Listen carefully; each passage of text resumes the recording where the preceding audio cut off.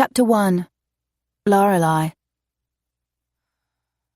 There aren't many moments I've regretted in my life, but this one would have to rank high on that shortlist. Doing the walk of shame through one of the most exclusive hotels in Sydney is not something I ever thought I'd do, but yet, here I am doing exactly that. I blame Rodney Stein. If he had just turned up to his own damn wedding yesterday and married his fiancée, my friend, none of this would have happened. She wouldn't have insisted on getting drunk last night, and I wouldn't have had to match her drink for drink, and I wouldn't have come back to this hotel with the guy I met and made a fool of myself. Oh God, my head hurts. Yeah, well, a lot more is going to hurt if you don't get your ass home and then to your office in the next 40 minutes. I pick up my pace in an effort to achieve my goal. At the same time, my phone rings and I rummage in my bag for it. Please, God, don't let anyone I know see me this morning. Lorelei, where are you? It's my best friend, Sienna, and the urgency I hear in her voice concerns me. She never takes that tone with me. Sienna is one of the most laid-back people I know. I'm on my way home and then to the office. What's up? I keep my eyes down, focused on the marble floor, while doing my best to avoid anyone's gaze. There's a long pause where neither of us speak. When she finally replies, the urgency has given way to confusion. Wait, did you hook up with that guy last night? I sigh. Admitting what I did is the last thing I want to do. No, but I did go back to his hotel room. I'll fill you in later. Who are you, and what did you do with Lorelei Winters? I know. Stupid. No, it's not stupid, but it's not you. You don't do sex with strangers. As she speaks, I push through the front doors of the hotel. Finally. And step outside into the warm sunshine. It's only 8 in the morning, so this weather is unseasonably warm for a winter day in Sydney. The early morning hustle and bustle of Sydney fill my senses, and I breathe it in. I love everything about this city, even the cranky cab drivers who honk at anyone who dares get in their way, and the people who shove past you in their hurry to get to work. Sienna, can we go over this later when my head isn't throbbing and I'm not madly trying to get home so I can take a shower and get to the office before my appointment? Oh shit, that's what I'm calling for. Your appointment has been changed. The guy will be here in 15 minutes. Today is going to be a bad day. It can't be any worse than last night. Want to make a bet? I mutter to myself as I bend my head so I can balance my phone between my cheek and my shoulder. I then fumble in my bag to make sure I have supplies on hand to fix my face now. Huh? Sienna asks on the other end of the phone. Ignore me. I'm talking to myself, I say as I find my makeup bag. Thank goodness I always travel prepared. How far away are you? Sienna asks. I'm close, but this traffic is a bitch by the looks of it. Can you stall him if I'm running late? Sure, I'll sell him some financial services. I laugh at her while hailing a cab. Sienna is a financial advisor and can sell anything to anyone. I don't doubt the guy will have hired her before he leaves our office. Thanks, babe. Gotta go. I hang up and give the cab driver directions before sinking into the back seat. This day is just beginning, but I'm ready for it to be over. I can cope with most things, but hangovers are not one of them. Drinking is something I usually avoid for this very reason. I haven't felt this ill in 3 years. Not since the killer hangover I ended up with for my 25th birthday celebrations that Sienna organised. A girls' weekend away at a winery in the Hunter Valley with 10 of your closest friends will do it to you every time. I attempt to make myself presentable for my appointment. 5 minutes later, I've removed the mess of yesterday's makeup from my face and have applied new foundation, all the while cursing Rodney Stein. Who has a Sunday wedding anyway? He was the one who pushed for that day, and then he didn't even have the hide to show up. Sarah had been devastated. Naturally, 6 years of her life with that man. Gone. And not to have the fucking balls to tell her in person. I mutter as I apply eyeshadow. Did you say something, ma'am? My head jerks up at the cab driver's question and I make eye contact in his rearview mirror. Sorry, talking to myself, I reply before looking back down at my compact. Not bad. My makeup skills have come in handy. I may be able to pull this off. Except for the dress you're wearing that screams, I spent last night in a hotel with a guy I just met. I smooth the red satin material of the dress I'm wearing, the dress that shows just a little too much cleavage for a business meeting. I would have preferred to meet Ashton Scott looking anything but a woman who has just completed her first walk of shame. The guy is a legend in the business world, and I want to make a good impression. The day his assistant phoned asking if I'd see him to discuss something that would benefit both of us, I jumped at the chance. I'm going to kill Rodney Stein if I ever see him again. The cab jerks to a halt, and the red lipstick I'm applying ends up all over my cheek. Worst morning ever. Fuck you, Rodney Stein. Lorelei! Sienna stands as I enter our shared office. Her brown eyes widen in the way they do when she's pissed off but doesn't want to show it. I'll leave you and Ashton to it, she says. As she brushes past me, she mutters, "Good luck with that arrogant asshole. I'll bring you back a toasted caramel macchiato. You're going to need it." She breezes out of the room, and I turn to find Ashton Scott watching me from where he's standing near the window. Sweet baby Jesus, the man is something else. Dark hair, chiseled jaw, tanned skin and fit. He's the kind of man pretty much any woman I know would kill to have in her bed. The thing that's getting my panties in a twist? The way he's wearing his 5 o'clock shadow first thing in the morning. Not to mention the way he's teamed jeans with a black dress shirt and black jacket. It's like a fuck you to the business world he inhabits. A fuck you that I like. His gaze travels the length of me, resting for a moment on my cleavage before finding my eyes again. A bolt of heat hits me, and I swallow hard. Switch your damn brain on, Lorelei. I want to impress him with my business savvy. Lust has no place here. I move to where he's standing and extend my hand. It's good to meet you, Mr. Scott. I'm Lorelei Winters. Really? He knows who you are. He came to you, remember? He shakes my hand. Lorelei. No smile, no pleasantries, just one word. But hot damn if that one word didn't slide through his lips like sugar. His voice is a God-given gift, one I'm sure could cause a woman an unhealthy addiction. My brain misfires and I hold his hand longer than I intended. It's not until he finally lets my hand go that I realize this. Sorry, I say in more of a shriek than my preferred business voice. Would you like a tea or coffee? I am so damn flustered that I have no clue what might come out of my mouth next. The corner of his mouth twitches. No, thank you. He takes charge of the meeting because clearly I'm in no shape to do this and indicates for me to take a seat.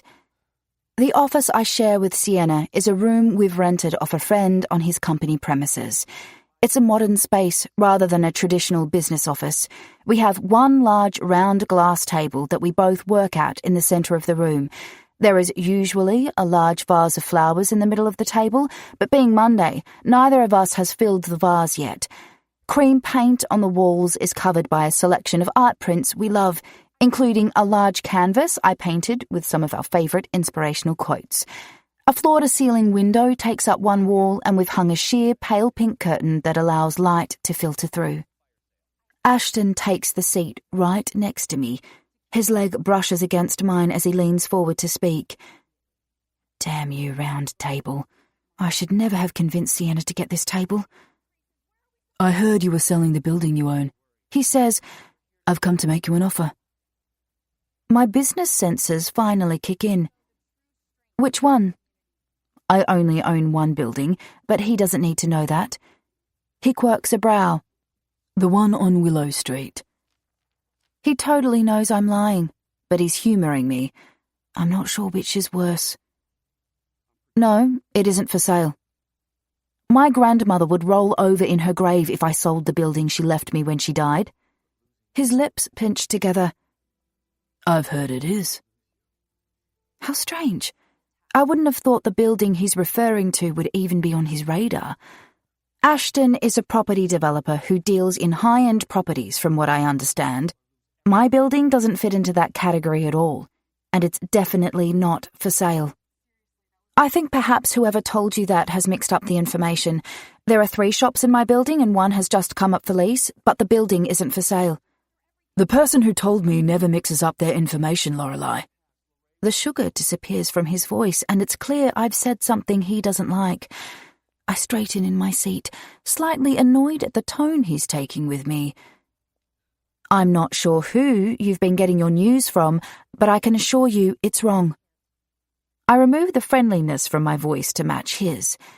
His gaze remains steady on me, and it's only because I'm watching him so closely that I see the tiny flare of his eyes. He seems shocked, but I'm not sure at what. That his information is wrong, or that I had the gall to tell him that. I bet Ashton Scott is used to always having the right information. Lorelei, I'm not a man to be screwed with. If you're trying to play me to get more money out of this deal from the other party, I'll make you regret that. Whoa. My hangover collides with the anger bubbling up at his threat. Standing, I say, "You can leave now. I don't appreciate you asking for a meeting and then coming here and threatening me. I'm not a woman who lies about anything. You want to know something from me? Straight up ask me and I'll give you an honest answer. When I tell you that my building is not for sale, you can be assured that it's not for sale. And I don't respond well to intimidation. You can take your threat and go back to whoever fed you this bullshit and tell them to get their facts straight. And I would suggest hiring more capable staff." My pulse beats hard and fast as I catch my breath. How dare he come here and insinuate I'm a money grabber, or that I would lie? He stands, his gaze still pinned to mine. His jaw clenches as he stares at me with infuriation. This isn't the end of this. I want that building, and I always get what I want. No more words are exchanged before he stalks out of my office. I take a few moments to get myself together. Angry thoughts explode through my mind and I struggle to think straight. The absolute nerve of that man. Ashton Scott can kiss my ass. Chapter 2. Ashton. Jessica! My voice ricochets around my office, intensifying the headache taking hold of my head as I call out for my assistant. The meeting with Lorelei Winters I've just returned from has completely fucked with my mind. "I see Asshole Monday has returned," she says, as she steps into my office. Scowling, I reach into the top drawer of my desk and yank out a box of Advil. What the hell is Asshole Monday? Passing me the glass of water she's holding, she says, "You're welcome." Jessica can read my mind. It's the reason she's worked for me for 5 years. I down the pills before demanding, "Are you going to enlighten me?" She sighs as she takes the empty glass from me. "You had a bad weekend, didn't you?" "No." She places a hand on her hip. At just over 5 feet, she's tiny compared to my 6'2", and yet she's fierce when she wants to be. I know she's about to have her say by the way she flicks her dark hair. It's a mannerism of hers that indicates her annoyance with me. "Ashton, you've just barreled your way in here with that shitty look on your face, barking at everyone along the way and generally being an asshole. It's become a common occurrence around here over the last few months. But then you went back to being nice, Ashton, and we had some peace." She spreads her hands out in front of her and adds, "Like I said, Asshole Monday has returned, and the fact it always happens on a Monday makes me think you must have had a shitty weekend." There are only 3 people in my life who get away with speaking to me this way. Jessica, my sister Alessandra, and my friend Jack Kingsley. For the record, I did not have a bad weekend, but I will tell you what has been bad about my day so far. Lorelei Winters. She frowns. "Really? That's surprising. From all the stuff I dug up on her for you, she sounded like a good person. I didn't read one bad thing about her. Hell, she dedicates hours every week to women at a local nursing home, giving them beauty treatments. She was rude, and she lied to me." I snap, not wanting to hear what an amazing woman she is. The fact I will have to deal with her again irritates me, but I want her building more than I want never to see her again. Jessica cocks her head to the side. "Tell me what happened, because maybe your Asshole Monday mood got in the way." "Oh, for fuck's sake," I mutter. I wasn't in a bad mood until after I saw her. Crossing her arms over her chest, she gives me a blank look that says she's waiting for me to talk. I walk around the desk and sit on the edge of it, resting my hands either side of me. My chest is so damn tight with annoyance. I can't recall the last time a woman managed to rile me up to this extreme. Men often, but not women. She told me her building is not for sale, and after I suggested she was playing me in an effort to get more for the sale, she suggested I employed idiots because I had the wrong information. Jessica's eyes narrow at me. Are you more pissed off that you thought she was lying, or that she took a shot at your ego? Are you sure I'm the one being an asshole today? I just call it as I see it. For a start, I don't hire idiots. If the woman knew anything at all about me, she'd know that. She cuts me off. See, there's that ego I was talking about. You naturally assume that everyone knows all about you.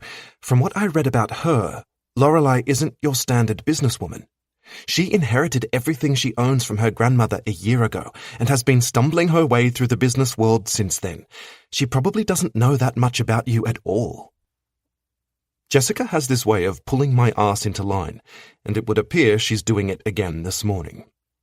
I blow out a long breath as I rake my fingers through my hair. Well, that may be the case, but she still lied to me. She shakes her head. Ashton, for a smart man, you're obtuse today. Give me one good reason why she'd lie about it. Don't you think that if she really wanted to squeeze anyone for more cash, she would have let you make an offer, and then she would have worked from there to get more for the sale? As much as I hate to admit it, she's right. Where the hell is your brain today? Where did we get the information from that the building was for sale? I ask. Didn't Alessandra tell you your father had made an offer on it? Pushing off from the desk, I nod. Get her on the line for me. She doesn't move, but rather stays where she is and watches as I walk around my desk to take a seat behind it. What? I demand. I'm just trying to assess where we're at with Asshole Monday. Are you good now, or do I need to get you a cup of get over yourself? I purse my lips. Jessica will be the fucking death of me. Just get Alessandra on the phone, I snap, my temper fraying. She nods. Good. And with that, she sachets out of the office. What's up, Ashton? I'm in the middle of a meeting with a supplier, but Jessica said it was important. Alessandra sounds distracted, but my sister is exceptionally good at multitasking. Who told you that building on Willow Street is for sale? She's silent for a moment. Dad? Why? I just had a meeting with the owner and she told me it isn't. I'm trying to figure out why she'd tell me it isn't if it is. Ashton? Her voice holds a warning, one I'm not interested in hearing. I want that building, Alessandra. I know you do, but I worry it's for all the wrong reasons. Just because it holds sentimental value to... I cut her off, not needing or wanting to hear what she is about to say. It holds nothing for me. I want it purely to expand my holdings. Bullshit, little brother. You want it to piss Dad off and because it holds meaning to you. I throw the pen I'm holding down onto my desk and stand. Ignoring what she said, I ask, Did he give you any other information about the sale? She sighs. No. After a brief pause, she adds, Let this go, Ashton. There's too much hurt tied up in all this. It's eaten you up for years, and if you buy that damn building, it will keep eating you up.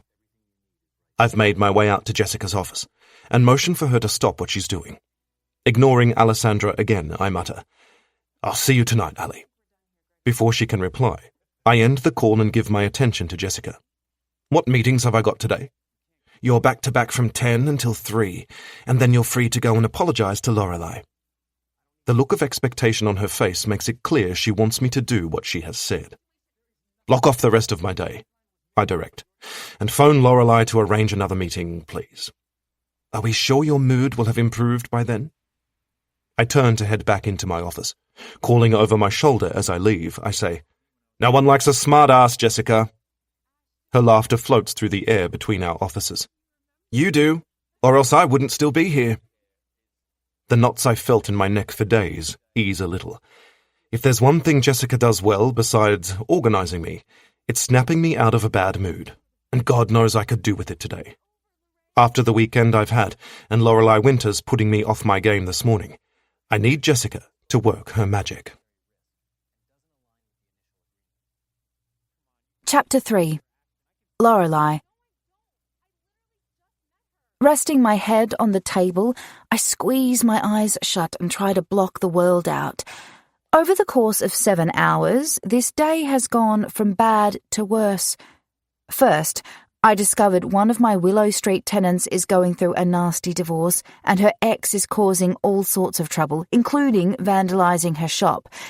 Today, we had to deal with graffiti all over the building.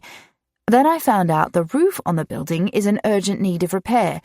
The storm we had 2 nights ago revealed some damage and the repairs can't wait. After that, I had Ashton, Scott's assistant, harassing me to hold another meeting with him. The highlight of my day was telling her no, and now I've just discovered some of my shares took a dive overnight. On top of all that, I never made it home to shower and change, so I'm still wearing the red dress from the wedding that flashes my cleavage in a very unbusinesslike manner. I want a do-over, I mutter to myself while I wallow in self-pity. Bad day. My head snaps up at the sound of that voice. Sugar. Sweet, delicious sugar. Bad, bad sugar. Ashton Scott stares down at me with amusement in his eyes, and I don't fail to notice the way his gaze sweeps over my dress.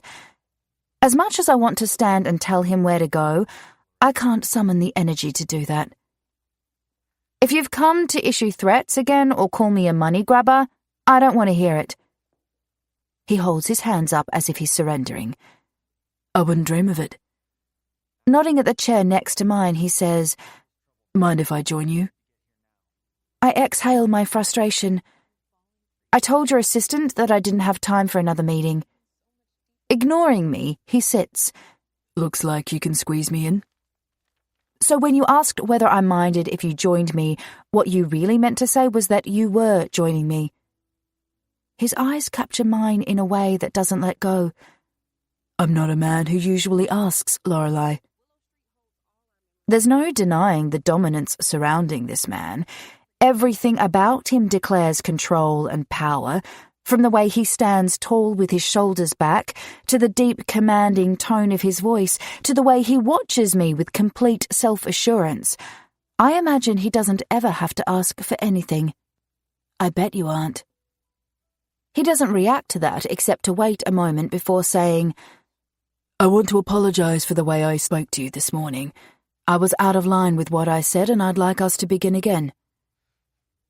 His voice is oh so smooth, as if he expects for this to go his way. I also bet you don't usually apologize. Again, no reaction, except for the vein that twitches in his temple. His emotions are contained. It makes me want to push him to see if I can provoke a response. I don't cope well with people who hide what they're feeling or thinking. They make me second-guess myself more than I already do. You're not going to make this easy for me, are you? I'm not a woman who makes things easy for any man, Ashton. The hum of the officers around us fades into the background as a new tension settles in the room. Ashton's body tenses and he takes a deep breath. His eyes never leave mine, and I do my best to hide the way he unnerves me. I might have said what I did, but that doesn't make it true. As much as I don't make things easy for men, I've never met one like Ashton Scott. I've never met a man who turns me on, frustrates me, and flusters me all at once. After a few moments of silence, he leans forward and murmurs, It's a good thing I like a challenge. Desire curls through me, and I want to rant at the injustice of this world. Who decided that men should be granted bodies and voices and faces and, oh my God, eyes that have the ability to screw with women's mental capacities like this? I need a moment to collect my thoughts, so I stand. Smoothing my dress, I say, I need a coffee. Do you want something? He rises, and I notice his gaze taking in every inch of my dress again as he does. Black coffee, no sugar, thank you. His eyes on me have only flustered me more. I wish I'd had time to go home and change out of this damn dress before having to see Ashton again. The fact my boobs are practically hanging out has put me off my game. You can stop judging this dress, I snap, my ruffled state finally getting to me. That wasn't judgment, Lorelei.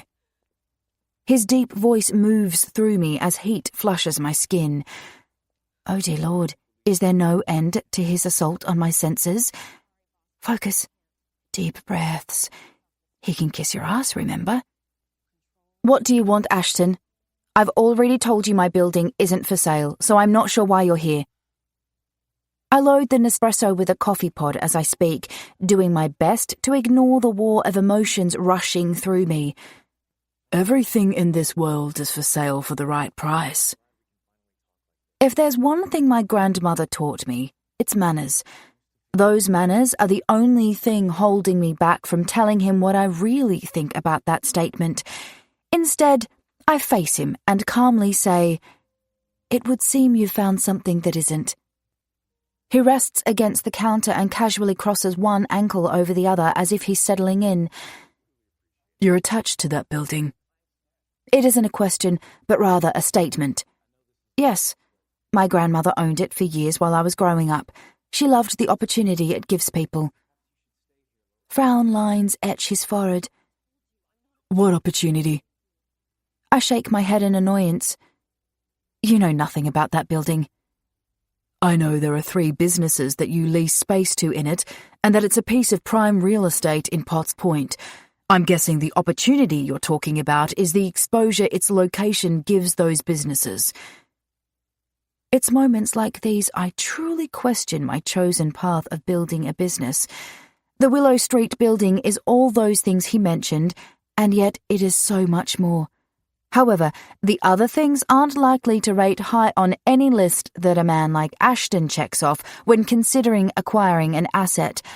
The fact that I would include them on any list I make has me wondering at my ability to survive in the ruthless business world. No, the opportunity I was referring to was that the people she leased to, and that I now lease to, aren't your standard business-type people. Pearl Winters established the Willow Street Fund to help people who have great business ideas but who can't afford to action them. The fund takes applications once a year and distributes money and works with the chosen businesses for a period of 3 years to get them up and running. If we have a lease available in the Willow Street property and they need a shop, we make it available to them at a deeply discounted cost. I pause for a moment before adding, "There's no way I'd ever sell that building. It's too important to these people." He's staring at me with a look I'm not quite sure of. If I had to identify it, I'd say it's possibly confusion. I knew about the Willow Street Fund, and I knew your leases were too cheap, but I didn't realize the two went together. His voice drifts off as if he's thinking about something else. It's not something we make known. My grandmother figured that if people knew they could get cheap rent, she'd have everyone applying for funding. When someone signs a lease, they also sign a non-disclosure agreement stating they won't share that information with anyone. So what you're saying is that anyone who has ever had a business in that building was helped by you or your grandmother. They wouldn't have had anyone else helping them. Financially, I mean. That's correct. He continues to stare at me and doesn't say another word until he mutters, "That bastard." I frown. Who? Without answering me, he pushes off the counter. I'd like to be the first to know if you ever decide to sell. His phone is already to his ear and his attention has left me even though he's still watching me. I truly dislike his style of business. As he walks towards the door to leave, I say, "No." He comes to a halt and turns back to face me. "Give me a minute," he says into the phone before holding it to the side so he can speak to me. "No." I nod. I told you it's not for sale and never will be. Yes, well, we all know how business goes, Lorelei. Times get tough and assets need to be looked at. Call me if that time comes. I watch him leave and I feel a sense of accomplishment when my gaze stays firmly on his back rather than sliding down to take in that magnificent ass. Ashton Scott would have to be the most arrogant man I've ever met. and I have no intention of ever calling him. Chapter 4. Ashton. We missed you the other night, Alessandra says over the phone, 2 days after I missed the dinner she'd asked me to attend. I'm surprised I haven't heard from you already. I'd texted her to say I wouldn't be there and hadn't received a message or call in return. Not my sister's usual mode of operation. Some of us have better things to do than chase Ashton Scott around. Her tone is cutting, unusually so for her. And what the fuck does that mean? I throw the towel I'm holding over my shoulder and take a long drink from my water bottle. After a demanding day in the office, I've just spent the last hour running on the treadmill in my home gym. She sighs. Fuck, just ignore me. I'm in a bitchy mood and wine isn't working as well as it usually does. I ran into Cassia today. Or should I say that she ran into me, and she's still carrying on about you. She stops talking and I hear her drinking. You really need to put her out of her misery. Wiping the sweat from my forehead with the towel, I groan. What would you suggest I do, Ali? I was extremely clear with what I wanted a year ago when I broke up with her. And I've been nothing but clear every time she's approached me since. I can't help it if she's choosing not to listen to what I'm saying. I can't believe I'm going to say this, but you're too nice to her. So what, you think I should be an arsehole to her just because I didn't love her the way she loved me? Well, you're an arsehole to everyone else. Maybe it will force her to listen. There's no love lost between Alessandra and my ex. From the day I introduced them to the day I left Cassia, they were at odds with each other. Cassia's socialite status and refusal to work rubbed my sister the wrong way. Alessandra doesn't share Cassia's belief that an inheritance is a reason to sleep in most days and spend the rest of your time socializing. Ali, I chastise. She takes another loud sip of her wine. No, don't give me that. Cassia has you fooled. She's a bitch who plays to your good side, and as a result, she gets away with things that others don't where you're concerned. You're blind to it, Ashton. I leave my gym and take the stairs up to my bedroom, 2 at a time. I'm not blind. I just have no interest in confronting it. The thing with Cassia is, if you give her an inch, she'll take a mile. If I start a conversation with her, fuck knows what she'll make of it and where it'll all end up. Alessandra sighs again. I don't want to talk about her anymore. I want you to tell me why you didn't make it for dinner on Monday night. I hear a loud noise on her end, and then, shit, can you give me a minute? Sadie's just bloody smashed a vase and Malcolm is nowhere to be seen. The sounds of her yelling at her daughter for breaking her prized possession, and then of her yelling through the house for her husband, fill my ears. Alessandra has 2 sides to her personality. The in-control businesswoman I deal with during the day, and this frazzled, wine-guzzling wife/mother at night. While I wait for her to sort out her domestic chaos, I take the opportunity to stretch. My shoulders are tight, even after having a massage a few days ago. I'll need to have Jessica schedule another appointment to get these knots sorted. Jesus, don't ever get married or have children, Alessandra mutters into the phone. Although, you'd have it easy because you're the damn man. I should have become a lesbian. I'm concerned about you. Your level of domestic disorder seems to have escalated. What's going on? Malcolm is going on, that's what. Ali, you've been married for 9 years. Surely you two have your shit together by now. Another long sip of wine, and then she lets loose on me. You have no idea about marriage. I'm beginning to think that it wouldn't matter if we'd been married for 100 fucking years. He'd still be clueless about how to make his wife happy. Do you know what he had the hide to say to me today? I shudder to think. What? Another long sip of wine. Surely that glass is nearly empty. He suggested I take some defensive driving lessons. Can you fucking believe that? I can, but no way in hell am I admitting that to her, not in the state she's in. Malcolm adores her, and he's a good husband. Alessandra just loses sight of that every now and then. Before I have a chance to form a reply, she continues, Don't answer that because I know what you would say. Just take note. Never say shit like this to your woman. Duly noted. I can't see myself ever settling down with someone for the same length of time Alessandra's been with Malcolm. Not because I don't want to, but rather because I can't seem to find the right woman. So, where were you on Monday night? She returns to her earlier question. I decided that with the mood I was in Monday, I was no good to anyone, so I just spent the night at home, stewing over what I'd learnt that day. You're pursuing that Willow Street building, aren't you? I ignore the disapproval in her voice. It's not for sale, but yes, I'm still pursuing it. How strange. Dad definitely said he was putting an offer in on the Willow Street property. I'll get to the bottom of it. Oh, I have no doubt, she mutters. Now, the reason I actually called you? Please tell me you're still good for tomorrow afternoon. If you say no, I may just kill you, or send little humans around to hang out with you. Either would be punishment enough. You failed to recall my love for your little humans. You've nothing to worry about. I'll be there. Her relief is clear in her voice. Thank you, Ashton. And now I will leave you so I can refill my glass before thinking up ways to show my husband just what I think of his idea for me to take those lessons. She ends the call, and I throw my phone down onto my bed. I pull my sweaty t-shirt over my head and dump it in the laundry basket before stripping out of the rest of my clothes. It's just turned 9, and I'm going to have a shower before dinner and then work for a few hours. A deal I'm trying to close in Los Angeles has hit a problem, so I'll be on the phone with them until the early hours of tomorrow morning. As I head into the bathroom, my phone rings again. Fuck, I just want some peace and quiet. I snatch it up. Don't tell me you've cut Malcolm's dick off. A chuckle filters down the line. No, I can't say I have. I rake my fingers through my hair. Oh, thank Christ it's you. I've just had Ali on the phone. Say no more, my friend.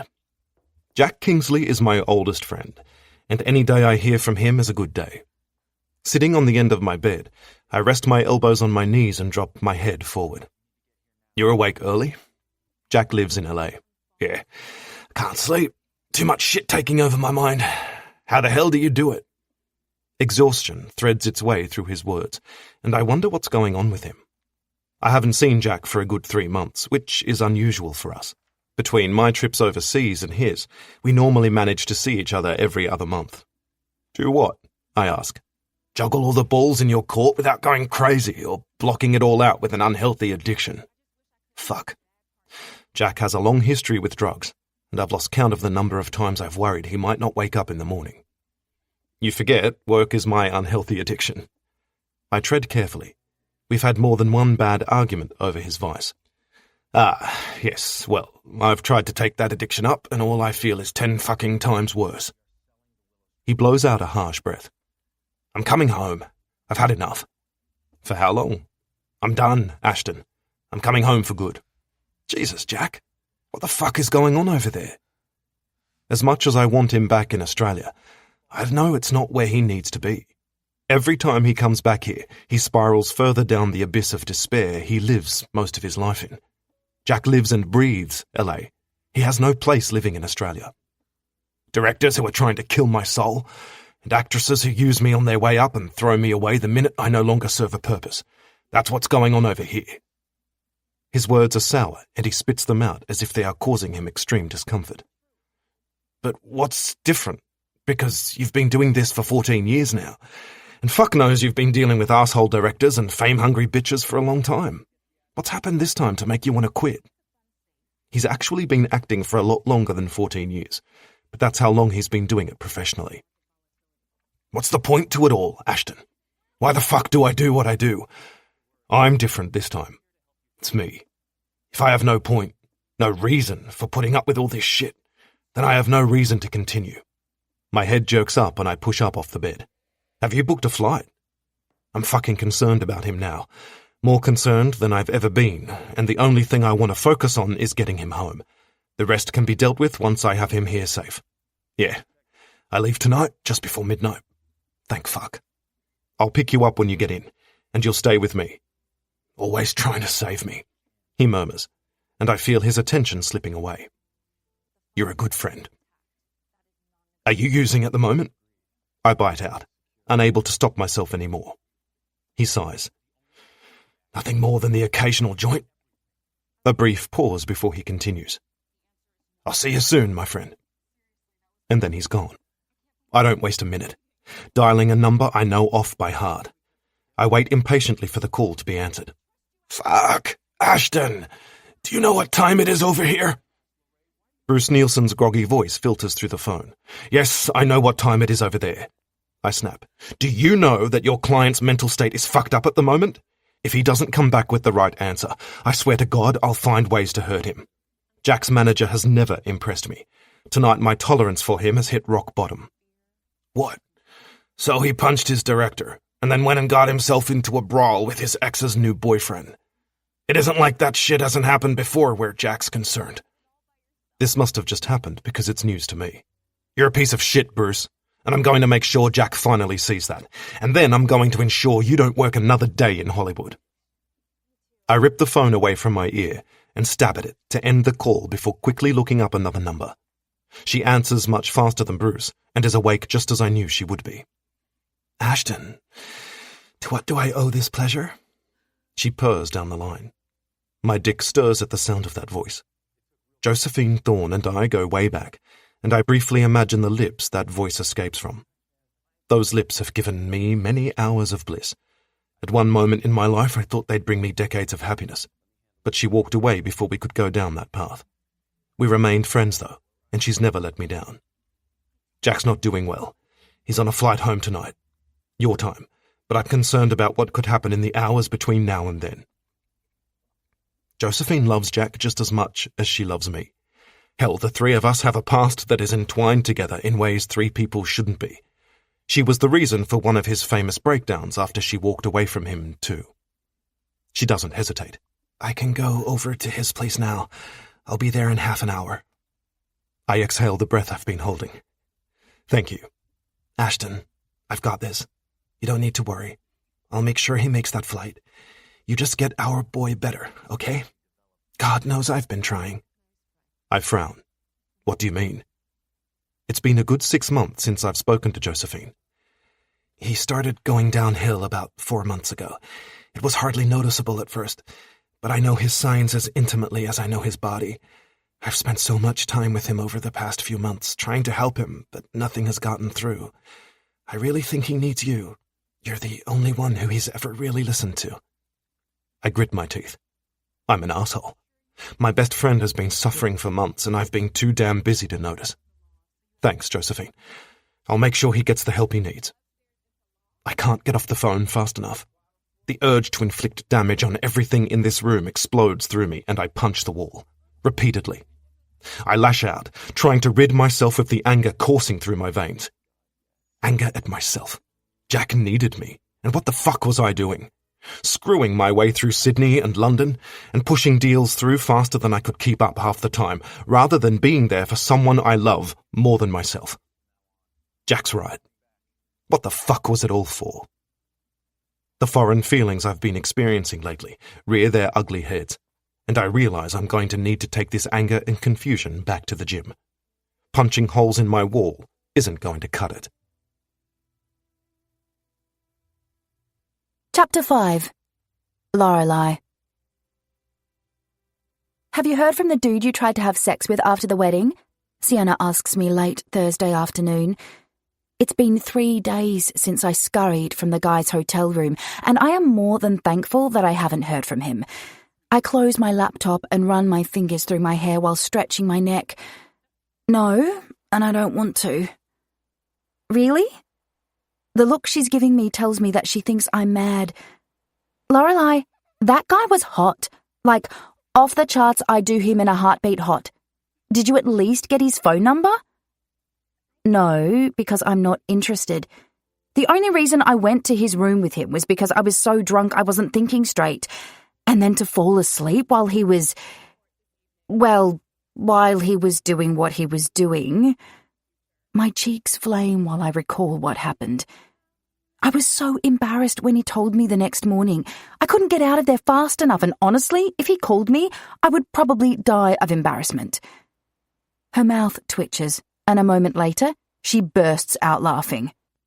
You are too much, babe. I narrow my eyes at her. Why? She attempts to get her laughter under control, failing miserably, but she manages to splutter. You can't even say the words giving head.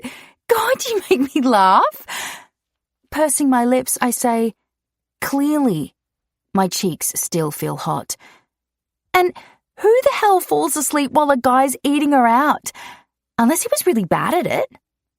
Well, I'm obviously not the right person to ask about that because I can't bloody remember. I glare at her. Can we please change the subject? I don't want to rehash this disaster anymore. Her laughter subsides and her features soften. Oh, babe, it's not that bad. Why are you so embarrassed about it? I look down at my laptop for a moment, trying to ignore the feelings of not being worthy that are pushing their way into my head. Looking back up at her, I say, you know how I don't do one-night stands? I wait for her nod before I proceed. It's because I feel dirty about them. Being a product of one and not ever knowing who my father is turned me off them as soon as I understood what they were. Sex means more to me than a quick lay with someone I don't care about. I'm embarrassed at my behavior that night, not because I judge one-night stands, but because I did something I don't believe in for myself. God, I hope she understands where I'm coming from because I don't care that other people, including Sienna, have casual sex. It's just not for me. I shouldn't have worried, though, because she gives me a smile. After 11 years of friendship, she knows me better than anyone. I get it. And for the record, you are the least judgy person I know. Thank you, I murmur. Okay, changing the subject, highs and lows. My high is that I've scored 6 new clients this week, and by the end of the week, I'm hoping to add at least 1 more. My low is that the guy who lives in the apartment next to mine still hasn't noticed me, not even when I was wearing the tightest dress ever yesterday. Ugh, do you think he's gay?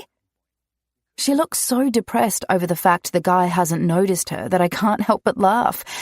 Sienna's a gorgeous woman with her always immaculately styled long blonde hair and a body she works hard to keep in shape. She also spends hours on beauty, so she's always dressed well with a full face of makeup. Either the guy is blind or gay, or just not into hot blondes. Probably. I mean, who wouldn't want you? Her depressed expression gives way to a huge smile. This is why we are best friends. Now, hit me. Give me your highs and lows. Well, besides waking up in that hotel room on Monday, my encounter with Ashton Scott does not rate as a high. You know I hate doing lows though, so I'm not going to call it as one. My high would have to be the fact I booked my flight to Hawaii.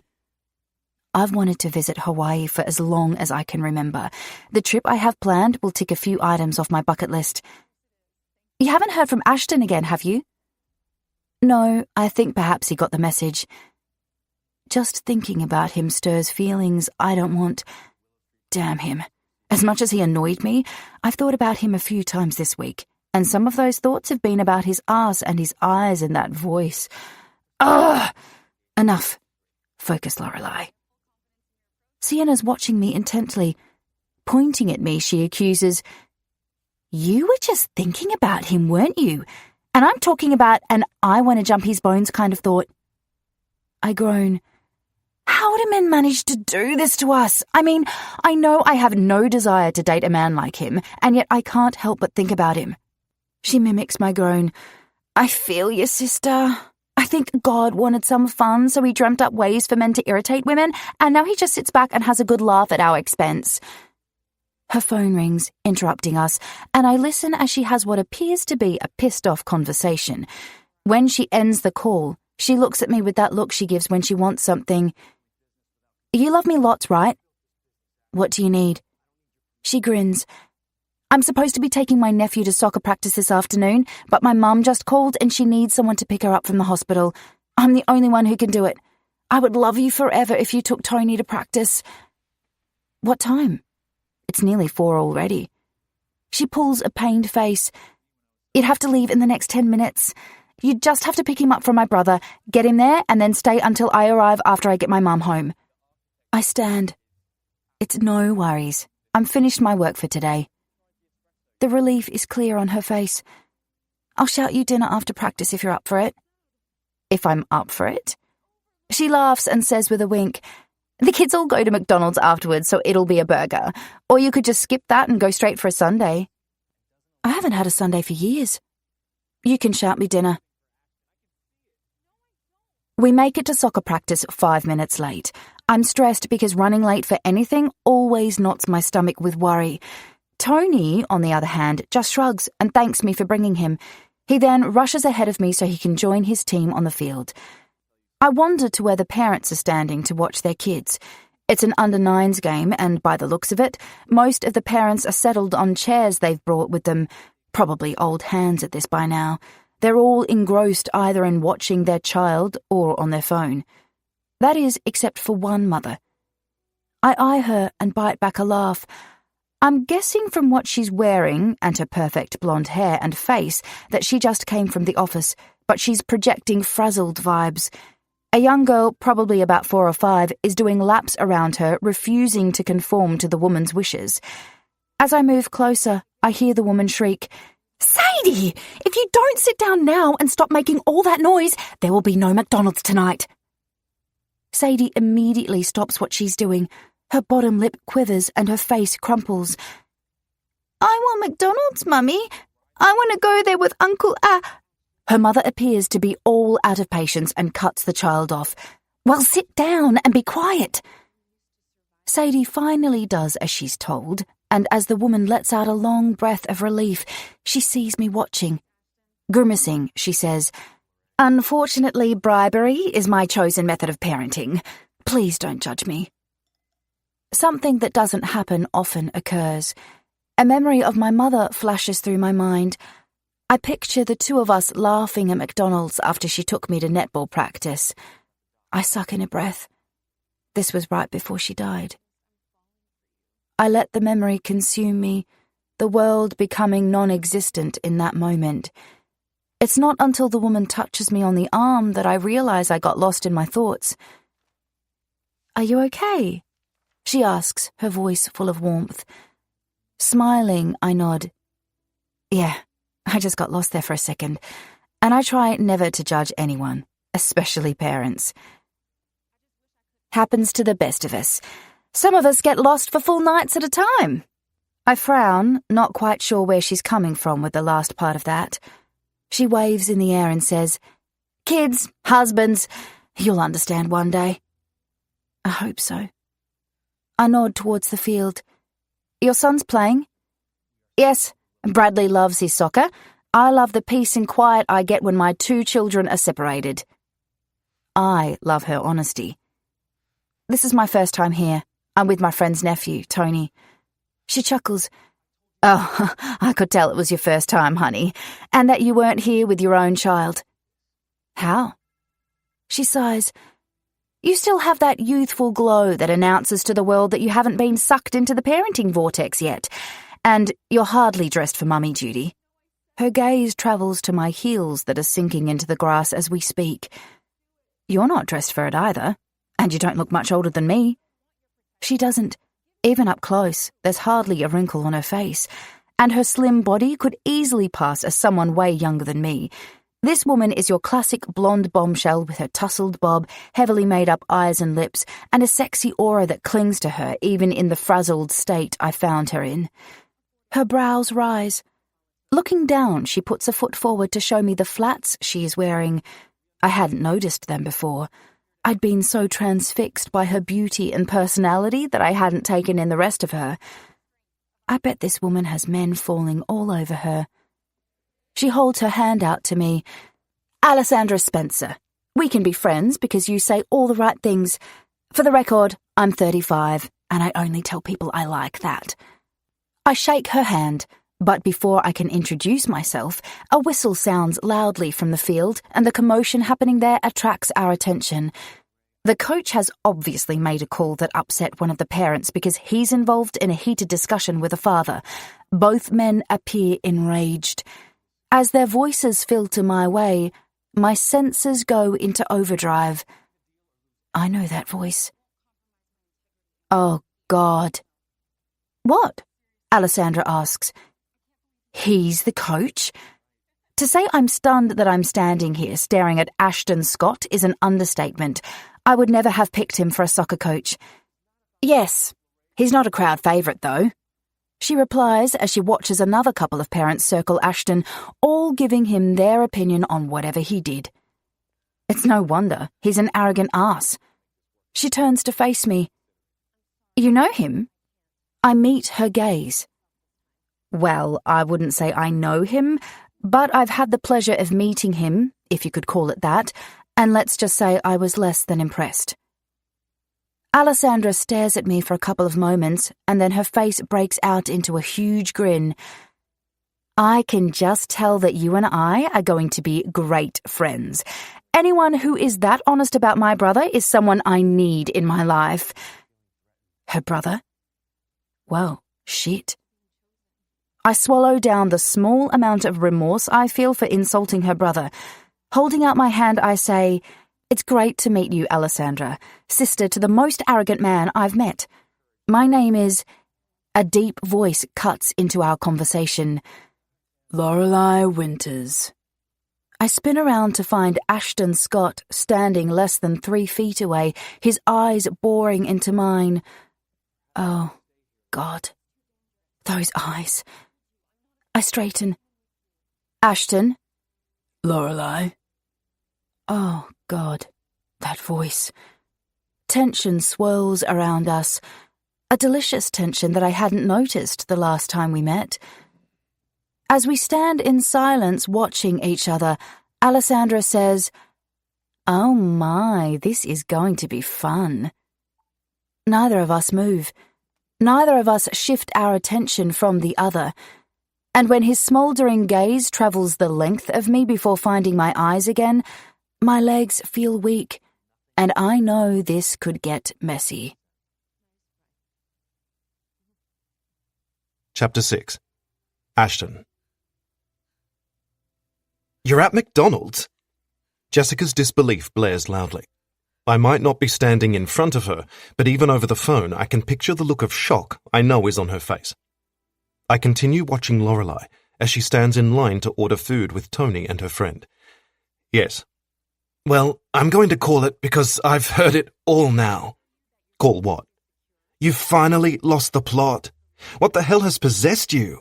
I mean, can you even remember the last time you were in a McDonald's? My gut tightens as I consider what has possessed me. I'm pursuing a deal. Bullshit, Ashton. You don't close deals in fucking fast food joints. She pauses for a second. Fuck me, are you chasing a woman? Because there are only 2 reasons a man like you does shit, for work or for his dick. Lorelei's laughter floats through the air. Jesus Christ. I've never been entranced by a woman's laughter before, but Lorelei's laugh causes me some pain as my cock hardens. You should go home, I direct Jessica, and you should stop bossing me around. I'm your boss, Jessica, that's my job. I crane my neck to watch Lorelei bend to retrieve something off the floor. A child has partially blocked my view, but I manage to catch a glimpse. Her fitted black dress barely covers half her thighs, and I watch as more of those toned legs are revealed to me. And you do it so well, she says. I just called to make sure you're all set for your meeting tomorrow morning with the Bentley Group. Fuck, I meant to get you to reschedule that meeting. I'm picking Jack up from the airport in the morning, and I'll need to keep my day free to spend with him. Do I have anything else on tomorrow? She takes a minute before coming back to me. Nothing I can't postpone. You want me to do anything for Jack? I push my fingers through my hair as knots form in my shoulders. Yes. Can you phone Dr. Winthrop and have him on standby? I'm going to convince Jack to see him in the next couple of days. Shit. Is he bad again? Jessica knows all too well the history here. Yeah. I'm worried this time. I'm on it. And Ashton? What? Her voice softens. You can only do so much for him. You can't force someone to change and get better. That's on Jack. Jessica, there aren't many people in this world that I'd give everything up for. Jack's one of those people, and I'll move heaven and fucking hell to get him better. My tone is a little harsher than I'd meant, but fuck.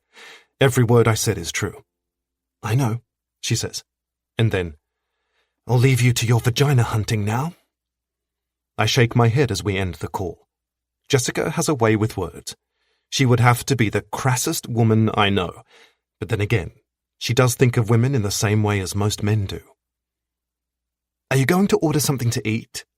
Alessandra asks as she and the kids come back to the table. You should get nuggets, Sadie says, as she sits next to me. She immediately begins unpacking the meal Alessandra has bought her. Why nuggets? I'm always interested in Sadie's reasons for things. She has a mind that works in such an abstract way. So I can share them? She shoves a fry in her mouth and grins at me. I return her smile and ruffle her hair. Of course. Makes perfect sense to me, Pumpkin. So much like her uncle, Alessandra says with mock exasperation. Directing a grin at her, I stand and say, and her father? Alessandra rolls her eyes. Go before that line gets too long. She's right. The line is almost out the door. On my way to the end, I catch Lorelei's eye. Actually, I catch her watching me and take in the blush that spreads across her cheeks and down her neck when she realizes I caught her. Fuck me. I can't recall the last time I made a woman blush. It's fucking hot. She quickly turns away and engrosses herself in conversation with her friend again. I take my place in the back of the line and continue to watch her. I've dated my fair share of women, but not once have I dated a redhead. Lorelei's long red hair was the first thing I noticed about her on Monday, right before I got a glimpse of her eyes. Beautiful green eyes that I'm sure see everything. I may have met her on a day she'd clearly come straight to work from the night before, when she wasn't at her best, but I could see the sharp workings of her brain. My mind wanders, not for the first time this week, to thoughts of where she'd come from that morning. It's almost killed me not looking into whether she's involved with anyone, but I've spent the better part of my time talking myself out of pursuing her. She infuriated me enough on Monday morning to never want anything to do with her. But by the time I left her office the second time that day, intrigue had settled in. My feelings on the matter have alternated all week, and now I find myself back on the side of wanting her. She places her order and makes her way to where the team is sitting once she has her food. I wait with only shards of patience for my turn to order. When I finally have nuggets, fries, and 2 milkshakes, I head back to Alessandra's table. Sadie eyes me expectantly, and I grin as I hand over the nuggets. When I place the milkshakes in front of her and her brother Bradley, Alessandra glares at me. I simply shrug.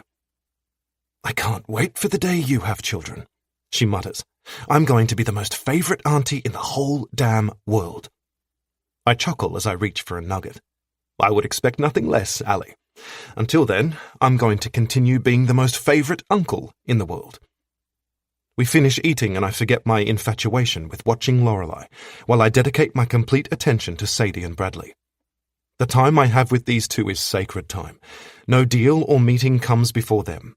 Hell, they're the only people in the world I'd eat McDonald's for. So, Alessandra says after we've all finished eating, are you able to fill in for Coach again next week? I eye her. The way she's asked is as if she expects this to be a hard sell. I jumped at the opportunity when she asked me last week to fill in. I'm hardly going to say no this time. I'll clear my diary. Any Thursday afternoon is yours. Her eyes widen before narrowing at me. What's the catch? For God's sake, Allie, I'm not I catch myself before swearing in front of the kids. I'm not a monster, there's no catch. You have been pretty arseholey for the last few months, Ashton. I hope you know that. What does arseholey mean? Sadie asks. Alessandra turns her attention to her daughter. It means he's been really cranky and treating people badly. But you can't use that word, it's an adult-only word. Sadie takes that in and nods. So, it's a daddy word. I smirk. Malcolm has a tendency to use many words that Alessandra would prefer he avoid. It's a constant source of irritation for them. Alessandra glares at me again for a moment. I shouldn't have said it, darling. Your uncle inspires me sometimes. I wink at Sadie as she smiles up at me. Wanting to change the subject, I say, Who wants to come over and hang out with Jack this weekend? Both Sadie and Bradley's eyes light up. They adore Jack. Me! Me! They both exclaim with delight. Looking at Alessandra, I ask, Can I have them for a few hours one day? A smile twitches on her face. You seriously think I'd say no to that? Well, arseholey runs in the family, so you do have your moments. I deadpan, and fight the urge to give her more hell when she rolls her eyes again. But Alessandra has her limits, and I never try to reach them. Okay, it's a date. I'll let you know which day once Jack gets settled. I say as I stand. Thanks for today, Alessandra says, her voice softer. Her gratitude is clear. My sister doesn't ask me for much, so when she does, I know she really needs me. I bend and place a kiss on each of the kids' heads. Nodding at Alessandra, I say, I'll talk to you tomorrow. Try not to commit bodily harm on your husband tonight. Then I turn to Bradley. Great game today, mate. We can kick a ball around on the weekend. Jack will be up for that too. The huge smile he gives me is all I need to know I'd clear every Thursday for the rest of my life, for him if need be. I head out to my car and am welcomed by the sight of those toned legs that I'm beginning to think would look spectacular under me. Lorelei's reaching into her car for something, and when she leans back out and straightens, I'm standing next to her. Shit, Ashton, way to shave a few years off a woman's life, she says. I won't tell you what you do to a man's life expectancy, I murmur. I can imagine she's inflicted hurt to many men's hearts in her lifetime. My words seem to confuse her, and lines wrinkle her forehead as she frowns. I don't know what you mean by that. I lean in so our faces are close. It means that you'd only have to give a man a skerrick of attention, let alone treat him to that sharp tongue of yours, and he'd be in danger of deadly damage. Her sudden intake of breath is the only sound I hear. The effect I have on her is intoxicating. I have to go, but it was good seeing you again, she mumbles. Really? I wouldn't have thought you'd want to see me again after Monday. Well, I was using my manners. Her no-bullshit approach impresses the hell out of me. Manners are always a good way to go. Her lips quirk. It would seem you don't always practice what you preach. That is true, but I do like to practice things until I get them right. Her shoulders loosen and she shifts on her feet, as if she's settled in her spot, as if she's suddenly invested in this conversation. I agree. Practice makes perfect. Maybe you could help me with that. I don't think I'd be much help. I beg to differ. In my experience, it's kind of hard to teach an asshole how to turn over a new leaf. Jesus, I'm going to need a long shower after this. I fight the urge to move closer to her. I'd imagine it would take a woman with your experience to get the job done. What did you have in mind? First round of practice tomorrow night. She doesn't miss a beat. I'm busy tomorrow night, but I'd be happy to give you some free advice. Free advice is worthless. I'm more than happy to put the hours into a proper education. I'm sure you'll be able to snap your fingers and make that happen. Oh, baby, you have no idea. I could, but I only want the best, and I have a feeling I'm looking at her right now. She stumbles with her comeback, and I taste victory. And then she schools me. For a smart man, you have a bad memory. I told you the other day that not everything is for sale. There are no lessons to be bought here, Ashton. Her declaration only inspires me. I take that step closer to her. Bending my mouth to her ear, I make a promise. Although some things aren't for sale, I'm not a man who gives up. Ever. You seem to have a bad memory too, Lorelei. I told you the other day that I always get what I want, but I wasn't lying. I move my face so I'm looking into those beautiful green eyes. I'm a patient man, but make no mistake, this will happen, and it will happen soon. Chapter 7. Lorelei. So this was a good week, until today. Sienna says as she slumps into the chair opposite me in our office late Friday afternoon. I drag my attention away from my computer and eye her. She looks defeated, and Sienna never looks defeated. What happened? I was so close to gaining a new client, a guy who would have brought me a lot of business, when he decided to go with another company. He would have been the equivalent of about 3 clients with how busy he would have kept me. There's no way you can try and talk him around? She shakes her head. I tried. He sold on this other company because they seem more solid to him. I guess my being a one-woman show doesn't project the kind of image some people want. And yet you are more than capable of looking after your clients just as well as the big boys. I can't hide my annoyance. Sienna and I come up against this time and time again. It's frustrating. She sighs. Do you ever feel like it's all too hard? If I'm honest, yes, Some days I feel that way, but then I give myself a talking to and figure I'll show the doubters just what I'm capable of by proving them wrong. I wish I was more like you. My eyes bulge. What do you mean? You're one of the few women I know who are super switched on and always positive. No. I pretend to be, but on the inside, I'm wailing like a baby. I listened to you all those years ago when you drilled into me that we needed to fake it until we made it. I just can't help wondering how much longer I'll be faking it for. I know what you mean. 30 is just around the corner, and I always thought I'd have my life more together by then. She's quiet for a moment. Do you wish things had turned out differently between you and Boston? Have you heard from him recently? My heart constricts at the sound of his name. The guy I thought I'd marry. Until the day he asked me to marry him and I said no. I want to say no and that I've made my peace with the way things went, but that would be a lie. I don't know why I said no. I think I panicked. And no, I haven't heard from him since he left. 5 months of radio silence from the guy I spent over 3 years of my life with. The guy who waited around for 3 months, hoping to change my mind after I said no to his marriage proposal. Do you still love him? Because, I have a theory about you and men. What's your theory? Sienna is always coming up with theories for everything in life. I think you have this overwhelming fear of loss after losing your mum at such a young age. You're a hopeless romantic, but when men get too close, you push them away before they can leave you. She's right. I've put hours into analysing myself and yet I can't seem to change. I pushed Boston away by fighting with him for 3 months. I ruined what Boston and I had, Sienna. We fought so much those last 3 months, and then we had that huge fight that ended it. There's no coming back from that.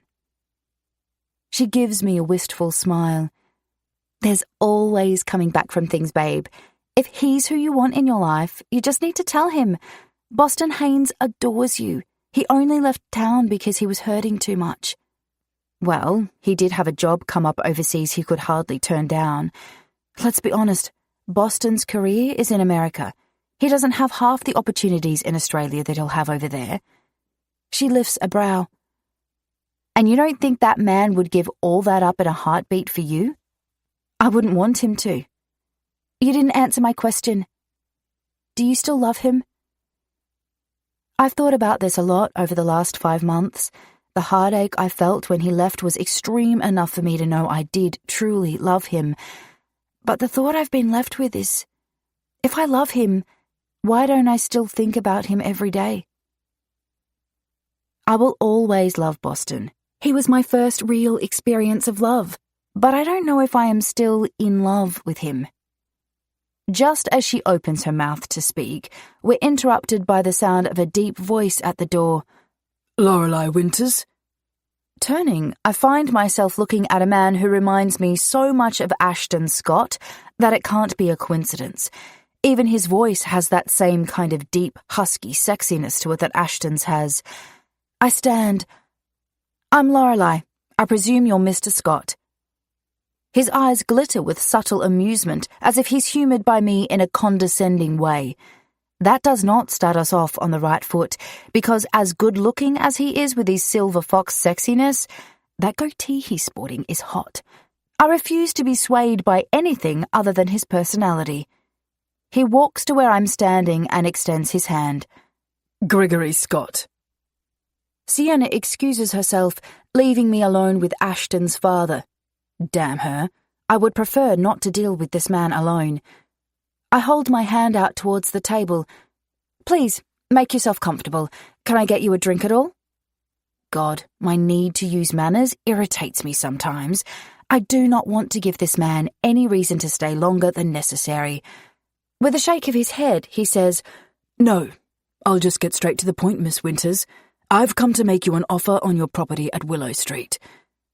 What is it with these men trying to buy that property? I'm afraid you've wasted your time then, because that property is not for sale. Oh, I think we both know that everything is for sale, Lorelei, if the price is right. So damn arrogant. I see where his son gets it. That may be the case in your world, Mr. Scott, but it's not in mine. You haven't even heard my offer yet. I don't need to hear it because I'm not selling. I'm sorry, but no price can convince me. $3 million. He says, his gaze steady on mine. I don't blink. I don't show my surprise in any way, shape, or form. But holy hell, that figure is about $1 million more than the property is worth. He desperately wants this. But why? I stand a little straighter. No. Gregory Scott maintains his own poker face. We watch each other silently for a while before he eventually says, I'll leave you to think about it, Miss Winters. He hands me his business card. Contact me when you change your mind. With that, he turns and exits my office. Jesus, what's with these Scott men? Call me when you change your mind. Not if, but when. So bloody presumptuous. Well, they can think again if they believe I'm an easy sell. I'm not. Chapter 8. Ashton. I love you, Ashton, but 7 on a Saturday morning is taking our relationship to a whole new level. Jessica mumbles into the phone. It was urgent. Silence. Oh, you should have said that sooner, boss. I mean, hell, why didn't you call earlier? I could have done urgent at 3 this morning. Smartass, I murmur, but my mouth curls into a smile. Jessica's snarky ways endear her to me. They hands down beat the way most people pander to me in an effort to get closer and potentially gain something from a relationship. Ashton, you could have at least sent me over some coffee to wake me up. It's on my list, although I'll have to get my assistant to organize that. I say with a grin, making a mental note to send coffee over as soon as this call is over. My, you're unusually fun this morning, Mr. Scott. Did your vagina hunting pay off? I lean back in my office chair. I've been working in my home office for 2 hours this morning, and the time has flown by. A strange occurrence around here on weekends lately. I felt adrift recently, and this feeling is only magnified on weekends when I'm alone. The fact I haven't felt the pull to socialize much hasn't helped. The way you master the English language is astounding, Jessica. I'm glad you've recognized that. I look for new words to impress you with daily. Now, what is so urgent you dragged me from the best sleep I've had all week? Have you managed to track down Lorelei's schedule yet? She groans. Honestly, she mutters, her voice drifting off. Okay, Monday afternoons between 1 and 4, she usually visits that nursing home I've already told you about. She goes to spin class at the gym 5 minutes from her office on Monday, Wednesday, and Friday at 5. Sunday mornings are usually spent at the local farmer's market. She also does salsa dancing, but this appears to be an irregular activity. It's at that dance studio around the corner from Willow Street. Oh, and on Saturday mornings she often visits her Willow Street property. Impressive. You got all this from Facebook. See, if I told you my sources, you wouldn't need me anymore. Let's just say my investigative process involves more than Facebook. Now, you owe me. Make it a double shot and make it snappy. Mornings aren't your strong suit, are they? Pay attention, Ashton. They can be with caffeine. I chuckle. Enjoy the rest of your weekend. Wait, before you go, how are we looking for Asshole Monday? Do you think it'll be on next week or not? Goodbye, Jessica, I say, as I end the call. After I order coffee to be sent to her home, I make my way into the kitchen.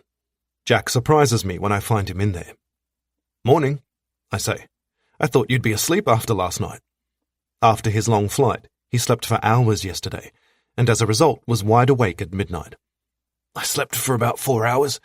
Been tossing and turning for 2 hours, so I figured I may as well get up. I'm going to visit Mum today. I narrow my eyes to take in his appearance. He still looks as bad as he did when I picked him up from the airport yesterday morning. This is the worst shape I've seen my friend in for years. He's lost weight, his hair needs a good cut, and he's wearing don't-give-a-shit clothes. You want me to drop you off at her house? That'd be great.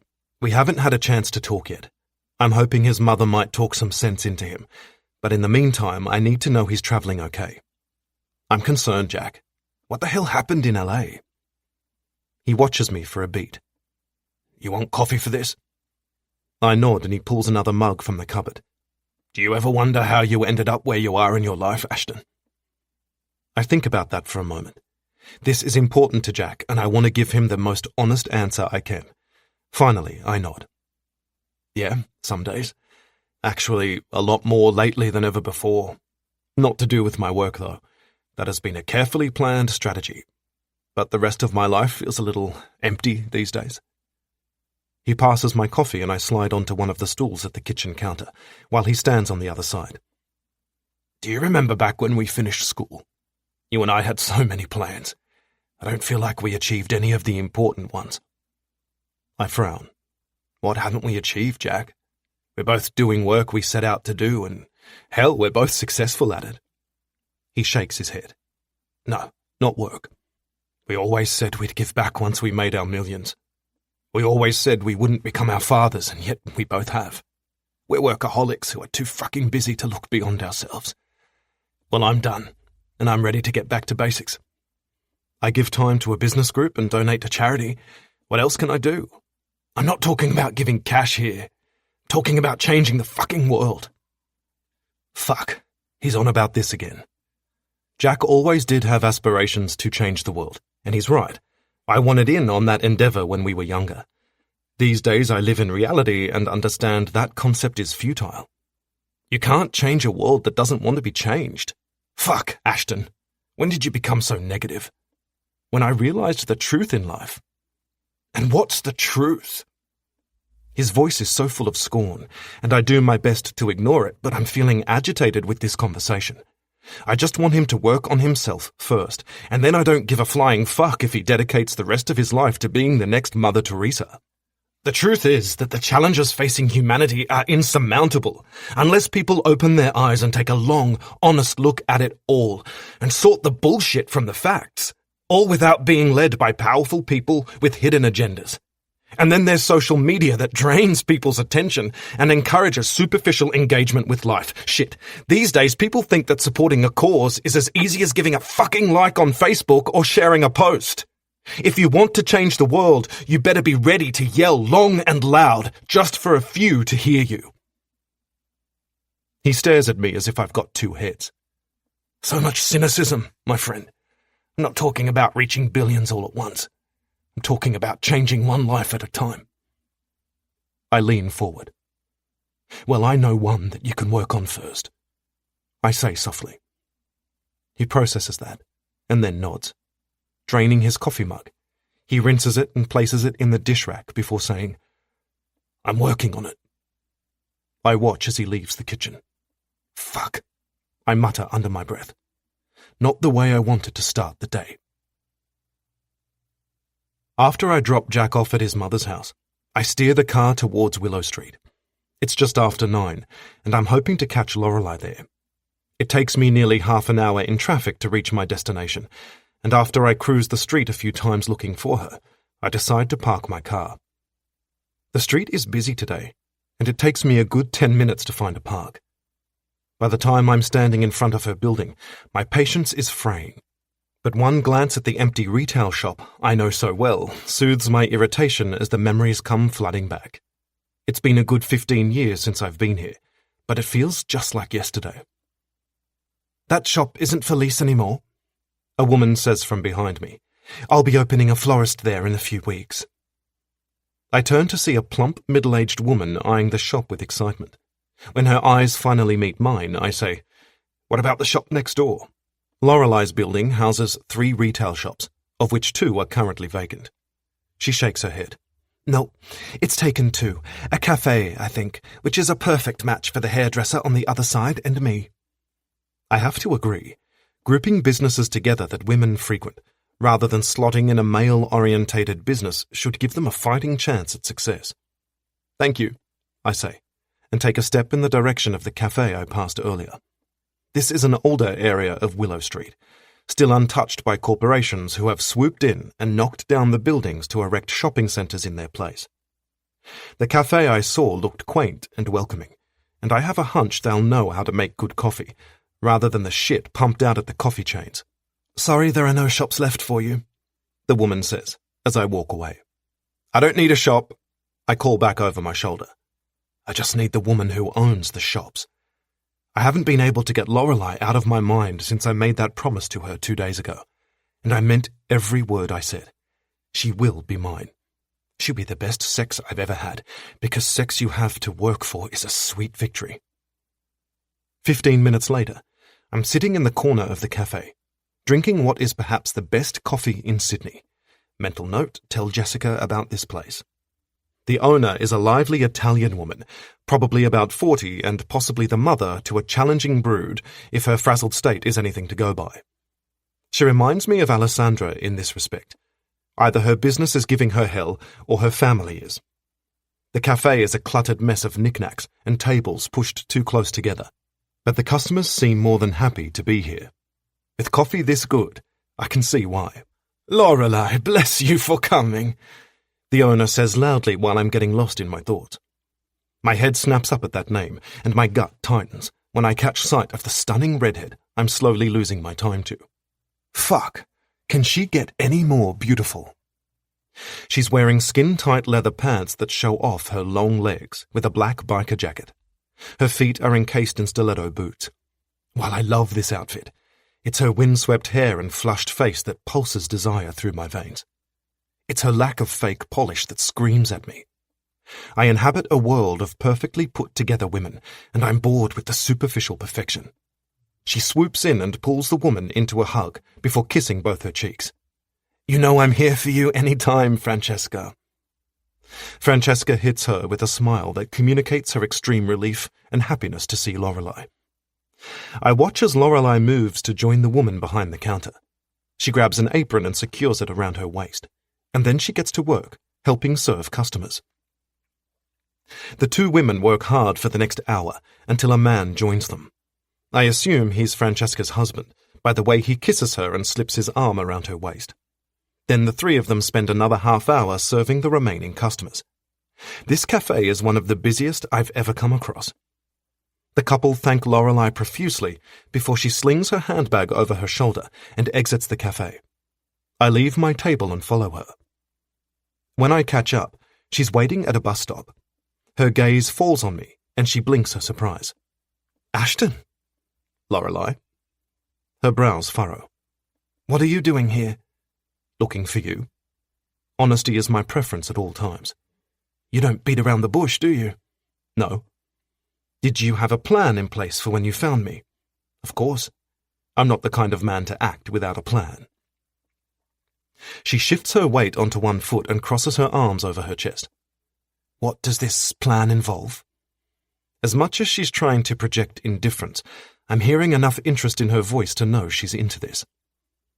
I move a little closer, invading her personal space just enough to fluster her. It involves me taking you to lunch and getting to know you. It also involves me showing you I'm not the asshole you think I am. What about your arrogance? Does your plan have a clause in there for dealing with that? I'm known as a closer, Lorelei. Anything a deal needs to make it go ahead can be arranged. Oh, I bet. She uncrosses her arms and points her finger at me, before resting her fingertip against my chest. I have to say, I'm not a fan of the way you do business. My hand wraps around hers. I love the sudden breath she takes. That's because you don't fully understand my way of doing business, but I can tell that you are more than intrigued by it. Give me an hour and I'll show you how good business can be. She takes a moment. If I give you an hour and decide I'd rather stick to my way of doing business, do you promise to leave me alone after that? Lorelei Winters is a tough negotiator, but just as she believes, I'm arrogant as hell. Letting her hand go, I nod. I do. Okay, your hour starts now, she says. I don't waste any time. I indicate the way to my car and place my hand on the small of her back, guiding her. I'm cocky enough to believe she'll be giving me more than an hour today, but I'm going to make the most of every minute I have with her. Chapter 9. Lorelei. I sit across from Ashton in the expensive restaurant he's brought me to for lunch and stare at him, wondering how the hell he got me to agree to this. I'm fairly sure he brainwashed me. He smooth-talked me for sure, and then this whole other woman inside of me said yes. As for her, she's a traitor, and I'm ignoring her right now, because right now she's hanging off every word Ashton says. So, I know your business imports home decor and you sell online. Do you work in the business or do you have a team who do that? He asks. You've looked into my business? I'm surprised a man as powerful as Ashton Scott has bothered to spend the time looking my tiny business up. He raises his scotch glass to his mouth. Lorelei, I've looked into you. The traitor inside me does a happy dance and butterflies flutter in my stomach. I ignore it all. I'm not involved in the day-to-day running of the business. I have a manager for that. He runs the warehouse and the internet site. And honestly, he does a fantastic job, which allows me the time to put into other business ventures. What other kind of ventures are you interested in? At the moment, I'm looking over a proposal to invest in a pub. The deal also includes the property. His lips purse for a moment. How many investors? 4. How much each? $500,000. Have you had your accountant look over it yet? Yes. Does he think I'm a complete idiot? And? He thinks it's a solid investment. His lips purse again. I don't. Ashton, you know nothing about the property, for goodness sake. How can you even make that kind of judgment?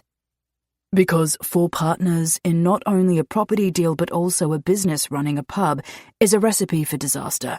There are too many options for disagreements if you all have a say, and if you're silent partners instead, there's too much potential for the business to fail. My advice to you would be to walk away and also to find a new accountant. It's my turn to purse my lips now. How dare you say that about my accountant? You don't know him. He finishes his drink and places the glass on the table. No, but I do know business, Lorelei. You need to think with your head and not your heart. Tell me something. Is the person who brought you this deal a friend? Even as my answer forms, I know he's going to tear it to shreds.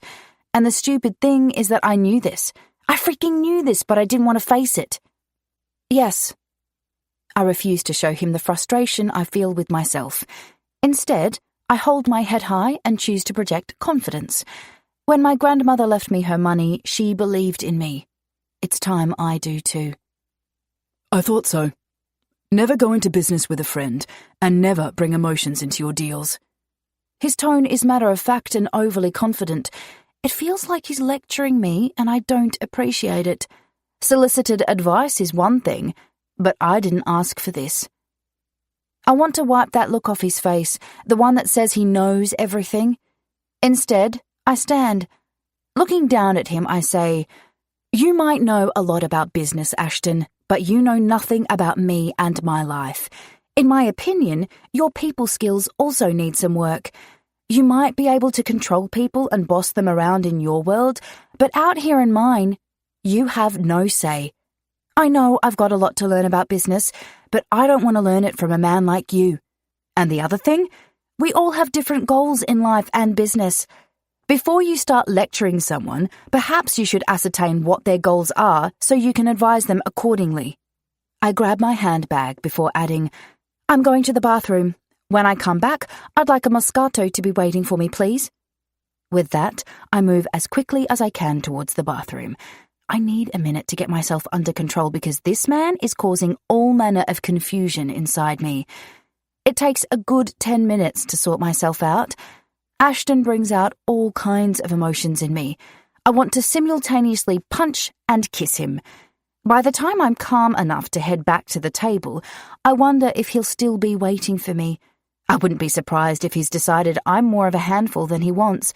But as the table comes into view, so does Ashton. I slide into my seat and find a bottle of Moscato chilling next to the table. Ashton reaches for it once I'm seated and pours me a glass. I take the opportunity to appreciate his good looks while he's busy with the wine. He's sporting a fairly casual look today with dark blue jeans and an untucked dark grey button-down shirt. The 5 o'clock shadow I loved on Monday is still in place, and his blue eyes are still sexy as hell. I actually think it might be his eyes that trip me up. The way he watches me so intently makes me feel like I'm the only person in the world to him.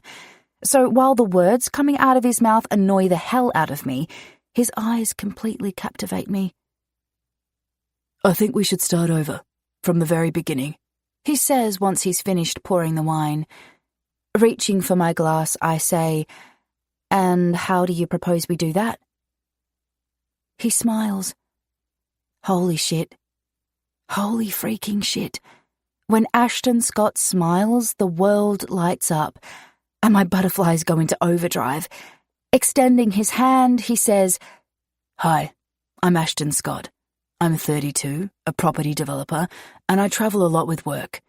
In my spare time, I play golf, sail, watch motor racing, and visit art galleries." My heart beats a little faster.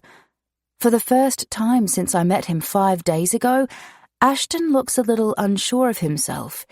He's maintaining a confident expression on his face, and his body language is strong. But there's a new tone in his voice. Vulnerability. I shake his hand and return his smile. "Hi, I'm Lorelei Winters. I'm 28 and began my own business 2 years ago when I inherited my grandmother's money. Before that, I was studying business part-time while selling travel with Flight Centre. I love anything outdoors. Skiing and surfing are my favourites. Making art is my therapy. When the world gets all too much, I lock myself away and paint. And travel is my ultimate goal. I've spent a lot of time in the States and have seen a little of Europe. One day I want to be able to work from anywhere so I can travel anywhere, anytime." He listens with complete focus, and his eyes sparkle with obvious interest. "Did you finish your degree?" No, I wasn't loving it. I always would have preferred to be doing rather than learning theory. My guess at the time was that I could learn on the job just as well as I could learn on paper. "And now, do you still believe that?" I take a sip of wine. To a certain point, yes, but I'm now figuring out that while I'll learn on the job, it can be a painful lesson. I wonder if learning some more theory first might shorten the learning curve I'm facing now. "I never studied business. I was like you and impatient to get out there and do. So straight out of school I went to work for a property developer, and I spent 5 years learning everything I could from him. Those years were invaluable, because not only did I learn from a highly successful developer, I networked and made contacts that still benefit me to this day. My parents were angry with me for not going to uni, but as far as I'm concerned, I could have spent years studying and not walked away with half the knowledge and contacts I did from 5 years of on-the-job experience." See, that's exactly what I think. I probably should have found someone to work for and learn from before I threw money and time into my own business, though. He shakes his head. "Not necessarily. I would have done the exact same thing as you if I'd had the money behind me. I spent 5 years saving, and the only reason I was able to eventually get a foot in the industry was thanks to my friend Jack, who backed me with cash." I frown. Your family didn't help you get started? Ashton's family is one of the wealthiest in Australia. He scowls. "My father is a cold man and refused to help me because I didn't go to university. And then when I chose a developer to work with who he didn't approve of, it just cemented his refusal to have anything to do with my work. We'd always had a hard relationship while I was growing up, but this was a slap in the face." I'm surprised he's so open with me, but I like his honesty. My heart hurts at the thought of his father treating him that way. He must be so proud of you now, though. "I wouldn't know what he thinks. We hardly talk these days. In fact, the last time I saw him was a good 6 months ago, and that was only because we ran into each other at a charity gala. A year ago, I decided I'd had enough of him and the way he treats his children, so I stopped intentionally seeing him." What does that actually mean? I can't imagine choosing not to see a parent. When you grow up not knowing who one of them is and losing the other at a young age, you spend a lot of time envying those who have both in their life. It means no family dinners, no Christmas together, no holidays together. I refuse to put myself in any situation where he can try and destroy my belief in myself. His voice wavers and I can feel his pain. I can also see it in his eyes. They've lost their sparkle while he's been talking about his father. I'm not sure what makes me do it, because it's not something I blurt out to people I've just met, but I share a piece of my soul with him.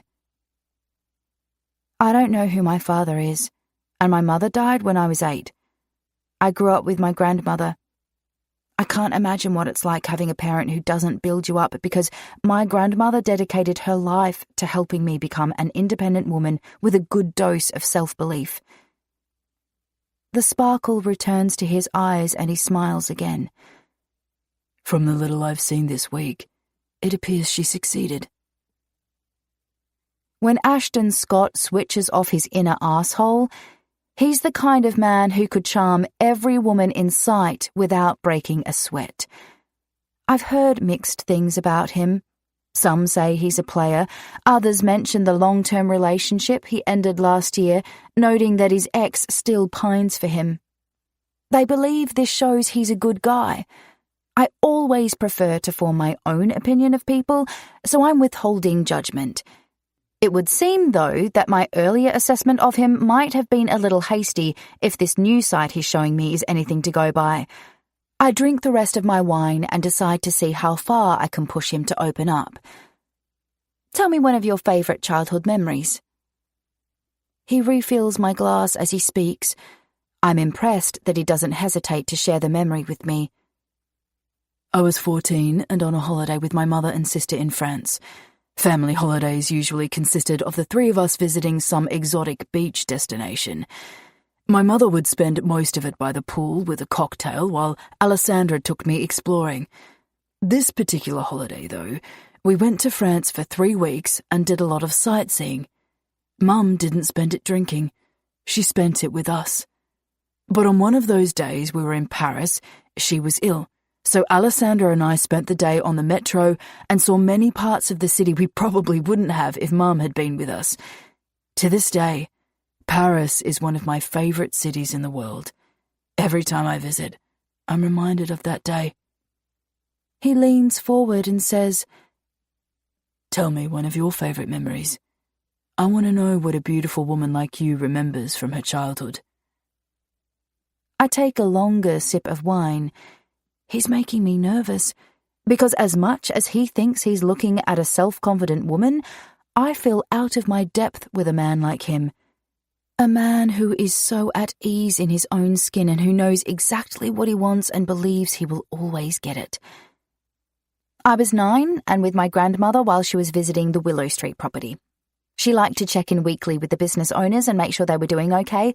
If they were struggling for money or anything, she'd do her best to help them out. Anyway, it was a year after my mother had died and I was still feeling lost. I mean, my grandmother did everything she could for me, but sometimes you need someone outside your family to get through. I don't know if that makes sense to you, but it seems to be how some of the pivotal moments in my life transpire. So, while she was with one of the shop owners, I wandered into the newest shop there. It was a furniture store, and the man who owned it, Victor, spent hours restoring the furniture before selling it. I didn't spend that much time with him over the years, but the time we did have was some of the most important in my life. That particular day, he invited me in and showed me how to sand a wooden table. We sat there for an hour, sanding and talking.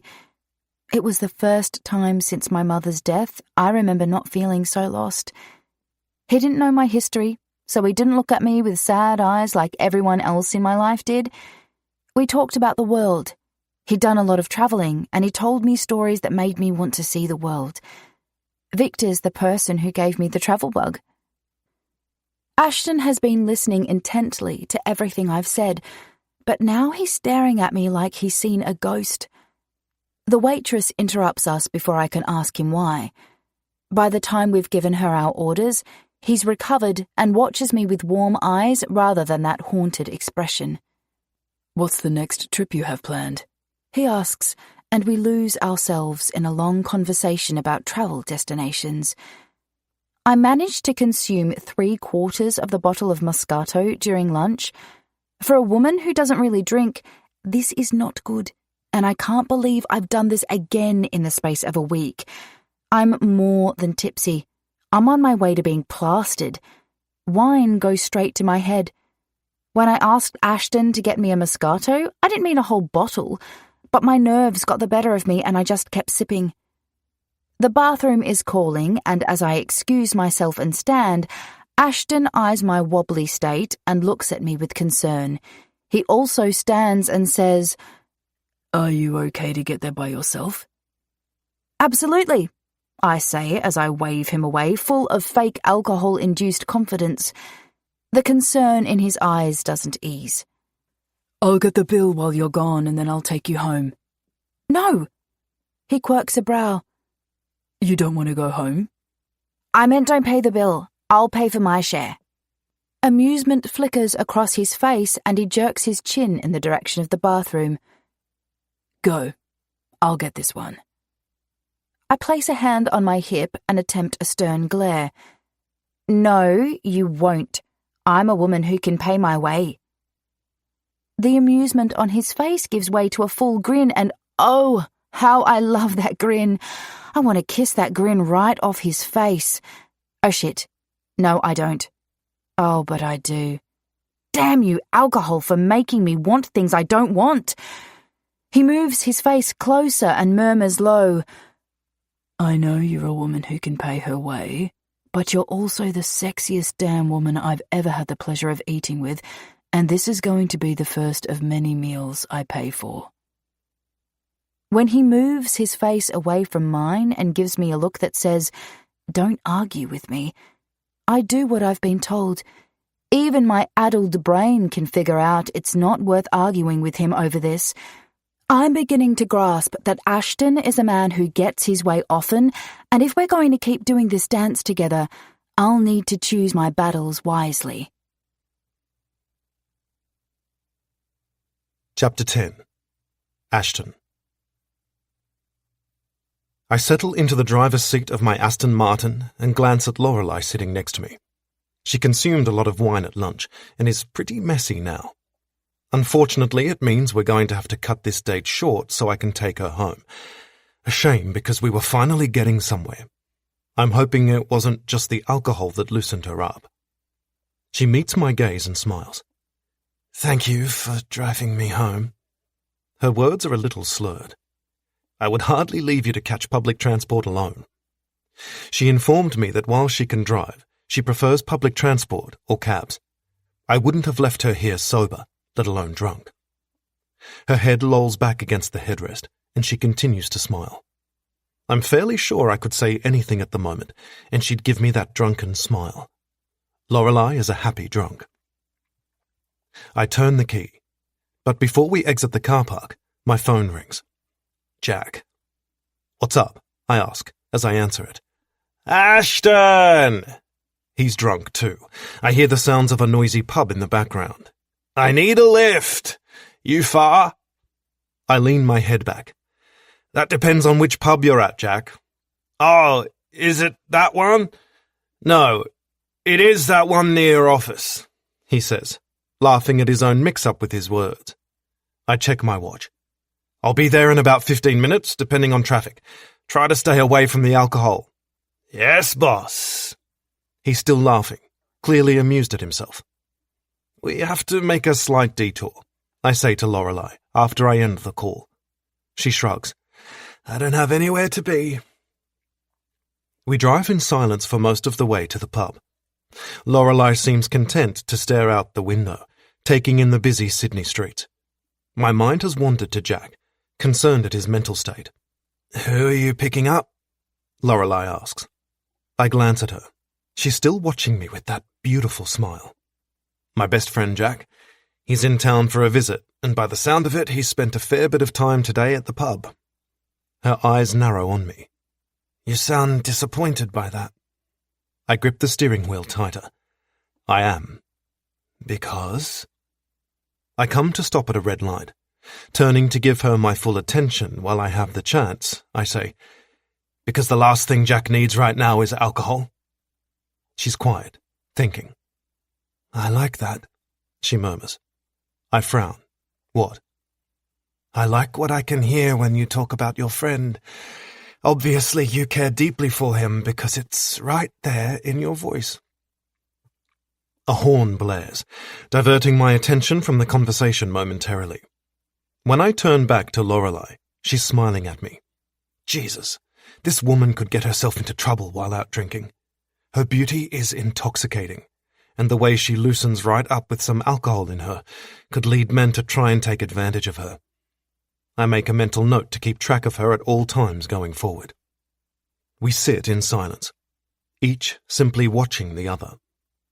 When the light turns green, I miss it, but she doesn't. Light's green, she murmurs. My gaze lingers on her lips for a second too long. The car behind honks to express their frustration. I finally drag my gaze away and concentrate on the traffic, which isn't as bad today as I thought it might be. We arrive at the pub where Jack is within 10 minutes. He's waiting outside for us, leaning against the brick wall of the building. He eyes us instantly and stumbles across. Ashton never told me he had a hot date today, he says to Lorelei, as he spreads out across the back seat.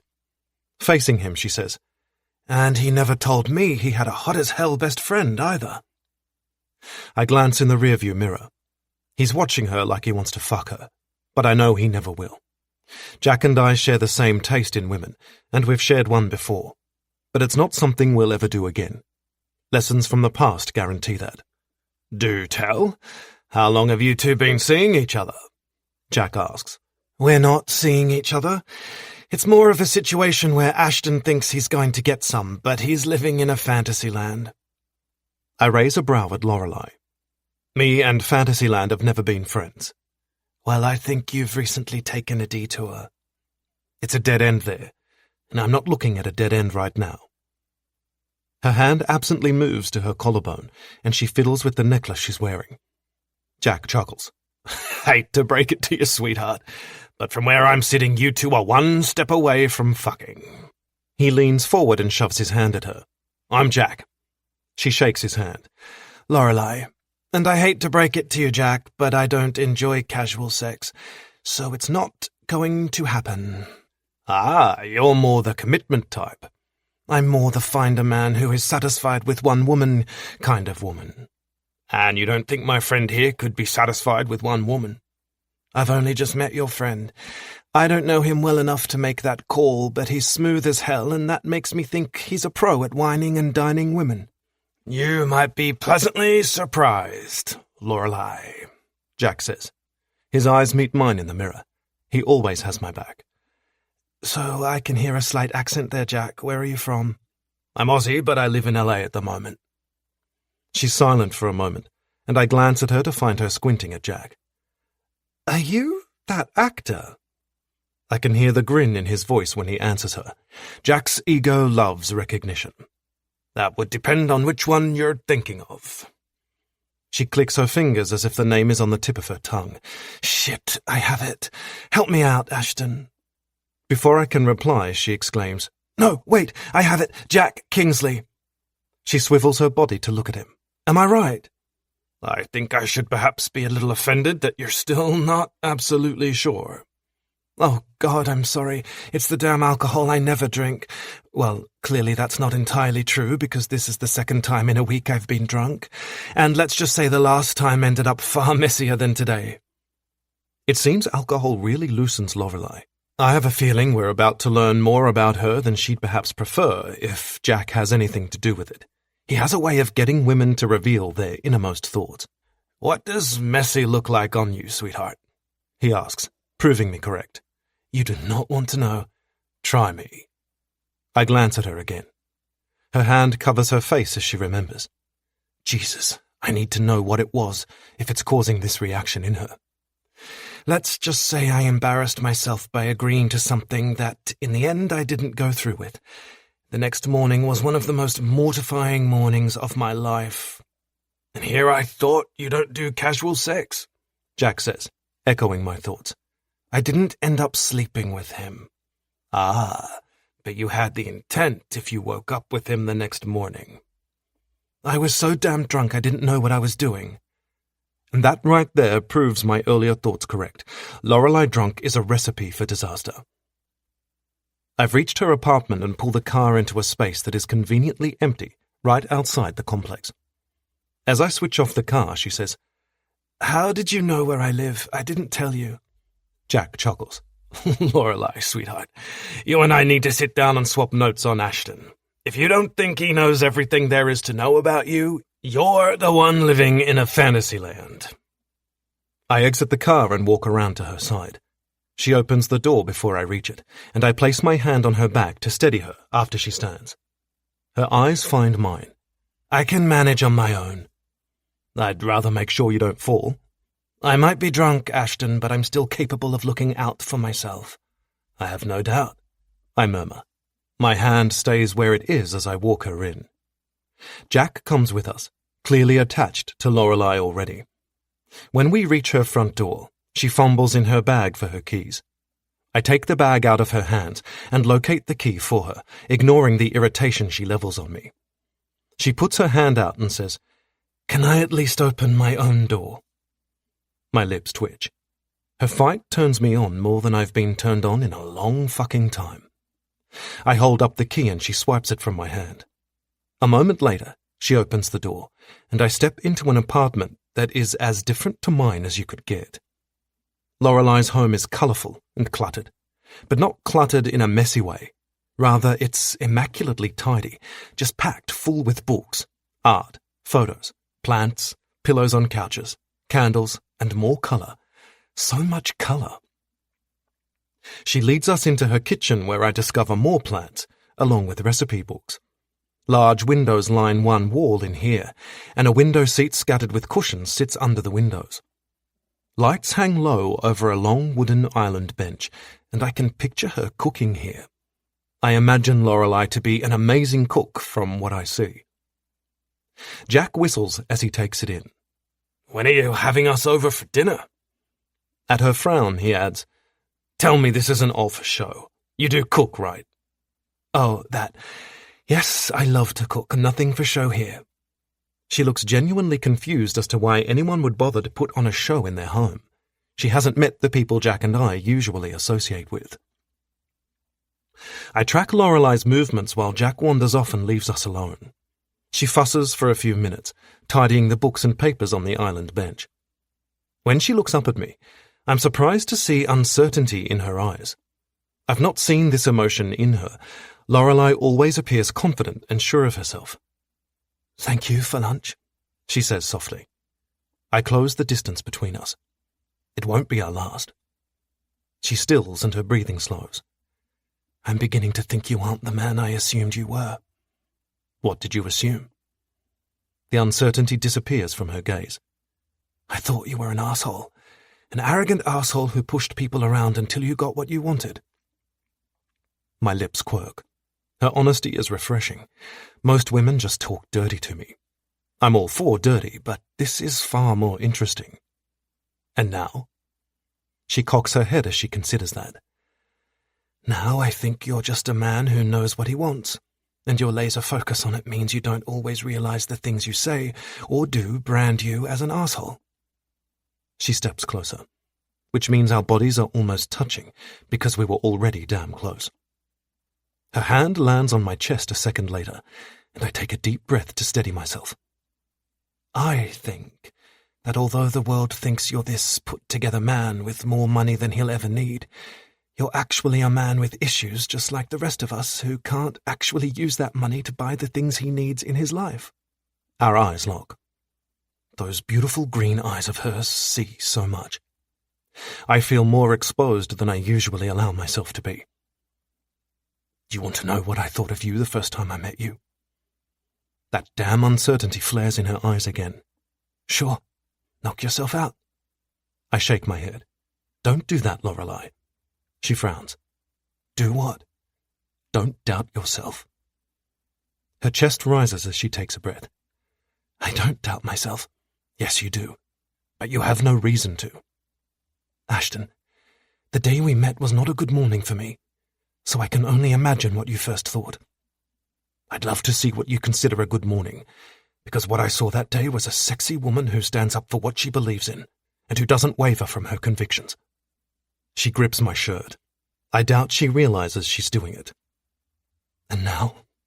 What do you think now? I lean my face a little closer.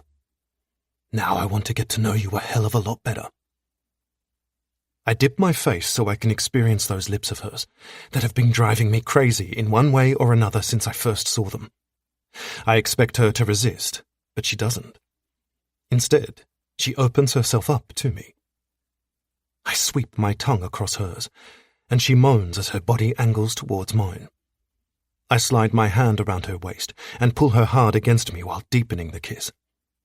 When her hands move to my neck and then up into my hair, I groan into her mouth. Lorelei's lips are demanding. She can protest as much as she wants, but she's in this as much as I am. She ends the kiss, breathless, and I know she's full of shit when she says, I don't think we should get to know each other better. I hold her close when she attempts to step out of my embrace. Bullshit. You want this just as much as I do. Her hands push against my chest. I won't deny I'm attracted to you, Ashton, and that kiss was something else, but I've told you where I stand on casual sex. You think that's all I want from you? She pauses, confused. Isn't it? I tighten my grip on her waist and slide a hand down over her ass. Lorelei, the last thing I want from you is casual sex. I can get that anywhere. I can't get you anywhere. I want you in my bed just as much as I want you in my life. I claim her lips again before adding, I'm not taking no for an answer. You will learn that while I'll allow you to fight me, I'll never allow you to deny me when I truly want something. Chapter 11.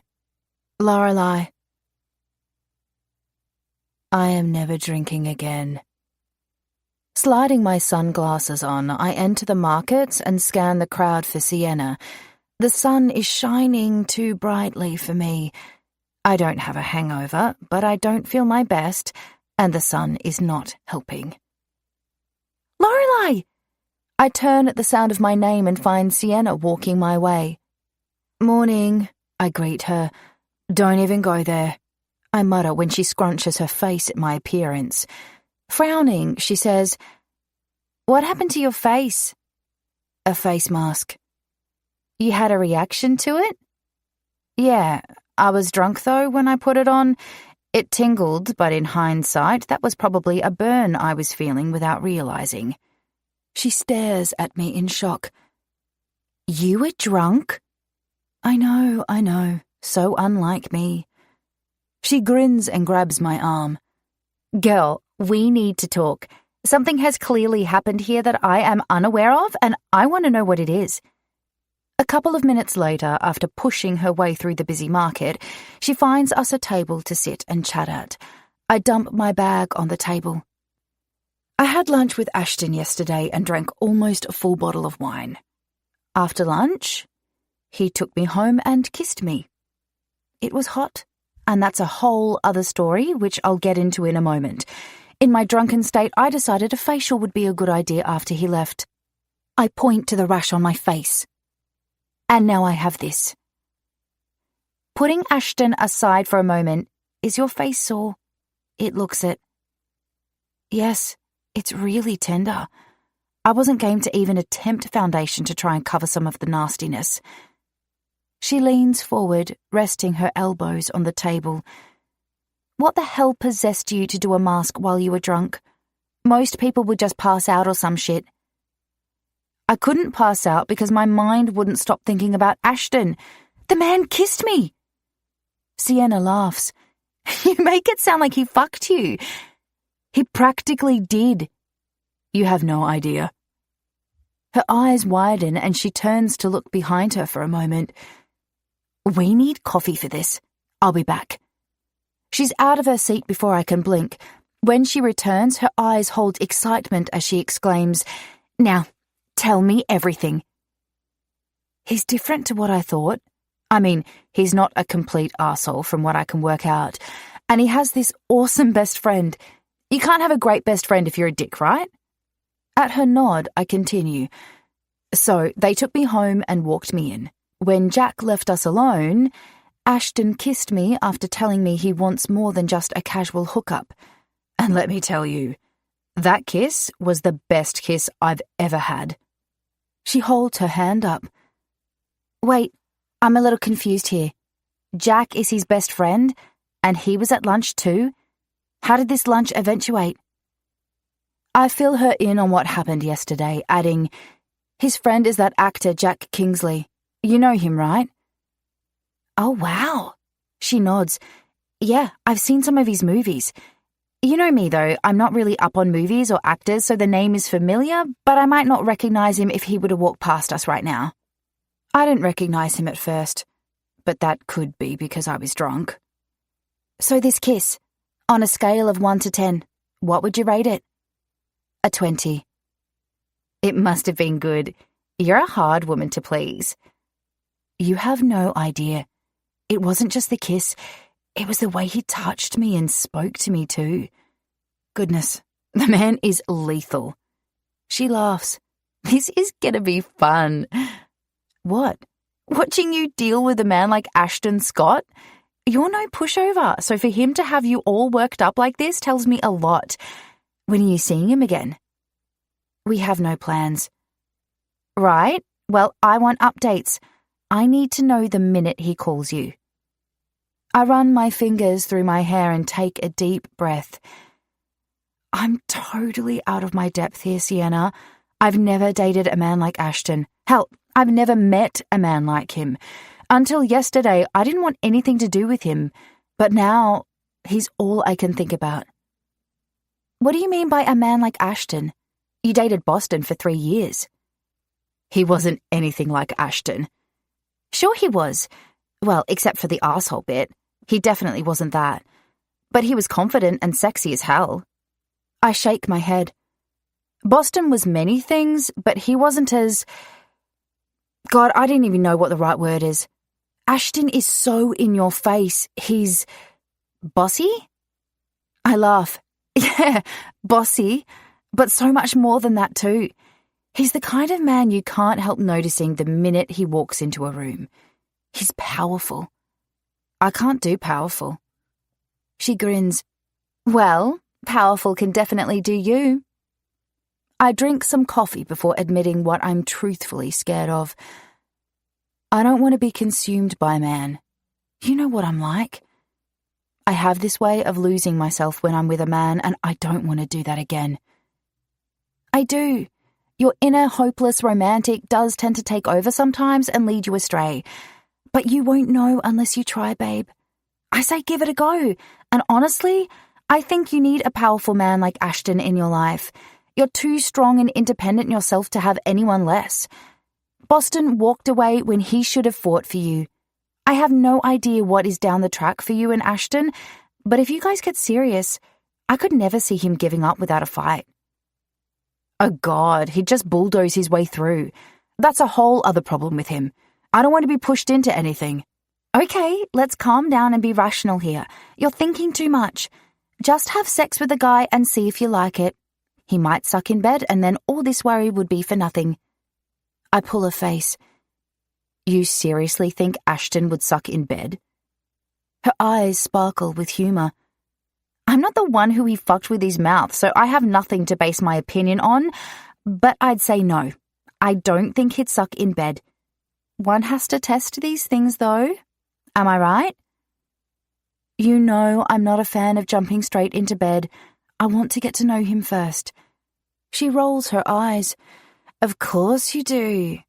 Her sarcasm fills the air. There's nothing wrong with slowing things down. I mutter. We've had this discussion many times. I'm pretty sure we'll never agree on it. And there's nothing wrong with taking a test drive. As I sit thinking about what she said, I wonder if she's right. And the fact I'm even considering sleeping with him so soon stuns me the most. Ashton is already bulldozing his way into my life, and I'm beginning to think I'm helpless to slow him down. A few hours later, I stare at myself in the mirror and grimace, gently touching my cheek. I wish I could go back to yesterday and not apply that face mask. My face is so red from the skin reaction and sore. I can barely touch my face without it hurting. I head out to my lounge room. An afternoon in front of the television sounds like exactly what I need. Some quiet time away from people. I've just settled on the couch with a travel documentary when a knock sounds at my front door. I ignore it, mostly because I don't want to move off the couch, but also because I'm not expecting anyone. It can't be important. However, they don't leave. The knocking only grows more insistent, so I eventually give in and make my way to the door. I'm surprised to find Ashton on the other side of the door. "You don't give up easily, do you?" I say, recalling my conversation with Sienna today. I could never see him giving up without a fight. "I can't say it's in my nature, no," he replies. He frowns. "What happened to your face?" My hand absently moves to cover a cheek. "A mask and I had a fight. The mask won." I cock my head. "What are you doing here?" His intense eyes lock onto mine. "Organising dinner for tonight." I quirk a brow. "You couldn't do that over the phone?" "No."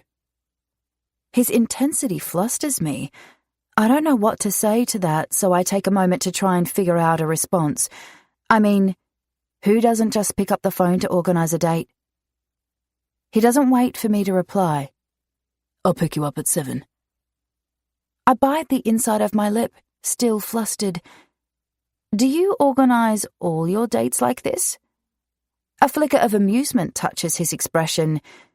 "If you're asking whether I knock on a woman's door and tell her what time I'll pick her up, the answer would be no. I usually just phone or have my assistant send flowers to organise dinner." He pauses for a moment. "I also usually give women the opportunity to say no." His meaning is not lost on me, and my breathing slows. "Oh." Again, lost for freaking words. He takes a step closer to me and drops his gaze to my mouth. "Do you like Italian?" He drags his eyes from my lips after he asks this. The heat I see there causes my knees to weaken. I can't recall the last time a man looked at me the way he is. In fact, I'm not sure a man has ever watched me like Ashton does. "Yes, it's one of my favourites, but we'll have to make it 7:30. He continues to watch me with the intensity that causes my pulse to quicken. "I'll see you at 7:30. As he's leaving, I call out, "I'm good with a guy calling to organise a date, just so you know." He halts and looks back at me. "I'm not. I can't see you over the phone." And then he's gone. And I'm standing here more confused by my own reactions than ever. Chapter 12. Ashton. I exit my car as I reach into my pocket to grab my ringing phone out. Placing it to my ear, I say, "Alessandra, what's up?" "I'm just calling to let you know Bradley left his coat at your place today. Malcolm will drop by tomorrow morning to collect it because Bradley's being a pain about wanting it back. I'll leave it with Roberta. I'll get Malcolm to bring her some fudge. Your housekeeper is one of the only people alive who loves my fudge. Why are you cooking?" She groans. "School bake sale, bane of my fucking existence." I enter Lorelei's complex and jab the button for the lift. The fact I can enter her apartment complex without any issues concerns me. The front door is secured with a keypad, but the door is never fully closed. I make a note to mention it to her. Bradley seemed a little off today. I think he's getting a cold. He loved hanging out with you and Jack today, so did Sadie. I enter the lift and press the number for Lorelei's floor. They should come over more often. "What are you doing? You seem a little distracted." "I'm on a date." "Almost." "Where'd you meet this one?" Fuck. You say that as if I've got a different woman every night, Ali. You have to admit you've come close. I will admit I've dated a lot of women, but not a new one every night. I step out of the lift and head to Lorelei's door. Well, okay, maybe I'm a little off there. I'd like to see you settle down again, with a good woman, and not someone who only wants you because of who you are. I've reached my destination. Goodbye, Alessandra. I end the call and knock on Lorelei's door.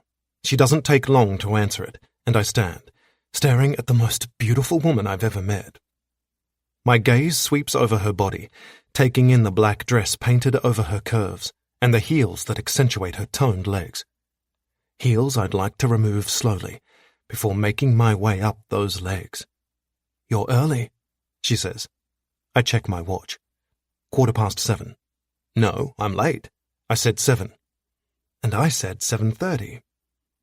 I close the distance between us and place my hand on her hip before snaking it around her waist. We both know you had nothing on between 7 and 7:30. She grips the bicep of my arm that I have around her. It's like she's trying to push me away while at the same time keep me close. I might have. Are you ready? Or do you need 15 minutes? Just let me get my bag, she says, before turning to leave me. I want to follow her. I want my lips on hers again. But I don't. Instead, I wait with patience I don't possess for this woman. Patience that I know I am going to have to work on, because Lorelei has made it abundantly clear she doesn't want just sex. That she wants to spend time getting to know me first, and as much as I want so much more from her than sex, my need for her body is intense. She doesn't take long to return, and a minute later I'm tracking her steps as we make our way to my car. When we hit the footpath and she sees the car, she turns in surprise. A double date? I eye Jack leaning against my Aston Martin and shake my head. No, I don't share, Lorelei. Jack pushes off from the car and grins at her. We definitely don't share, sweetheart. I'm only along for the ride because my best friend thinks I'll spend the night drinking or taking drugs if I'm alone. Surprise flares in her eyes as she glances at me. Really? Her voice drifts off, and I wonder what she's thinking.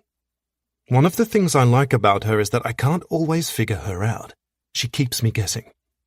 Jack shrugs. He's right. I do have a problem with those things. This is a little extreme, though. Before I can respond, Lorelei speaks. No, I don't think so. I hope my friend would look out for me like Ashton is for you if I had a problem.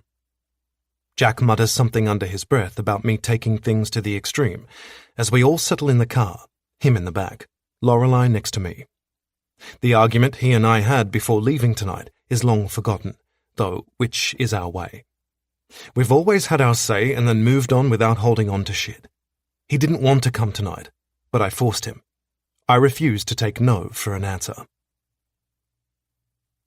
I listen as Jack and Lorelei laugh over a story he shared about an embarrassing moment he had at the Oscars once. The sound of Lorelei's laughter hits me in the gut, and not for the first time. It seems every time I hear her laugh, I'm affected this way. Ashton, just drop me off on the way to Lorelei's. No fucking way am I getting in the way of you guys tonight. Jack says from the back seat of the car. We've just left the restaurant. I meet his gaze in the rearview mirror. He mouths, Take me home. I decide to do as he's asked and steer the car in the direction of home. Lorelei turns to face him. You won't be getting in the way of anything, Jack. Ashton knows the score. My lips twitch. I know the damn score off by fucking hard. Sweetheart, were we at the same dinner tonight? Jack asks. Yes, she replies hesitantly. You two couldn't keep your eyes off each other. If I hadn't been there, you probably would have spent the night sitting on his lap. I glance at her in time to see her hand move to her throat. She catches me looking and sucks in a breath before facing the road again. We drive in silence the rest of the way to my place, all lost in our thoughts. When I pull into the driveway, Jack jumps out and rounds the car. I roll the window down when he taps on it. I won't wait up for you, he says with a grin. Keep out of trouble? His grin fades. I can control myself, Ashton. I won't be long. He straightens. Like I said, I won't wait up. Don't hurry back. I watch him walk inside before shifting the car into reverse. As I back out of the driveway, Lorelei says, "How worried about him are you?" I glance at her. "Tonight, not so much, but in general, I worry a lot." "Why not tonight?" "His mood is easy tonight. You put him in a good mood." "Really?" "You sound surprised." "Well, I hardly know him, so I wouldn't expect to have an effect on him." "Lorelei, not many people know the real Jack. He has hundreds of so-called friends, but I could probably count on two hands the number of people who know him better than you." She's silent for a beat. "I find that so sad." "Yeah, it is." Shifting in her seat to face me, she says, "You surprised me again tonight." "How?" "By bringing Jack with you. I don't know many guys who would have done that. Trust me, I wanted you all to myself. But you didn't let that stop you from looking out for him." I pull up at a red light and look at her. "Jack is one of the only people I would do that for, so I'm perhaps not as good as you think." She smiles. "Well, I'm reserving judgment." The light turns green and I continue towards her apartment.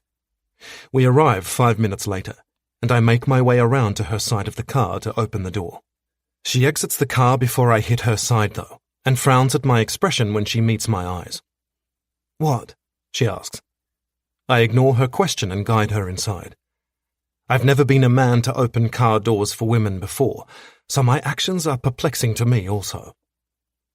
The elevator ride is excruciatingly long.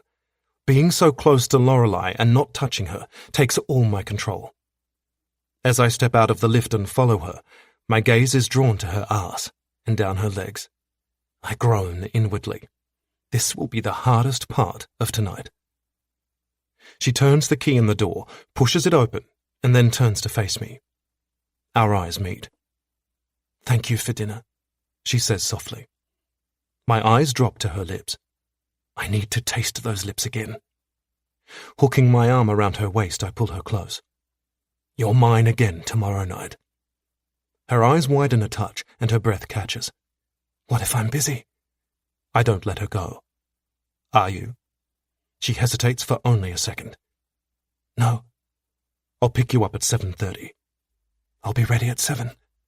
Fuck. My arm tightens around her and I bend to kiss her. She leans into me and loops her arms around my neck while kissing me back. A moan escapes her lips, and my cock jerks to attention. Hell, my dick has been semi-hard all night. Suddenly, her arms leave my neck and she pushes against my chest while she ends the kiss. I pull away and look down at her, questioningly. "Sorry," she says, a pained expression on her face. "It hurts my face to kiss you." "Fuck," I mutter. I've completely forgotten about her face. "Sorry." "Yeah, it sucks. I won't be doing one of those masks again in a hurry." "Good to hear. They're a hazard to men," I murmur, my arm still around her, my eyes not leaving hers. She stares up at me, her breaths slowing down. Then she surprises the hell out of me. "Do you want to stay for a drink?" I lift a brow. "As in a real drink?" Her lips curl into a smile. "Yes, an actual drink. I'm sorry I don't have alcohol, but I do have tea, coffee, water, milk." I press a finger to her lips. "I'll have a coffee." Her smile fills her face and she leaves me to head into the kitchen. I rake my fingers through my hair. This taking it slow business isn't something I've ever had a woman request. But fuck if it isn't making me want her all the more. Chapter 13. Lorelei. "So you've lived here for 2 years?" Ashton asks while I fiddle with the coffee machine. It's unnerving that he knows so much about me. "Do you do that with everyone in your life?" He moves closer so he's standing less than 2 feet away. Resting against the counter, he casually crosses one foot over the other. It's as if he feels at home in my kitchen. His eyes meet mine, the usual intensity shining from them. "Do what?" Make a point to know everything about them like that? "I don't know everything, Lorelei." I finish making his coffee, black with no sugar, and pass him the mug. I beg to differ. You seem to have made it a point to know most things. I always take the time to learn about the people important to me. He lifts the drink to his mouth and takes a sip while I process what he's told me. The people important to me. We've known each other a week, I remind him. Your point? The kettle finishes boiling water for my tea, and I turn to reach into the fridge for the milk. When I face him again, I look up into his eyes, finding his gaze still focused intently on me. My point is that I hardly think I could become someone important to you in the space of a week. That's not true. Time doesn't dictate that kind of thing for me. I knew Jack would be my best mate within days of meeting him, and my assistant wormed her way into my life within 2 weeks. His voice deepens when he adds, I have no idea what will happen between us, but I know I want to learn absolutely everything there is to know about you. I stare up at him, unable to move. My breathing slows and I fight my way through the thoughts filling my mind, trying to figure out exactly what I'm thinking, trying to work out exactly what I want to happen here as my inner conflict settles in. Before I can speak, he leans even closer to me, almost taking up all my personal space. Lorelei. I place my finger against his lips, quietening him. I want to take this slowly. He takes hold of my hand and moves it away from his mouth. No, you don't. And even if you do, I don't ever take things slowly. I fight the effect his dominance has on me and attempt to stand up to him, because as much as I'm turned on by the way he's assuming control here, I don't want to give him all the power in whatever this relationship might become. I can tell that about you, but I won't be controlled, Ashton. So if that's the kind of thing you're used to in relationships, this might not be what you're looking for. He moves so he's standing in front of me with my back against the counter, placing his hands on the counter either side of me. His body presses against mine as he dips his mouth to my collarbone. I suck in a breath when his tongue traces a line along my skin, and a shiver runs through me as he kisses his way slowly up my neck. He stops when he reaches my jawbone and lifts his face so he can make eye contact again. Controlling you is the furthest thing from my mind, Lorelei. I stare at him, bewildered, and know that as much as he may not be trying to control me, simply being in his presence is enough to give him all the power. Ashton owns his world, and converging his with mine only increases his dominion. Whether I like it or not, he has that effect on me. He watches me for a moment before lowering his gaze. Trailing his finger down my neck, he stops when he hits the material of my dress. I chose a dress for tonight that doesn't reveal much of my cleavage. It is short and fitted, but it gives nothing away up top. He slowly runs his finger down my dress between my breasts, his focus completely on my chest. Do you have any idea how much I want a taste of you? God, I wish I hadn't used that face mask yesterday. If my face wasn't so sore from the reaction, I'd kiss him right now. I halt the progress of his hand and hold it in place between my breasts. I want to kiss you, but it seriously hurts way too much. He moves his free hand to the hem of my dress and his fingers slide under. I wasn't talking about a taste of those lips. His eyes find mine as he pushes my dress up. Unable to form a reply, all I can do is breathe through every sensation his touch evokes. I'm practically panting by the time he kneels in front of me. This is as slow as I'm willing to take us, he says before placing his lips against my panties and kissing me. His hands grip my arse, and a moment later, he slides my panties down. My fingers tangle in his thick dark hair as he brings his mouth to my pussy. His tongue circles my clit and a moan escapes my lips. I steady myself against the kitchen counter because my legs feel weak. It's been 5 months since I've had sex, and every single inch of me is alive with need. If Ashton is as skilled as I think he is, this won't take long. He continues to bless my clit with his tongue before kissing his way to my entrance.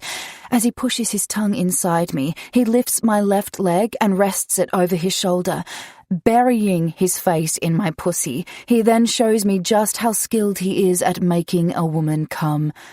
Ashton brings me close to orgasm, so damn close, before backing off and letting my release tease me while he shifts his attention to my inner thighs. He kisses me there and runs his hands over my ass and down my legs before finally returning to the place I want to beg him never to leave again. His eyes meet mine. I knew one taste would never be enough. He growls before his tongue enters me again. I grip the counter hard. One taste will most definitely not be enough. He doesn't rush this, but rather takes his time.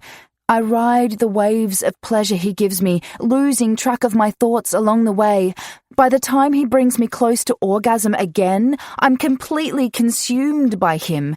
I'm unaware how long he's had his mouth on me. All I'm aware of is that he has the most talented lips and tongue I've ever had the good fortune of being treated to. When I'm just about to come, he stops what he's doing and trails kisses across my skin above my clit. My eyes blink open and I look down, meeting his heated gaze. I try to push his face back to where it was, but he resists and shakes his head. Please, I beg, wanting this more than I realized. He shifts my leg off his shoulder and stands. Without saying a word, he spins me around and unzips my dress in one swift movement. His hands ghost across my back and he removes my dress, letting it drop to the floor. Then he flicks my bra open and slides his hands up my back and over my shoulders, pulling my bra off. By the time he turns me to face him again, I'm naked. Fuck, he rasps as his gaze sweeps over my body. So beautiful. I flick the top button of his shirt open and attempt to undo the next one. He stops me, and I meet his gaze with a frown. No. His tone is as commanding as his touch. I'm not going to fuck you tonight, Lorelei. Confusion collides with disappointment at his words. Really? You're just going to get me all worked up and then leave? He moves his mouth to my ear. You will come before I leave tonight, but it will be because of my mouth, not my cock. My frown deepens. I thought I wanted to take this slow, and he proved me wrong. I can't figure him out now. Why won't you sleep with me? You're not ready for me yet, but you will be by the time I'm finished with you tonight. His voice drops to a growl. And then I'm going to schedule a day to spend fucking any remaining hesitation out of you. His words send a thrill through me. Oh God, I need that day already. We could just skip ahead to that day now. No, we couldn't, because what I have planned needs you to be well rested. He dips his mouth to my neck and kisses me while he takes hold of one of my breasts. Pressing his erection against me, he moves his mouth lower to take my breast between his lips. At the same time, his free hand glides down my body, and a second later, he pushes 2 fingers inside me. Gripping his hair, I open my mouth and his name escapes.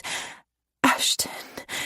His fingers reach deep inside and expertly hit the spot I need them to. Closing my eyes, I allow the pleasure to consume me once more as his mouth, hands, and fingers work their magic. When I think he can't possibly intensify the pleasure, he kneels again and shows me that when Ashton Scott makes a promise, he delivers. With his face buried deep in my pussy again and his hands cupping my ass, I finally come. Wave after wave of bliss pulses through me. I grip the kitchen counter with one hand and Ashton's head with the other to hold myself up. The sensations are so intense, unlike any other orgasm I've ever had, that I'm almost sure my legs are going to give way. but Ashton makes sure I don't collapse. His strong arms circle me as he stands, holding me close while I abandon myself to the release. I never want it to end. It's the best I've ever had, and I haven't even had his cock yet. Clinging to him, I open my eyes and attempt to get my breathing under control. His heat-filled eyes stare down at me. "You weren't kidding, were you?" I say. "I never kid, Lorelei." A smile touches my lips. I can see that. Of course, I already knew this about him. Ashton is the most intense man I've ever met. I now also know some other things about you. He cocks his head. "And they would be?" I place my finger against his lips. That these lips know what they're doing. His arm around my waist pulls me tighter against him, and his hand slides down to take hold of my arse. "You have no idea what these lips are capable of, Lorelei." I love the sound of my name coming from his mouth. Even more than that, I love thinking about his mouth and what it might do to me in future. I look forward to you showing me. He pushes against my arse so that my pussy tilts forward. At the same time, he presses his erection against me. "Block Tuesday off. You're mine for the day." His actions, combined with his words and his growly voice, shoot heat to my core. Ashton has completely changed my mind. I don't want to take this slowly anymore. I don't care what I have in my diary on Tuesday. It's about to be rescheduled so I can spend the day in his bed. Chapter 14. Ashton. Jessica stares at me in shock. "Cancel everything for tomorrow?" I lean back in my chair and nod. "Yes, everything. I don't care how you manage it, but I won't be in tomorrow." The thought of what I will be doing causes my cock to twitch. The image of long red hair splayed out underneath me only builds my anticipation. Today is going to be a long day. Jessica takes a step closer to my desk. "Have you lost your mind, Ashton? You're meeting with Mark Brentley in the morning." "Fuck. What time?" 9. After that, you've got back-to-back meetings, and let me just say, it took weeks to schedule in your 11 o'clock with Aaron Steele. Weeks. I take in her glare. She's pissed off, and rightfully so. Aaron Steele is notoriously difficult to nail down for a meeting. Raking my fingers through my hair, I say, "Okay, let me take a look at the calendar and see what I can move around and what I can't." Her eyes widen before narrowing at me. "Is this your new form of Asshole Monday? Finding ways to give me heart palpitations? Because if it is, I'm stating right now that I'm not a fan. I'll take your moods over this any day." "It's one day, Jessica." She huffs out a breath and shakes her head at me in disgust. "One day in Ashton Land is the equivalent of a week in most people's lives. You don't cancel appointments, let alone entire fucking days. What the hell has gotten into you?" A look flashes across her face, and her eyes widen again. "Jesus, is this for pussy?" I stand. "You're being melodramatic now." She doesn't take her eyes off me as I walk around the desk. Fuck me. I never thought I'd see the day that Ashton Scott cancelled work for a woman. Grabbing my phone off the desk, I ignore her. "I'm heading out for about an hour. I'll take a look at the calendar and let you know what I want moved around." Frown lines crease her forehead. "You're leaving. You just got in. It's only just past 8. I'll be back in an hour." I exit my office to her, yelling after me. "I'm getting to the bottom of this when you get back." Her words filter through my thoughts, but are quickly replaced with images of Lorelei. Naked. In the throes of an orgasm. Fucking beautiful. I'll meet with Brentley and Steele tomorrow, but no other meeting will take precedent over seeing Lorelei. "What can I do for you, Ashton?" I eye the real estate agent standing in front of me, taking in the unironed fabric of her dress and the dishevelled appearance of her hair and face. So unlike the Margie Brown I know. It would seem the rumours I've heard are correct. Margie is losing her touch. Disappointing because she's the best agent I've ever worked with. It'll be hard to replace her. Can you tell me what properties you have available on Willow Street currently? In Potts Point? I nod. There's only one at the moment, and I doubt it's a property you'd be after. I ignore the irritation her statement stirs. I didn't ask you to think for me, Margie. Which building is it? Her nostrils flare at my hard tone, but she doesn't acknowledge her annoyance. It's the run-down dress shop on the corner of Willow and Blair. Tiny building that no one seems to want. It's been on the market for 3 months now, and only one other person has shown any interest. Who? I demand. You know I can't divulge that, Ashton. It's never stopped you before. She takes a deep breath. Well, it's stopping me this time. It's my father, isn't it? I watch closely for her tell. When Margie lies, she runs her fingers through her hair. No, it's not your father. Interesting. Her tell is nowhere to be seen. My phone buzzes with the text. Jessica.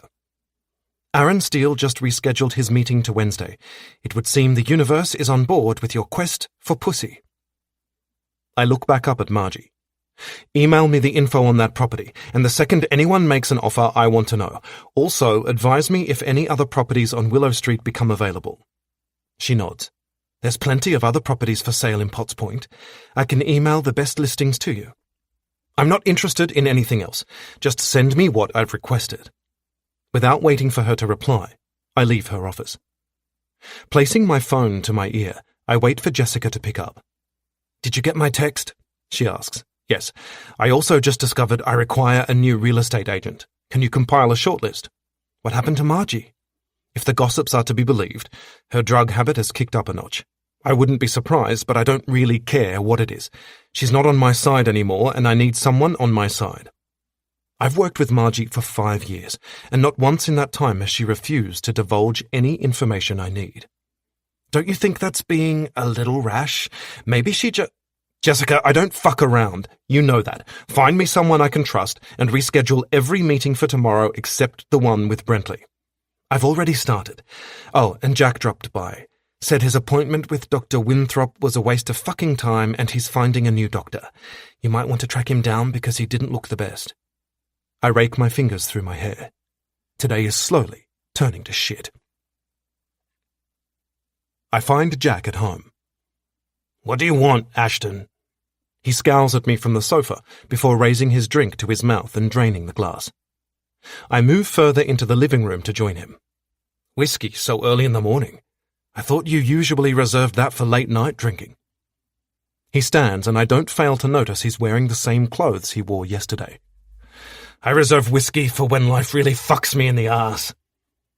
I watch as he refills his glass and downs half of it in one go. Jesus, Jack, what's going on? Raising his drink, he says, Cheers, mate. My manager just informed me he's no longer my manager, and that the movie I was supposed to start filming in a couple of months is no longer mine. I frown. I thought you wanted out anyway. I did. Turns out I didn't know what the fuck I wanted until it was taken away from me. And Dr. Winthrop? Jessica told me. He scowls again. Dr. Winthrop is a fucking asshole. I'm not seeing him again. Because he tells you things you don't want to hear, or because he's an asshole? He finishes his drink and slams the glass down on the coffee table, glaring at me, because he knows I'm the only person in his life who won't let this shit slide. He says, Do you really think he's telling me something I don't know, Ashton? I fucking know! I live and breathe this shit every day of my goddamn fucking life. I push him harder. So, what? You know, but you don't want to hear it at the moment. His chest pumps furiously as his anger rises. Is that a crime? Would you want to hear that shit every time you went to the good doctor? No, but I wouldn't want to be fed fake hope, Jack. You're bipolar. You can't fix it, drink it away, or get rid of it. It's here to stay for life, and it's about time you fucking dealt with it once and for all. We stare at each other in silence. My words sit between us like a gaping wound that needs to be healed. The kind of wound no one wants to go near because it's too nasty and filthy to even know where to start fixing it. Or how. Finally, he says, I'm tired, Ashton. I'm tired of my own damn mind. And sometimes it's easier not to hear how I keep fucking shit up. All his fight is gone, and that sends a chill up my spine. I need him not to give up. I need him to keep fighting. Let me find you a new doctor, then. My words come out in a ragged beg as I plead with him to let me help. Still staring at me, but now through vacant eyes, he exhales a long breath. Waving his hand in the air, he says, "Fine, but make this one a woman. If I'm going to spend my hours talking to someone, I at least want some tits and ass in the room. I'll book you an appointment for this afternoon. You need to shower and change into clean clothes between now and then. No fucking way am I allowing him to surrender to this disorder. I'm going back to bed first," he mutters as he walks past me in the hallway. I watch as he heads to his bedroom. Once the door closes behind him, I pull out my phone and call Jessica. "Did you find Jack?" she asks, answering my call. "Yes, and I need you to come over and babysit him today." She groans. "Really?" "Yes, really," I snap. "I'd do it myself if I could get out of work today." "You're lucky I like you, Ashton. Jack is hard fucking work. You want me to come over now?" "Yeah. I'll wait here until you arrive." There's no way I'm leaving him alone again until we get his mental state under control. Jack is far too important to me to lose. By the time Jessica arrives, Jack has wandered back out into the kitchen where I've spent the last 15 minutes searching for a new psychologist. He glances at Jessica as she enters the kitchen to join us. "Hello, beautiful. I see Ashton has called in the big guns." She rolls her eyes before wrapping her arms around him and pressing a kiss to his cheek. "Ashton is lucky I like him, and you're lucky I love you." He doesn't let her go when she tries to pull away. Rather, he slides his hand around her waist and rests them on her ass. "Why did I ever let you go?" "Because you were dumb." A smile lights up his face and he chuckles. "I was. And now you're into women, so I have no chance at fixing my mistake." "Jack, I'm into women and men, but trust me when I tell you that I would never let you break my heart again. One doesn't simply get over Jack Kingsley. My scars still hurt." His smile disappears and he lets her move out of his embrace. "Fuck, I'm a bastard." She nods. "Yes, you are, but somehow you still make us all love you." Turning to me, she says, "You should get going. I've got this from here." I nod as I scribble an address and time on a piece of paper. Eyeing them both, I instruct, "Your appointment is here at 4 this afternoon." I direct my next question to Jessica. "I'll be home by 7, maybe earlier. Are you good to stay until then?" "Yes." The way she clenches her jaw, though, lets me know this isn't something she really wants to be doing. I can't blame her. Jack threw her love away 5 years ago and took a chunk of her heart with him. While I know she'd do anything to help him, I also know that being with him is hard. It reminds her of everything they had and everything he did to kill their life together. As the door to my home closes behind me, I hear her bossing Jack around and can't help but smile. He deserves that. Thank fuck she agreed to today. I only hope she'll be good for tomorrow as well, because giving up my plans with Lorelei isn't something I want to do. Chapter 15. Lorelei. Lorelei! Jack greets me with enthusiasm as Ashton shows me into his living room. Another double date. I smile at him as I take in Ashton's house. It's the first time I've been here. His home is the most masculine home I've ever set foot in. From what I've seen so far, it's a mix of browns and greys with a hint of black in places. All cement, marble, glass and sleek furniture. Jack! I greet him in a more subdued manner, but am equally happy to see him. Ashton's hand brushes across my back as he guides me to the sofa. Lust pulls in my belly at his touch. Tomorrow can't come fast enough. Sorry Ashton had to cancel your dinner plans for tonight. I tried to tell him I'd be okay on my own, but it seems my friend thinks I'm going to do something stupid with my life. I take a seat and look up in time to see Ashton scowl. Jack, don't. Jack cuts him off. Don't what, Ashton? Tell her how fucked up I am? The air is thick with tension between these two. I decide to cut straight through it. Turning to Jack, I ask, Is he right to think that? Jack stares at me. To think I would kill myself? I nod. Yes, that. My heart beats faster at the topic of conversation. This hits a little too close to home. He continues to stare at me, and I wonder if perhaps I have misread him. Maybe he doesn't prefer upfront and honest after all. However, when a grin fills his face, I relax. Glancing up at his friend, he says, I fucking love her, Ashton. And then to me, I would never end my life, Lorelei. That's a coward's way out. I narrow my eyes at him. But you'll find other ways to fuck with it. Jack rubs the back of his neck, clearly bothered by that statement. Leaning forward, he says, You just say it like it is, don't you, sweetheart? I swallow hard. Not usually, Jack. Usually I have more manners than this, but let's just say this is a topic close to my heart, and I don't like to see people going through what you're going through. How do you know what I'm going through? I'm not sure exactly what illness he has, but it's clear his mental health is suffering. I can see the signs. I lived with them for most of my life. I admit softly, this isn't something I tend to discuss very often. He cocks his head. A parent? I nod. My mother and grandmother were both bipolar.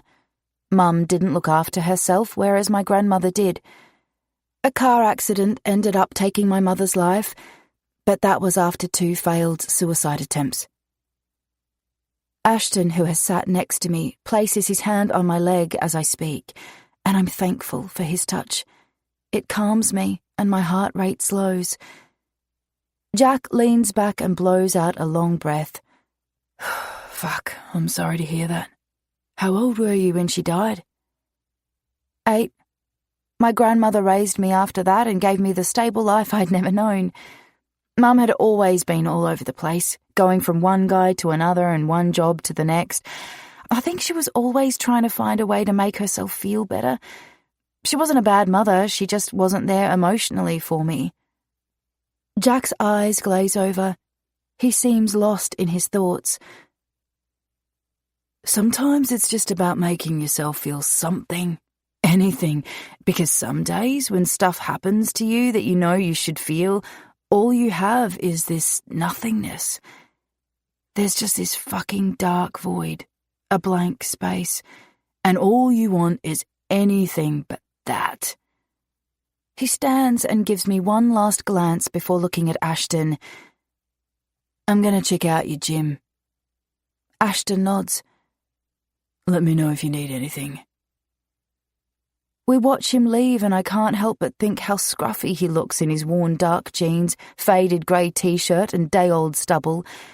Turning to Ashton, I say, is he seeing someone about this? Yes, I found him a new psych today and he saw her this afternoon. He seemed to get on with her and they've scheduled appointments for the rest of the week. Thank goodness. He doesn't look great. I mean, compared to yesterday, he seems to have gone downhill overnight. He leans forward and claims my mouth with a long, deep kiss, a kiss that causes me to struggle for air when he ends it. Your face is better today, he murmurs, his eyes searching my face. I touch the skin there. The pain is gone, as is the redness. Yes, thank God. Leaning back against the sofa, he says, I don't want to talk about Jack tonight. I hear the exhaustion in his voice, and even though I hardly know him, I sense how much this is affecting him. Shifting sideways on the sofa, I place a hand on his chest. Tell me about your day instead. When he'd called me earlier to cancel our dinner and ask me to come over instead, I'd heard the conflict in his voice. It was pretty clear the last thing he wanted to do was change our plans, but seeing Jack now, I'm glad he did. His eyes find mine, and I see surprise there. It was the kind of day I'd rather forget. Tell me about yours. What was that surprise in your eyes just then? He spreads his arms across the back of the sofa and my eyes are drawn to his chest. Ashton is still dressed in what I presume he wore to work today, a black suit with white dress shirt. His jacket is open and his tie is loosened around his neck. Suits are my downfall, and when he casually spreads his arms wide, his powerful body on full display, excitement flares deep inside me. He's mine. Well, not really, but we've a hot date for tomorrow, so I'm claiming him for the moment. He answers my question while I drool over his suit. You asked me how my day was. It's been a long time since a woman has asked me that, since one cared enough to inquire. I want to ask him how any woman he was with could not care enough about him to ask that, but it feels too soon for such a personal question. Besides, I'm not sure I want to hear about his past relationships just yet. I like to think of myself as a woman who doesn't experience jealousy, but the thought of him with someone else causes weird feelings I'd rather not think about at the moment. When I hesitate to say anything, he moves his hand and places it on my knee. What are you thinking? Because I don't want to tell him what I'm thinking, I push up off the sofa and straddle him. Surprise flares in his eyes again. He wasn't expecting this, and I love that I've done the unexpected. I slide my hands over his chest and bend my face to his. I was thinking how I don't want to wait until tomorrow for your cock. My words make me feel bolder than I really am. I love sex as much as any woman, but I'm not really an initiator. And on top of that, I'm not experienced with dirty talk. What I just said wouldn't be dirty talk for many, but for me it is. I hope I don't look as flushed as I feel. His eyes hold mine. He cups my arse with one hand while his other arm remains spread out across the sofa. I don't believe you. I blink and try to sit back a little so our faces aren't as close. That wasn't what I thought he'd say, and it confuses me that he didn't take the lead and run with it. He doesn't let me shift back, though. His hand remains firm on my arse, keeping me close. You don't believe I can wait until tomorrow? I practically stammer my words out. I'm feeling stupid for even attempting to talk dirty to him. No, I don't believe that's what you were thinking. I push against his chest in an attempt to move off his lap. This has gone from bad to worse because I really don't want to admit the truth. When he refuses to allow me to move, I say, "Ashton, let me off." He holds me tight. Tell me what you were really thinking. Heat flushes my skin again, and I push even harder against him. The vein in his temple pulses as both his arms circle me. He then stands, taking me with him. My arms and legs instinctively wrap around him, even though all I can think about is how much I want to escape his hold. His eyes flash with determination. I'm not letting you go until you tell me what I want to know, Lorelei. So start talking, baby. I suck in a breath at both his use of that word and the command he wields, but I meet his gaze and dig my heels in. Put me down first. His brows rise. You're going to challenge me? As determined as he is, I hold my ground. I'll tell you what you want after you put me down. No. You'll tell me now. God, you're infuriating, Ashton. Put me down. He's silent for a moment. Why are you all flustered? Did I say something to cause that? His position isn't as hardline as it was a moment ago, but his tone is still demanding. I sigh and all my fight leaves me. If you really must know, I was feeling weird about discussing your past relationships, and then I tried sexy talk with you, and it's just not something I'm good at, and then it all went to shit from there. Now, can you please put me down? Warmth fills my cheeks yet again. I'm kind of wishing I hadn't said yes to tonight. He finally sets me down, but right when I think I'm escaping his clutches, he sits on the sofa and pulls me onto his lap again. Let's go over all that. let's not, I mutter as I hold his arms to steady myself. His lips twitch as amusement flickers in his eyes. First, let's set something straight. I need more sexy talk from this mouth. He runs his fingers across my lips before brushing his lips over them. Understood. My fingers dig into his biceps as I nod. Yes. God, yes. Do you want to discuss my previous relationships? No, not really. No. I stopped talking because really it's the only thing I should be doing right about now. The words coming out of my mouth sound confused even to me. His eyes search mine. I've had 2 relationships in my life that lasted more than a couple of months. The first one was for a year, and the second one lasted 4 years. That one ended about 12 months ago. I won't lie, I've dated a lot of women in between. I love his honesty and his willingness to share that information with me. It wasn't that I necessarily wanted to know all that, Ashton. I was just wondering how any woman you'd been with wouldn't want to know how your day was. But I didn't want to ask that because it felt too soon to bring up a discussion on your women. And my mouth snaps shut before I admit what I was about to, and I pray he lets it go. Of course, he doesn't. And what? God, why do you have to be so demanding? Because I want to know everything going on in that beautiful mind of yours. You can tell me anything, Lorelei. There's no judgment here. I still at his words. How do you do that? I ask quietly. What? Get inside my head like that. You blushed repeatedly. It was a guess. Getting inside your head is something I'm still trying to do because, believe me, you're one of the only women I've ever met whose head I can't seem to get in. And there he goes again, impressing me with his honesty. My body relaxes and I loop my arms around his neck before my mouth finds his. His lips part and my tongue sweeps over his as I shift closer to him. He deepens the kiss and runs his hands down my back to settle under my arse. I could kiss Ashton for hours. I could get lost in him. And I'm sure I would, except for the fact someone knocks on his front door. Fuck, he mutters when he ends the kiss. He lifts me with him when he stands and deposits me on the floor. Don't move. I'm getting rid of whoever it is, and you're going to practice your sexy talk. My eyes remain glued to the wide expanse of his back as he walks away. I sigh. That suit.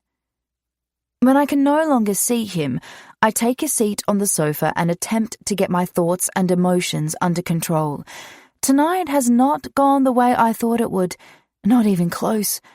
But I feel like in all my awkwardness we made some headway. Ashton managed to put me at ease, which is something not many men achieve. I might be a hopeless romantic and always searching for my soulmate, but I guard my heart ferociously, essentially closing a part of it off. The part that allows me to be completely vulnerable with a man. I'm pretty sure Ashton is going to attempt to demolish that wall. He returns to the living room with Alessandra in tow. Her eyes widen when she sees me. Smacking her brother's arm, she says, "I knew you had a woman, and thank fuck she's a good one this time." She pauses before adding, "Now, get me a drink, Ashton. Lorelei and I have a lot to catch up on." I can't help it. I burst out laughing. Ashton's sister is a breath of fresh air in life. I have no idea why she's here, but I do know that tonight's about to get really interesting. Chapter 16. Ashton. As I watch Lorelei with Alessandra, it strikes me how little I know about her, and just how much I want to know about her. I might know all the superficial things that Jessica dug up, but not the important stuff. Things I've never really cared to know about a woman before. What inspires her to strive for her dreams? What wakes her up in the middle of the night in a sweat? What is her greatest regret in life? Who she gave her heart to the first time? Ashton, Did you hear what I just said? Alessandra asks, drawing me from my thoughts. I drink the rest of the scotch sitting in front of me and give them my full attention. No. I said I want you and Lorelei to come for dinner this week. She looks at me expectantly, and I know I have no hope of avoiding this. Alessandra has never taken it upon herself to become involved in my relationships. She clearly wants to with this one, and stubbornness runs in our family. Next week, I fire back. I want Lorelei to myself this week. Alessandra's mouth spreads out in amusement. Oh, you didn't hear the part where she said yes already, to this week. I place my hand on Lorelei's leg. I'm sure you two will have a nice dinner, but I can't do it this week. Lorelei's hand lands on mine. Next week is good. Alessandra smiles as she takes that in, before holding her empty wine glass out to me. Next week it is. I'll have another drink, Ashton. You've already had 2, Allie. She stares at me. Your point? Are you planning on staying here the night? She shrugs. I might. Does Malcolm know? It wouldn't be the first time she spent the night after an argument with her husband, but I'm not in the habit of encouraging it. Her shoulders tense before she lets out a frustrated breath. He's the one who suggested it. Jesus, I mutter. Usually she's the one who calls time out. What happened? She moves off the sofa and begins pacing. He's being an asshole, Ashton. This isn't all my fault. I have to give her credit. She's self-aware enough to understand her contribution to their arguments, most of the time.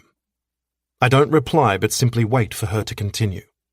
She finally stops pacing. He's always at work, always. Nights, early mornings, weekends, and when he is home, he spends most of his time arguing with me. I can't take it anymore. There's something off here. None of this is unusual.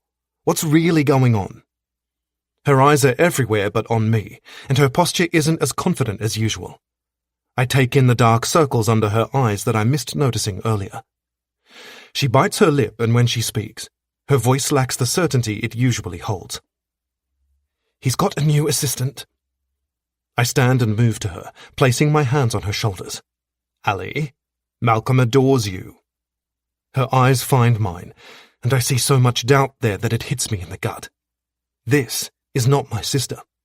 Where the fuck has she gone? He used to adore me. I feel like we're strangers half the time these days. We're both so damn busy with work and the kids. She glances down for a moment before looking back up at me. Her voice cracks on her next words. What if I fucked it all up? I don't let her go. How would you have fucked it all up? I'm not who he married, and I don't think he likes the person I've become. Lorelei clears her throat behind us. Do you want me to go, Alessandra, so you two can talk this through? Alessandra shakes her head.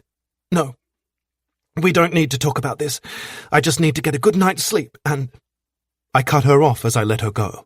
No, what you need to do is talk this out. You're not going anywhere until we do that. Her shoulders sag. God, I should never have opened my mouth. She eyes Lorelei. I don't want you to go, but I understand if you don't feel comfortable staying. I'll make tea. Lorelei makes her offer as I turn to face her. Thanks, I murmur. She's never been to my home before, but she leaves us without any further questions. Her take-charge attitude impresses me, and I spend a moment watching her go, before turning back to Alessandra. Are you seriously worried about this new assistant? She hesitates for a moment. I trust him, Ashton, but at the same time I'm not sure how strong we are anymore. I nod at the sofa, and once she takes a seat, I sit on the coffee table in front of her, resting my elbows on my legs. I lean forward and speak the only truth I know. Allie, you've been married to Malcolm for nearly a decade, and you've been with him for longer than that. If anyone knows how difficult you can be besides me, it's him. But that man loves you more than I've ever seen a man love a woman. And I hardly think he'd throw what you two have away for a quick fuck with an assistant. Her eyes are wide as she takes that in. Yes, but you... I shake my head. I wasn't finished. She closes her mouth and sits back a little, waiting for me to go on. For a smart, accomplished woman, you have insecurities a mile wide. It's time you sorted through them and started to believe in yourself where Malcolm is concerned. He's going to grow tired of always having to prop you up. She swallows hard, and I'm certain tears aren't far away, but she manages to blink them away. He doesn't always prop me up. Yes, he does, and you know it. God, she mutters, standing. You are such a bastard. I came here for your support, and you say this shit to me? I watch her as she reaches for her bag, and I stand as she takes a few steps in the direction of the hallway. Ali, you know it's true. Spinning around, she glares at me. No.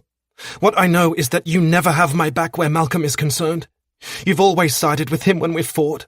I thought this time you might let me talk and listen to my side, but I was wrong. You never change, Ashton. I grip her arm and halt her progress as she tries to leave. There aren't sides in this. There's you and Malcolm, two people trying to make a marriage work, and all I'm interested in is helping you do that. I don't want to see you struggle in your marriage, and to do that you need to face the facts. And what are the facts? Tension settles over us, and it would be easy for me to mistake it for anger, but I know that it's really fear. You're afraid to give yourself completely to Malcolm. You don't let him all the way in. Alessandra, and it's time you did. Because not letting him in is what's causing all these fights and doubts in your marriage. She yanks her arm out of my grip. You don't know what you're talking about. God, you haven't even been married or hardly had a real relationship, so how do you even get to say that stuff to me? I get to say that stuff because I'm your brother and no one else says it to you. Everyone else in your life just panders to you, but what you really need to hear is what I just said. Yeah. Well, I've changed my mind. I don't want to stay here tonight. With that, she stalks out of my house, slamming the front door behind her. Lorelei joins me in the living room after Alessandra leaves. I sigh as I take in the expression on her face. If you're going to give me hell for what I just said, I don't want to hear it. She shakes her head. No, I'm not going to give you hell. You just said all that to her for 2 reasons, didn't you? Because you believe it to be true, and because you knew it would force her to go home, to her husband. I shake my hand around her waist and pull her close. You're a smart woman, Lorelei. I press my mouth to hers and kiss her, before adding, I'm not waiting for tomorrow to fuck you. A sexy smile settles on her face. Those are the best words that have come out of your mouth tonight? No, the best words to come out of my mouth are these. Take your clothes off. Chapter 17. Lorelei. A shiver runs through me at Ashton's words, and I suddenly feel shy in front of him. Weird, because the man stripped me last night and made me come, but the way he's looking at me now is making me self-conscious and all kinds of confused. I move out of his hold and take a step back. I'm not stripping for you in here. Jack could walk in at any moment. True. He guides me out of the room and down the hallway to a flight of stairs that are encased in glass. Indicating for me to go first, he follows closely behind as I do my best to ignore the butterflies in my stomach. Why am I so damn nervous? It's not like I haven't slept with a man before, but there's something about Ashton that I've never experienced with a man, and right now it's crashing into me in a big way. He's so dominant. I'm beginning to think that Ashton might be the kind of man I could lose myself in, because if he doesn't give me space now to keep him at arm's length, he's sure as hell not going to give me space once I've handed him my heart. I'm not sure I can survive him if this relationship turns into something that consumes me like that. We enter what I presume is his bedroom, and as he closes the door behind us, I turn and face him. This room is stunning. Ashton has expensive taste. Floor-to-ceiling windows fill one wall of his room, the view a jaw-dropping panorama of Sydney. The city lights up his space in a beautiful wash of colour, highlighting the opulence that even his minimalist style can't hide. Only a few pieces of furniture occupy the room. A bed that I'm pretty sure is larger than a king, bedside tables, and a leather armchair, with a couple of lamps scattered around. He has a preference for the rich tones of brown, Various shades of the colour are splashed throughout. But it's the large pieces of art adorning the walls and the textured grey paint that really make this room. He doesn't stop or acknowledge what I've said, but rather keeps moving towards me. The hard set of his jaw and shoulders, coupled with his stride, causes my heart to beat faster. I swallow hard. I'm not sure I can do this. I need more time to figure this out. I'm not ready for this man. Why are your clothes still on? His words are a demand that match the flare of command in his eyes. My mouth is so dry. I need water. Oh God, I need a lot of things. Number one is to get my head together. When I don't reply, he growls, Lorelei, clothes off, now. I'm not ready, I blurt out and instantly feel the flush of embarrassment stain my cheeks. He's going to think I'm some naive little woman now. The last thing I want Ashton Scott to think of me. Yes, you are. My words don't even slow him. He just keeps on coming. It would seem, though, that you need some encouragement. Ashton, I'm more than ready for sex, but before I can stop him, he reaches his arms around me and unzips my dress. As he slides it down, he says, I told you I would fuck any remaining hesitation out of you, and that's what I intend to do. My dress drops to the floor. So, stop talking and start doing what I say.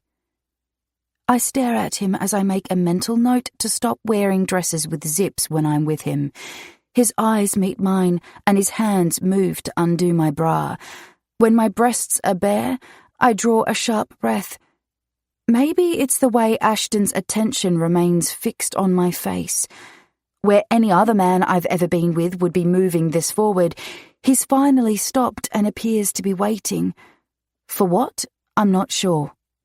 He looks so intent, so driven to make this happen. Without shifting his eyes from mine, he runs 2 fingers down the front of my panties.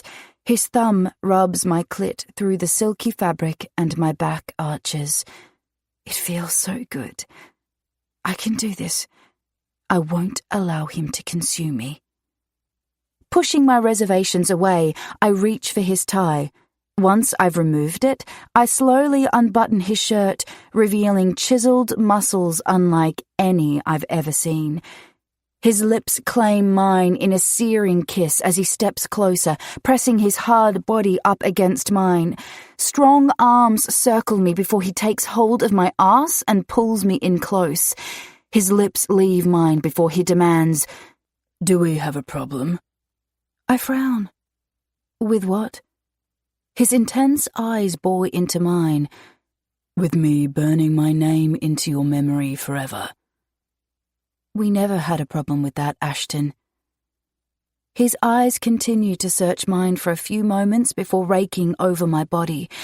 He lets me go and removes his suit jacket before moving to the armchair in the corner of the room and leaving it there. He then finishes unbuttoning his shirt so he can deposit it on the chair also.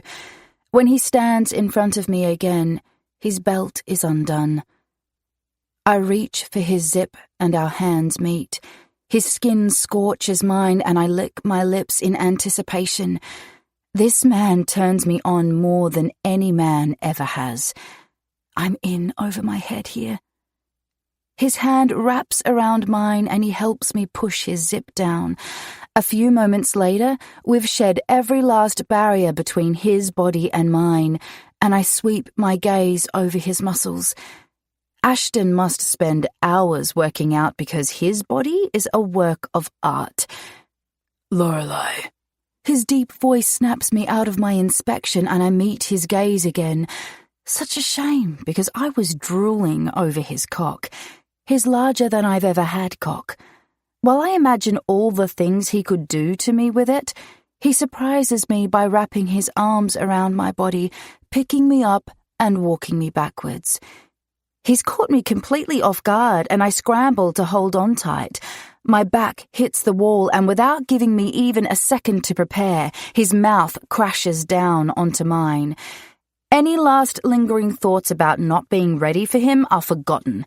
Ashton has asserted his power over me and I'm helpless to fight him. Tonight, I'm his.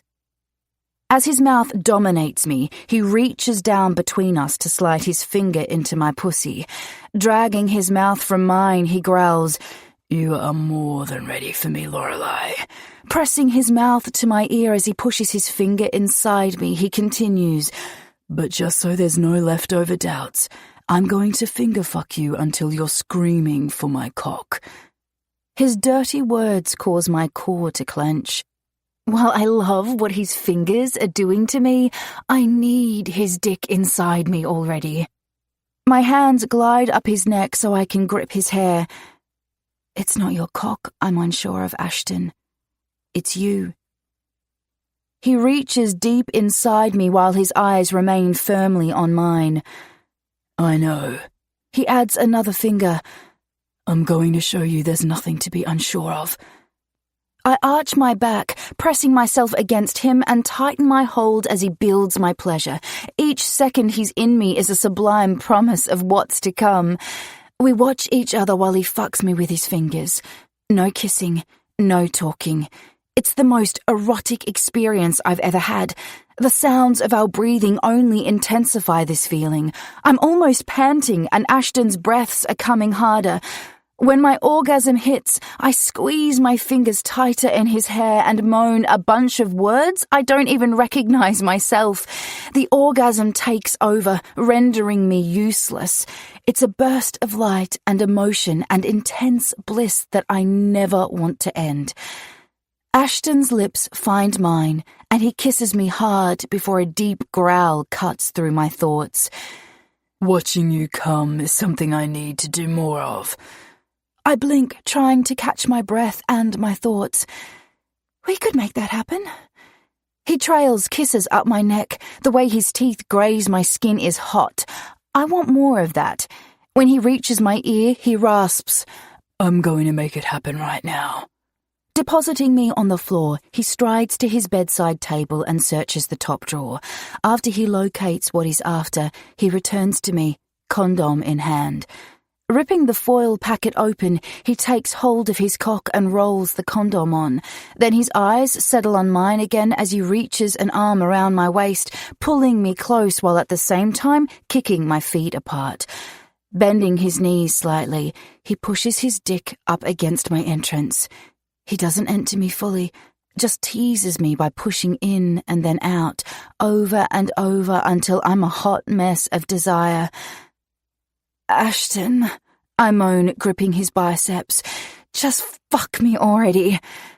Heat glazes his eyes.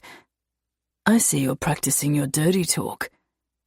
"I want to be practicing a lot more than that." He thrusts up into me on a groan. "Fuck. Oh God, I've died and gone to heaven." Seriously. His cock fills me and I loop my hands around his neck while he holds my ass. He pulls out, and when he pushes into me again, he grips me harder, pulling me close at the same time, all while keeping his eyes firmly on mine. He then begins the dance of sex, and our bodies move together in a perfect rhythm of slow, sensual thrusting. And once again, Ashton shows me just how erotic this can be. Everything about him, from the way he watches me, to how he takes charge, to the way his powerful body moves effortlessly, is sexual. The man commands every second of my attention, and in return gives me sex I won't ever forget. He was right when he said he was going to burn his name into my memory. His rhythm picks up and he enters me with more force. The look of determination in his eyes heightens my arousal, and I dig my nails into his skin as I reach desperately for my release.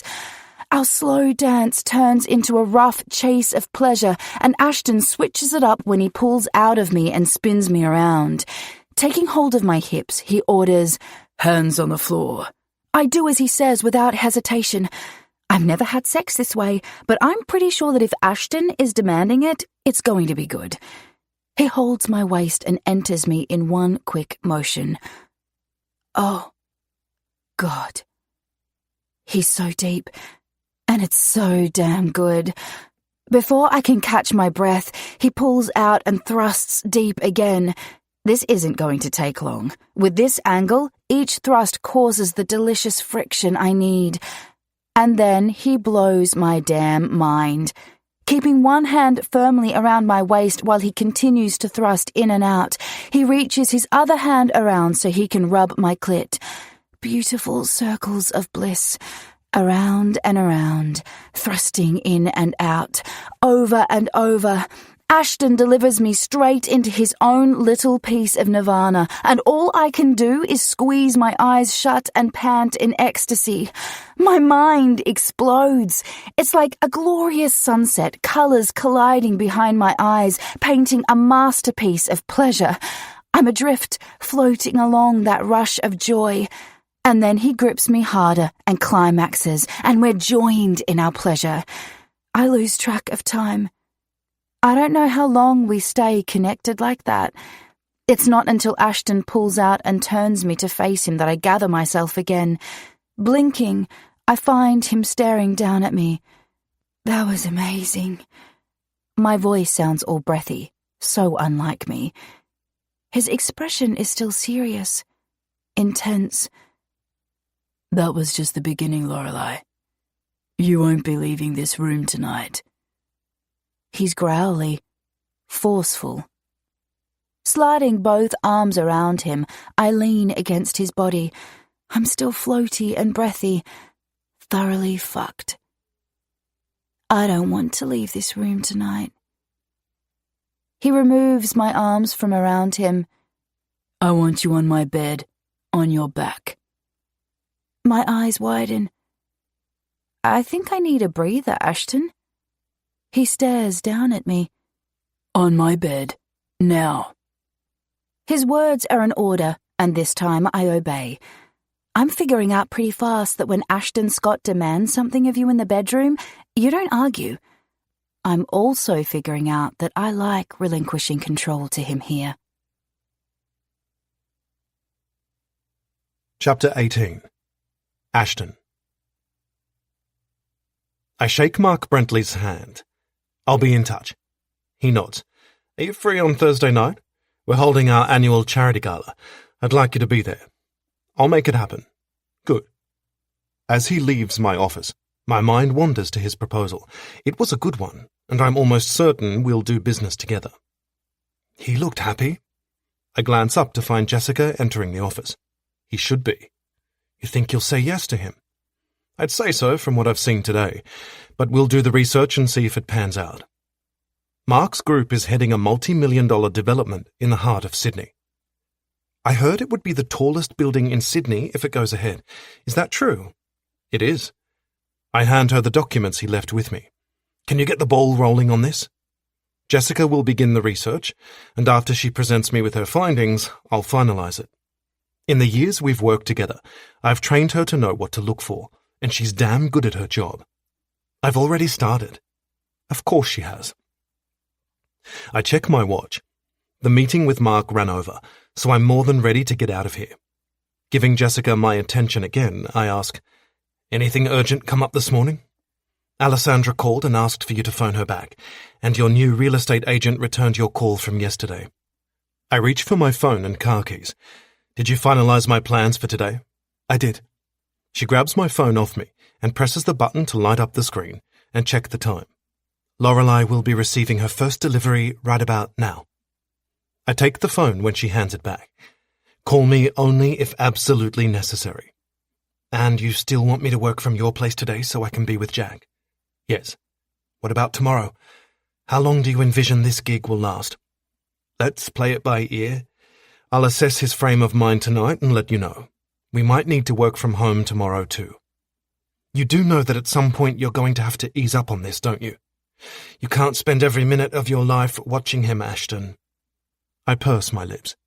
I'm going to be there for him as long as he needs it, Jessica. Yes, but no buts. Don't argue with me on this because you won't win. She sighs. No one ever wins against you. My phone rings, interrupting us. I glance at it to find Alessandra's name flashing on the screen. I need to take this. Was there anything else? No, you go. And don't worry, I'll take care of Jack. I was never worried, Jessica. As much as you say you disagree with me, we both know you'd be there for him at any time of the day. She lifts her chin in the direction of the door. Go. I place my phone to my ear as I head out of the office. Ali, I see you're still talking to me. Only just. What's up? I wouldn't be calling unless this was important. She pauses, and I wait for her to continue, intrigued as to what would cause my sister to ask for help that she clearly doesn't want to ask for. I need a babysitter tonight. Are you free? I reach the lift and stab at the button. I am. Oh, thank God. What's going on? You sound stressed. That's because I bloody am stressed. She blows out a breath. Malcolm and I are booked in for marriage counselling tonight. Good. What do you mean, good? She shrieks. We had another huge fight after I left your place last night, and he told me that if we don't get counselling, he'll be considering his options. I ride the lift alone down to the car park. Have you two discussed counselling before? He brings it up every now and then. But you refuse. Of course I bloody refuse. Talking stuff out with him only causes us to fight more. This is the last thing I want to be doing. Her fear is laced through her words. My sister would be one of the only women I know who doesn't want to talk about this kind of stuff. So you'd rather continue on not knowing what he's feeling. That makes no sense, Ali. She's quiet, and I have to prod her. Ali? I'm honestly scared where this will end up, Ashton. I think Malcolm wants to leave me. The lift reaches my destination, and I exit it to head towards my car. No, if he wanted to leave you, he would have done that. When a man wants to talk, he wants to stay and fix it. What time's your appointment? It's at 7. Can I drop the kids off at about 6? I'll make sure I'm home by then. And Ali? What? He loves you. Remember that. It's kind of hard at the moment when all I can think of is the way he looked at me last night. No, forget that. People say and do things they don't necessarily mean when they're angry. Think about the fact he cares enough to want to do this with you. If he didn't love you, he wouldn't bother. She's silent for a beat. I'm sorry I was a bitch to you last night. I unlock the car and slide into the driver's seat. Were you? I don't recall you being any different to usual. Smart-ass, she mutters. I'll see you tonight. I end the call and start the car. Finally. Lorelei is waiting for me less than 15 minutes away, and my cock is hard as hell thinking about her. I call her and she answers on the 3rd ring. Ashton. I'll be there in about 15 minutes. Did you receive the delivery? Yes, I'm staring at it. What exactly do you want me to do with it all? I want you to choose your favourite. Another delivery is about to arrive. You can open it, but then put it aside for me. I adjust my pants as my dick pushes against them. Okay. I can tell by the way her voice drifts off that she's already deep in thought about those deliveries. I want you to get yourself ready for me, Lorelei. What? As in, you want me to, Fuck. I love her inhibition. I'm going to fuck that out of her. As in, I want you to touch yourself and get that tight pussy wet for me. She sucks in a breath. I grip the steering wheel hard. When she doesn't reply, I growl, Lorelei, I want your fingers inside you for the next 15 minutes, so that your pussy is dripping for me when I get there. Are we clear? Or do I need to stay on the phone and direct you? We're clear. And Ashton? Yes. My fingers are already inside me. Fuck. Chapter 19. Lorelei. I open the door of the hotel room and wait silently for Ashton's response. He asked me to get myself ready, so I did. His eyes flare with heat as they roam my body. You surprise me, he says when he meets my gaze again. I tilt my head to the side. You thought I'd choose something a little less revealing, didn't you?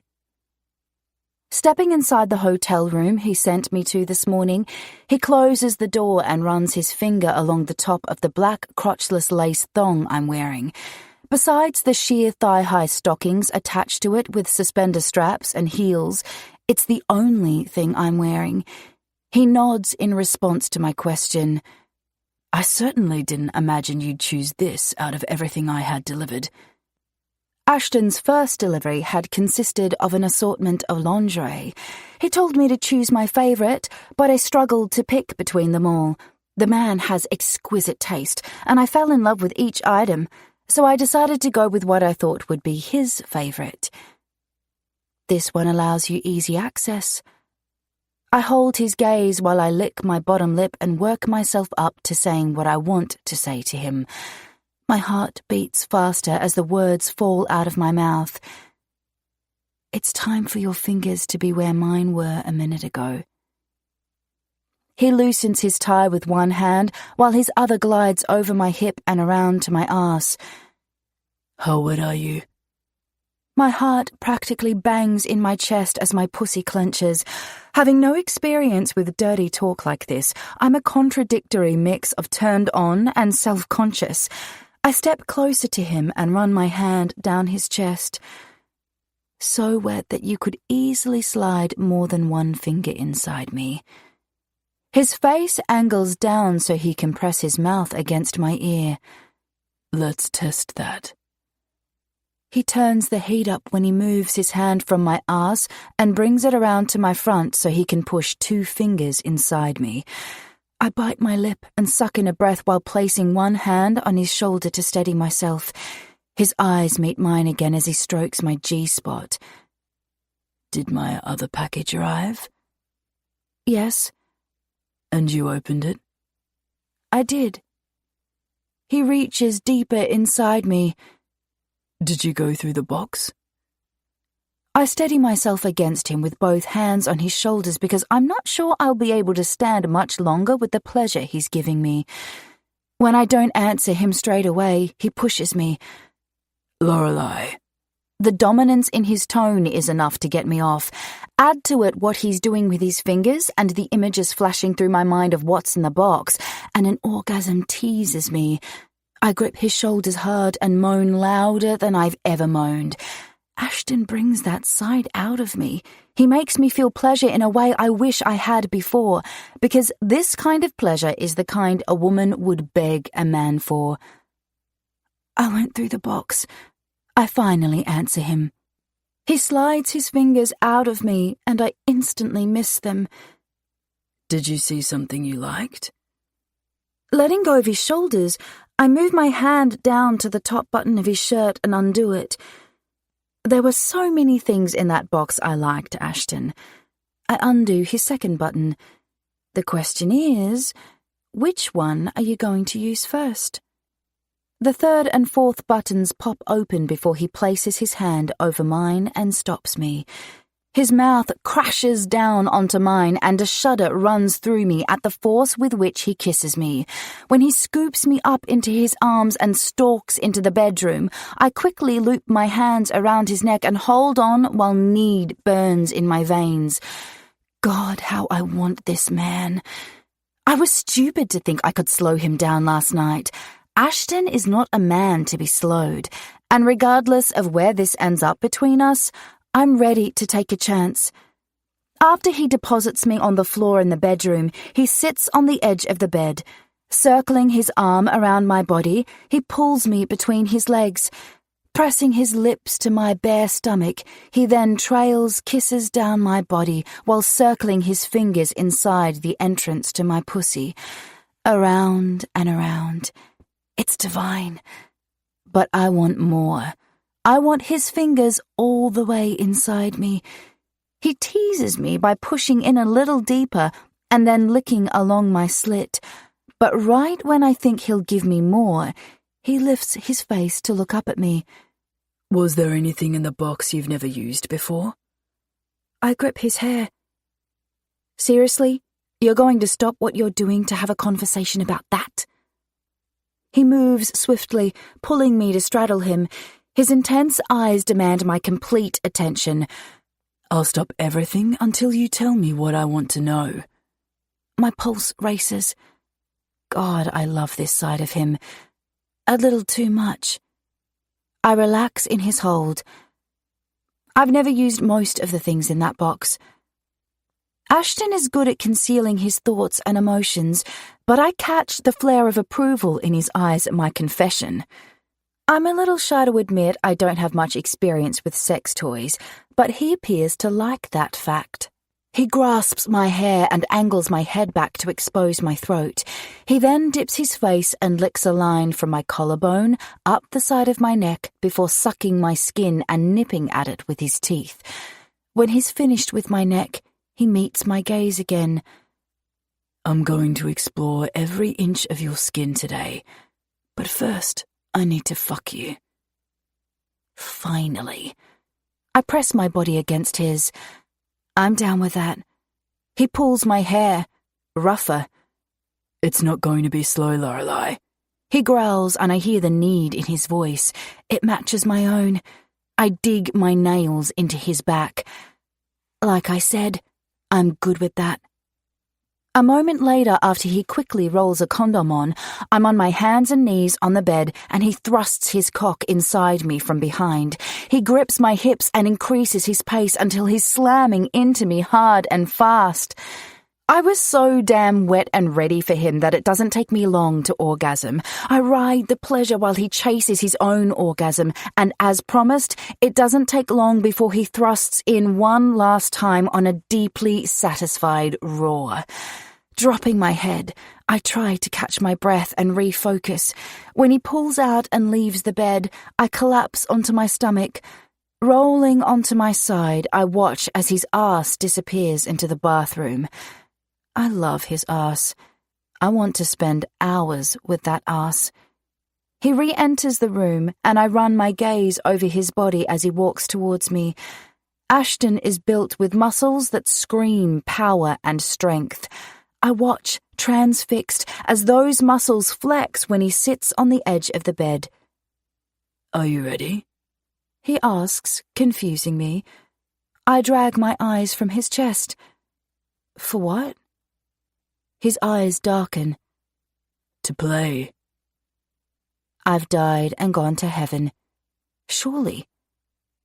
I crawl into his lap and lace my arms around his neck. I'm pretty sure that playing with you is something I would never say no to. Not after you convinced me last night. He holds up a silk scarf.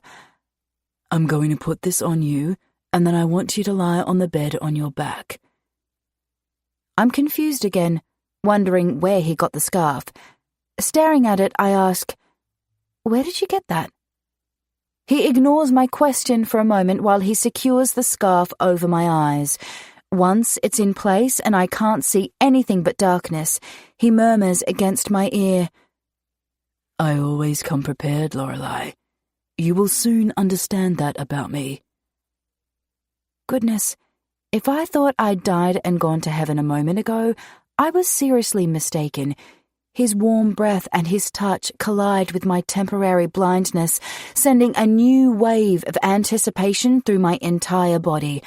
Every single nerve ending is buzzing with want for him. The bed shifts as he stands. I lie back and wait for his next move. When he does nothing, I say, "Ashton?" He doesn't respond, and I wonder where in the room he is. Not being able to see during sex is something I've never experienced, and I have to admit, it's hot not knowing what will happen next. I slow down my breathing in an attempt to hear him, but I can't make out his breathing. Maybe he's left the room. My toes curl at the thought of what he's doing. The box of toys is on the counter in the kitchen. I imagine he's looking for something in there. All thoughts of what he's doing are soon forgotten when ice hits my stomach. My back arches up and I squeal out his name, unprepared for the cold sensation on my skin. He places a hand on my stomach and holds me in place while he runs the ice over me, exploring every inch of my skin. The bed dips as he positions himself on it between my legs.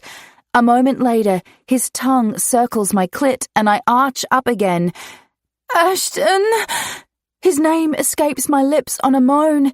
It's the only word I get out, though, because my brain can hardly process a thought.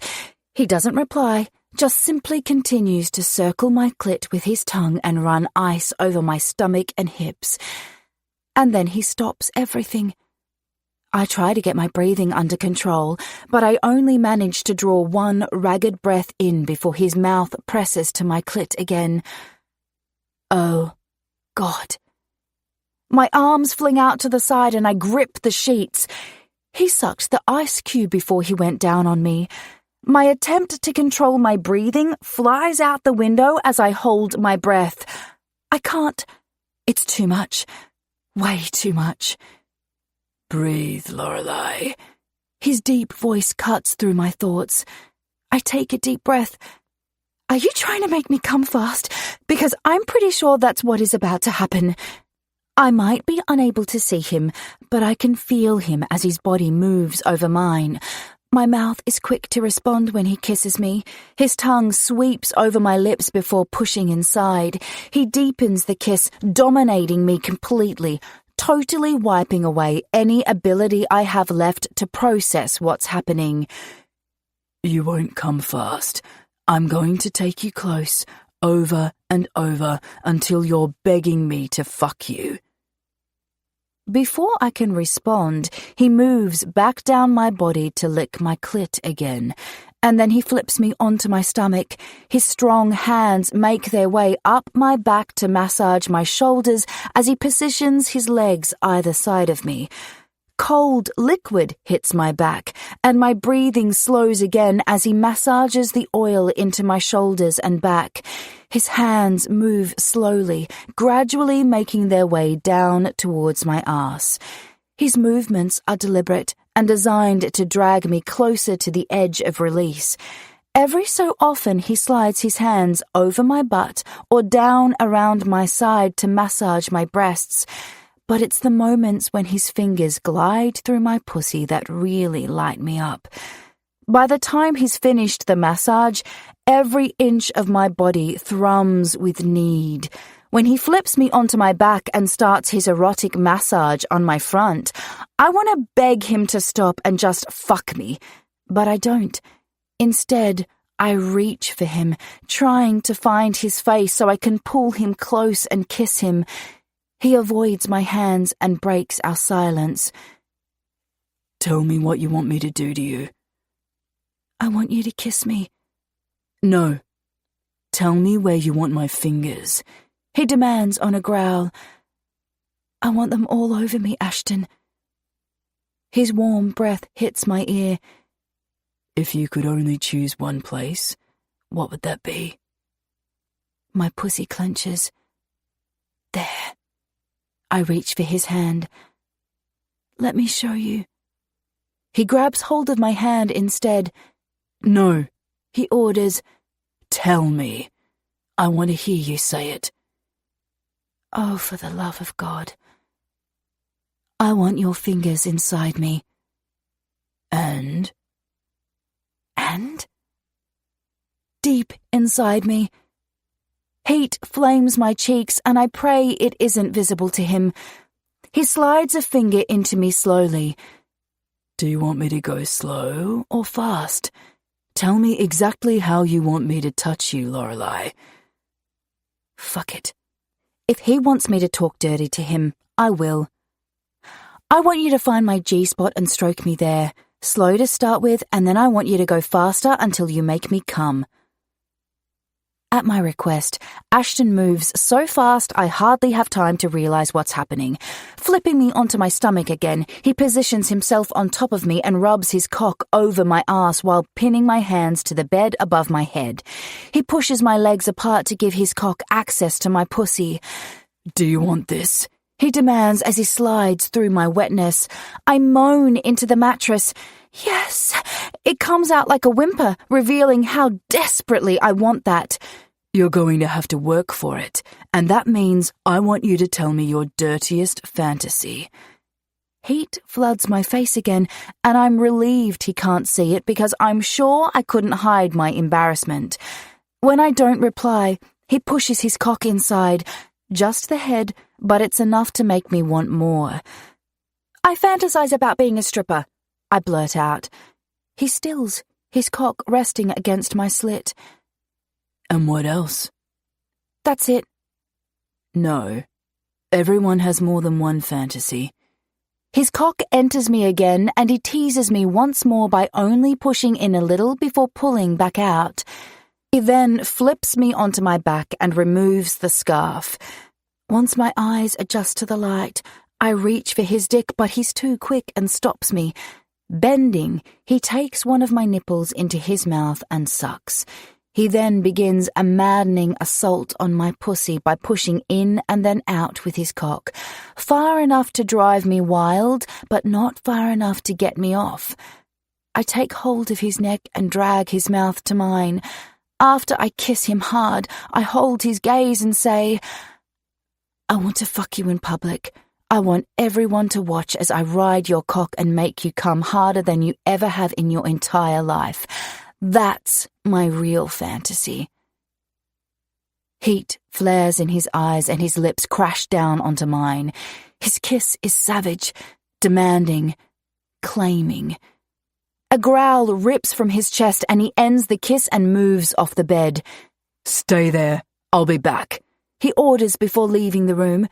It doesn't take him long to return, and when he does, he's wearing a condom and watching me like he wants to eat me. Moving between my legs, he places his hands on the bed either side of me. "Legs over my shoulders," he orders, his gaze focused on mine. There's a determined glint in Ashton's eyes that sends a ripple of pleasure through me. I grip his arms and do as he says right before he thrusts inside. He does this so hard that I slide up the bed. "Fuck!" he roars as he pulls out. I feel the same way. Ashton is a man who knows what he's doing. I'm not sure whether it's his confidence, his bossiness, or his skills that turns me on more. All I know is I can't get enough, and I can't get it as fast as I want it. He slams into me again. Deep. So fucking deep and hard that I feel like he's going to slam right through me. I shift my arms so my hands lock around his neck. "Don't stop," I beg. "Fuck me so hard I can't walk out of here." "Jesus, you're perfecting that dirty talk," he rasps. "Well, I figured I have to. You seem to like it." He stares down at me as he pushes me closer and closer to another orgasm. His muscles flex as he holds his powerful body over mine, giving me what I asked for. The kind of sex a girl doesn't recover from fast. I grip him harder when his pace picks up even more. Our bodies move in perfect rhythm together until my orgasm finally tears through me, takes me high, so high, and then I'm gliding. The pleasure wraps itself around me. All I know is that bliss. It shatters me. I come completely apart in Ashton's arms. Time stands still. When I eventually come to, he stopped moving. His cock still feels me, and his head has dropped to my shoulder. I slide my hands across his shoulders and down his arms. Ashton has the biggest arms I've ever seen on a man, and I take a moment to touch them. My mind is still righting itself after that orgasm just wiped all sense from me, and I linger in this moment for a beat. Just him and me. He lifts his head and finds my gaze. I'm not sure what I see in his eyes, but he watches me with an expression I haven't seen from him yet. Catching my lips, he kisses me. "For the record, I do like your dirty talk. I'd planned hours of exploring your body before I fucked you again, but you pushed me over the edge faster than I thought you would." He drops his gaze to my lips. "This mouth is full of surprises." I trail my fingers over his lips. "You like surprises?" "No, I don't. But it seems you have a way of challenging everything I know and turning it on its ass." I have no idea what he means by that, but I don't have the energy for a deep conversation right now, so I simply smile up at him. "I like surprises, just so you know." He pulls out of me and pushes himself off the bed. "I'll keep that in mind," he says before leaving the room. I roll onto my side and wait for him to return. My entire body is worn out and sleep beckons, but I'm determined not to fall asleep. I came here to spend the whole day with Ashton, so there's no way I'm spending any of it sleeping. Chapter 20. Ashton. Holding the phone against my ear, I watch Lorelei sleep. She passed out after I fucked her the second time, and she hasn't woken up since. That was a couple of hours ago. I'd been just about to wake her up when Jessica phoned me with an urgent issue I needed to take care of, so I let her sleep. "You're heading into the office now?" Jessica asks over the phone. "Yes, I need to sort this out before it escalates. It's $1 million at least problem if I don't fix it today, so I have no other choice." "Is Lorelei pissed?" "I doubt it. You haven't told her you're leaving yet?" "I haven't spoken to her for a couple of hours." "Fuck," she mutters. "You wore her out, didn't you?" "You could say that." "I am so jealous of you right now." "You? Nuh-uh. Stop talking. I haven't been laid in weeks, so you need to shut the hell up about your sex life. You were the one who brought it up." Lorelei stirs, blinking up at me. "I have to go, Jessica. Can you email me the information I need for when I get back to the office?" "Will do. And just to keep you in the loop, Jack spent most of the day in your gym. I have no idea what he's doing down there, but at least he's not drinking." We end the call and I take a seat on the edge of the bed. Lorelei frowns. "Why are you dressed? And how long did I sleep for?" "Fuck, she's beautiful when she's just woken up." "You slept for a couple of hours. Why didn't you wake me?" "I've had some problems at work to take care of while you slept." "And now you have to go to work?" I wait for her to complain, but she doesn't. Instead, she surprises me once more by not giving me hell about it. She's so unlike the women I've dated in the past who took issue with the number of hours I chose to work. I nod. "Yes." She sits up and her arms circle my neck. A sexy smile spreads across her face. "I think you should leave your toys behind so I can play with them. We didn't get to test any of them out." "They're not mine. I bought them for you." I steal a hungry kiss from her before adding, "I'll call you later for an update." "An update on what I tried out?" "No, an update on how wet you are." I stand before I lose the shred of control I have left. Lorelei has me so damn hard for her that I'm concerned I'll fuck up the business deal I need to fix. This is new territory for me, and I'm not comfortable with it. However, as much as I don't want to be in this predicament, the only thought in my mind as I exit the hotel room is how soon I can have her under me again. My thoughts drift to Lorelei as I listen to my sister later that night. It's been a few hours since I've spoken to Lorelei. She was on her way out to dinner with a friend after leaving the hotel and promised to call me when she got home. "Ashton, are you even listening to me?" I turn my attention back to Alessandra and take a swig of my scotch. "What was the outcome of the session?" She's just arrived back to collect the kids after the counselling session with Malcolm. I'm surprised he isn't here with her. She exhales a long breath. "Well, we ended up having another huge fight afterwards, and he told me to get in my car and pick up the kids while he calmed down." "Did the session go okay, though?" "It was bloody awful. I hated every fucking minute of it, and I think he did too." I lean forward and rest my elbows on my thighs. "I imagine that's how this is going to go for a while, Allie. At least while you two get all the shit out into the open." "I know, and it's why I didn't want to do it. What if he decides he hates me and can't live with me?" "How could anyone decide that, Alessandra?" Jack asks as he enters the living room and sits next to me on the sofa. Allie rolls her eyes. "You only say that because you've had a crush on me your whole life, Jack. This is my husband we're talking about, the man who shares a house with me and puts up with all my shit. There's no rose-coloured glasses there." Jack chuckles and I drink some more scotch. "It's all true. I have had a crush on you for that long. Maybe if Malcolm leaves you, I could finally have a shot." My phone buzzes with a text message, and I leave them to their conversation so I can check it. Jessica.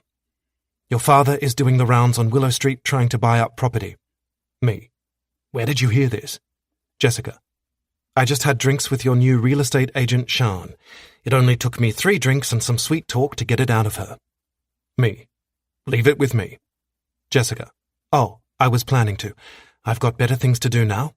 You're not the only one who's getting lucky today." "Was that Lorelei?" Jack asks. I glance at him before directing my attention to Alessandra. No, it was Jessica who has informed me that Dad is trying to buy up properties on Willow Street. What do you know about this? She sighs. God, Ashton, let it go. I keep telling you this, it's not good for your mental health. My shoulders tense. You knew about this? I heard rumors, yes, but I haven't spoken to him about it yet. I push up off the sofa. Fuck, Ali. You knew I wanted to be kept up to date with this. She stands too and glares at me. I did, and I also know that you should stay well clear of anything he's got going on. You two are toxic when you get mixed up in this stuff. My phone rings and I stab at it without checking caller ID.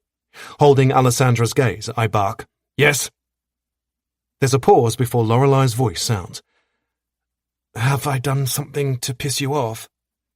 I rake my fingers through my hair. No, I thought you were Jessica. And you answer your phone like that to your assistant? She sounds less than impressed with me. No, you caught me in a bad moment. What's going on? It's nothing. Are you home? Ashton, it's hardly nothing. You practically bit my head off just now. Forcing out a harsh breath, I say, I just discovered something about my father that irritated me. Oh, God, your father. He came to see me. I frown. When? Last week. And you're just telling me now? I snap, instantly regretting it, but unable to stop myself. My father always brings out the worst in me. I didn't realize it was that important, but if it's that important to you to know, he offered me $3 million for my property. I still. That amount is about $1 million more than it's worth, and in my experience, people don't turn down money that comes that easily. Are you going to accept his offer? She doesn't reply. Lorelei, I demand, are you going to accept it? You know what, Ashton? I'll tell you what I told him, and what I told you when you wanted to buy it. Not everything is for sale. The line goes dead as she ends the call. Fuck, I mutter, as I stab at the phone to dial Jessica. She answers almost straight away. This better be important, Ashton. I was just about to go down.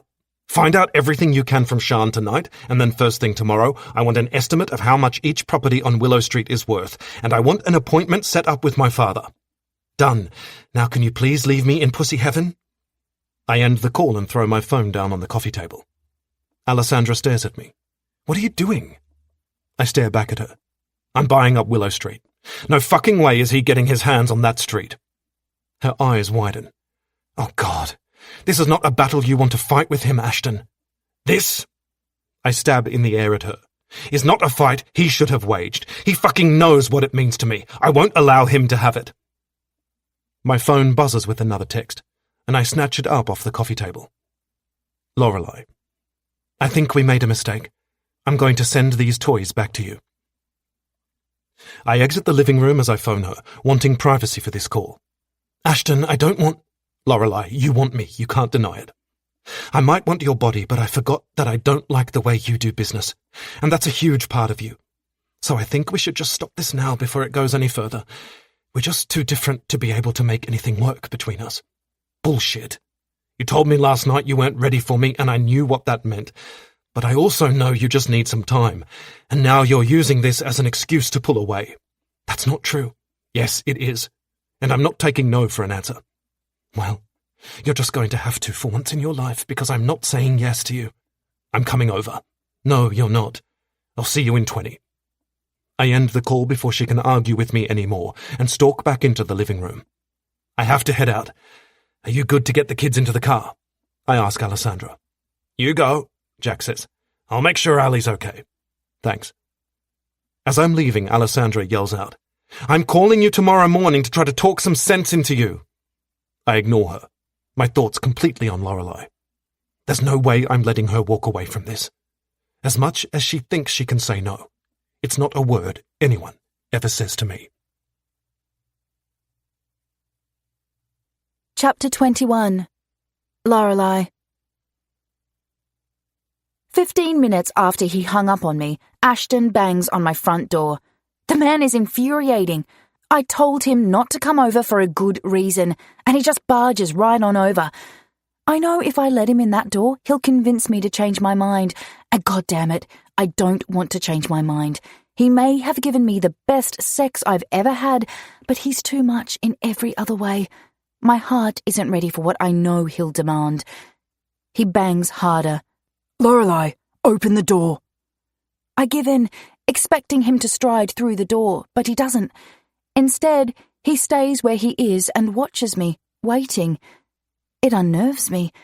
Just being in his presence is enough to do that, but the way his eyes hold me captive and the way his body screams desire completely messes with my thinking. Not to mention the fact my body remembers every inch of his from earlier today. Pointing my finger at him, I say, "Stop that!" His brows lift. I haven't done a thing yet. His deep voice stirs butterflies in my stomach. Damn you, Ashton Scott. I wave my finger in the air. Yes, you have. You came over here when I told you not to, and now you're just standing there staring at me. His lips twitch. Staring at you isn't doing anything. Well, you're talking to me too, so just stop it all. Turn around and go home. We had fun, now it's over. With one purposeful step, he enters my home and invades my personal space. His arm easily slides around my waist, pulling me hard against his body.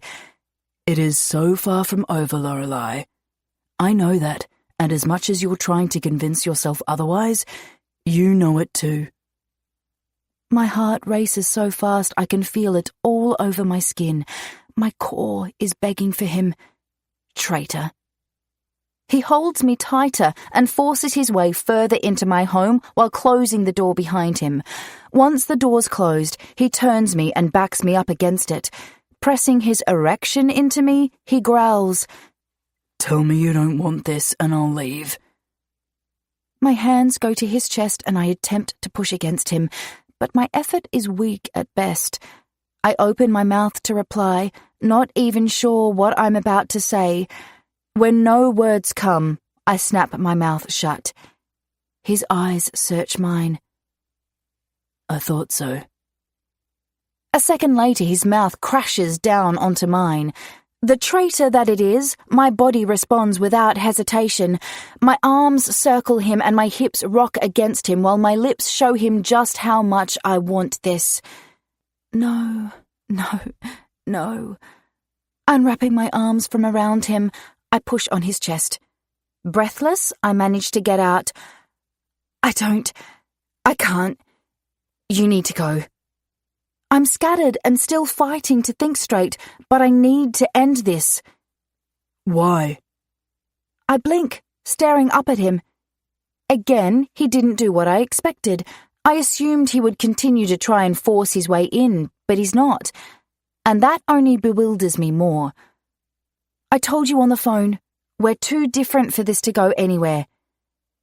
Leaving aside the fact that I don't agree, why do we have to know where it will go before we begin? Because I like to have a plan and know where I'm going. Bullshit. My eyes widen and angry heat flushes my skin. You've said that to me twice tonight, Ashton. I won't put up with it again. Someone has to say it to you. I suspect not many get the chance to challenge you. I fold my arms across my chest. And what does that mean? It means you run hot and cold, and I can see that you close yourself off at the first sign of trouble. But what you need to know about me is I don't give up easily. I want you and I will have you. I exhale a harsh breath. And I keep telling you that sometimes you just can't have what you want. He dips his face to mine and traces my lips with his finger.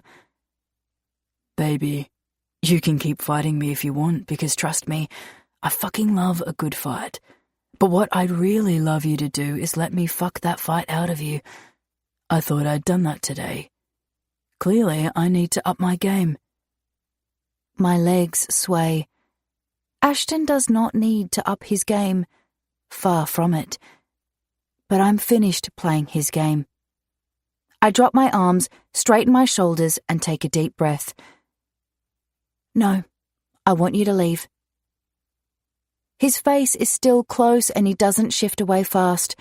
He holds my gaze for what feels like forever before finally taking a step back. This isn't done, Lorelei. Not by a long shot. With that, he leaves, and I close the door behind him. His scent lingers, and I close my eyes and inhale it as I sag against the door. The tension knotting my shoulders eases, but not by much, because as much as I don't want to admit it, Ashton was right. I do run at the first sign of trouble. Usually, though, that trouble takes a lot longer to find me. Usually, I don't fall this fast. "Why do you look like you've been hit by a truck?" Sienna asks the next morning over coffee in the office. I sigh and place my mug on the table. "Because I'm pretty sure one hit me last night." She frowns. "Come again?" "Ashton. He may as well be a truck with the way he rams into people's lives." She raises her brows and her lips form an O. "Tell me more. The last I knew, he'd rammed himself into things other than lives, and you were smiling about it. How can a man fuck shit up that fast?" "Oh, trust me, he can," I mutter before filling her in on what happened last night. Once I finish, she says softly, "I don't think Ashton's the problem here." "What the hell does that mean?" She holds her hands up defensively. "Hear me out, okay?" I lean back into my chair and cross my arms while scowling at her. "Fine. I think you're having a hard time letting yourself fall for him. From everything you've told me, he's as alpha as they come, and you've never dated a man like that. He's pushing for a lot straight away, more than you've ever had to give at first." Fiddling with my pen, I stare at her. "It's true. He is pushing. And you're resisting." I nod. She leans her arms on the table. "Do you want him?" "Yes, but no buts. I'm not letting you get away with that this time." "Sienna, I might want to screw him, but that doesn't mean we should date." I stand and gather the documents in front of me. "I appreciate what you're doing, but Ashton's not the man for me." "So that's the end of it? Just like that?" "Yes. I've got his sex toys here to give back to him, and then we're done. And now I have to get ready for my meeting. Stan will be here in about 5 minutes." "That's the guy who wants you to invest in his resort?" "Yeah, the one he's building on the Gold Coast." She stands and places her hand on my arm. Meeting my gaze, she says, "I doubt you've seen the last of Ashton, babe. Like, seriously, he doesn't seem like a man who just gives up. I hope you're ready for that." I know he won't, but I'm ready. I think the main thing with Ashton will to always be one step ahead of him and to try and catch him when he's not expecting me. That's why after my meeting, I'm going to actually go to his office and drop those toys off. She grins.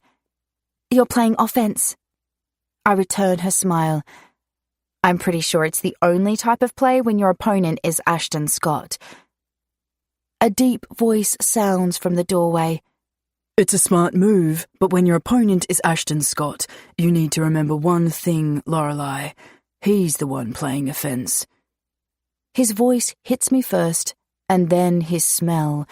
And as I turn to face him, catching the 3-piece suit he's wearing, and the good looks he couldn't hide even if he tried, I know he's right.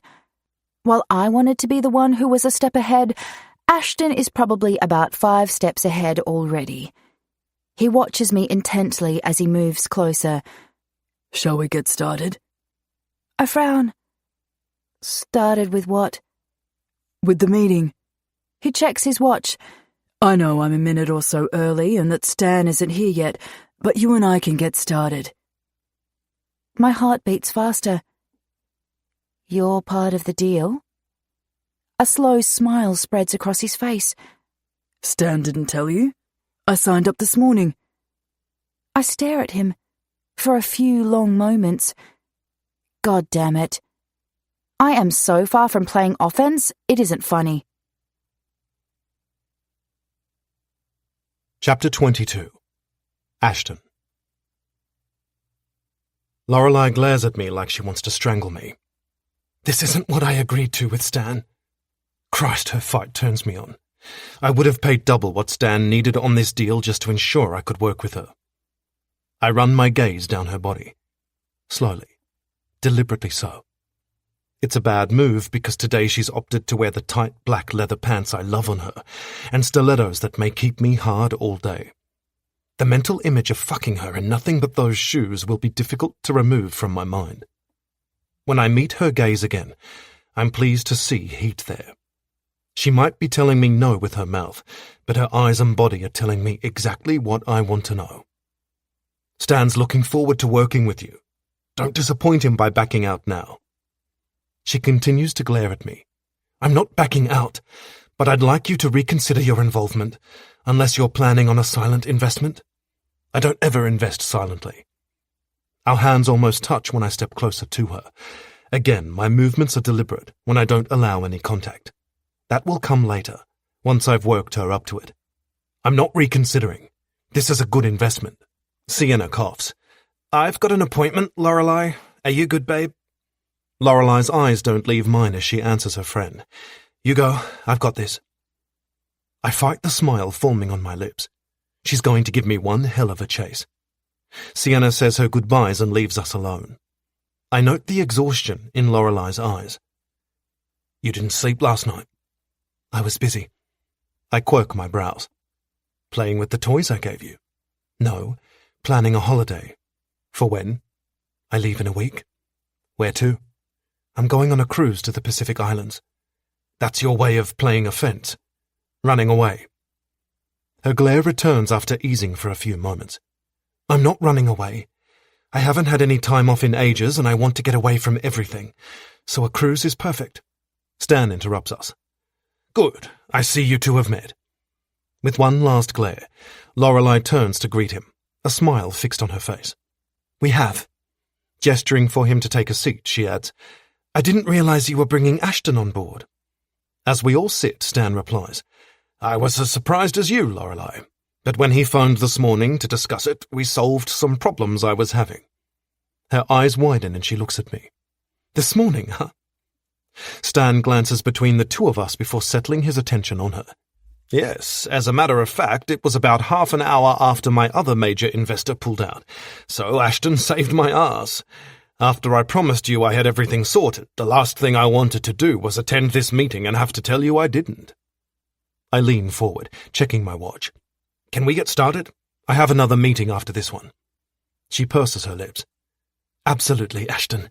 I'd hate to hold you up. While Stan runs through his presentation, I watch Lorelei and listen to her. She's smart and asks the right questions. The way she handles Stan impresses me, and I realize where her talents lie. Lorelei is good with people. She's firm, yet knows when to be soft. And she has this ability to direct a person to her way of thinking while allowing them to believe they came up with it by themselves. In the process, it makes them feel confident not only in themselves, but also in the idea she wanted to make happen. We discuss our next steps, and then Stan summarizes everything before saying, I think this is going to be one of the best developments I've been involved with. You two have a wealth of experience behind you, and the fact we all agree on so much should help this run smoothly. Lorelei glances at me. The glare she started the meeting with has disappeared. I don't have anywhere near the experience that Ashton does. I am looking forward to learning from both of you. I stand and shake Stan's hand. Contact Jessica if you need anything. I'll get the ball rolling on what we've discussed. Thanks, Ashton. I'd like the three of us to meet once a month if that works for you. It does. I glance at Lorelei for a brief moment. This project is a top priority for me, so whatever you need, you've got. His phone rings and he excuses himself to take the call. I watch him leave and then face Lorelei again. You just broke a few of your own business rules, she said. I did. My eyes dropped to that exquisite body of hers. I've had a taste and it was far from enough. But this new tension between us is intoxicating, captivating me more than I imagined possible. Lorelei Winters means more to me than a casual relationship. I want this woman by my side just as much as I want her under me.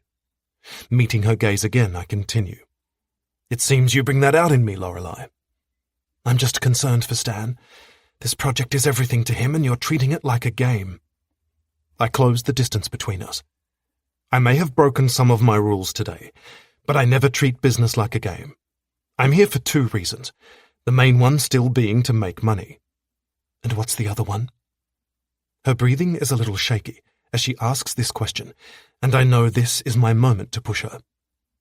Placing my arm around her waist, I pull her to me.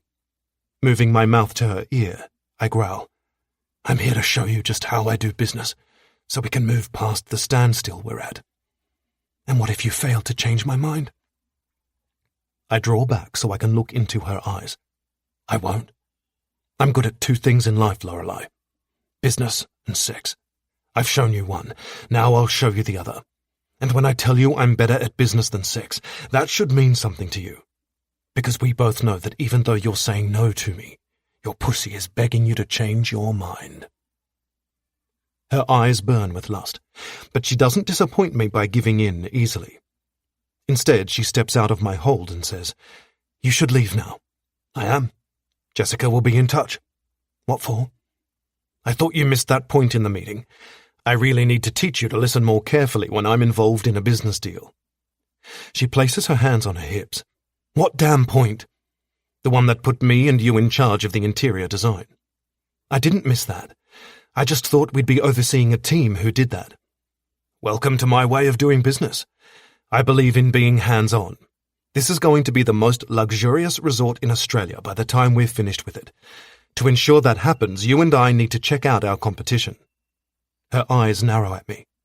"And what exactly does that mean?" "It means cancel your cruise. We've got resorts to visit." "Oh my God, you sneaky bastard. I told you this wasn't over, and I meant it, Lorelei. I'm not a pushover, Ashton," she calls out as I exit the office. My lips curve into a smile. "Baby, I'm counting on it." I've scheduled this weekend and next for you and shuffled your Friday meetings to free you up on those days, Jessica says over the phone a couple of hours later. I enter my father's building as we talk, ignoring the tension that has settled into every muscle of my body. "Let Lorelei know, and don't allow her to say no." "Will do. She sent a box over with a note. You want me to open it and tell you what it says?" "I'm fairly sure I know what it says, but humour me." I wait for the lift to take me up to the top floor. A moment passes before Jessica's laugh sounds through the phone. "Oh, I love this woman. No wonder you're chasing her all over town, even after she shot you down 1,000,000 times."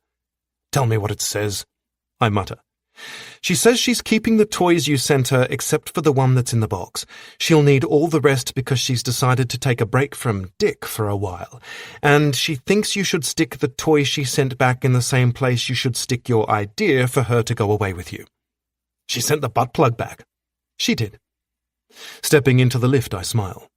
"Change of plans. Don't contact Lorelei about this weekend. Leave it to me to handle." "You ruin all my fun," she grumbles. "Goodbye, Jessica." I end the call as I reach my destination. Taking purposeful strides, I make my way to my father's office. This meeting has been a long time coming. "Ashton, to what do I owe the pleasure?" I stare at my father as he stands and moves towards me from behind his desk. He's hardly aged in the 6 months since I've seen him. I doubt the flecks of grey hair he's sporting have even increased in that time. His rugged good looks are only enhanced by his tanned skin and immaculate style. My mother doesn't work, but she spends a great deal of her time ensuring her husband looks good when he appears in the gossip columns. "Let's cut the bullshit, Dad. What's your plan for Willow Street?" He clenches his jaw as he glowers at me. "What makes you think you have a right to come here and ask me that after you cut me out of your life a year ago? You know damn well what right I have. Whatever you think you have, you don't, son. Now, is that all you came here for today? Because if so, I've better things to do than stand around squabbling like children over a business deal. I suggest that if you want to play with the big boys, you grow the fuck up." I step closer to him and lower my voice as I spit out. "I know what you did back then, and I've held on to that knowledge all these years. Don't make me use it." He never saw that coming and he flinches. But I'm still left with nothing but anger. Fuck. I've wanted to say those words to him for years. Why the hell don't they make me feel good? As I stalk out of his building, I curse myself for coming. I should have known better. My father always manages to get under my skin. The only thing different about today is that this time I managed to get under his too. The fact I'm not leaving feeling victorious confuses me. What the fuck is wrong here? Chapter 23. Lorelei. Throwing my house keys on the kitchen table, I sort through my mail. Besides a phone bill, there's not much of interest, so I dump it on the table and grab some cold water from the fridge. The spin class I just returned home from kicked my ass and every muscle aches.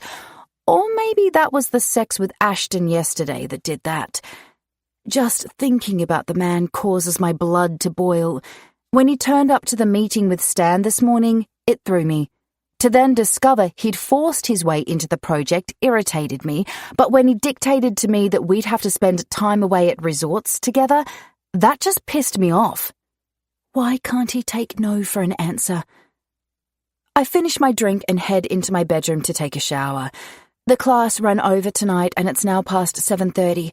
I've got a stack of work to get through, and the fact I'm home late and tired doesn't give me confidence that I'll get it all done. A knock on my front door slows me as I trudge into the bedroom. I wouldn't answer it, except for the fact I told my neighbour she could bother me for help any time. She's a single mum of 2 rowdy boys, and I figure she needs all the help she can get. Swinging the door open, I'm surprised, as well as annoyed, to find Ashton standing on the other side. I don't know why I'm surprised, though. I should have expected it. He is playing offense, after all. Ashton, it's late and I've got work to do. The determination in his eyes softens a little and concern flashes across his face. It's not late, Lorelei. With that, he enters my home and leads me into my lounge room before I manage to stop him. I pull out of his hold. Do you do this with everyone in your life? No. The way he watches me with such intensity as he answers my question, along with the answer he gives me, unleashes a wave of desire I don't want to deal with. When I don't reply, he takes charge again, settling me on the couch. Have you had dinner? Oh God, I realize how I must look after my spin class. I didn't even wear my good gym clothes today because they were all in the wash. Looking down at my old t-shirt and tights, I cringe. No, but I'm not hungry. Pushing up off the couch, I say, "You need to go so I can have a shower and get my work done." No, I'll order dinner while you have a shower. Ashton, Lorelei. He bosses, Shower now. We'll talk after. I stare at him, and I just know he's not going anywhere. I huff out a breath. Fine. I wave my finger in the air at him. But make sure you order me something good.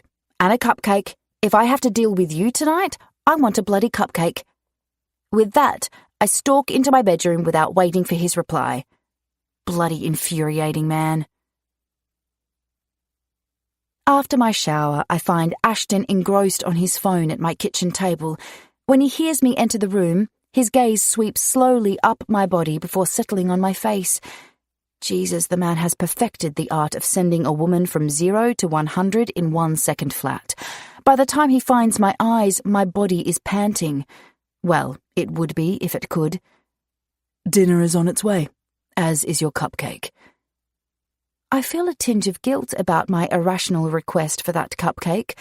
But damn, he listened and ordered me one. Thank you. I join him at the table. So, what did you want to discuss with me? That can wait. We'll go over it while we eat. Tell me about your day first. I raise my brows. You really want me to detail my day for you? His lips twitch. I do. I cross my legs on the chair, getting comfortable. Well, let me see. It started off with a bang this morning when the guy I said no to last night forced his way into a business deal that had nothing to do with him.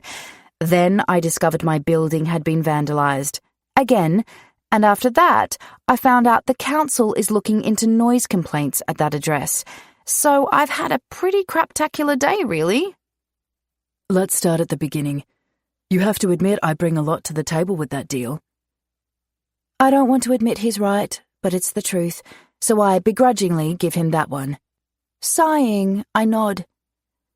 You do, but seriously, you managed to get someone to back out at the last minute just so you could spend time with me? That intense look returns to his eyes. I did. And I'd do it again, and will do it again if I need to. I'm not sure whether to yell at him to stop or to simply give in now. Our dinner arrives, saving me, and I take a moment to pull myself together when he leaves to answer the door. Surely he'll give up soon. He must have hundreds of women who'd happily go out with him. He doesn't need me. Returning with dinner, he passes me a white paper bag. Your cupcake, in case you want it first. I track his movements as he searches my cupboards and drawers for plates, cutlery, and glasses. He's still wearing his three-piece suit. His pinstripe suit. Those things are dangerous to womankind. Stop looking at the damn suit. Ashton Scott is not the man for you. Dragging my attention away from him, I open the cupcake bag. He's right. I do want it first. My eyes widen as I look at what he had delivered. Jesus, Ashton, are you trying to kill my hips? He joins me at the table. Eyeing the 4 cupcakes in front of me, he says, You're going to need more than one tonight. Oh God, what have you done? Tell me now. He smiles and I do my best to ignore it. And the lust that hits me. Let's just say your next few weekends are now booked, so I'm preparing for backlash. The cupcakes might help. My eyes narrow at him. You've already booked those resorts, haven't you? I could be busy those weekends. You're not busy, he says calmly as if he knows for sure. I want to throttle that arrogance out of him. Then it hits me. You know my schedule? My voice is practically a shriek. He holds my gaze, doesn't give me an inch, and he sure as hell doesn't allow me to look away. Lorelei, he starts, his voice deep. You should know me well enough by now to understand that I have made you my priority. I should tell him where to go. I want to. Really, I do. Instead, my core clenches and I simply stare at him, and I don't say anything. He stands and moves around to where I'm sitting. Placing one hand on the table and one on the back of my chair, he bends so our faces are close. This is the last time I'm going to tell you that you will be mine. You can run and you can say no, but I'm not a man who will accept either of those things. I will be patient, Lorelei, and I'll do whatever you need to believe in me, but I won't give you forever. And in that time, I won't stay away. His voice drops to a growl. You are not a woman I can stay away from. I thought Ashton had taken charge already. I was wrong. This is him taking over. And if I ever thought I had a hope of holding him at arm's length, I was wrong about that too. When Ashton Scott wants something, he gets it. He made that promise to me and he's keeping it. Right now, I'm certain that whatever he asks for in this moment, I will give. I'm also certain my life is about to change. Chapter 24. Ashton. Jessica? She appears in the doorway, irritated. What? Have you got those numbers for the steel proposal yet? No. My head snaps up. Why? Crossing her arms, she says, What crawled up your ass this morning? I narrow my eyes at her. More to the point, who pissed you off? You've been traipsing around here all day in a foul mood. She settles a glare on me before huffing out a breath of irritation. Dropping her arm, she enters my office. It might have something to do with the fact Jack is hell-bent on ripping open old wounds suddenly. Fuck. I lean back in my chair. Jack revisiting the past is not something any of us need. Too many ghosts reside there with the potential to wreak havoc on everyone involved. Exactly. She drops down into the seat across from me. He called me late last night and wanted to talk about what happened between us. Hurt flashes in her eyes. It's an emotion she does her best to avoid, so it surprises me.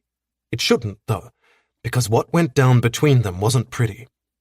When I look closer, I realize there's exhaustion to go with it.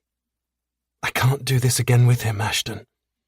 Jesus, Jessica, you need to shut him down now. That shit was 5 years ago, and it's not helpful to either of you to rehash it. You know him better than anyone. I don't think he's going to let it go. She's right. When Jack wants to drown himself in misery, he always finds a way. I thought he was doing okay yesterday. Clearly I was wrong. Have you spoken to him today? No, you? I shake my head. No, I left early for work. Pushing my chair back, I stand. I'm going to check on him. How much time do you need to pull those numbers for me? Half an hour should do it unless something urgent crops up. Send them to me when you have them. I won't be back in today. She stands. You're on soccer duty again this afternoon? I flick my wrist to check my watch. Yes, and I won't hear the end of it from Alessandra if I'm not there by 4, so I need to leave now if I'm going to have time to stop in on Jack first. As we're heading out of my office, she says, By the way, I'm not sure what you said to Lorelei, but I sent her the schedule for the next couple of weekends, and she sent me back an email saying, thanks, no arguments. Totally not what I expected after she sent your butt plug back. Smooth work. It might feel like smooth work to Jessica, but getting Lorelei to do what I want her to do is proving a challenge. She'll be ready to leave at lunchtime tomorrow. That's the time I mentioned in the email. She didn't say anything to the contrary. We'll see. The thing I'm learning about Lorelei is to expect the unexpected. She has a way of surprising me, which isn't something I prefer. But with her, I'm growing to love. I enter the bar on Willow Street and scan the building looking for Jack. I texted him after I left my office to find out where he is. It didn't surprise me to learn he's here, as this is the bar he and I frequented when we were younger. He's seated at a table with 6 empty glasses in front of him. Jesus. Ashton! His lazy smile lights up his face when I reach the table. Sweeping his arm through the air, he indicates for me to join him. You want a drink? I take the empty chair across from him. Really? This is the answer to your problems, Jack? Please tell me my friend is smarter than this. Glancing at the empty glasses, he says, It's a good answer, don't you think? I wasn't referring to the alcohol. He frowns. What then? Jessica. Ah, he murmurs, leaning back. She told you I called her last night. Yes, and I'm telling you now that you need to leave the past in the past. It's been 5 years since you two broke up. Why all of a sudden do you want to bring it back up with her? We never did get closure. I thought it was time to try. Closure? Fuck. Do you think she needs that now? If she ever needed it, 5 years ago would have been good. But you didn't stop and think back then. You just moved on to the next woman, never looking back to see how broken Jessica was. She worked through all of that and got the closure she needed. So if you need it now, you find it on your own without her. Annoyance flashes across his face, and he reaches for his glass of whiskey. After he drains it, he says, It's this new shrink you've got me going to. She's forcing me to face the shit in my past that still haunts me. Jesus, Jack. Leave Jessica out of it. You've got a lot of other shit in your past. Focus on that instead. He takes that in like he always does. Jack's a good listener, but he doesn't always process things the way I imagine he will. This time, however, he nods and says, Okay, Ashton, we'll play this your way. I'll leave Jessica out of it. I scrub my hand over my face. Thank fuck. When are you seeing the psych again? Tomorrow. Have you told her you're drinking heavily? I told her I was working on cutting back. You need to work harder at that. My patience with him is wearing thin. He scowls at me. Perhaps I should cancel my appointments with her and book in with you. What you should do is start taking this seriously. Mixing alcohol with your medication is a fucked up move and you know it. I do, but I'm getting a little sick of hearing what I should be doing from everyone. I'm quite capable of living my own life and making my own decisions. I stand to leave. Being with him while he's in this mood is only making me angry. Are you? Because it doesn't seem like it to me. As I stalk out of the bar, I dig deep not to lose my cool. I don't understand Jack's behavior. This isn't something new in our friendship, but it's something I'm growing tired of. Watching my best friend unravel like this is hard. I thought getting him to Australia and finding him the psychological help he needed would be enough. It seems this time it isn't. And not knowing how to fix a situation isn't something I'm good at. I always know how to fix problems. Chapter 25. Lorelei. I've decided I like Ashton Scott, Sienna says to me over drinks at the bar down the road from the Willow Street building late Thursday afternoon. What's he done to earn your approval? Images of him from last night flash through my mind as I wait for her answer. Him sitting in my kitchen in his pinstripe suit, him passing me a cupcake, him telling me how it was going to go down between the two of us. I hardly slept after he left. Instead, I tossed and turned, replaying our conversation over and over in my head, wondering how to proceed. In the end, I decided to play along with him. He can have my body, because I want that as much as he does. My heart, though, we'll just wait and see. She sips her daiquiri.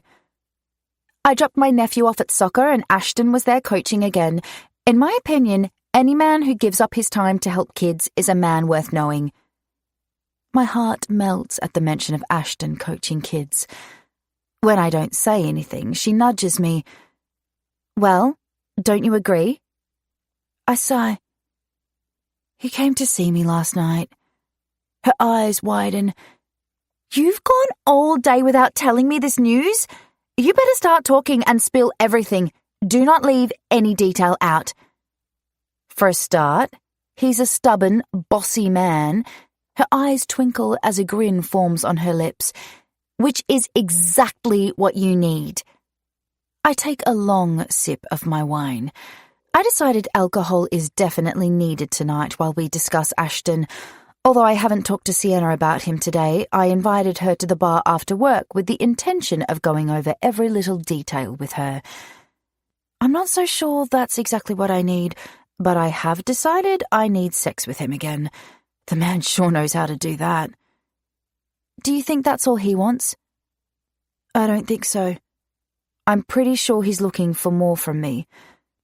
Before I started to get to know him, I would have told you he was a player and just wanted sex going by what I'd read about him, but he's going to a lot of effort if all he wants is my body. Her grin softens. Yes, if a man like Ashton just wants sex, that would be easy to come by. She drinks more of her cocktail. You going to ease up on him and play nice then? I scrunch my face at her. Whose friend are you anyway? I always play nice. Sometimes I just want to play my way rather than someone else's. And Ashton wants to call all the shots too, so we do seem to clash a little. I'll try to compromise, but easing up on him would be bad. I think he's used to always getting his way, and he needs to learn that if he wants to be with me, that won't always happen. She laughs at that. Oh boy, you two? I'm looking forward to this. Anyway, we're doing this resort development together, and he's booked us into a few resorts over the next couple of weekends to check them out. So, you and I need to go over my wardrobe. Jesus, does he have a brother? I need a man like Ashton who just takes charge. I'd have no problems with being bossed around and taken to resorts. Lorelei! A deep voice jolts me out of the conversation with Sienna, and I glance up to find Jack coming our way. I stand and hug him when he puts his arms out. How are you, Jack? He's been drinking, which sparks my concern. I hardly know him, and yet I'm invested in his health and happiness. I'm not sure how he did it, but he's managed to draw me in. Without answering me, he turns to Sienna and pastes $1 million smile on his face. I bet that kind of smile is what helped make him famous. That, his talent, and his ability to charm. You must be Lorelei's friend who I've heard so much about. Sienna lifts a brow. Really? Who from? He grins. You got me there, gorgeous. I haven't heard about you, but that's an error we need to fix. How about the three of us leave so we can spend some time alone getting to know each other? Sienna cocks her head. You're propositioning us for a threesome? Jack throws his head back and laughs. It's a genuine belly laugh and it looks good on him. When he finishes laughing, he says, "Fuck no. You don't seriously think I'd try to screw my best mate's woman, do you? And I'd never sleep with her best friend either. I might fuck a lot of shit up in my life, but I'm smart enough to know not to do either of those things. I simply meant let's have a conversation and get to know each other that way." He leans closer to her and lowers his voice to add, "I need to get out of here, though, because it's starting to get busier and I've had some fans harassing me." "You don't travel with security?" Sienna asks. "Usually, but I haven't bothered with this trip. I should sort something out." I move off my stool. "I'm sure Ashton's assistant could hook you up." His bright expression morphs into a darker one. "Yeah, I don't think it's a good idea to ask her for help." I frown. "Why not?" He slides his arm over my shoulders. "Jessica and I aren't in a great place at the moment. I need to reserve my conversations with her for more important matters." Glancing at Sienna, he asks, "Now, are you ladies in?" She nods. "Yes?" The smile returns to his face as he looks between the two of us. "What's your name, gorgeous? I'm going to need it if you and I are going to spend time together."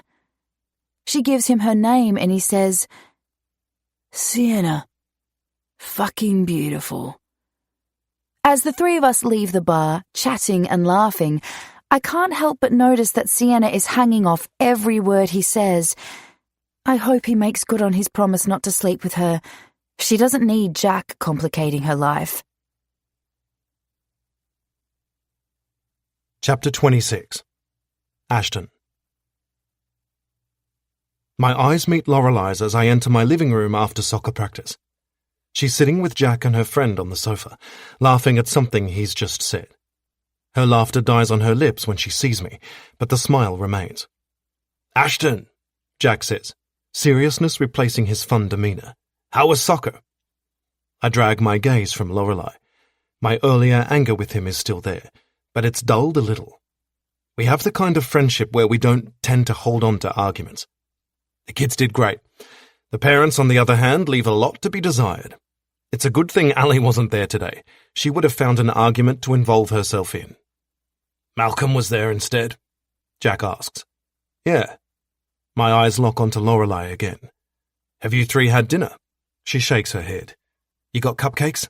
Sienna frowns. "Cupcakes?" "Yes. They seem to be one of Ashton's ways of bribing people," Lorelei says. I raise a brow. "And they seem to be one of Lorelei's ways of coping when she's trying to avoid something." Jack stands and holds his hand out to Sienna. "That's our cue to leave, gorgeous. Come, I'll give you a tour of Ashton's home." Sienna does as he suggests, leaving Lorelei and me alone. She stands as I make my way to her, and I take in the black pants and white sleeveless blouse she's wearing. Her cleavage is on full display, thanks to the fitted blouse that dips low in the front. When I reach her, I run a finger lightly across her collarbone. "You look beautiful today, but for the record, I prefer you in a dress." Her eyes hold mine. "For the record, I don't care." My lips twitch, but I hold back my smile. I trace a line down from her collarbone to her cleavage before slipping my hand inside her blouse and bra to cover one of her breasts. Her nipple hardens as I massage it with my thumb. "I can imagine how much you don't care, but I'm making it clear that when I pick you up tomorrow, I want you in a dress."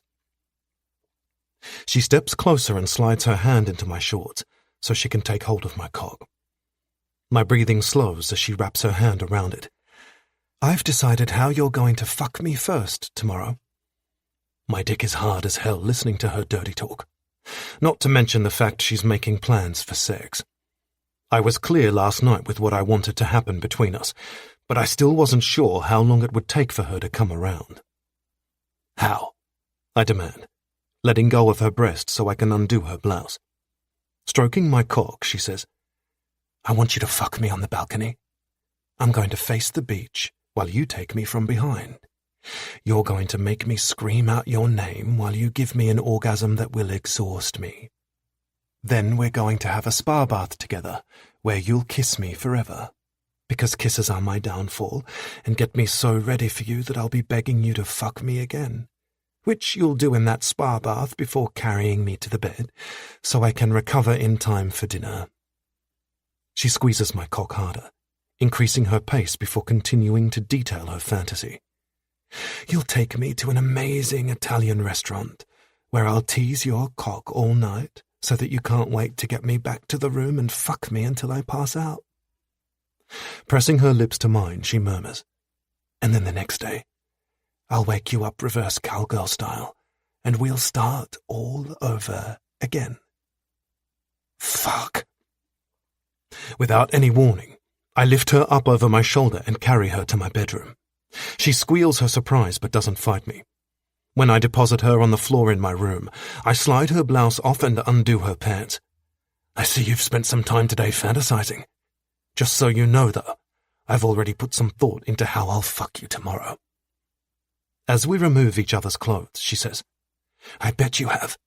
But for once in your life, do you think you could relinquish control? Pulling her to me, I take hold of her face with both hands. I don't relinquish control ever, Lorelei. You should know that. I brush my lips across hers. However, there are parts of your fantasy I like, so I could be convinced to swap some of my ideas for yours. She places her hands on my chest. Just so you know, I never bother trying to convince people of anything, especially not men. Either you're with me or you're not. This is a take-it-or-leave-it kind of deal. I let go of her face so I can reach a hand down to her pussy. Circling her clit, I say, it's not a take-it-or-leave-it kind of deal, and we both know it. Pushing a finger inside her, I growl. We also both know that once I get inside that resort room, you'll do anything for my cock. She's so damn wet that I easily slide another finger inside and reach deep. When she gasps and digs her nails into my skin, I move my mouth to her ear. I'm pleased to see you've reconsidered our relationship. Her eyes glaze over as I bring her closer to orgasm. I have, but I need you to know something else, Ashton. I dip my mouth to her neck to taste her skin. What? She reaches for my cock. I've decided that I'm all for compromise, and that you need to get on board with that if this relationship is going to go anywhere. I drop to my knees and run my tongue from one end of her pussy to the other. I'm listening. What kind of compromise are you willing to make for me to continue this? Will you wear a dress tomorrow? She moans as I lick her again. When I stop, she threads her fingers through my hair and grips it hard. Yes, I'll wear a damn dress, just keep doing that. I give her what she wants, working her closer to the edge. Kissing, licking, sucking, stroking. I deliver pure ecstasy, and when I know I've worked her into a frenzy of desperate need, I stop and stand, kissing my way up her body. Taking her face in my hands again, I say, I can make you come. Right now. I'll fuck you like you've never been fucked. But in return, you're going to have to agree to me having full control on the weekend. And that's a take-it-or-leave-it deal. Pushing my cock against her, I growl, Are you with me or not? She's in such a state of desire that I know she can hardly think straight, but she manages to process what I've said. Wrapping her hand around my dick, she says, I don't need this to come. I'm quite capable of getting myself off. Take it or leave it, Lorelei. You may be able to orgasm without my cock, but I can guarantee you it'll be nothing compared to what I can give you. I want you to compromise. No. She pumps my dick in her hand. Give me something, Ashton. I kiss her, tangling my tongue with hers. I will. My cock. Her mouth claims mine in another kiss. This one is demanding, bruising almost. It reveals her need for what she's asking of me. I want more than that. I'm not a woman who will be happy with just that. What do you want, Lorelei? Tell me. We're nearly there. I told you. I want you to No, I growl. Tell me what you really want. You said you want more than just my cock, more than just sex. What is it you need? Come on, baby. Don't let me down now. She stills, blinks, and finally realizes where I've been leading her. Leaning her body into mine, she loops her arms around my neck. You're a smart man, Ashton. That is true. She shakes her head. And arrogant, too. Guilty as charged. I run my hands over her ass, pressing her even harder against my body. You know what I want. I want to hear you say it. Her hands move up into my hair at the back of my neck, and she pushes my head so my face dips to hers. Kissing me, she moans into my mouth. I love how your mind works. Even when you're one-upping me, I love your intelligence. But I'm going to need you to give me the occasional win. And some days I'll need the control, not of you, but of the situation. You're so powerful and driven, and you just charge on in and take over. You can't consume me, Ashton, because you will if I let you. I want you so damn much that I'm worried I'll get lost in that. I need some space every now and then. Can you give me that? I can give you anything, Lorelei, so much as you give me what I want. She stills again. What do you want? She asks quietly. I want you to explore this relationship with me. I want you to not pull away every time you feel like I'm consuming you. I want you to talk to me when you feel like that. Her grip on me tightens. When she doesn't reply straight away, I wonder if she's going to run again. And then her body relaxes, and a smile teases her lips right before she presses those lips to mine. That's how you compromise. I knew you had it in you. You'd be surprised what I'm capable of for the right woman. I move my hands to take hold of her hips. Now I want you on that bed, on your back, with your legs spread wide. When she opens her mouth to speak, I place my finger against her lips to silence her. No negotiations, Lorelei. I'll consider your suggestions for tomorrow, but tonight, you do what I say. I've done all the compromising I'll be doing tonight. What Lorelei doesn't need to know is that I've never once in my life given a woman this much. Chapter 27. Lorelei. What time is he picking you up? Sienna asks over the phone on Friday night. I balance my phone between my cheek and my shoulder so I can free my hand and close the suitcase I've just finished repacking. We were supposed to leave at lunch, but Jessica called to change it and said he'd be here at 5. Is it weird he's late? Ashton doesn't strike me as a man who would be late, especially not for this. Her thoughts echo mine. It's just after 6 and I haven't heard from him. The nerves that have been swimming in my belly all day are only intensifying with every passing minute. I finish zipping my suitcase closed and take hold of my phone again. Yes, it's weird. I tried to call him, but his phone has been engaged. Jessica's phone has also been busy. Something must have come up at work. That's what I'm thinking. I pad into the lounge room and sink into the couch. Tell me what you've got planned for the weekend. I'm hanging out with Jack.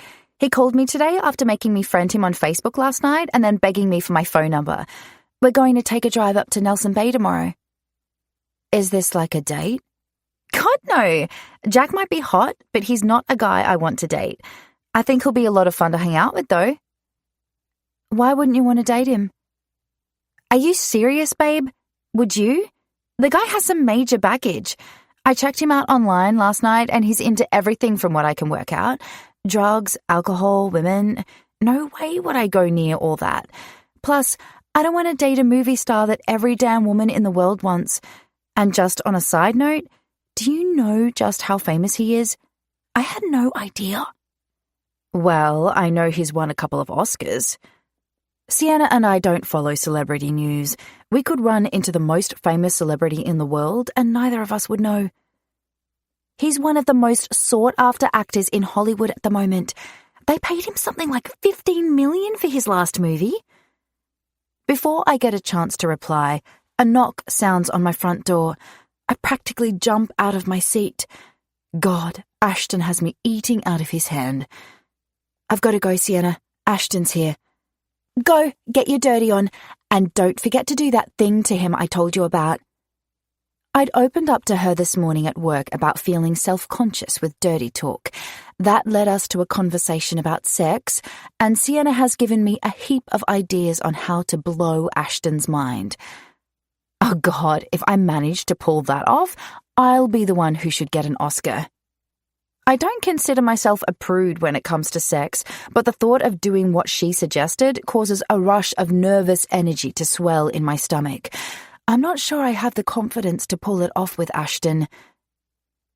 Lorelei, that man is hot for you. He's going to love anything you do to him. You've got this. I smile as I walk the short distance to the front door. Have I told you today how much I love you? She never fails to say just the right thing when I need it.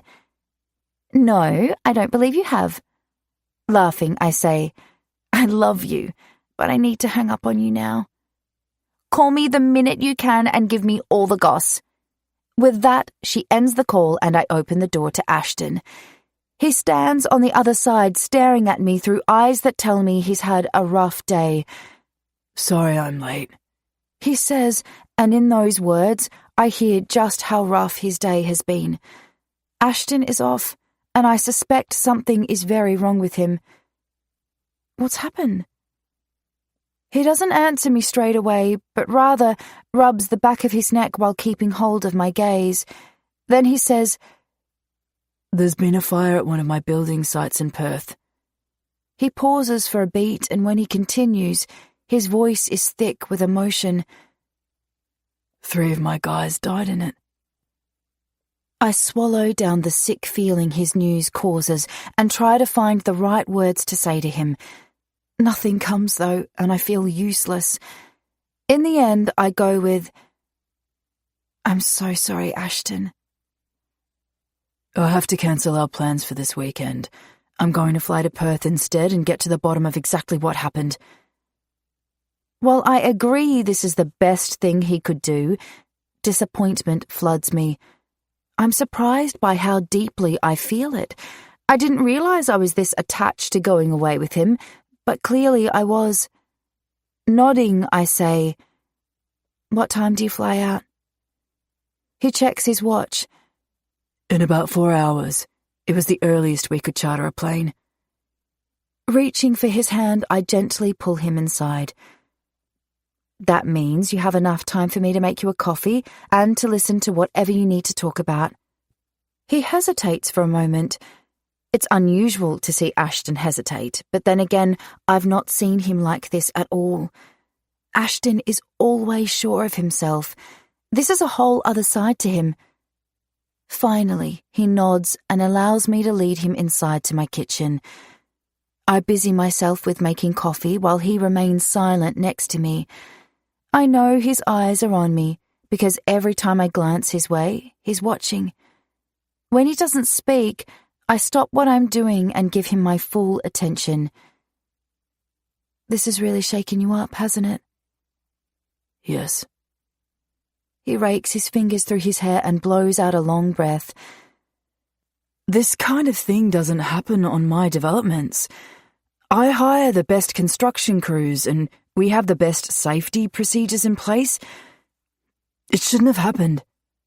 His words are a little disjointed, as if he's trying to piece it all together in his mind as to how it could have occurred. They haven't been able to give you any answers yet?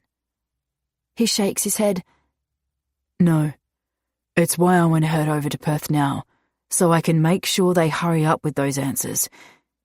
His voice softens when he adds, and speak to the men's families. The fact he wants to see those families touches me. I like that you want to do that. His forehead creases in a frown. You sound surprised. I nod, going with complete honesty. I'm only starting to learn all your intricacies, Ashton.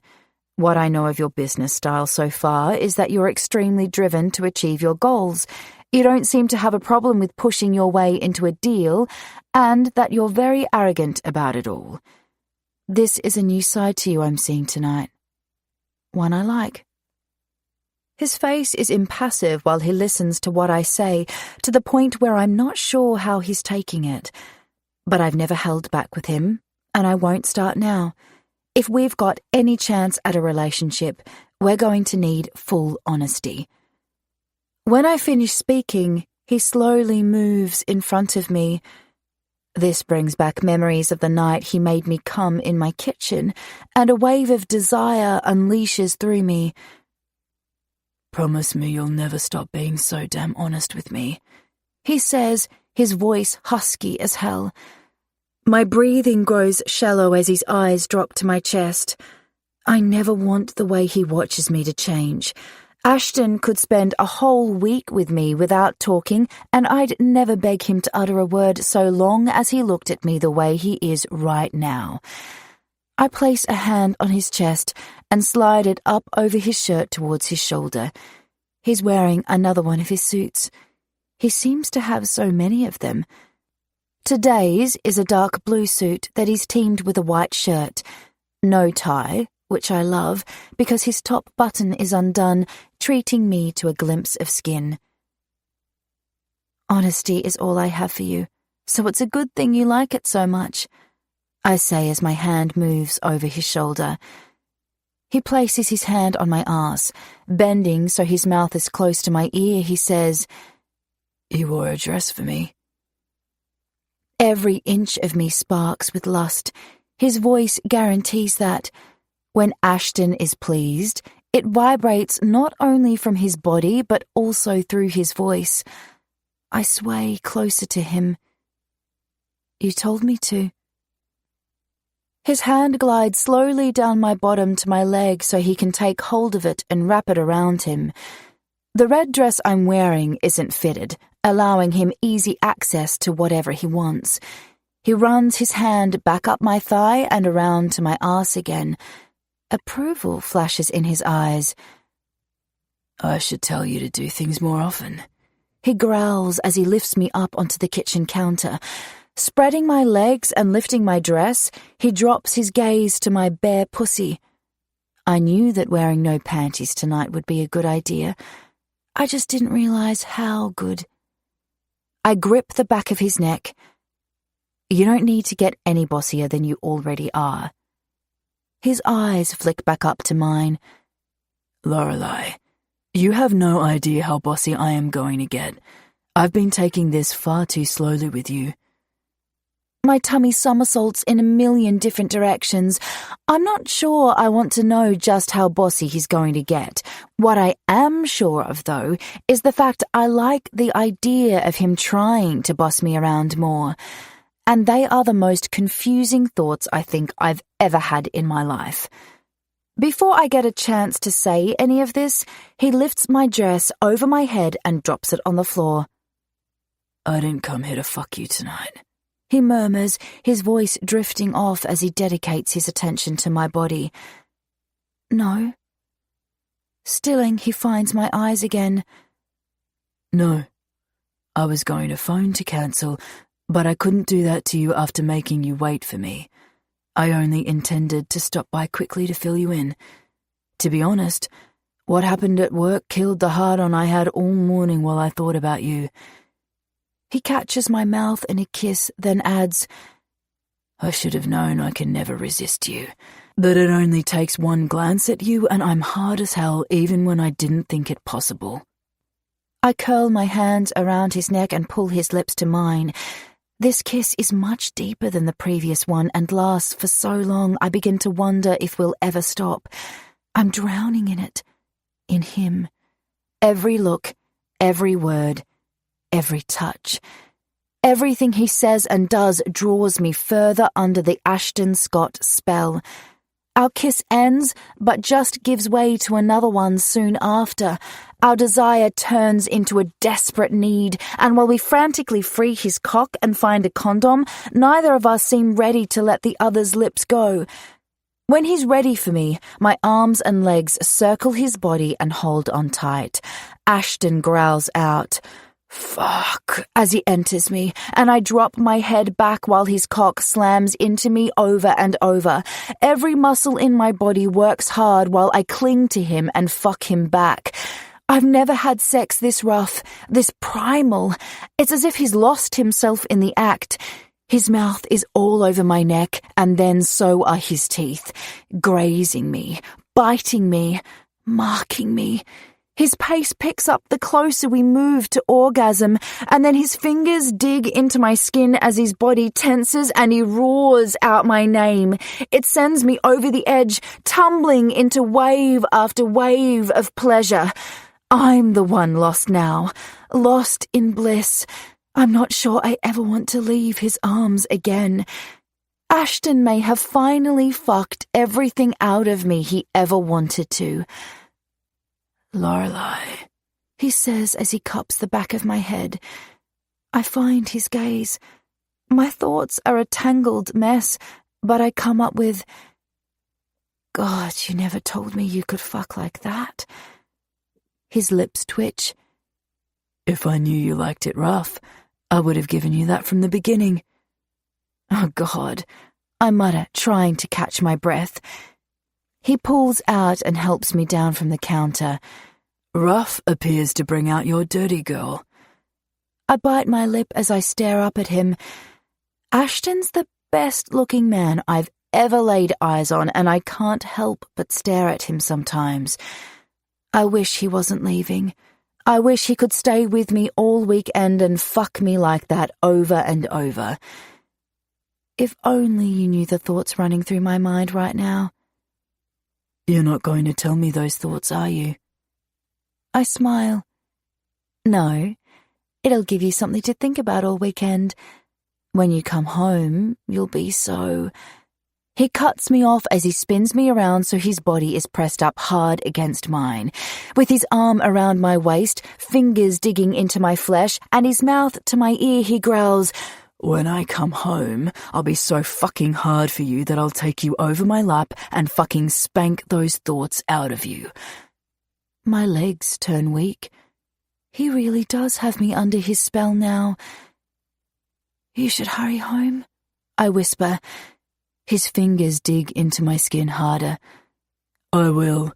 And when I get back, you should be ready to block a day off in your diary for me. We'll have a lot of catching up to do." Something Ashton doesn't realize is that I would block off as many days for him as he wants. That's how far under his spell I am. Chapter 28. Ashton.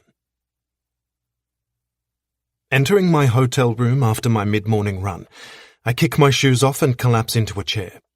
Sucking back as much water as I can from my drink bottle, I take a few moments to catch my breath after taking the stairs rather than the lift. The run did me good. Cleared my head after little sleep and a crappy meeting with the heads of my construction crew. They weren't able to give me much information, so I've pushed them harder to find out what the hell happened. Flicking my wrist, I check the time on my watch and convert it to Sydney time. It's almost 2:30 there. Picking up the phone, I call Lorelei.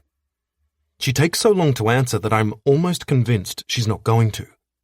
When she finally does answer, she's breathless. "Shit," she mutters, right before a loud clattering sound cuts her off. Chuckling, I say, "Are you okay?" Silence for a beat, and then in a cranky voice she grumbles, "Bloody hell, I just dropped my phone and the glass shattered. I can have Jessica organize a new phone for you." She's silent again for a moment. "Thank you," she says softly. "You don't need to thank me, Lorelei." She sounds so stressed. I'll do anything to take that stress away. "No," she says, and then pauses briefly. "I'm not thanking you for offering to get me a new phone, which, by the way, I can organize myself, but I really appreciate the offer. I'm thanking you for not chastising me for dropping it in the first place, or for not having it in a case to prevent it from breaking. I appreciate that even more." I sit up straight. "You're clearly speaking from experience. The thought of anyone chastising her irritates the hell out of me." "Yes." "Who?" I demand. She exhales. "It doesn't matter, Ashton. Can we forget I even said anything?" "It matters to me. Who did that to you?" "You're not going to let this go, are you?" "No." "It was one of my exes, Dean. Don't get me wrong, he was a good guy, but sometimes he made me feel useless. Like I was a woman who couldn't fend for herself and who needed a man to swoop in and save me." My chest tightens with anger, but that's probably more because this conversation is bringing up childhood memories I'd rather forget. My father treated my mother that way. I hated watching her shrink under his reprimands and belittling. I swore I'd never treat a woman that way, and I never have. I hope to God I never meet that man, I say, as I grip my phone harder. Promise me that if I ever say anything that makes you feel useless, you'll tell me. I never want to make you feel less than the amazing woman you are. Silence again. And then she says, "Sometimes you just say the exact right thing, Ashton Scott. If you were with me right now, I'd have my hand in your pants, wrapped around your cock, and I'd be ready to do anything you want." Fuck, woman, I mutter as I stand. Have you been practicing your dirty talk this morning? What can I say? You inspire me. How about I inspire you to FaceTime me and show me what I'm missing? My hand is already wrapped around my cock. Oh, God, no. Why not? Because you need to give a girl notice about these kinds of things. My hair isn't done, my face is a mess, I don't have good clothes on. Well, the clothes can come off, so that's not an issue. I don't even know what underwear I've got on. I frowned. Does it matter? Yes, it matters. It's Saturday and I'm having a lazy day at home with no chance of you swinging by, so I probably put on my everyday underwear. There's no way I'm stripping for you with that on. I stroke my cock, closing my eyes as I grow harder. Hell, I don't need to FaceTime her to come. This conversation will get me there soon enough. Listening to Lorelei in a fluster over her underwear is like verbal porn. "Did you just groan?" she asks. I chuckle, not sure if I did or not because I was that carried away with thinking about blowing my load while she talked. Possibly. I'm jerking off to your underwear talk, so keep going. Fuck, she mutters. I need to get in on this.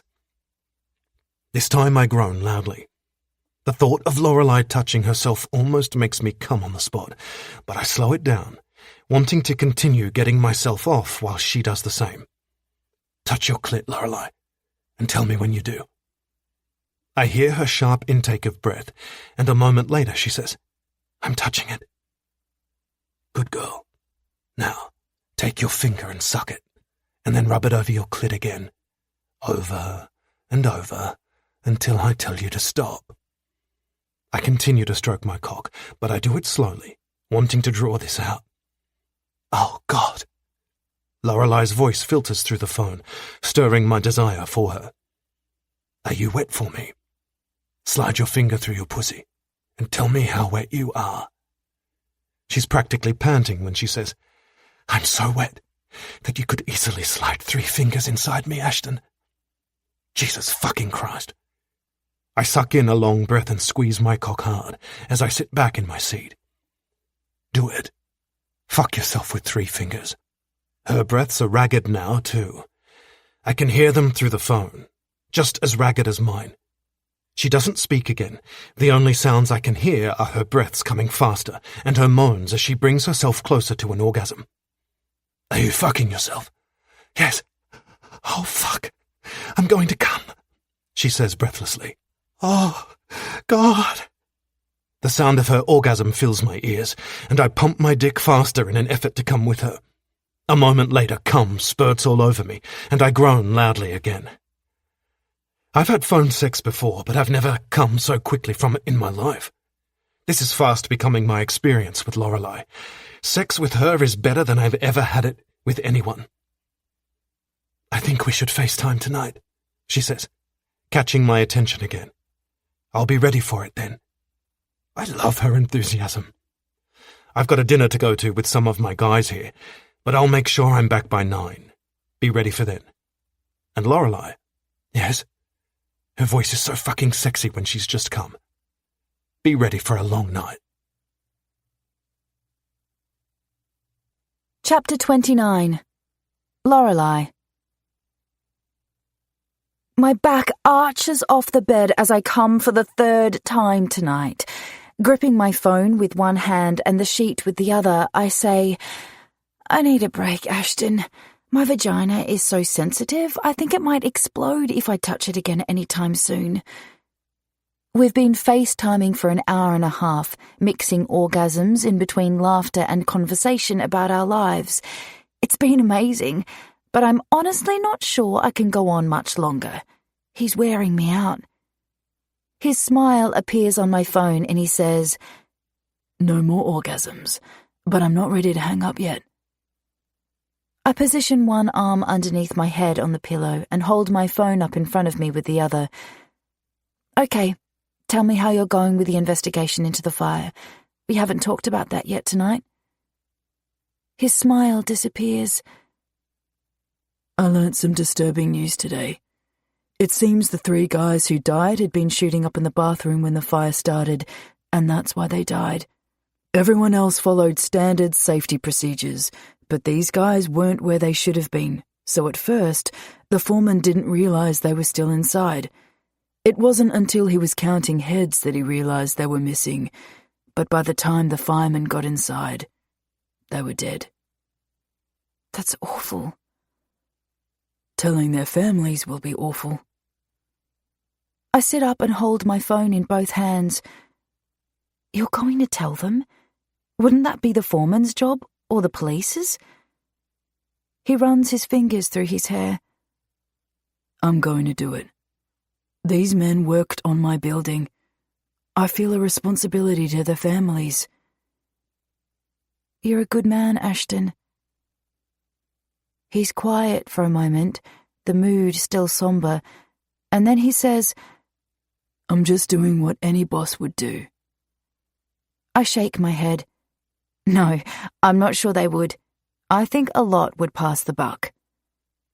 His phone sounds with a text, and I wonder who it could be at this time of night.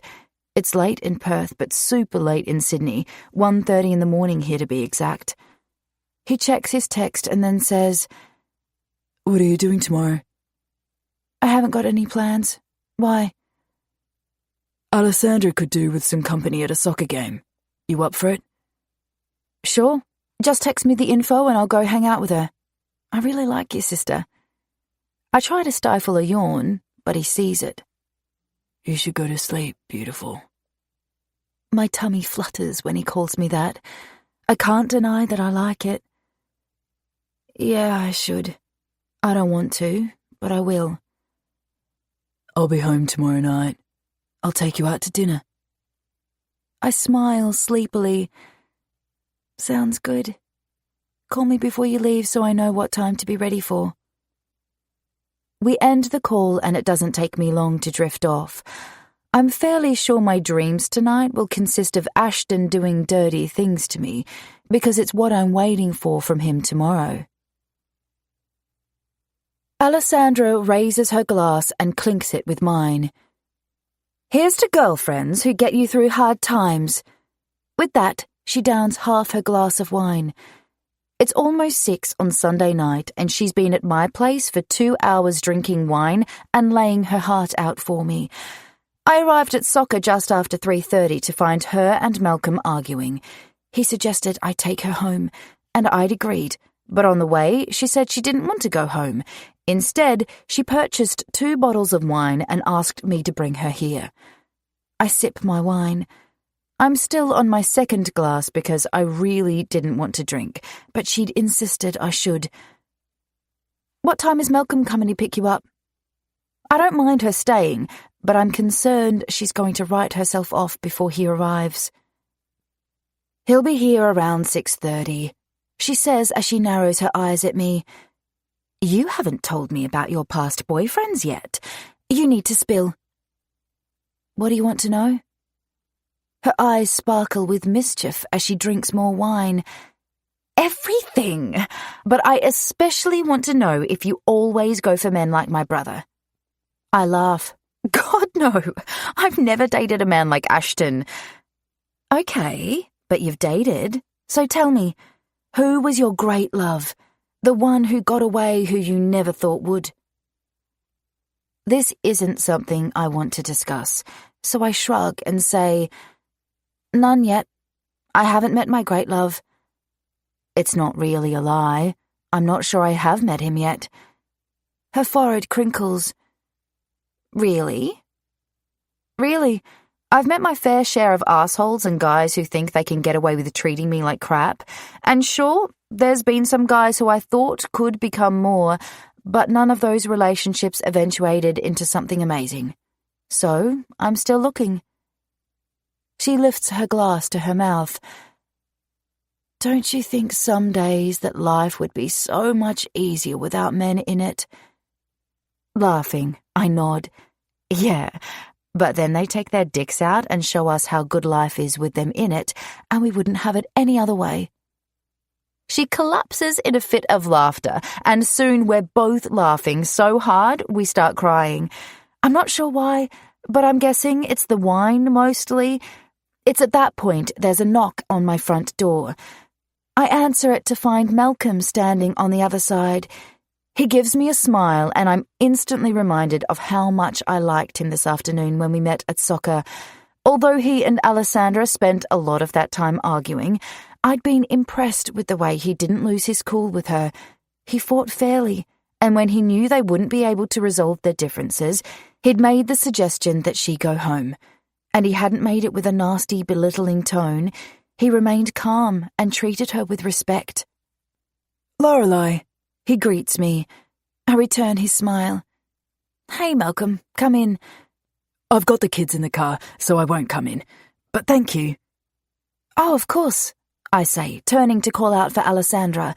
She's right behind me, though, so I snap my mouth closed and step aside so she can exit. As she does, I don't miss the way Malcolm watches her with devotion. Anyone can see how much the man adores his wife. I can't understand why Alessandra even doubts it.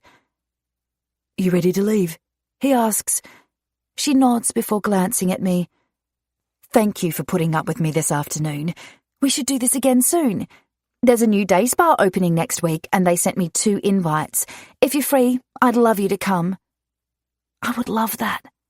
And I truly mean it. I've loved spending time with Alessandra, and on top of that, relaxing at a day spa is one of my favourite things to do.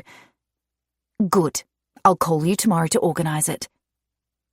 We all say our goodbyes, and I watch as Malcolm places his hand protectively on the small of her back to guide her to the lift. I truly hope they can sort out their problems, because I can tell they both love each other so much.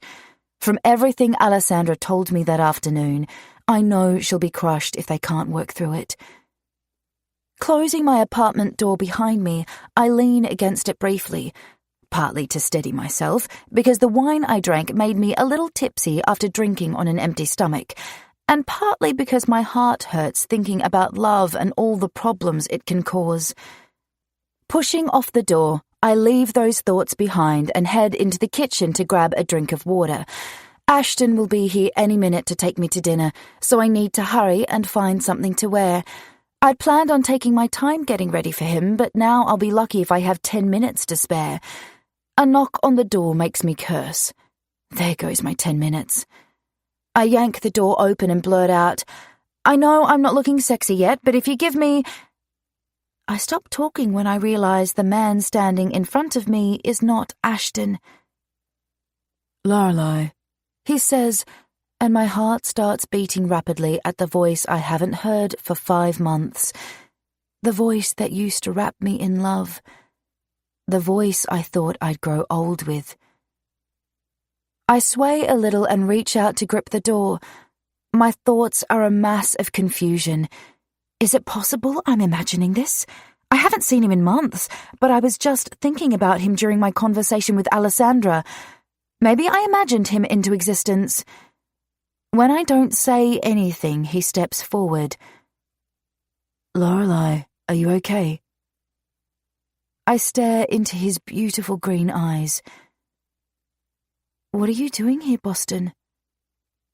He can't be here. I can't do this now. Before he can answer me, a commanding voice speaks over us. That's what I'd like to know too.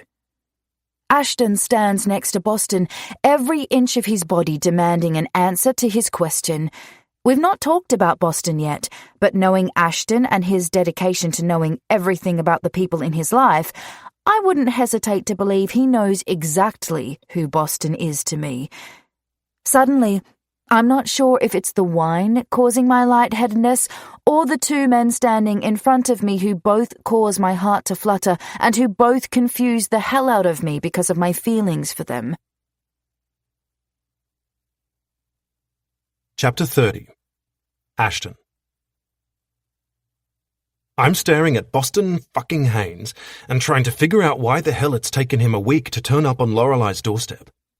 I know everything there is to know about this man, including the details of his relationship with Lorelei, but I'm wondering what kind of man leaves it 7 days to visit the woman he still loves when he returns to the city where she lives. Because he does still love her, that much is clear. It's obvious in the way he's looking at her and also in the way he's glaring at me. "Who the fuck are you?" he demands. I take a step closer to him to fill him in on just who the fuck I am, but Lorelei stops me when she quickly inserts herself between us. I take great fucking pride in the fact it's my chest her hand lands on, not his, and also in the fact it's my eyes she searches for first before turning to face him. "I thought you were in the States," she says. Her words sound more like a question than a statement, and her voice wobbles with confusion. Boston eyes her hand on his chest. He scowls as he meets my gaze, but that scowl disappears when he looks at her a moment later. "Amber was in a car accident, so I've come home to help her out for a while." Amber is his sister, and the car accident he mentions has left her unable to run her business or her life. I know this too because Jessica is a fucking rock star at her job. Amber owns a chain of stores that sells guitars. She also runs a school that offers guitar lessons and a recording studio. She's the best in the business in Sydney, and it's a smart move to call her brother home, because the music world is also his world. Boston will be able to smooth over any problems caused by her absence. "Is she okay?" Lorelei asks. Her tone rises with concern and she grips my shirt. I know from Jessica that she was close to Amber. Sliding my arm around her waist, I pull her against me in an effort to comfort her. Boston's jaw clenches when she easily moves into my embrace, and I work hard not to show my sense of victory. I'm an arsehole. I want to claim Lorelei as mine in front of him so he knows, without a shadow of a doubt, that she isn't his anymore. But I keep a tight leash on the arsehole in me and simply hold her. I remain silent while she finds out what she needs to know from him. Besides a broken leg and arm, and some cuts and bruises, she's fine. But she needs help with her business and at home, so she's asked me to come help her. He pauses for a brief moment before adding, "I'd been planning to come back anyway. To see you." I don't miss the way he says those last 2 words, and my body tenses while I fight the growl of disapproval working its way through me. Lorelei's body tenses too as she says softly, "Boston." Her voice drifts off and she doesn't finish that sentence, but even a fool could work out that she's not convinced seeing him is what she wants. Boston draws a long breath and exhales sharply while he runs his fingers through his hair. I get the impression this definitely isn't going the way he planned.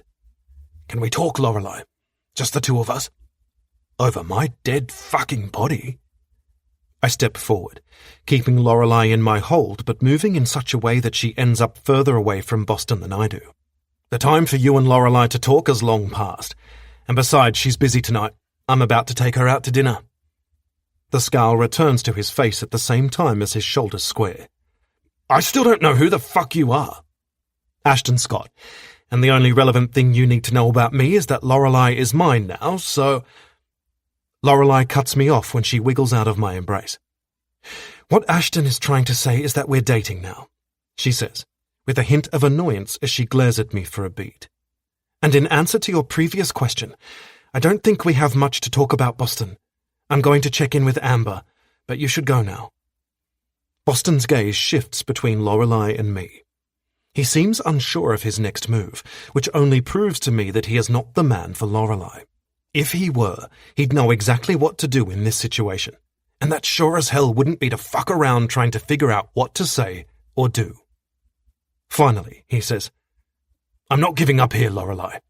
I want you back." He moves close to her and whispers something in her ear that I can't hear. The combination of his hands on her body while he speaks, and his mouth so close to her face, causes a level of possessiveness I've never known to surge through my veins. Unable to stop myself, I bark, "Take your hands off her, Haynes." He is slow to react, which infuriates me. When he finishes speaking into her ear, he pulls his face away. But as he does this, His lips brush across her cheek. His eyes meet mine, and in them I see the challenge he's laying down. He may infuriate me, but in no way do I view him as an equal here. Lorelei is mine. Boston Haynes has no chance of winning her back. Please don't do that, Lorelei says to him as I reach for her. I have no idea what she's referring to, but what I do know is that she easily moves into my hold again. Boston doesn't reply to her, but rather he glances at me and says, "Don't get too comfortable, Scott. Lorelei might be yours for now, but she was mine for 3 years. We've only been apart for 5 months. That's not long enough for her to have fallen out of love with me." I'm about to tell him exactly what I think of that when Lorelei pushes out of my arms and mutters, "Oh, for God's sake, you two can have this pissing contest without me." With that, she stalks inside her apartment, slamming the door after her. After the door slams closed, I glare at him. "You don't think 5 months is enough time for a woman to figure out who she wants in her life? Tell me, have you heard from Lorelei since you left?" His jaw clenches again, but he doesn't answer my question. I thought so. I move towards the door and then turn the handle to enter Lorelei's apartment. Looking back at him, I say, "Don't come back here, Haynes." A moment later, I'm inside her apartment, and he's out of my sight. In a perfect world, I'd never see him again, but I know he'll be back. Lorelei Winters isn't the kind of woman a man gives up on easily. "Lorelei?" I call out as I walk down the hallway in search of her. She runs into me when she exits her bedroom in a rush. Eyes wild, she places both hands on my chest to steady herself and says, "Just so we're clear, I'm not anyone's property, Ashton." My arms circle her as I back her up against the wall. "I never said you were." I ignore the way she pushes against me in an attempt to separate us. There's no way in hell I'll allow that. Right now, the only thing on my mind is making sure she knows I'm not going anywhere. "You may not have used those words, but you did everything except throw me down on the floor and show Boston that I'm yours. I don't need to throw you down to prove to him that you're mine. The man's not blind, Lorelei. Everything about the way you are with me shows him that. Well, you don't need to rub it in his face. He needs to know where you stand, and that is beside me." She presses hard against my chest, still trying to move out of my hold. "Yes, but I can only imagine what you said to him after I left, and I bet it was something to do with reminding him that I didn't choose to marry him. I don't want you to do that. I've already hurt him enough." Marry him? That information was not in Jessica's notes about Boston Haynes. It's the kind of knowledge I would have preferred to have, because it slants this situation in a new light. Her ex will need to think again if he's planning on convincing Lorelei to agree to marriage this time. She might not be my property, but she is most definitely mine, and I always keep what's mine. Chapter 31. Lorelei. I drop my keys on the kitchen counter and turn to face Ashton. We've just arrived back at my apartment after he took me to dinner at one of my favourite restaurants. Looping my hands around his neck, I say, "Thank you for dinner." He watches me in the way he does when he wants to discuss something important. His eyes hold that glint that tells me whatever it is, he won't let it go until he's gotten what he wants from me. "Why didn't you marry Boston Haynes?" he asks as his hands slide around my waist and settle on my arse. He surprised me when he didn't bring the subject up over dinner, but I'm not surprised he's doing it now. The possessiveness he exhibited earlier when Boston arrived at my front door seemed extreme, so I've been waiting for him to broach the subject again. It's a long story, one we don't have time for because I'm about to get naked. I may have been waiting for him to ask me about Boston, but it's the last thing I want to get into with him now. "Lorelei," he says, his tone issuing a warning. "I don't care how long the story is. I want to hear it." I sigh. "No, you don't. You just want to know whether Boston is a threat, and I can tell you he's not." His eyes flash with determination. "I'm aware he's not a threat, but until you start talking, neither of us are getting naked." I inhale a deep breath and stall for one last moment, needing it to gather my thoughts. This conversation needs to be approached with care. Exhaling, I say, "Fine, but just remember it was you who asked for this." I attempt to move out of his hold, but he refuses to let me go. Raising my brows, I pull a face to signal my irritation, but still he doesn't budge. I'm not sure why I'm being so weird about this, except for my concern that even if I can't fully explain my decision not to marry Boston, how can I expect him to understand? And how then can I convince him that I don't want Boston in my life anymore? A look of frustration crosses his face before he bends to my ear and says, "I have half a mind to take you over my knee." The last time he mentioned this kind of thing, I was turned on. This time, I'm annoyed. It's one thing to spank dirty thoughts out of me. It's another to use it to get this kind of information. My eyes widen as his gaze meets mine again. "You wouldn't..." His nostrils flare. "Try me, Lorelei." I straighten and drop my arms from around his neck, resting my hands on his chest. I was with Boston for 3 years. I thought he was the man I would spend the rest of my life with, but when he asked me to marry him, I couldn't say yes. I didn't know why, but it just didn't feel like the right thing to do at that time in our relationship. We didn't break up, though, and he said he'd wait for me to be ready. That lasted for 3 months, until the day we had a huge fight. A couple of weeks later, he moved to the States for work, and I haven't heard from him since. Ashton watches me intently, his mind clearly working fast to process all that. "Why did you say no?" I press against his chest, and he surprises me by finally letting me go. Taking a step back, I say, "I told you, it wasn't the right thing for us." "No, you said you didn't know why. You've had time to figure that out now." He pauses for a beat. "What was the real reason?" I stare at him for a long few moments.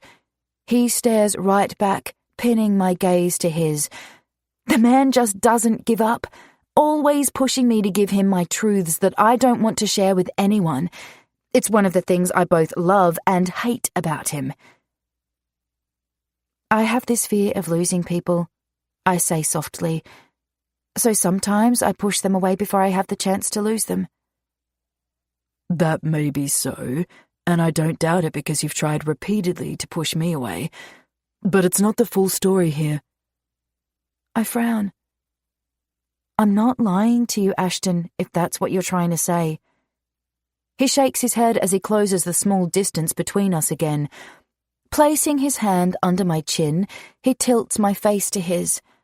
I can't help but notice the way his eyes have softened. "You're not lying to me," he murmurs. "But are you lying to yourself?" If everything about him right now didn't scream his genuine care for me, I would push him away and tell him where to go. But there is none of his bossiness or dominance in sight. Instead, it's like he's truly trying to help me see something. So I run with it and attempt to explain myself to him. I'm not lying to anyone. I've spent time analysing this. Losing Mum at such a young age kind of screwed me up, and I still haven't conquered that demon. His hand snakes around my waist, and I lose the ability to breathe for a moment when he says, "If you hadn't conquered that demon, we wouldn't be standing here having this conversation. Your walls are high, and you did your best to keep me out, but here I am breaking them down brick by brick. And as much as you try to keep me out, and as much as we fight over that, you're not going anywhere, and you know that." His lips brush my ear when he adds, "There's something I'm giving you that Boston never could, and I'm betting it's the one thing you really need from a man." His deep voice commands every one of my senses. He is all I can see, hear, touch, taste, and smell right now. The world doesn't exist when he has me like this, and that scares me because I never want to give anyone that kind of power over me. So I do my best to take some of it back. You're right, my walls are high, but the reason they're falling down is because I've decided to let them. I don't want to keep pushing people away. I shoot him a sexy smile as I trail my finger down his chest. Boston is in the past. You are my future. Now, can we please stop talking so we can start getting naked? Getting naked is much easier than continuing this conversation, especially when my gut tells me Ashton is right about this. Chapter 32. Ashton. She's fucking killing me here. I want to keep pushing her to open up to me, because everything about this fucking Haynes situation is telling me there's more to it than just her need to control the losses in her life. But fuck, maybe I'm imagining something that isn't there at all. Maybe I'm the one off base here. It wouldn't fucking surprise me. Lorelei has me by the goddamn balls in a way that no other woman ever has. I take in the smile she's giving me, the one begging me to fuck her, and I struggle to think straight. For the last couple of hours I've been going over and over the fact Lorelei said no to Haynes' marriage proposal, trying to figure out why she wouldn't want to marry the man she'd given years of her life to. The reason she's giving me doesn't make sense, and I have a burning need to know the truth. I know deep in my gut that Haynes is back with a mission, one that involves not giving up until he has Lorelei back in his arms. And the one thing I know about winning a war like this is that you need to be armed with every last scrap of knowledge you can get your hands on. Ashton. Lorelei's voice draws my attention back to her desire to get naked. Wanting to forget all the thoughts plaguing my mind, I lift her into my arms, turn, and back her up against the wall in her kitchen. Her legs wrap around me as I drop my lips to her collarbone. I'm a starved man after not having her for a couple of days. Controlling my urge to rip her clothes off and sink myself as deep inside her as I can is proving almost impossible. She moans, angling her head back to give me full access to her neck. God, how I've missed you. Those words tip me over. I grip her hair with one hand, pulling her head back further, while snaking my other hand up her body and over her breast, so I can wrap it around her throat. Not tightly so she can't breathe. Rather, I apply just enough pressure to gain her full attention. When those beautiful green eyes of hers meet mine, I see the same raw need there that I have for her. I'll never forget that first day I laid eyes on you. My declaration catches her by surprise, and a smile dances across her lips at what I say. I knew then that you were a ball buster. I just didn't realize it would be mine you'd be busting. The surprise on her face intensifies as her mouth falls open. You flustered me so much in that meeting, and then you pissed me off. If there was anyone who needed their balls busted, it was you. I grind my cock against her, needing the friction. Fuck, I need more than that. I need every goddamn thing she has to offer. Well, beautiful, you excel at it. You bring out the best in me, Ashton. I have to admit, though, that I wouldn't have thought sharing this kind of information would be in your playbook. My gaze pierces hers. Haven't you learnt by now? I don't have a playbook where you're concerned. I let go of her neck so I can slide my hand under her top, taking pleasure in the way her back arches when my fingers brush her skin. I'm not sure about that, she says, unbuttoning my shirt in the sexy way she's perfected. Neither slow nor fast. The way her fingers move over my shirt arrests my attention, keeping it hostage and distracting me from my own goal. I think Ashton Scott has a carefully considered strategy for everything in life. I pull her hair a little harder and kiss my way up her neck to her ear. I do, I growl, just not with you. As I admit this, I find her breast under her top and slip my hand inside her bra. Her hips rock against mine as a moan falls from her lips. If you're telling me this to get me hot, it's working. I'm so ready for you to fuck me. I pinch her nipple and grind against her. She has no fucking idea what her dirty mouth does to me. I'm telling you this because I want you to know how I feel about you. This isn't just some fun for me, Lorelei. I'm 100% in this with you.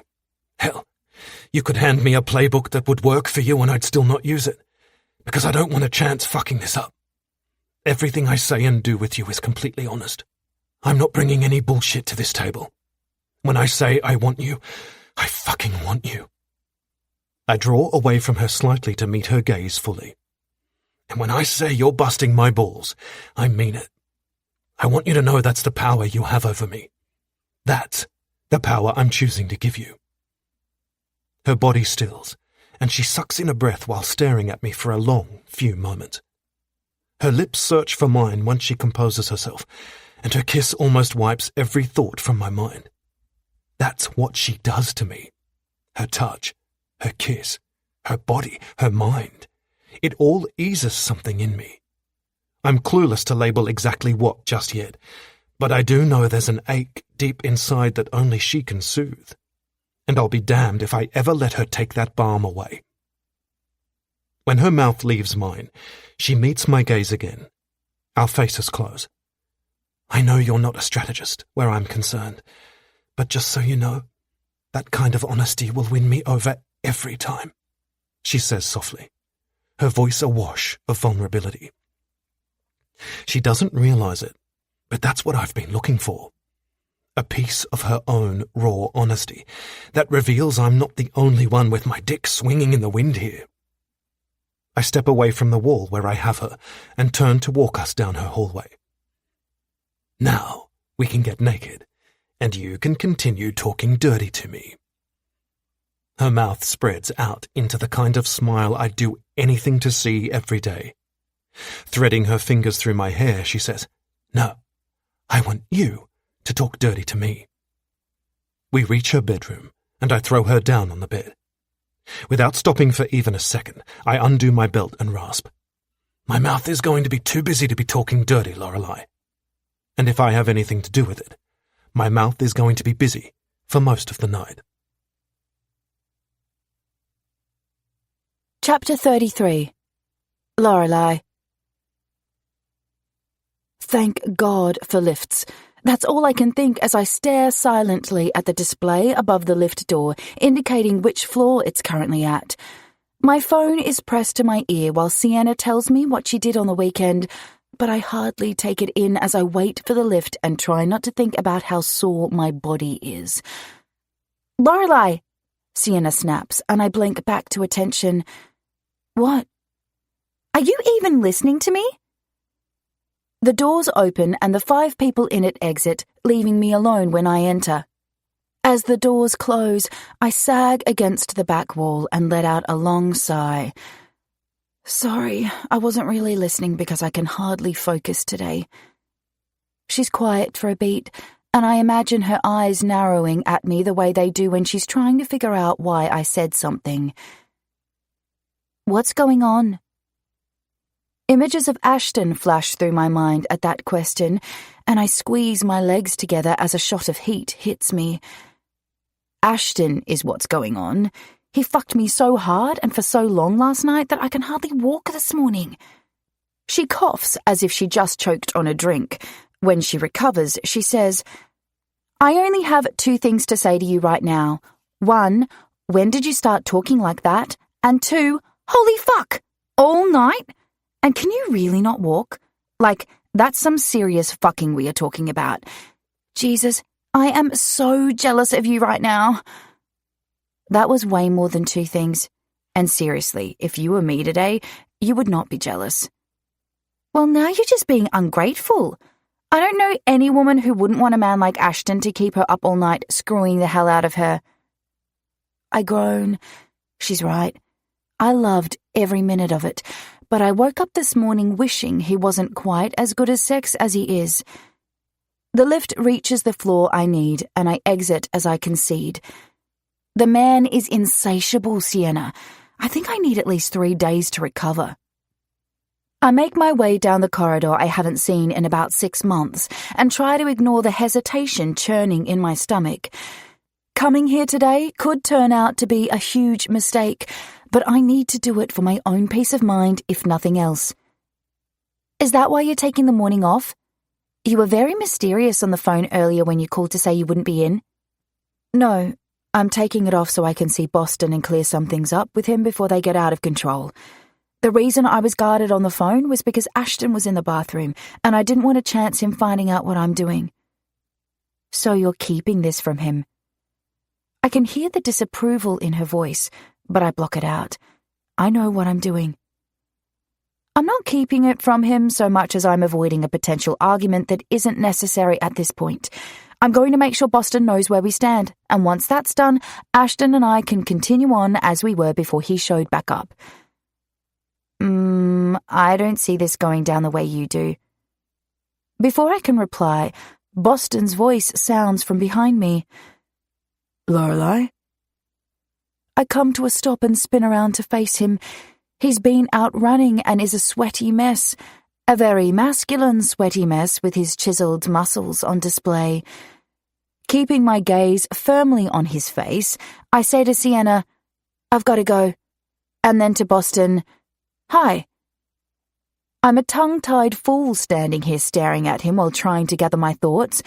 I had expected to arrive at his sister's apartment, spend a good 5 to 10 minutes outside psyching myself up for our conversation, and then walk in there and tell him like it is. Instead, he's caught me off guard, and I'm struggling for words in much the same way I imagine an Olympic sprinter probably struggles for breath after a race. His lips twitch as if he's about to break out into a grin, but he continues and simply says, "I'm glad you came." "Oh, no. No, buddy. I'm fairly sure he's misreading this whole situation, and I need to get us on the same page before his thoughts progress any further."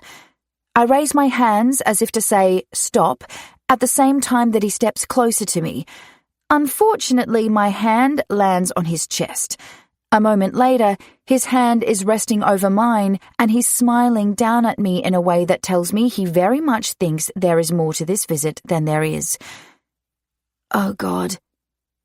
Sienna was right. This is not going down the way I pictured it. Boston, Still smiling, he cuts me off as he grabs my hand and leads me towards Amber's apartment. Amber has been feeling down since the accident. Seeing you will cheer her up. Wait, I need to tell you something. I blurt out, but we've reached our destination and he interrupts me again. He unlocks the apartment door and says, "Catch up with Amber first, and then you and I can talk." His eyes lock onto mine and he blasts another smile my way as he adds, "It's so good to be back." My throat goes dry as concern races through my veins. This is definitely not going the way I imagined. I sip my coffee and watch Boston silently while he sugars his. I've spent the last hour catching up with Amber and doing my best to ignore the growing dread in the pit of my stomach. Boston sat on the couch next to me while I chatted with Amber, acting like the past 5 months and a breakup hasn't gone down between us. After I finished with Amber, he suggested we head to the cafe downstairs so we could talk. I was more than ready to talk and set a few things straight. "Boston, this isn't what you think it is." He glances up from his coffee and watches me quietly for a few moments. "What do I think it is, Lorelei?" "You think that me coming to the apartment this morning means I want to get back together with you, but it doesn't. I wanted to come over and see Amber, and I also wanted to come and see you to let you know it really is over between us." "It's not over between us. Not by a long shot. I noticed the way you reacted when you saw me this morning." He leans closer and drops his voice. "The way your body reacted to me." "The only reaction you saw was me being caught off guard." The way he assumes to know what I'm thinking and feeling irritates me. It always has. "Why did you feel like you had to be on guard in the first place?" I frown. "This is why. You have a way of twisting my words and causing me to get all confused." I pause for a moment before adding, "Don't read more into this than what there is." "There is more to read into here. There always is with you. Stop it. There's nothing more here. We broke up 5 months ago and I've moved on. You should too. I wanted to say that in a much nicer way to you, but you're not giving me much chance to do that. He lifts a brow as he settles back into his seat. You've moved on with Ashton, Scott. Do you know much about that man, Lorelei?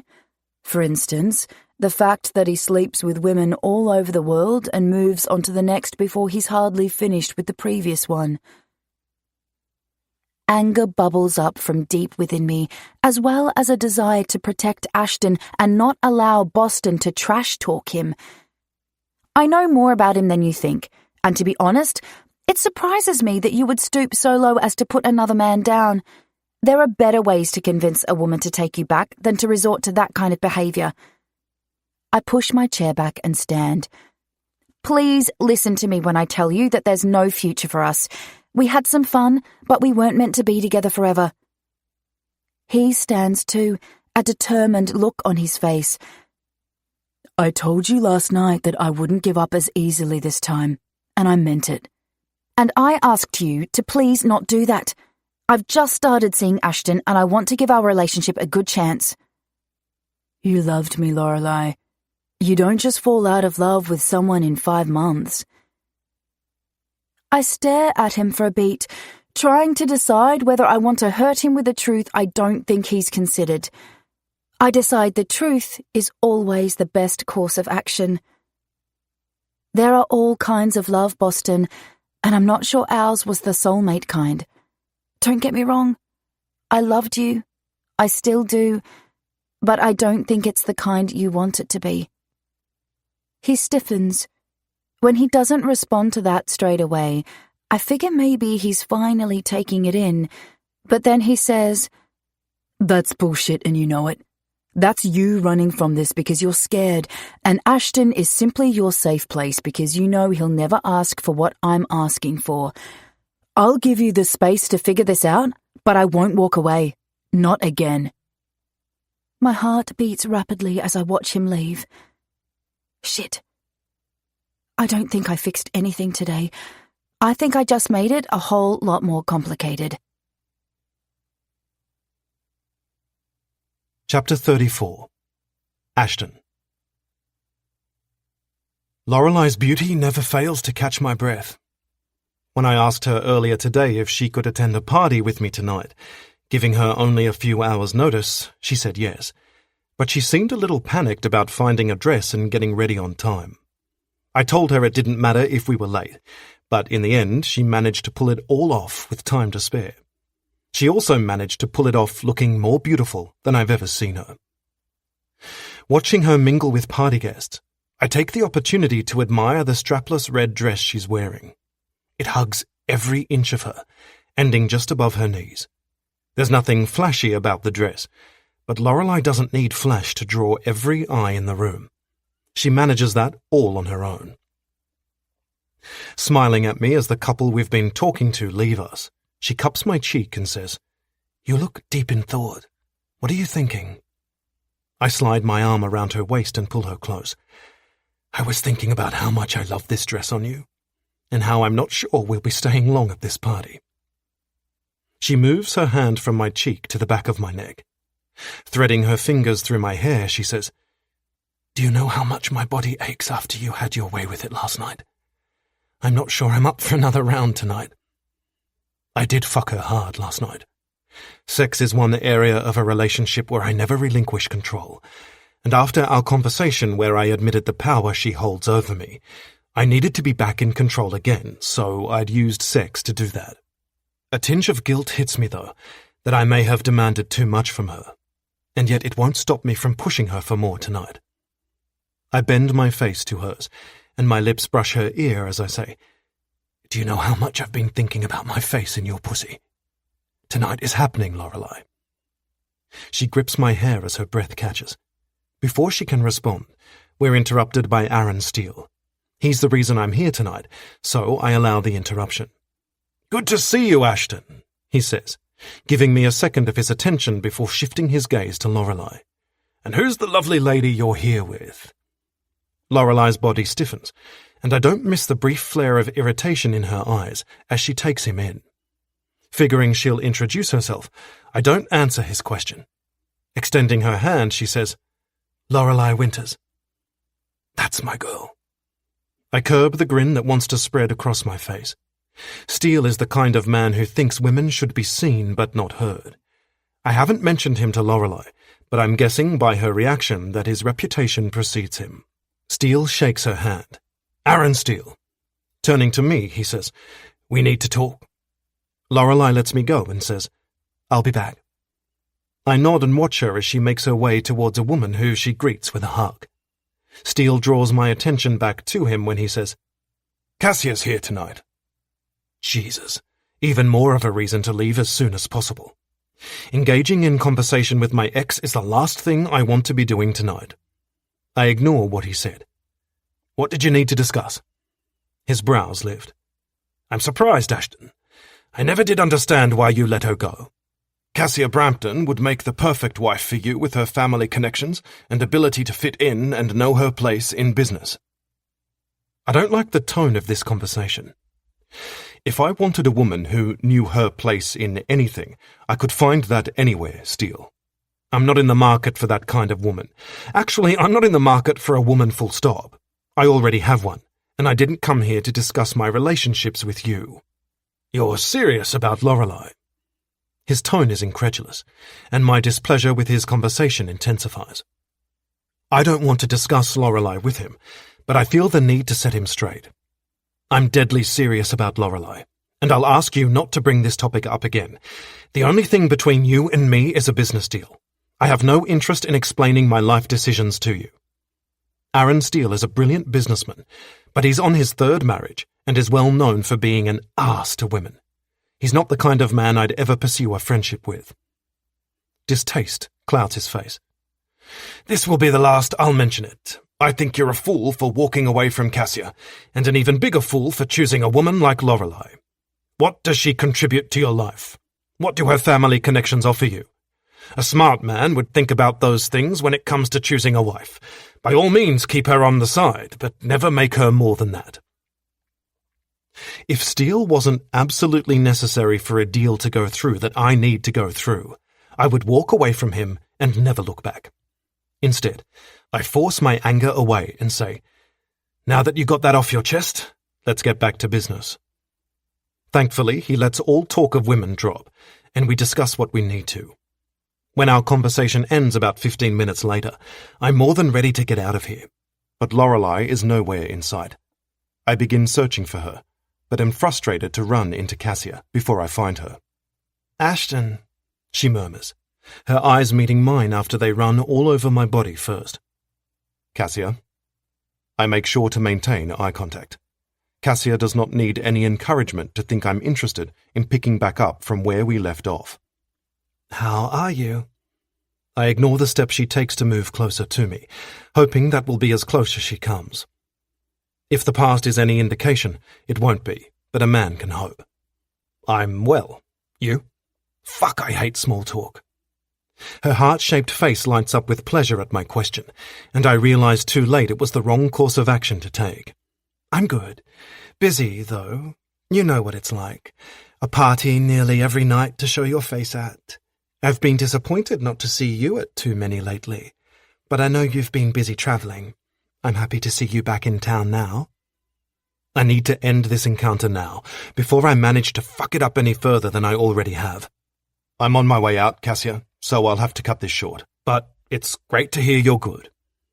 I step away from her, but she reaches out and stops me, her hand gripping my arm. "We should have dinner one night." "Fuck no." Turning, I face her again. "No, Cassia, I'm seeing someone." My voice is firm in an effort to convince her she needs to move on. She blinks a few times, clearly surprised. I haven't dated since we broke up, and she knows I don't easily make relationships official. "Oh," she says, her voice cracking a little. I remove her hand from my arm. "Goodbye." With that, I walk away, not waiting to see how she processes what I've told her. Cassia didn't handle our breakup well, and I still feel some guilt over how it all went down. We were together for 4 years, But in the end, I realized I didn't stay because I loved her, but rather because I wasn't bored with her like I was with most other women. It was an asshole move to make with a woman who planned her life around me, so as soon as I became aware of the reason I stayed, I left. Cassia deserved more from a man than I could ever give her. She doesn't follow me, and I manage to exit the room without further delay. 15 minutes later, I finally find Lorelei. She's deep in conversation with a guy I know only by reputation, and by the looks of it, whatever they're talking about has her excited. "Ashton!" she exclaims when she sees me. "Come and say hi to Ryan Shandwick. Do you two know each other?" Definitely excited about something. Every inch of her is alive with it. My arm circles her waist as I shake Ryan's hand. "I've heard a lot about your developments." He's only been in Sydney for about a year. Prior to that, he was working out of Melbourne. His business has grown fast, and he's been plagued by rumours of shady operations. Shandwick grins. "Lorelei sings your praises, Ashton, but she doesn't have to. I've been following you and your business for years. Great to meet you, man." "Ryan's been telling me about the project he's currently working on, an apartment complex in Bondi," Lorelei says. The excitement's still clear in her tone, and I wonder at that. What shit has he been spinning her? Shandwick's still grinning at me. "We're in the early phase of it, but it's shaping up to be something." His phone rings, cutting him off, and he says, "Sorry guys, I need to take this. I'll be in touch, Lorelei." I watch him for a moment as he walks away. Even if I hadn't heard the rumours about him, I wouldn't trust him. He gives off a vibe, and my gut instinct is to avoid him. I always make it a point to go by that instinct. It's never let me down yet. The fact he told Lorelei he'd be in touch concerns me, but I decide to leave that for a conversation with her later. I've got much more important things on my mind right now. Shifting my gaze to her, I say, "I'm ready to dedicate some serious time to getting this dress off you." Her eyes sparkle and she laughs. "Here, now? I'm easy." "Okay then." She plays along, still laughing. Reaching her arms around to the back of her dress, she says, "You want me to undo the zip and get you started?" I tighten my hold on her. "Don't you dare," I growl. "There's no fucking way any man in here is getting his eyes on you." Her eyes smolder with desire. "You should take me home, but I need you to know I wasn't joking when I said you wore me out last night. This isn't going to be another long night. Don't count on that, beautiful. You'll be begging me for more within the hour, I promise." "Oh, God." She groans as I lead her outside. "I'm pretty sure you're going to kill me with sex, Ashton." I watch the slow blink of her eyes as she says this, and take in the way her breathing picks up. I see the rise and fall of her chest, the flush that covers her skin, and the way she bites her bottom lip. Everything about this woman intoxicates me. I wasn't exaggerating when I told her last night how much power she holds over me. What she doesn't know is that I've never given this kind of power to any woman in my life. Chapter 35. Lorelei. Good morning, I say as Ashton trails kisses down my stomach. Scrunching my fingers in his hair, I try to stop his progress. When he looks up to meet my gaze, he says, "You want me to stop?" "Yes. No. But really, yes. I can't take any more of you at the moment." At the twitch of his lips, I widen my eyes and say, "Seriously, I am sore in ways you can't even imagine. I told you I couldn't handle much more last night, but you just kept on going." He positions himself over me so our faces are close. "And I heard no complaints from you then. In fact, I recall you screaming out my name a few times. Just so you're aware, that's the kind of feedback that tells a man to keep going, not to stop." I smack his arm. It could be because of what he just said, or it could be the huge smile spread across his face that makes me smack him. Either way, he deserves it. I'll be sure not to scream in future.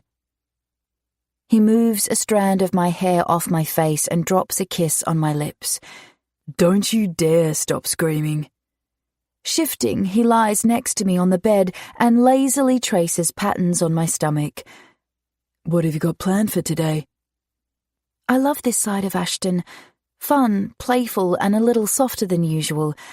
I wouldn't trade his dominant side for anything, but it's nice to have this part of him as well. I'm in the office all day. How about you? I've got a couple of meetings this morning, and then I'm spending the afternoon with Jack. Have you guys got something fun planned? That depends if you classify golf as fun. God, no. Don't ever ask me to go golfing with you. Boss, I cut myself off when I realize I'm about to mention Boston to Ashton while in bed with him. Definitely not something I want to do. He's silent for a beat. Lorelei, you can talk about your ex with me. He was a huge part of your life. I don't expect you to never mention him. Guilt slices through me that I didn't tell Ashton about going to see Boston yesterday. I contemplate telling him now, but I don't want to ruin the easy mood we've got going. Instead, I roll to face him, slide my hand over his waist and down to his arse, and say, "Okay, but at this point, I'd rather talk about you." His erection presses against me, and he groans. If you keep your hand on my arse and your body next to mine like this, we're going to have to renegotiate me fucking you. Did we actually negotiate that, or did I just tell you it wasn't happening? The negotiations took place last night. I won, if you recall. Oh, so this morning when you tried to have your way with me, that was just you trying to squeeze more out of the deal? A slow, sexy smile hits his lips. She's finally learning how I like to do business. Let me see if I've got this right. Negotiate hard, don't ever lose, and get everything you can out of the deal. Does that about cover it? I make sure to keep my hand on his arse as I throw a leg over his body and press myself against him more than I have been. Fuck, he hisses. You're sexy when you talk business. I lean forward and kiss him right before I leave the bed. Looking down at him, I smile.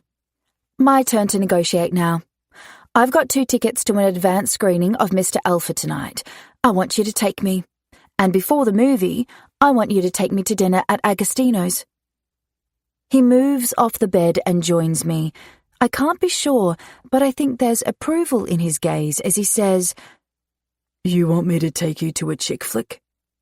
"Yes." He crosses his arms in front of him. "What do I get out of this deal?" "Time with me." His lips twitch. "I can get that whenever I want, Lorelei. You're going to have to negotiate harder for this." "Maybe you can't get that whenever you want." "Ah, so you'll withhold yourself from me if I don't agree to this?" "I might." He shakes his head. "No, baby. You need to be firm. Hard. You have to stick it to me to win here. Remember rule number 2? Don't ever lose." God, negotiating with Ashton is hot. I need to do more of this. Straightening my shoulders, I say, "Okay, yes. I won't agree to see you for the rest of this week if you don't agree to this." His brows lift. "You won't win if you try to bargain with something unbelievable." "I'm not." He chuckles. "Yeah, you are. We both know there's no way you'll go without seeing me for that long." His smugness makes me want to fight harder for this. Summoning the firmest voice I've ever used, I say, "I'm telling you right here and now that if you don't agree to take me to a chick flick tonight, you won't be getting any pussy for the rest of the week." Heat flares in his eyes. "One night." I frown. "Huh?" "If I don't take you to the chick flick, there'll be no pussy for one night." No. 1 week. His eyes drop to my lips. 3 nights. I realize he has no intention of backing down. I should have known he wouldn't go easy on me. Hell, it's one of the reasons why I love spending time with him. He treats me like an equal. But damn if I'm not winning this today. I run my finger lightly over his lips. "Let's see about that." I drop to my knees and take his cock into my mouth, slowly, all the way in, and then I take hold of it as I slide it out. After I lick it from one end to the other, I look up and say, "You agree to take me to dinner and the chick flick tonight, and I'll suck your cock right now and make you come." He grins. "That's how you do it. Deal." I stand. Keeping hold of his cock, I say, "On top of that, I'll blow you on the way home from the movie if you agree to do whatever I want tomorrow night too." His arms snake around me and he pulls me against his body. Our faces are so close and my heart is beating so fast at the raw need and respect radiating from him. Having Ashton watch me like this awakens something deep inside me, something so erotic and pleasurable that I never want him to stop looking at me like that. "That's right, beautiful. Get everything out of the deal that you can," he says, his voice deep and sexy. "So that's a yes?" He kisses me slowly and so very thoroughly. By the time he ends the kiss, my knees are weak, and I'm not sure I would still be standing if he wasn't holding me up. His eyes find mine as he says, "I'll agree to all of that with one stipulation. After we get home, you fuck me all night long again." I hold his gaze for a long few moments before finally nodding. "Deal." I press my lips to his and kiss him before saying, "And that last bit I agreed to, that's called a compromise, because sometimes when you negotiate with people, you have to do a little give and take, just so you know." His arms tighten around me. Not that they weren't already around me firmly, but it's like he's trying to clear every last obstacle between us, like he's trying to get as close as he possibly can to me. "Fuck, you're something else." I'm about to kiss him again when my doorbell sounds. "They'll go away," I say, bringing my mouth to his. "Who would it be so early in the morning?" he asks as I try to kiss him. "I imagine it wouldn't be just anyone." Shit, he's right. It might be my neighbour looking for help. Letting him go, I say, "Okay, wait here. I'll go see what they want, and then I'm coming back to make you good on our deal." I pull on some clothes and make my way to the door. I expect to see my neighbour when I open it, but am surprised when I discover it's Alessandra. My surprise turns to concern when I see she's been crying. Her face is puffy and her eyes are bloodshot. Reaching for her, I say, "What's wrong?" She allows me to pull her into a hug, but it's like she doesn't even realize what I'm doing. "I've been trying to call you and Ashton, but neither of you answered your phones." She's so disoriented that alarm slithers through me. "Ali?" Ashton joins us. "What's going on?" She lets me go and moves to him. Tears stream down her face as she says, "Mama's had a heart attack. She's in the hospital." Ashton's face pales as he pulls his sister into his arms and holds her while she cries. Alessandra is completely devastated, and for the first time since I've met him, Ashton appears bewildered. It's the kind of reaction to be expected, but it throws me to see him like this. And when I realise that not only is his mum not well, that this means he'll have to see his father, I know that life is about to be turned upside down for my man. Chapter 36. Ashton. Aaron Steele called. He wants to bring your next meeting forward to tomorrow. Jessica informs me over the phone, an hour and a half later when I check in with her. Alessandra, Lorelei and I arrived at the hospital to find Dad pacing the emergency room while Mum was still with the doctors. I took his pacing and concern as a sign that he was worried about Mum. However, it turned out he was more worried about missing business meetings today. I shouldn't have been surprised, but it seems there's still a part of me looking for a father who cares about his wife and family. That was what surprised me the most, that after all this time and everything we've been through, I'm holding on to misguided hope. Let Steele know I'm out of the office until further notice, and cancel everything for today.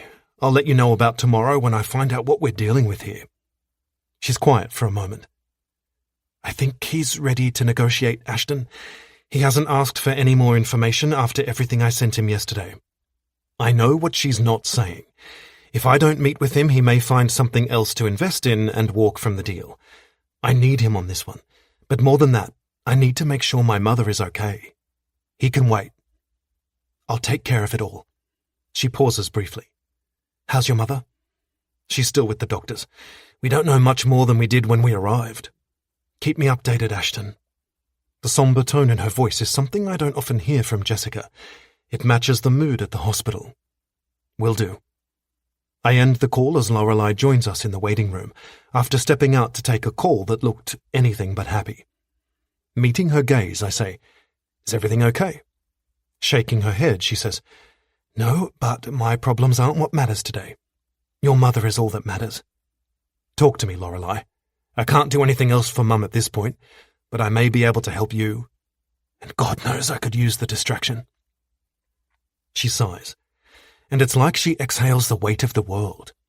Her shoulders slump at the same time, which lets me know that whatever she's dealing with is causing her a lot of worry. It's the Willow Street building. I'm having problem after problem with it, and just when I think I fixed everything, more issues pop up. I frown. How long has this been going on? And what kinds of problems? A few weeks.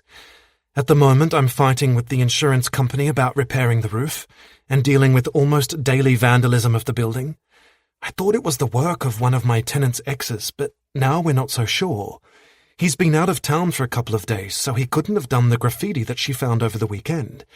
On top of that, I have a florist opening in one of my shops soon, and this morning the shop had been broken into and the walls inside were graffitied. Thankfully, I have a handyman who I call on to repair stuff like this, but the bill is adding up each time I have to get him in. It doesn't look good to customers either, I suggest. I've come across numerous businesses that have had to close up shop due to a bad reputation from crime in the area. I'm disturbed that Lorelei has to deal with this. Right. I've heard that some customers have taken notice, and that does worry me. I need to figure out what's going on and fix it, but I'm at my wit's end with it all. I can hear the frustration in her voice, and it's clear to see the tension in her body. I pull out my phone. I've got a guy who can look into this for you. Her hand closes over mine, stopping me from making the call. With a shake of her head, she says softly, No, leave it, Ashton. You've got far more important things to worry about today. This won't take long to organise. Her gaze drifts to Alessandra, who is sitting alone. And in that time you could go and talk to your sister. She needs you. I open my mouth to argue, but she silences me with a finger to my lips. If I'm still having problems after your mum is better, I'll let you know, and you can help me then. After my mum is better. My brain fixates on that comment. After, not if. Lorelei's mind works differently to mine. I've trained mine to always consider what could go wrong with any given situation. I don't naturally gravitate towards what could go right. This morning has been no different. I've imagined as many scenarios as I could based around all the outcomes possible from my mother's heart attack. For the first time in a long time, I feel adrift. I have no control over this outcome, and that terrifies the hell out of me. My mind is scrambling to come up with options, but there aren't any that we haven't already put into action. Lorelei moves closer. Her hand brushes my arm, and care laces her voice when she speaks. Ashton, did you hear what I said? Before I can reply, my father cuts into our conversation. Your mother had a lunch she was attending today for the Bright Foundation. I need to call and let them know she won't be there. Do you know the number for the woman in charge? I stare at him incredulous. My carefully contained anger at his behaviour this morning froze. He's been on the phone with business associates since we arrived, unwilling to push his work aside for even a minute while his wife's health hangs in the balance. No, I don't know the phone number for a woman running a goddamn charity. That's hardly in the realm of what I do with my time. He always does his best to downplay my business success. I have no doubt that him asking me for the lunch organizer's number is his way of putting me in my place. His lips flatten. It's the only sign that I've angered him. My father is exceptional at hiding his emotions. This skill is one of the secrets of his business success. I wouldn't know what you do with your time anymore, son. His voice is low and controlled. He's always so damn guarded. Neither of us moves. We simply stay where we are and watch each other warily. The tension of the situation has me on edge more than I usually am around him. I'm strung so tightly I know it won't take much for me to snap, and that isn't something I want to do while I wait to find out my mother's prognosis. In the end, it's Alessandra who moves the conversation forward. She joins us, hands Dad her phone and says, "That's Margaret's number. She's organising the lunch today." His gaze slices to her as he takes the phone. "Thank you, Alessandra." I track his steps as he leaves us and exits the waiting room. Once he's no longer in sight, I drop my head, scrub my face and mutter, "Fuck." "Jesus, Ashton, can we just get through today, please?" My head snaps up, the anger I'm trying hard to control unravelling a little more. "The fuck, Ali?" My tone is too harsh and she responds to it. The anguish lining her face turns to anger as she lashes out. "For once, I'd like our family to let shit go and just be together. Dad's never going to change. He is who he is. So why can't you just ignore whatever it is you think he's saying and just answer his questions for what they are? Life would be a lot bloody easier. Ignore whatever it is I think he's saying. What the hell do you mean by that?" My fury sparks, and I'm unable to hold it back any longer. Unfortunately, I'm taking it out on the wrong person. But that's the story of Alessandra's and my lives. We get messy in the bad blood of our family. We go to battle over the very things we both wish didn't exist, because it's the only way our pain can be heard when neither of our parents are interested in acknowledging it. "You always have to twist his words and make something out of them that might not even be there. For God's sake, all he asked was for a phone number. All you had to do was say you didn't have it, but no, you couldn't stop yourself from reminding him that Ashton Scott doesn't involve himself in something so lowly as a charity lunch. Fuck. You know I didn't mean it like that. And you also know exactly what he meant by it. I'm not going to stand around and let him belittle me. Not anymore." She exhales loudly. "Maybe you read too much into what he said. You seriously don't believe that, do you?" She throws her arms up. "I don't know, Ashton. All I'm saying is he simply asked you for a phone number. If you could have just answered that question for him, all this other tension may have been avoided." I can hardly believe what I'm hearing. Christ, Ali! Where is this coming from? You of all people know how our father thinks. Eyes wild, she doesn't answer me straight away. Her face twists with distress, and she wraps her arms tightly around her body. When she does finally speak, her voice is choked with emotion. I hear the tears she doesn't show the world. "What if Mum doesn't make it?" She takes a ragged breath. "I can't live without her. Our family can't survive without her." Every last bit of anger churning in me retreats, and I reach for her, pulling her close so I can quiet her fears. Not that they ever can be with Ali, but I always try. My sister is a worrier. She clings to all her fears in a way I can't fathom. Sometimes I think it's easier for her to spend time worrying about everything than actually dealing with the truth. I hold her tightly and smooth her hair. "Mum's going to be okay, and so are we. And no matter what happens, you and I will always make it. We are our family." Her body is so stiff in my arms that I wonder if anything I say will help ease her concerns. She looks up at me, and I see the anxiety in her eyes and on her face. "I know we are, but I wish it wasn't like this. I wish our family could be more," she says softly. "I know. Fuck, it's all I ever wanted to. But my eyes are wide open, and I don't see that ever happening." Approaching footsteps draw my attention, and I look up to find Dad and Malcolm walking our way. Malcolm's gaze is firmly on his wife. The love and concern blazing from his eyes is clear for all to see. I wonder again how Ali either misses it or misreads it. "Any news?" Dad asks. Alessandra leaves my embrace and moves to her husband as she answers Dad. "No, nothing yet." Malcolm's arms circle her as he brushes a kiss across her lips, and murmurs something I can't quite hear. She nods before sagging against him. My sister may well be known for her cool and calm manner in business dealings, but I'm concerned that in her personal life she's an emotional mess. At least she's allowing Malcolm to comfort her. Lines wrinkle Dad's face as he frowns. Flicking his wrist, he checks his watch. What the hell are these doctors doing? It's been hours. I bite my tongue from lashing out at him and turn to Lorelei. You want a coffee? She nods. Yes, but let me get it. You wait here in case the doctor comes with some news. With a shake of my head, I say, No, I need to get out of here for a bit. I may say or do something I'll regret if I don't. Understanding flashes in her eyes. Yeah, she murmurs. I'll come with you. Chapter 37. Lorelei.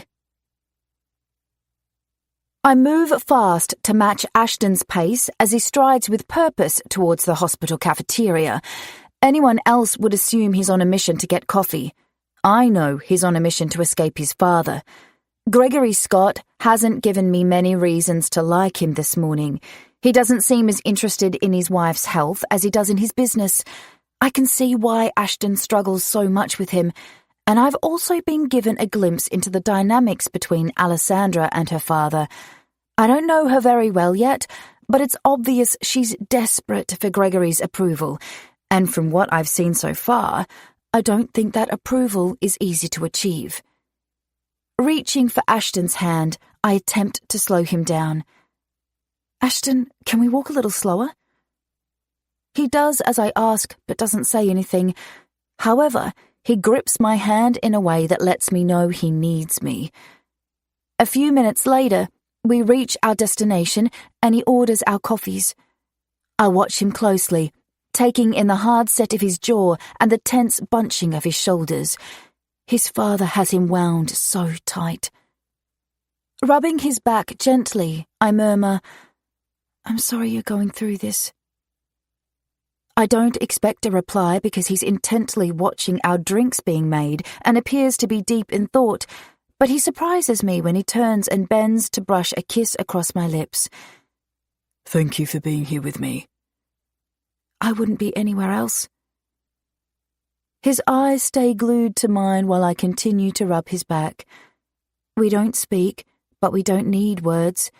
The silence we share speaks volumes, as does his body language. I'm slowly learning to read my man. We sit at a table once our drinks are made.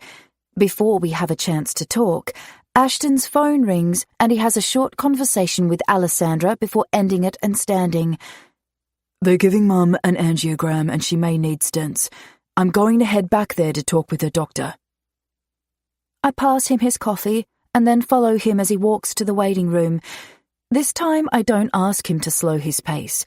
I know how desperate he is to talk with the doctor. His mission is interrupted, though, when a blonde woman calls out his name and runs towards us just before we arrive at our destination. Fuck, he mutters, coming to a stop. When she reaches us, he greets her. Cassia. That name causes my stomach to knot with apprehension. Cassia is the woman he was with for years. She moves closer to him and places her hand on his forearm. The way she touches him and then rubs his arm is intimate, and I stiffen. Looking up at him with what appears to be genuine concern, she says softly, I'm so sorry to hear about your mother. I came as fast as I could. I blink as I swallow hard. She came as fast as she could? She makes it sound like he wants her here. Maybe he does. I don't know anything about the relationship they have now. Perhaps they are still friends. I could kick myself for not knowing this, because now the knot in my stomach is tightening and making me feel stressed, or anxious, or jealous. God, I'm jealous. I don't do jealous. It's not something I've ever really experienced while dating, probably because half the time I'm trying to keep the guy I'm dating at arm's length. But I'm feeling it right now with Ashton and Cassia. The way she's touching him is too much for me. I want to rip her hand off his arm and tell her to back away from him. Away from my man. Where the hell are these thoughts coming from? This is not the day for them, not while Ashton is worried over his mother. I attempt to lock them down tight and not let them out. I'm sure there's nothing to worry about anyway. Ashton has made it clear how much he wants me, and he's always been honest, so I trust him. Without waiting for Ashton to respond, Cassia goes on. How is she? What have the doctors told you so far? It's after she asks these questions that she shifts her gaze to take me in.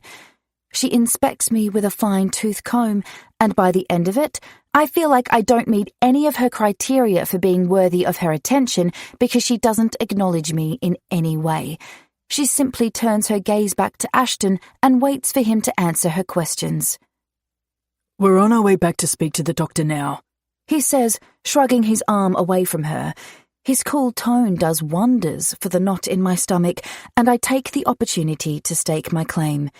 Sliding my arm around his waist, I say, Hi, I'm Lorelei. Ashton's arm snakes across my shoulders and he pulls me close. I take it as a signal to Cassia, and I guess she does too because she stares at his arm for a long moment before meeting my gaze again.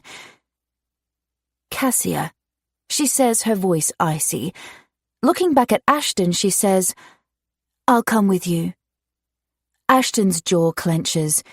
There's no need, and besides, it's just family. I secretly cheer on the inside and instantly feel like a bitch. Maybe Cassia really just wants to check on Ashton's mother. However, when she moves even closer to him and touches him again, I know her visit here today is all for Ashton. And when she speaks, I know every word of it is for me. Ashton, Kendall and I are like family. You and I might not be as close as we once were, but your mother and I are closer than ever. She would want me to be here. Please let me come and wait with you for more news. He opens his mouth to reply, but his father joins us and says to Cassia, Good, you're here. Cassia steps away from Ashton and turns to his father. I'm so sorry to hear about Kendall, Gregory. I was just saying to Ashton that I'll stay with you all through this awful time. The Scotts are family to me. Gregory nods and indicates for Cassia to follow him. With a catty smile thrown my way and a squeeze of Ashton's hand, she goes with Gregory, leaving me staring after her, feeling like everything just changed in the blink of an eye. And that damn knot in my stomach has morphed into what feels like a million knots. Chapter 38. Ashton. Why is Cassia here?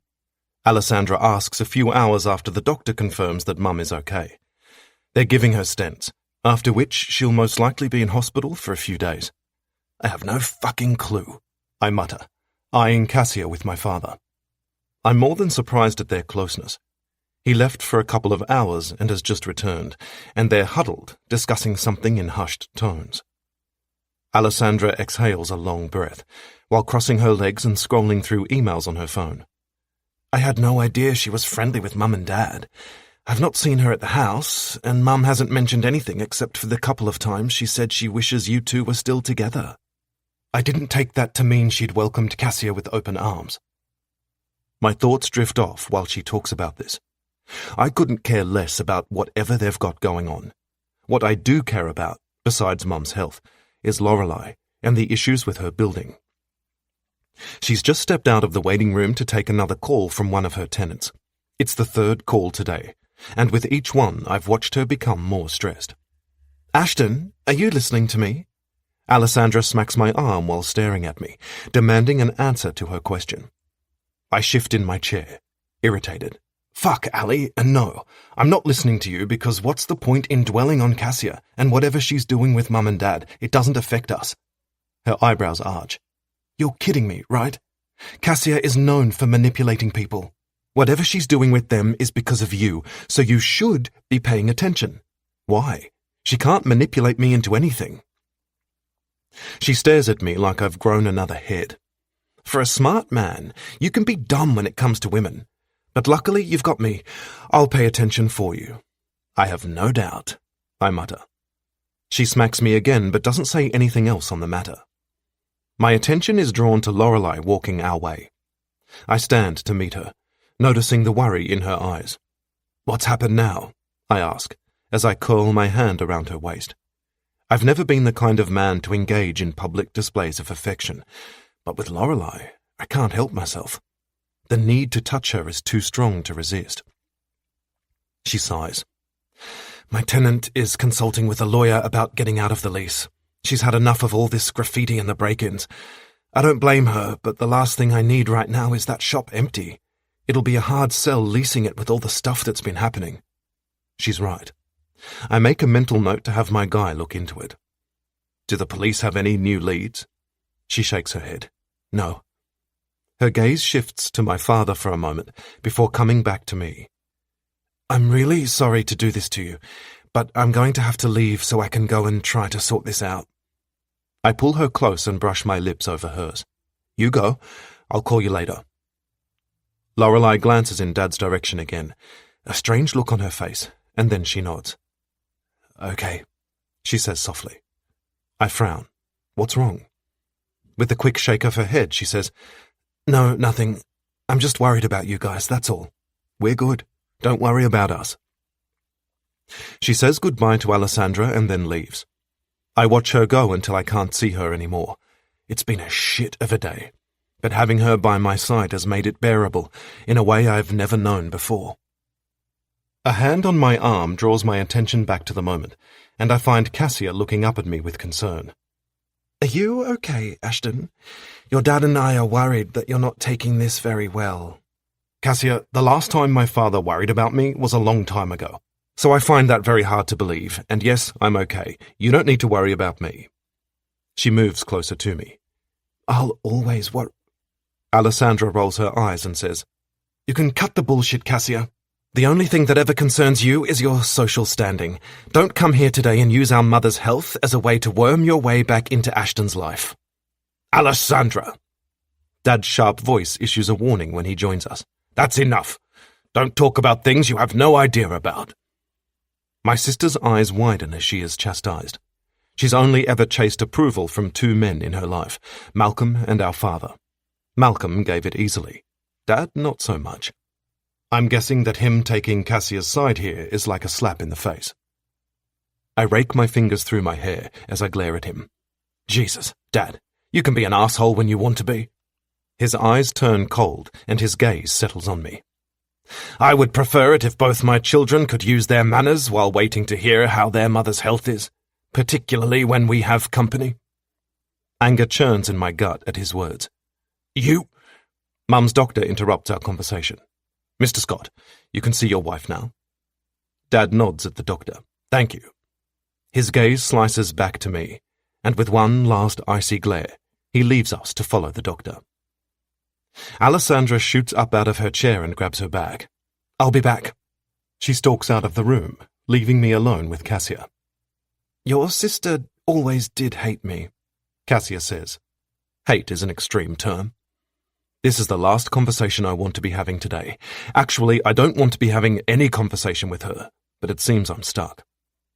Her lips flatten in the way they used to whenever we had an argument. "Not where Alessandra is concerned, Ashton. But you were always blind to her when we were together, so I'm sure that hasn't changed. It'd be nice if, for once, you could open your eyes and see things for what they really are." "Don't push me, Cassia, because you might not like what I see." Her brows furrow. "What does that mean?" she demands. "It means that sometimes I intentionally close my eyes when I don't want to see what is plainly there to be seen. You have benefited from that in the past. Let's not start something we can't turn back from." She stiffens and lifts her chin, a complete look of distaste covering her face. Securing her clutch under her arm, she throws back. "You think your father can be an asshole, but you don't seem to acknowledge what an asshole you can be. You are far worse than Gregory." The sound of her heels tapping on the hospital floor fills my ears a moment later. It might just be the best fucking sound I've heard all day. What Cassia is doing with my family is a mystery to me, but I have a feeling I'm going to be seeing a lot more of her while my mother recovers from her heart attack. Thank fuck I have Lorelei to stand by my side while I deal with it all. Her presence alone eases tension from my life in ways I never knew someone could. Chapter 39. Lorelei. "Here, I brought supplies with me," Sienna says as she enters my kitchen just after 7 that night and hands me a bag with the logo of my favourite bakery on it. "Figured you might need them after the day you've had." It's been the longest day full of stress, so I could kiss her when I rip the bag open to discover 2 vanilla cupcakes, my favourite. "You are a goddess sent from heaven." She grins. "I try." I hold up a mug. "You want a coffee?" Sliding onto a stool at my kitchen counter, she nods. "Of course, with a side of, tell me all about what happened with Cassia today." "Ugh, you had to mention her name, didn't you?" She clicks her fingers, indicating I need to hurry up. "Spill, and then we can make a plan."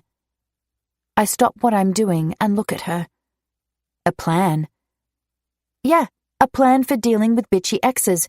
I know you've never had to deal with one before, but I have, so I am the perfect person to advise you on this." God, this all sounds awful. I don't think I need a plan. Ashton and I are good. It's not Ashton I'm worried about. Cassia Brampton has a reputation. She is not a woman you want to be ill-prepared for. I take a bite of one of the cupcakes. A huge freaking bite because I need it. I'm starting to feel even more anxious about Cassia than I was this morning. I've spent the day talking myself around on the issue, but now that's all flying out the window. Sienna takes notes of my actions and says, "Okay, you sit and eat cake while I make coffee." I do as she says. "Make mine strong. I think I'm going to need it." We then spend a good hour making a plan for how I'm going to deal with Cassia after I tell Sienna how rude the woman was to me this morning. Mostly, the plan involves me remaining confident and not allowing her to make me doubt my relationship with Ashton. "I'm going to be there every step of the way, cheering you on until she's out of the picture," Sienna says. I smile at her. "You're always there cheering me on." "Yeah, but this is going to be so much more. If Cassia Brampton thinks she can waltz back in and mess with my bestie, she's dreaming." The alarm on her phone sounds, and she slides off her stool while reaching for her bag. "Babe, I've got to go. That hot neighbor dude of mine is taking me out for a drink tonight, and that was my cue to leave, so I'm ready on time." She slows for a moment. "Are you okay with all this, or should I cancel my plan so I can stay with you?" I shoo her with my hands. "I love you, but you can be a drama queen when it comes to this stuff. Consider me prepped for Cassia. You go and make that man fall for you." She grins mischievously. "Oh, he has already fallen for me. That happened when I rescued his dog from imminent death. I saved her from escaping our building, and then we spent the next couple of hours swapping life stories. Tonight is our first real date, though, so I need to get myself ready for him." Hot neighbor dude has a dog? Sienna loves dogs. Her last guy hated them, so it was a match made in hell. A dreamy smile spreads across her face. "Hot neighbor dude's name is Nathan, and yes, he does. And can I just say that watching a man love a dog is pure bliss." "Okay, go get ready. I'm going to spend the night catching up on paperwork and tax." She pulls a face. "Oh God, that sounds like the worst night ever. Is Ashton still at the hospital?" I walk her to the door. "I think so. He called a couple of hours ago and said he'd be there for a while and that he may not see me tonight. I was going to head back to the hospital after I finished work, but the doctors wanted only family today." "I hope his mum is okay," she says as she exits my apartment. Her eyes light up as she adds, "I'll text later to let you know how my date goes." I laugh. Something tells me you won't have time to text. I can always fit in a quick sneaky text to you. With one last grin, she leaves me to head towards the lift. I smile as I watch her go, thinking about how good it is to see her this happy. I'm about to shut my apartment door and go find the paperwork waiting for me when the lift doors open and Ashton steps out. His eyes meet mine after he speaks briefly with Sienna. They're dark tonight, and they watch me with intensity as he strides towards me that curls hunger through me. God, how I want this man. In every way I can have him. Ashton, I murmur when he reaches me. A shiver runs through my body when his fingers meet the skin on my arm. No man has ever affected me the way he does. I thought you'd be at the hospital for most of the night. He lightly runs his fingers along my forearm before wrapping his hand around it and pulling me to him. Bending his face to mine, he kisses me. It's not a quick kiss to greet me, but rather a deep one that reveals his hunger for me. He takes his time with it, slowly backing me up against the door. By the time he's finished, his hands are cupping my arse and his erection is pressed firmly against me, and I am thoroughly turned on and out of my mind crazy for him. I missed you this afternoon, he says, his voice husky with desire. His hands move from my arse, and he slides his fingers through my hair and angles my face up so our gazes meet. The raw need I find in his eyes intensifies my own desire. I need to be inside you, Lorelei. I grip his arm. How's your mum? I want what he wants, but I manage to sort through my lust-filled thoughts to find this question. It's important. I want to know that she's okay. She's good. His answer is sharp and to the point, and his actions make it clear he doesn't want to discuss this any further, because as soon as the words leave his mouth, he lifts me and carries me inside to my couch. Depositing me there, he keeps his eyes firmly on mine as he loosens his tie. He wore his suit to the hospital this morning, and even though he's been in it all day, he still looks immaculate. The only thing giving away the fact he's dealing with some heavy family stuff is the tiredness in his eyes. The room fills with the sound of his tie sliding over his shirt as he discards it. Still watching me intently, he unbuttons his shirt. His fingers move deftly from one button to the next, undoing them, slowly revealing the smooth skin of his chest and abs. I lean back against the couch and enjoy the show of Ashton undressing. When his shirt hits the floor, he flicks his wrist and beckons with his fingers for me to stand. Those beautiful blue eyes of his drop to take in my body, and when I stand, his hand goes straight to the button on my jeans. He makes fast work of removing them and slipping his hand into my panties. Cupping my pussy and rubbing his thumb over my clit, he orders, "Take off your clothes."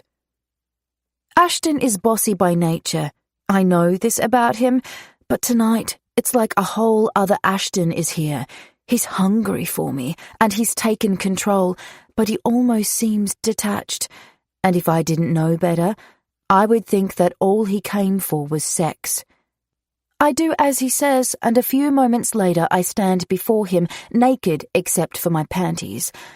I hardly know I'm still wearing them, though, because Ashton's hand covers my pussy rather than their thin material. His thumb works my clit while he slides 2 fingers inside me.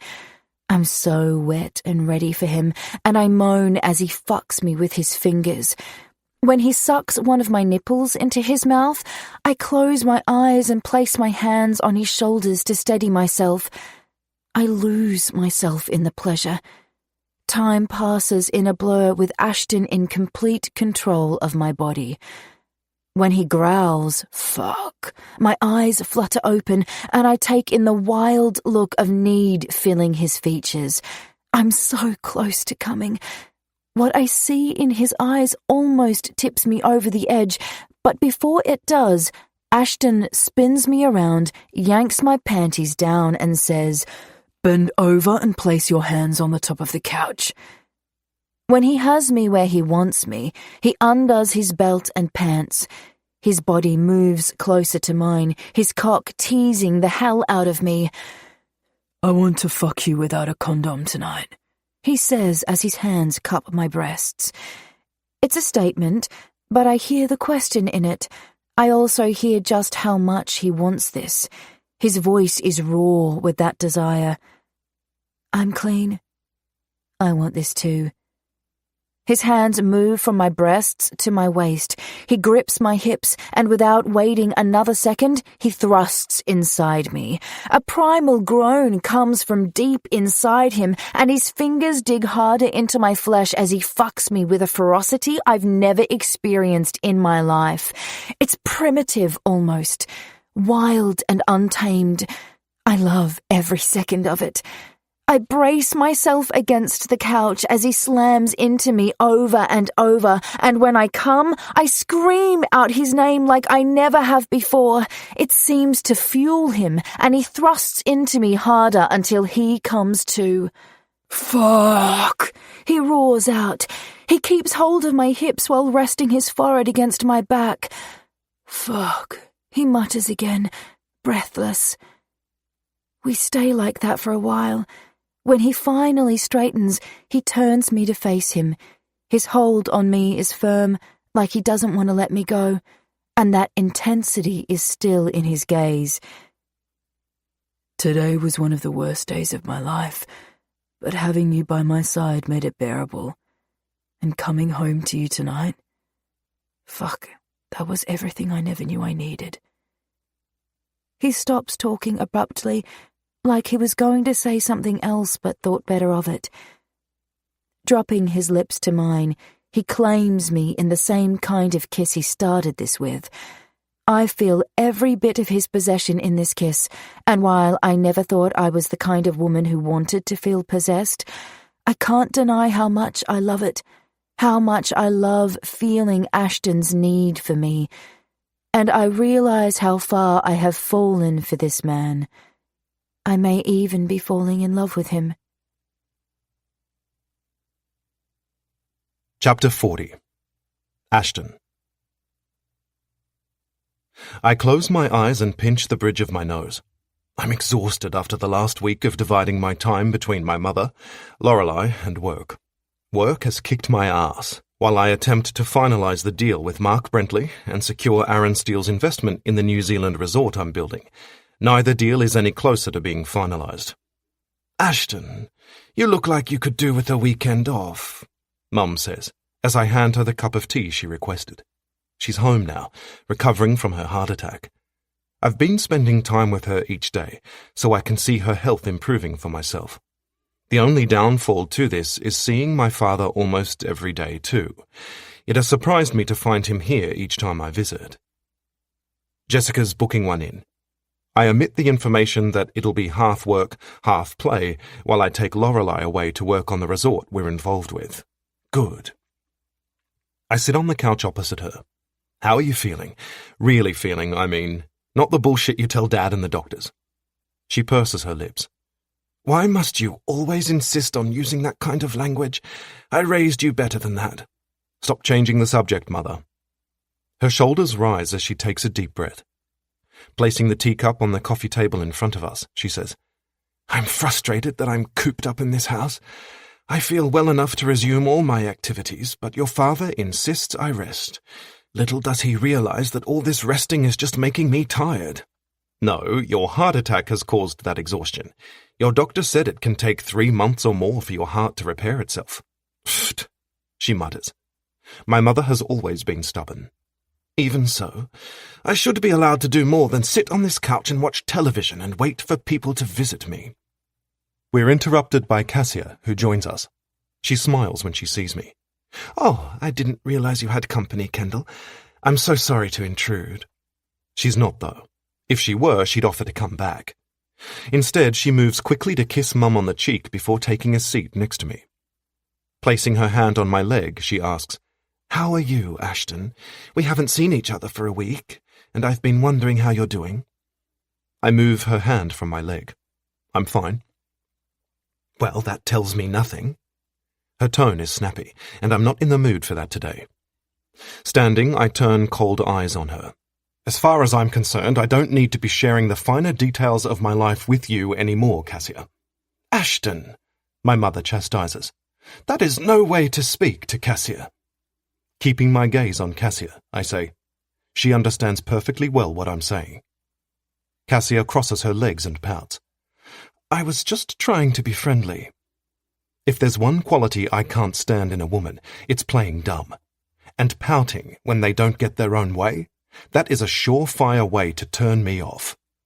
Cassia didn't engage in much of this while we were together, but she's mastered it since, and it doesn't suit her. Dropping a kiss to my mother's cheek, I say, I've got work to do, but I'll stop by after to see how your day was. She waves me away and shakes her head. No, don't. I won't be here. I have actually managed to convince your father to take me to the movies tonight. I decided that was something he might agree to because it wouldn't take much effort on my behalf. I'll see you tomorrow then. Glancing briefly at Cassia, I say, Goodbye, Cassia. Don't worry about your mother, Ashton. I'll make sure she has a good day. Cassia calls out as I head towards the front door. God fucking help me. Why the hell have my parents encouraged a relationship with my ex? How's your mum doing? Jack asks as he enters the kitchen where I'm checking on the dinner I had sent over for tonight. Lorelei's on her way over to spend the night here. I decided rather than taking her out to dinner, I'd organize it here so I can have more time with her alone. She's recovering well. I eye the empty whiskey glass he places on the kitchen counter and bite my tongue from mentioning it. Jack still appears to be spiraling, and the more I say stuff about it to him, the further away I push him. That's the last place our friendship needs to be, especially now because he's going to need me more than ever when he finally crashes. But fuck, it's hard to watch someone you love do this to themselves. He pulls an almost empty bottle of whiskey out of the cupboard and pours another drink. Let me guess. She's being her usual self, defying doctor's orders and thinking she knows best. I chuckle. Yeah, pretty much. Hey, have you got any plans for Saturday? I thought we could take the boat out for the day. A smile spreads across his face as he downs some whiskey. Sounds like a plan. I'm in. My phone sounds with a text. Jessica. Sian just sent a notification that she has 3 Willow Street buildings ready for you to buy. Me. Good. Tell her to find more. Jessica. That was your cue to tell me how happy my text just made you? Me. If you'd told me she had all of them, then I'd tell you your text made my fucking year. Jessica. Well, since I'm not getting any praise tonight, I'll take a coffee from that Willow Street cafe tomorrow. You know how I like it. Me. Have my assistant organize it. She doesn't reply to that, only sends me a gif showing me what she thinks of that idea. I'm taking that was good news, by the way you're smiling, Jack says. Glancing up at him, I shake my head. Not really, but Jessica's sense of humor is out in full force tonight. That woman definitely knows how to make a man smile, he murmurs, and I see the moment where he drifts back into old memories. Jack, I warn him, don't go there. He throws the rest of his drink down his throat. So, no good news then. She let me know my real estate has found 3 Willow Street properties to buy. The news would have been good if the number had been a lot bigger. I'm battling my father for these properties, so I need to make this happen fast before he does. Jack frowns. What does Lorelei think of all this? I would have thought she'd be against it. This is business, Jack. It doesn't have anything to do with Lorelei. He whistles low. And now I understand why my best friend is still single, even though women line up to date him. Your head is in the clouds if you think this doesn't have anything to do with Lorelei. I reach for a whiskey glass in the cupboard and pour myself a drink. When she sees the results of a Willow Street development, she'll understand why it was needed. The businesses on that street are dying, while the rest of Sydney moves ahead, simply because no one has bothered to develop it. His brows arch. And you really believe she'll sell her building to you for this? It won't matter if she doesn't. I can still go ahead without it, and that will only help her, so she'll reap the rewards of that. There's no way she won't be good with it once I lay it all out for her. As a knock sounds on the front door, he says, For the record, I believe this might just be the worst idea you've ever had. If you really want Lorelei in your life, that is. If you don't want her, sure, go ahead because I believe you that it will be good for business. But sometimes people have to come first, my friend. I frown. I agree, and that's why I'm doing this. It'll be good financially for everyone. He shakes his head at me. But sometimes other things are more important than cash.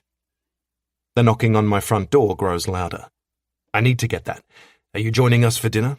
No, I'm going out for the night. That thought scares me. Jack out on the town with all the alcohol in the world available to him is a recipe for disaster. Before I can protest, he says, "Don't stress, Ashton. I'm going out with Sienna. She'll keep me on the straight and narrow." Good, I mutter, before heading to answer the door. Finding Lorelei on the other side eases some of the tension from my body. She's been by my side as much as she could be this past week, and has pretty much kept me going when the stress and exhaustion have gotten to me. Snaking my arm around her waist, I pull her to me. "Do you have any idea how good it is to see you?" Her eyes light up with pleasure as she loops her arms around my neck. After brushing a kiss across my lips, she says, "Don't judge my outfit, okay? I was running late." I chuckle as I take another look at her body. I've got no issue with this outfit. In fact, you should start wearing it more often for me. Have you just come from the gym? She's wearing the tightest multicolored tights and a fitted bra top thing under a jacket. The fact I can see skin makes me more than happy, not to mention that her legs in these tights look fucking amazing. She presses herself against me with a sexy smile. "You would say that. And yes, I've just come from the gym, so you need to feed me. I'm starving." I bend my face to her ear. "No one's going to be eating if you keep pressing yourself against my dick." Her arms tighten around my neck, and she pushes herself against me again. "I could wait to eat, I guess. Your mad skills more than make up for food." I run my hands down to her arse and smack her there. "Nope. I'm going to feed you first, because once I get started on this body, there is no way I'm being dragged from it." 20 minutes later, we're finishing up our dinner while chatting over a glass of wine. We've discussed our weekend away that we've rescheduled after I had to cancel our last one and have gone over what we want to achieve. Lorelei's filled me in on her tenant issues and the fact she's hopeful they may be resolved soon, and I've updated her on Mum's health. "So, you didn't see your dad today?" she asks as she finishes her glass of wine. My gaze is firmly fixed on her lips as she drinks. I'm imagining them wrapped around my dick later. "Ashton, did you hear what I said?" I find her eyes again. "I was busy thinking about fucking you. But yes, I did hear what you said, and no, I didn't see him today." Heat flares in her eyes and a smile fills her face. "I like it when you think about fucking me. But before we do that, I want to tell you some exciting news. You've decided to stop working so you can spend all your hours naked with me." She laughs and leans forward to place her hand on my leg. "Someone's playful tonight?" I lean forward and cup her breast through her top. "No, just ready to be inside you. Let's be real. You work too much. You wouldn't have enough time for all that sex." I slide my hand into her top. "Who said anything about not working? I can multitask. I would fuck you while I close deals over the phone. Hell, I'd probably be more productive." She bites her lip and stands. A moment later, she's straddling me and undoing the buttons on my shirt.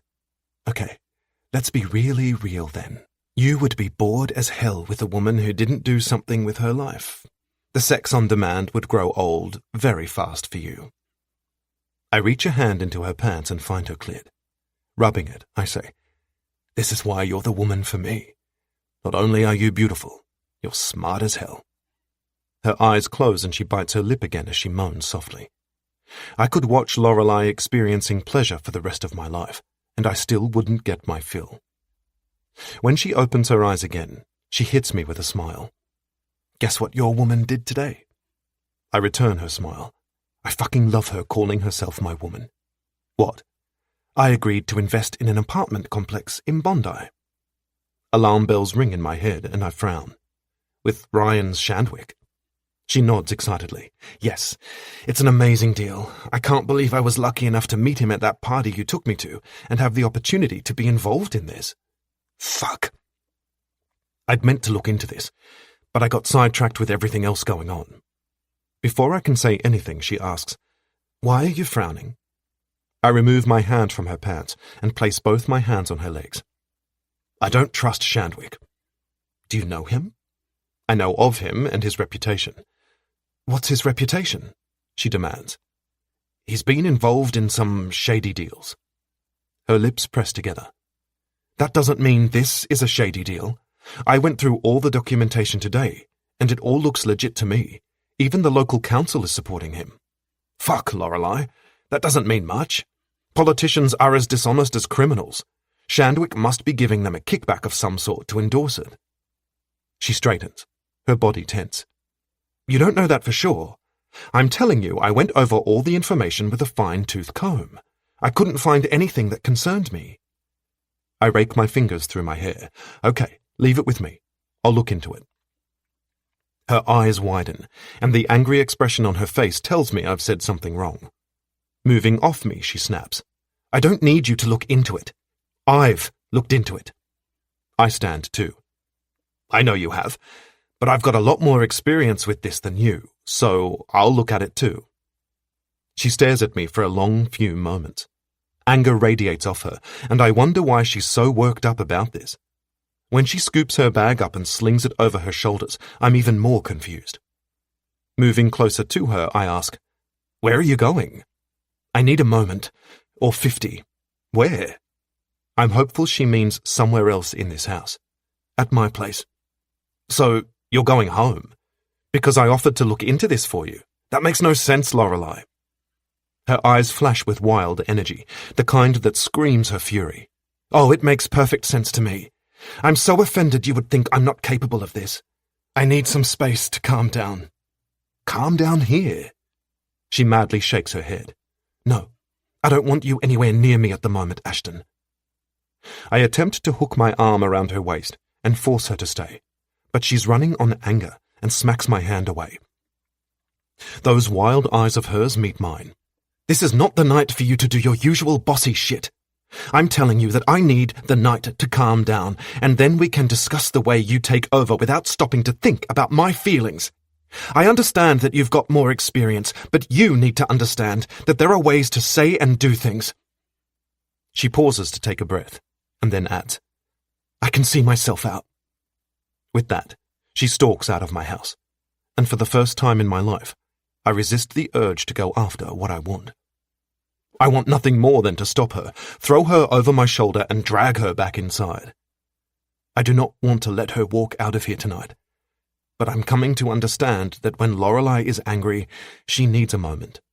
And if I've got any shot at keeping her in my life, I need to step back and give her that. What she'll need to understand very quickly, though, is that after she's had that moment, I'll be coming for her, and no fucking way will I be leaving without what I came for. Chapter 41. Lorelei.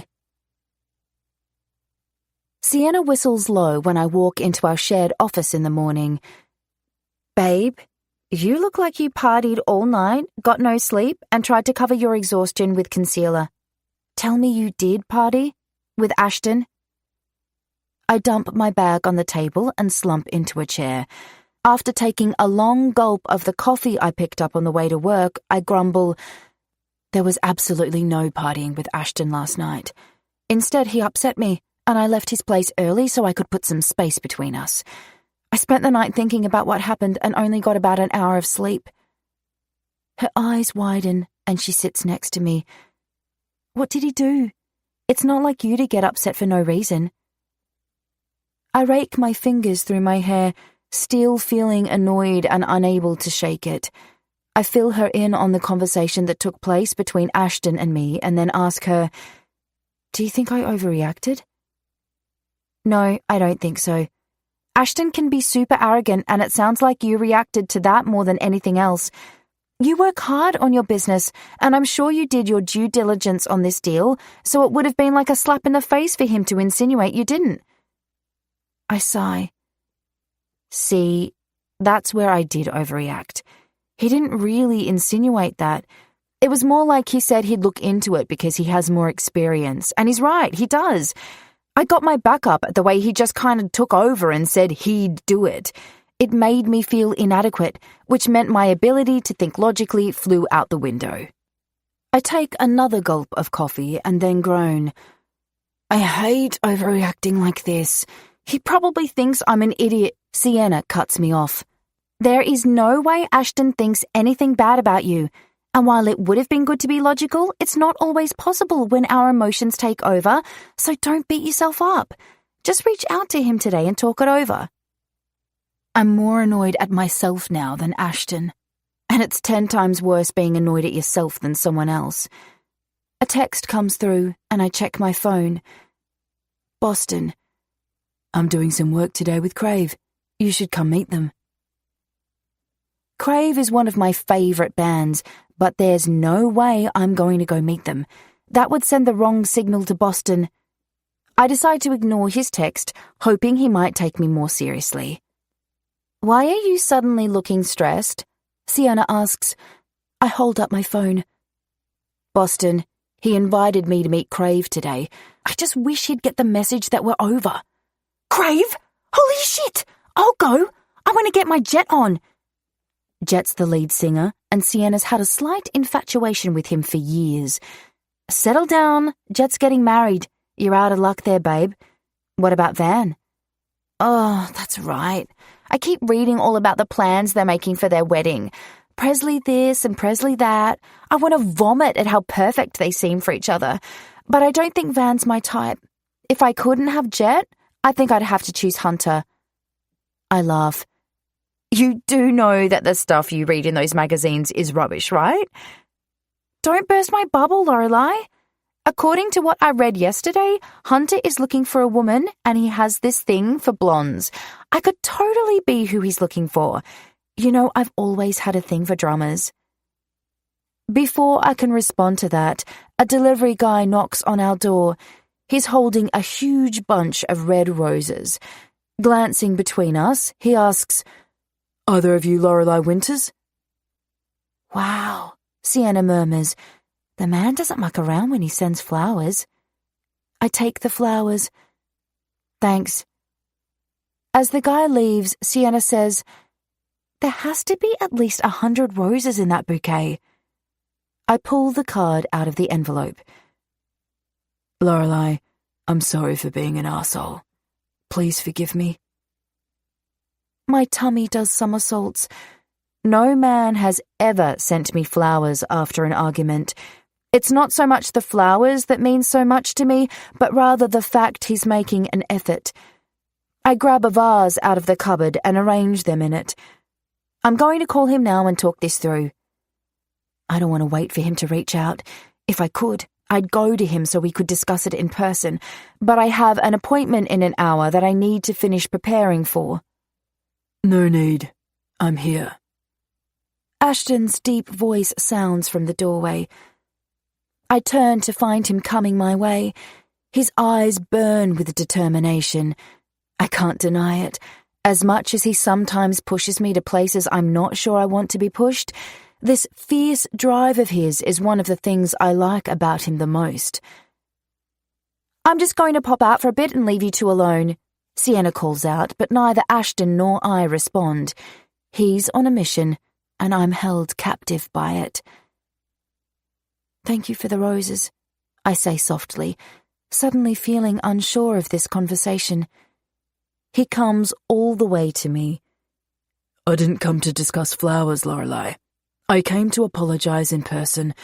I won't make the mistake of taking over and not thinking about your feelings again.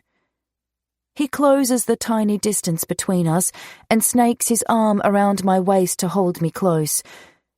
But you need to understand that the best way to deal with a disagreement like this is not to run from me.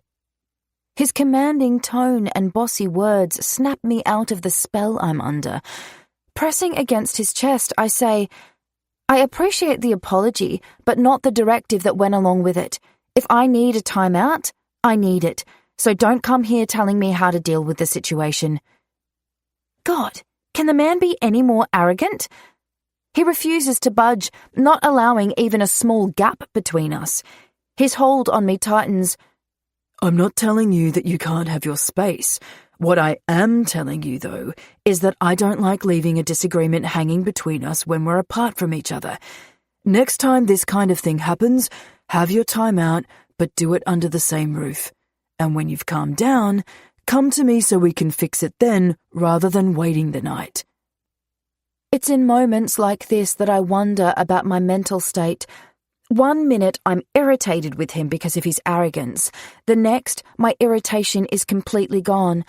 I often swing between emotions with Ashton, and that's not something I've experienced with a man before. My emotions have pretty much always remained steady when I'm with someone. Steady and a little boring. Not a moment with Ashton is steady or boring. Grasping his shirt, I say, "How do you always get away with being arrogant and bossy?" His brows lift. You think I got away with it last night? Well, no, but Ashton cuts me off by backing me up against the wall and gripping my waist with both hands. No buts, Lorelei. He growls, I fucked up last night, and I didn't get away with it. I respect you standing up for yourself, but just so you're aware, it was the longest fucking night of my life. I've never wanted anyone like I want you. To not know where your head was at, fucked with my head, and I never want to go through that again. Promise me we won't. My legs go weak at the passion blaring from him and at his honesty and willingness to lay himself bare like this. Taking hold of his face, I nod. I promise I won't do that to us again. His eyes search mine for what feels like forever before he finally lets out a breath that sounds like it's been trapped for a long time. Thank fuck. Chapter 42. Ashton. You're in a better mood tonight than you were this morning, Jack says over a drink that night. He called and asked me to meet him at this bar after work. I could hear in his voice that this was important to him, so instead of arguing about his drinking, I agreed. I take a drink of the whiskey sitting in front of me. That's because I fixed things with Lorelei. Does that mean you told her how concerned you are about the Shandwick deal? No, it means I'm still looking into that. For now, I've apologized and just left it, but I'm certain I'll need to bring it up again soon. You really think it's a shady deal? I do. I hope you're wrong, for Lorelei's sake. I'm not wrong, Jack. All I can hope now is that she can get out of it by the time I make her see what's going on. He throws some whiskey down his throat. I saw Cassia at the cafe near your work today. Couldn't get away from her. She went on and on about how good your parents are to her. Are they that close now? I squeeze my whiskey glass. Apparently so. She's there every time I visit Mum. What's going on with her? I don't know, and I don't want to know. Did I ever tell you I don't like that woman? I chuckle. Only every opportunity you got. He grins. And you chose never to listen to me. Maybe when it comes to Lorelei, you'll listen to me. I narrow my eyes at him. I thought you liked Lorelei. Oh, I do. And that's why you need to listen to me. I'm concerned you're going to fuck it up with her otherwise. How would I fuck it up? Let me count the ways. The Willow Street plans you have. Your need to take control of her and everything she does. There's probably 100 other things you'll do, but these are the main ones. I'm not trying to control her, I'm trying to help her. There's a difference. I ignore the reference to the Willow Street development. We've already discussed that, and as far as I'm concerned, he's wrong. We're going to have to agree to disagree, Ashton, but just don't screw things up. I like that woman. I drink some more whiskey. The bar is getting busy as all the suits head out for a drink on their way home from work. I want to discuss whatever Jack brought me here for before it gets too noisy.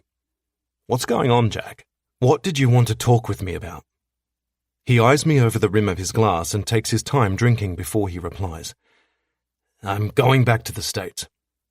Worry hits my gut. Why? That's the last place he needs to be now.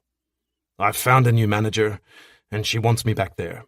She's got some scripts for me to read. She also wants me to fix my public image, so I've got a lot of work ahead of me. I need to get back there and start on that. What kind of work?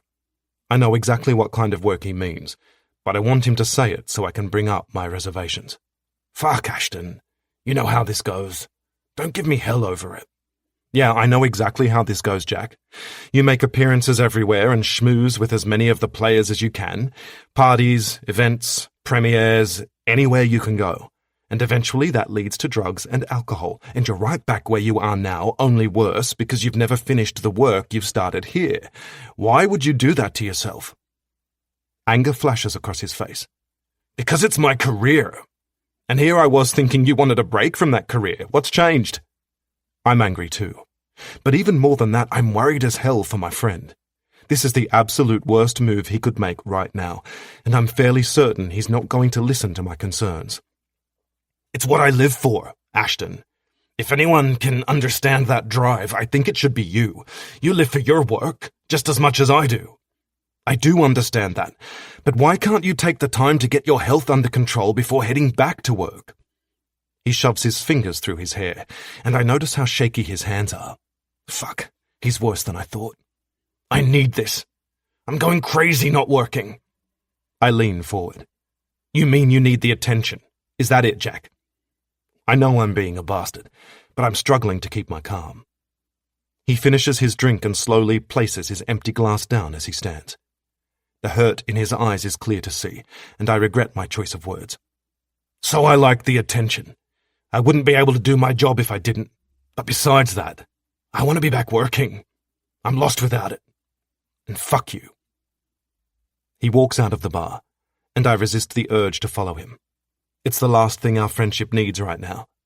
Jack might be in desperate need of help where his health and addictions are concerned, but at some point I have to let him realize that himself.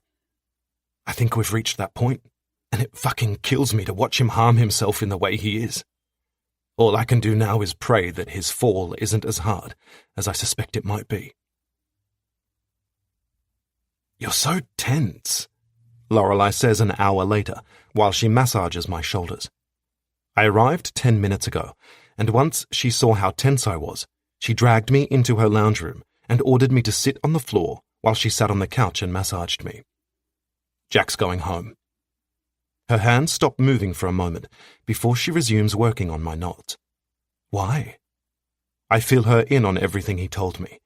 I'm wound even tighter than I was when I spoke with him, and the words fall out of my mouth. It's unusual for that to happen. I've never dated a woman I've shared such personal stuff with. When I finish, she leans forward against me and glides her hands down over my chest. Her head rests on my shoulder and she says, I'm sorry this is so hard for you. I wrap my hands around her wrists and then turn my face so I can catch her lips in a kiss. When I end it, I say, you should come and sit on my lap and let me work my stress out with you. She smiles. That didn't even sound bossy. I return her smile. I'm trying. You know, I think there are definitely times when bossy suits you better. You want me to be bossy, Lorelei? I'm not sure. I'm still deciding. I mean, I don't want to encourage bad behavior. Fuck, I love this banter with her. I'm giving you 5 seconds to decide. After that, it's bad behavior all the way.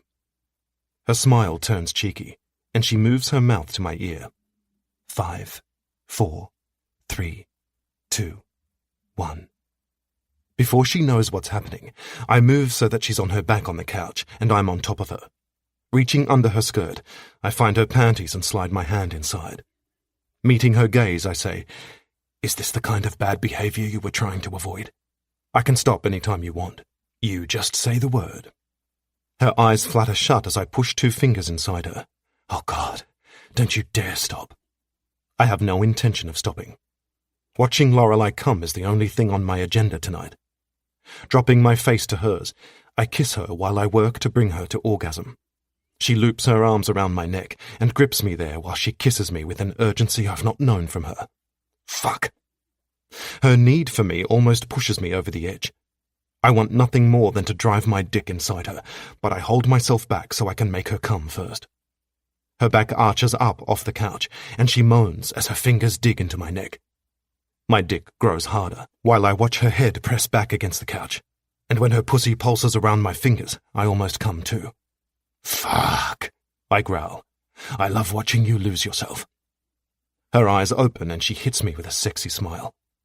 Reaching for the top button of my shirt, she undoes it and says, I love watching you fuck me.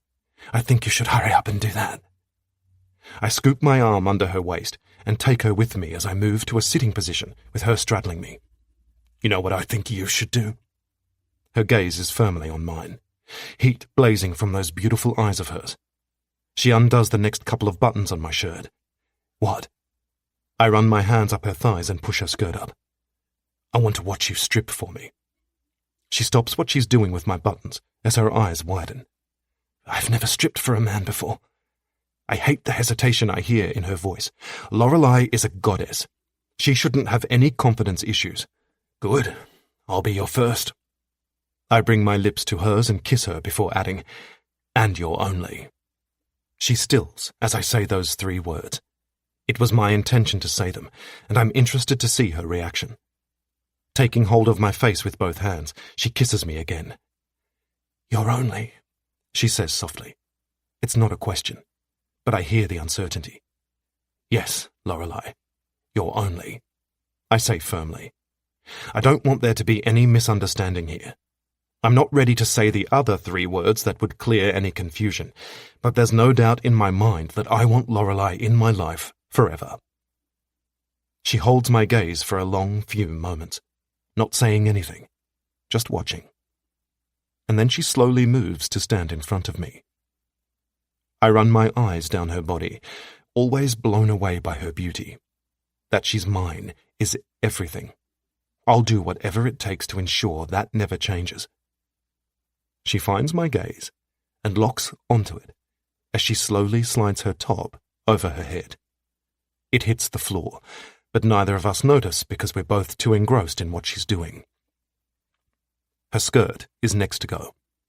The way she turns her back to me and shimmies out of it while bending over is enough to make me reach for my zip. A moment later, my hand is wrapped around my cock, and I stroke it while watching her. My breath slows when she faces me again, and seductively runs a finger down between her breasts to her panties. She places her other hand to the back of her head and threads her fingers in her hair. At the same time, she begins swaying her hips. Fuck, baby, I rasp, gripping my dick harder. You're a natural at this. A smile spreads across her face, and she reaches inside her panties. Her hand is hidden from me, but I can see she's rubbing her clit. Do you want to see my tits next? Or my pussy? Filthy words have never sounded better than on Lorelei's lips. I want nothing more than to drag this out, but I've reached the point where I need her now.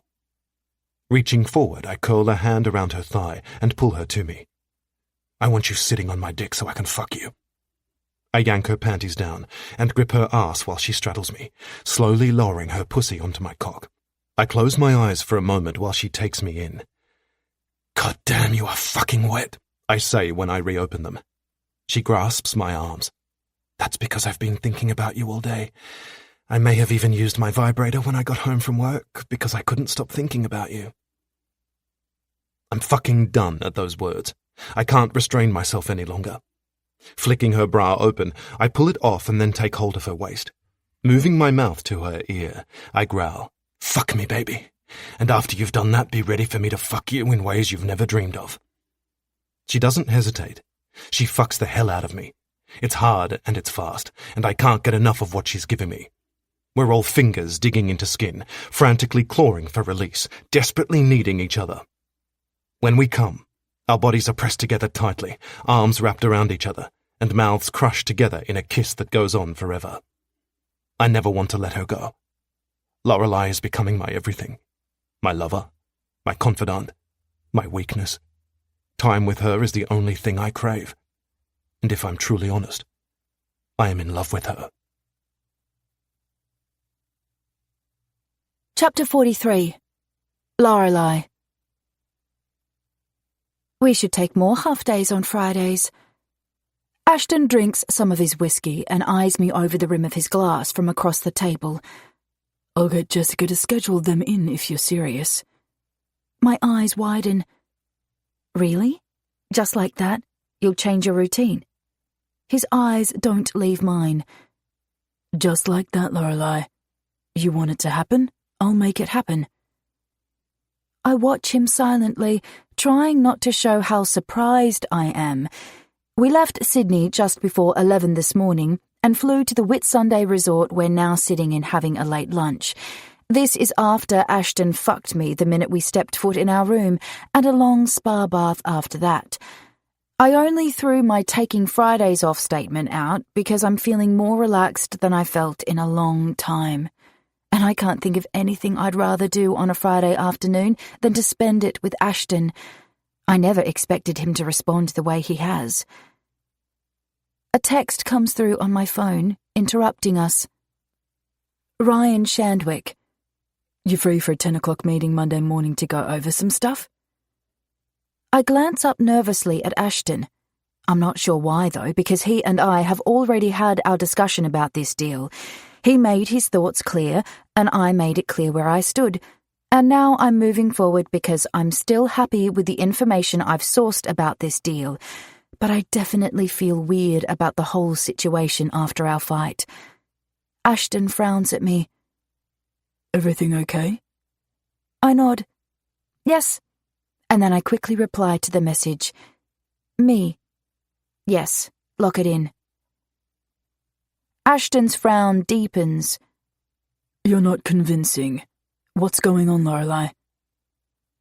I place my phone down on the table and smile at him. It's just some work stuff.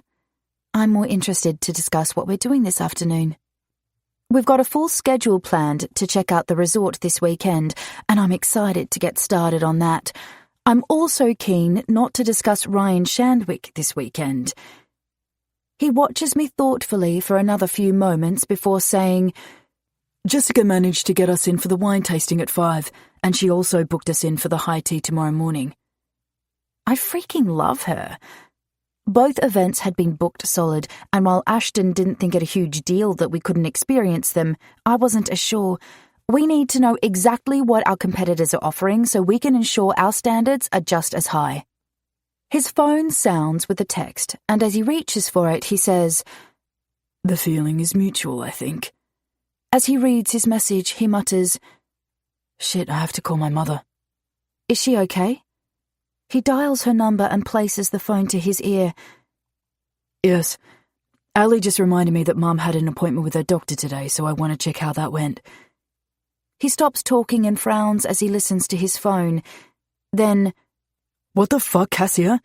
Why are you answering my mother's phone? A sinking feeling hits my stomach. His ex is answering his mother's calls? This causes alarm bells to ring loudly for me. I already feel all kinds of awkward about her and what their relationship is now. This only increases my anxiety over everything. They have a heated discussion before he talks with his mother. When the phone call ends, he rakes his fingers through his hair and mutters, Jesus Christ. I take a gulp of my cocktail. I'm going to need a lot more of these this afternoon. How is she? While I want to know how his mother is, I really want to know everything there is to know about Cassia, but I don't know how to ask him. God, why does dating have to be such hard work sometimes? Mum's fine. The appointment went well. I take a deep breath before pushing him for more. And? He throws half his glass of whiskey down his throat before answering my question. For a reason I can't fathom, Cassia is spending a lot of time with my mother. If I know her as well as I think I do, she's after something. The nerves churning in my gut ease a little. I should have had more faith in my man that he wouldn't keep anything from me. Ashton has been nothing but honest the entire time I've known him, so I'm not sure why I was worried he wouldn't open up to me about this. However, that doesn't ease any of my concern over what Cassia might be up to, or the way her mere presence in his life makes me feel. Like what? I ask softly. I don't know yet, but I intend to get to the bottom of it. She must be close to your mum if they're spending all this time together. I didn't realise they were this close. They certainly weren't while we were together. I look away. I'm not sure how I feel about his mum having a friendship with the woman he used to love, and I feel like I need a moment to get my thoughts into some kind of order. Lorelei. Ashton's deep voice cuts through my thoughts. What's going through your mind? I turn back to find him leaning forward, watching me intently. Unwilling to answer him until I figure out my thoughts, I say honestly, I don't know. Yes, you do. Don't think. Just tell me the one thing running through it right now. God, how I hate it when he tries to force answers from me like this. I really don't know, Ashton. I need to process it. You don't need any time, He says forcefully. It's written across your face and your body that something has upset you, and I want to know what it is because I don't want it coming between us. Fine, I mutter, annoyed at him. If you want to push this, I don't like that your ex is so bloody close to your mother. It concerns me. Why? Why do you think... Good God, are all men this unaware? I don't know. That's why I'm asking you. His voice holds nothing but patience, but I sense his impatience with this. Ashton doesn't always have a high tolerance for the workings of the female mind. He's held himself in check with me most of the time we've been together, but I've witnessed it with his sister. I drink the rest of my cocktail, needing the shot of alcohol. The relaxed state I was in just a little while ago has vanished. Having this conversation with him is hard. We're still walking the fine line between simply dating and admitting stronger feelings, and bringing this up is a whole step closer to admitting how I feel about him, and acknowledging how vulnerable I am about this. Placing my empty glass down on the table a little harder than I mean to, I say, honestly, you men really need to figure out how to read a woman. Because you seem unable to, I'm going to give you a quick lesson in X's. I pause for a moment, gathering myself, before going on. When a woman starts dating a man, the last thing she wants to find out is that his ex is still close with his parents, especially his mother. His mother is the person she really wants approval from, and if the ex is still in the picture, it makes her all kinds of uncomfortable and anxious. Will the ex influence the mother? Will the mother be ready to let the hopes she had for the past relationship go? Will she even like me?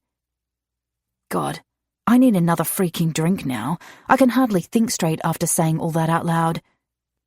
Ashton remains silent while he processes everything, and then a look of pure determination settles across his face as he moves his chair next to mine. You have nothing to worry about with my mother, Lorelei, or with my ex.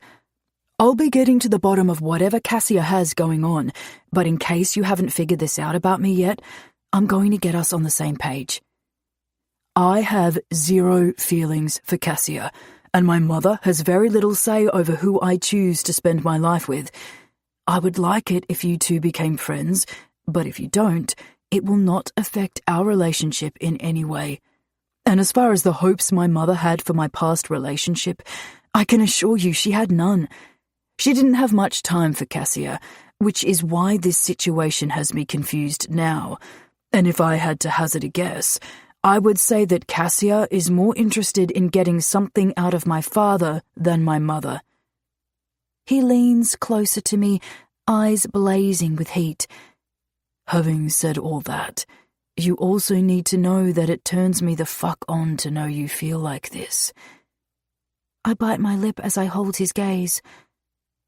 Feel like what? He places his hand on my knee and reaches under my skirt, moving his hand up my thigh, stopping halfway up and resting there. It lights my body up to the point where I'm not sure I can breathe properly. I like a woman staking her claim. My heart beats so loudly, I'm sure he can hear it. Well, consider this me staking my claim. His grip on my thigh tightens. I'll sort this out, and next week you'll come with me to meet my mother. And just like that, Ashton writes everything in my world again.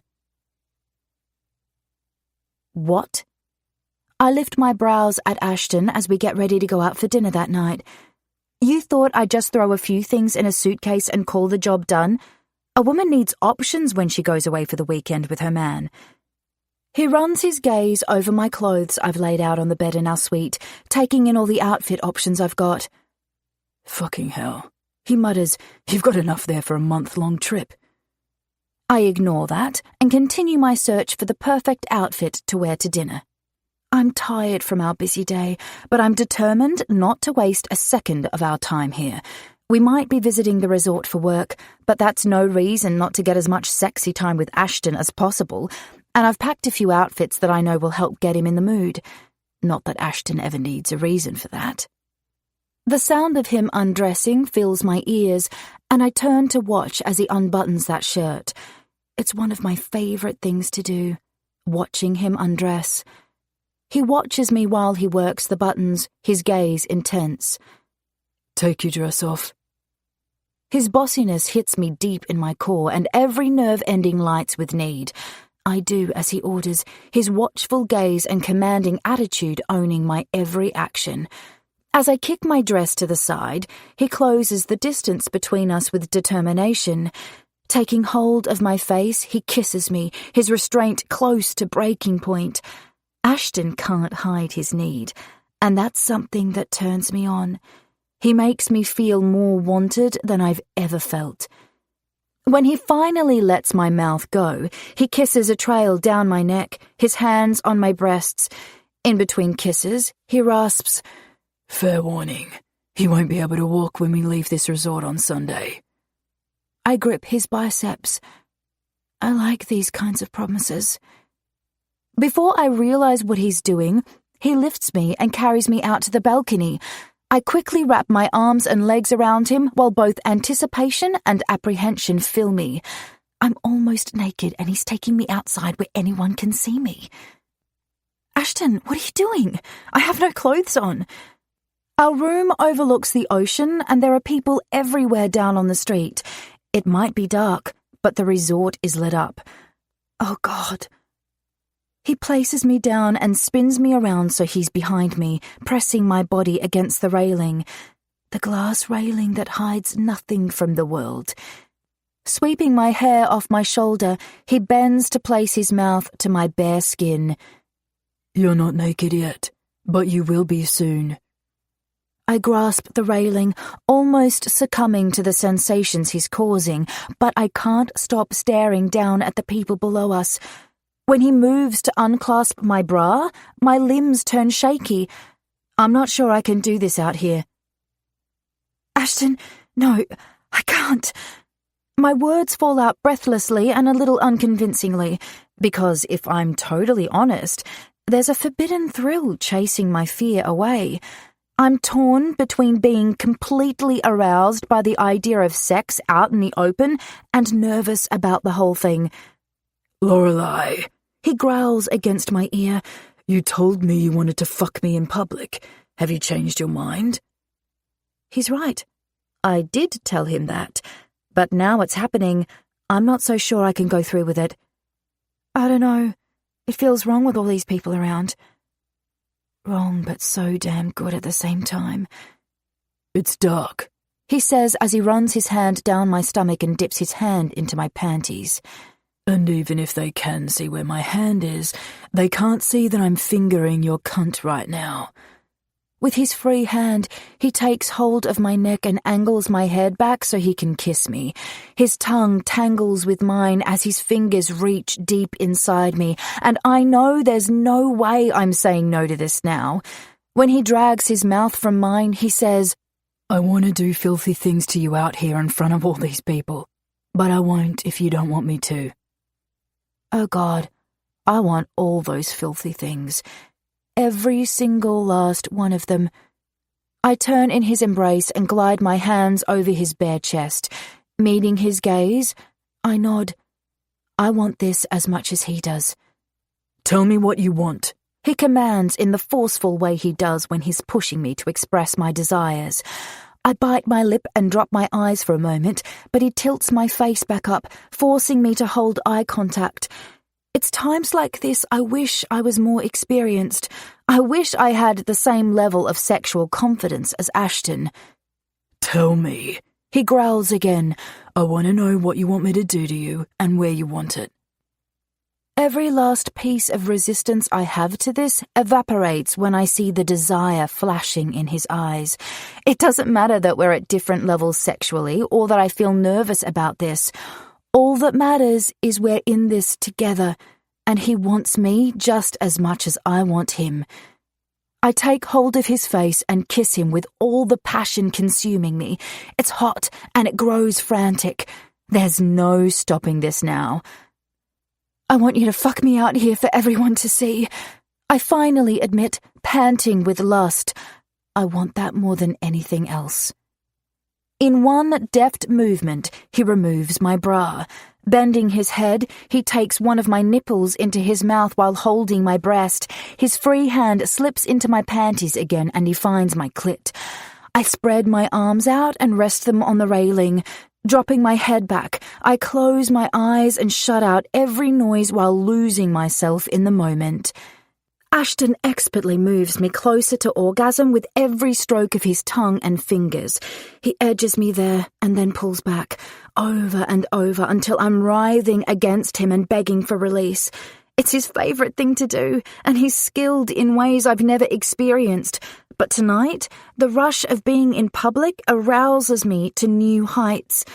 Arching my back and threading my fingers through his hair, I beg, "Please, let me come, Ashton." He stops what he's doing and straightens, eyes coming to mine. "Take off your panties," he orders, his voice all kinds of husky. I step forward and reach for his belt buckle. Not letting go of his gaze, I say, "I'd rather take these off." His hand snaps around my wrist. "Do as I say, Lorelei." Oh, God. I'm not sure I can take any more of his foreplay. I don't shift my hand. "Ashton," he cuts me off with a growl. "Take your panties off and spread your legs. I need to taste you before I make you come." Although I'm desperate for this orgasm, I can never say no to Ashton's mouth on my pussy, so I do as ordered. He watches me in silence for another long few moments. The intensity vibrating from him increases my anticipation with every passing second. When I finally do come, it's going to be hard. It's going to shatter through me, and knowing he'll back it up straight away with another orgasm when he fucks me causes my core to clench even more. He kneels in front of me and kisses my pussy. Slowly and thoroughly, taking hold of my thighs, he concentrates all his attention on pleasuring me with his mouth. It's bliss, and if I could, I'd never let him leave my side again. I want Ashton's attention every second of the day. His hands, his mouth, his body. All of it. When I'm with him, the world doesn't exist, and tonight is no different. There's only him and me and how good we make each other feel. I cry out his name when I finally orgasm, my voice slicing through the night air for anyone to hear. Ashton stands, kissing his way up my body as he finds his way to my mouth. Tasting myself on his tongue is something I find hot. I've never liked it before, but Ashton somehow makes me like everything he does. "I want you every way I can have you this weekend," he says as he draws his mouth from mine and turns me to face the railing again. His hands skim down my body before he undoes the zip of his pants. He then grips my hips and bends his face to speak against my ear. "And this won't be the last time I fuck you out here."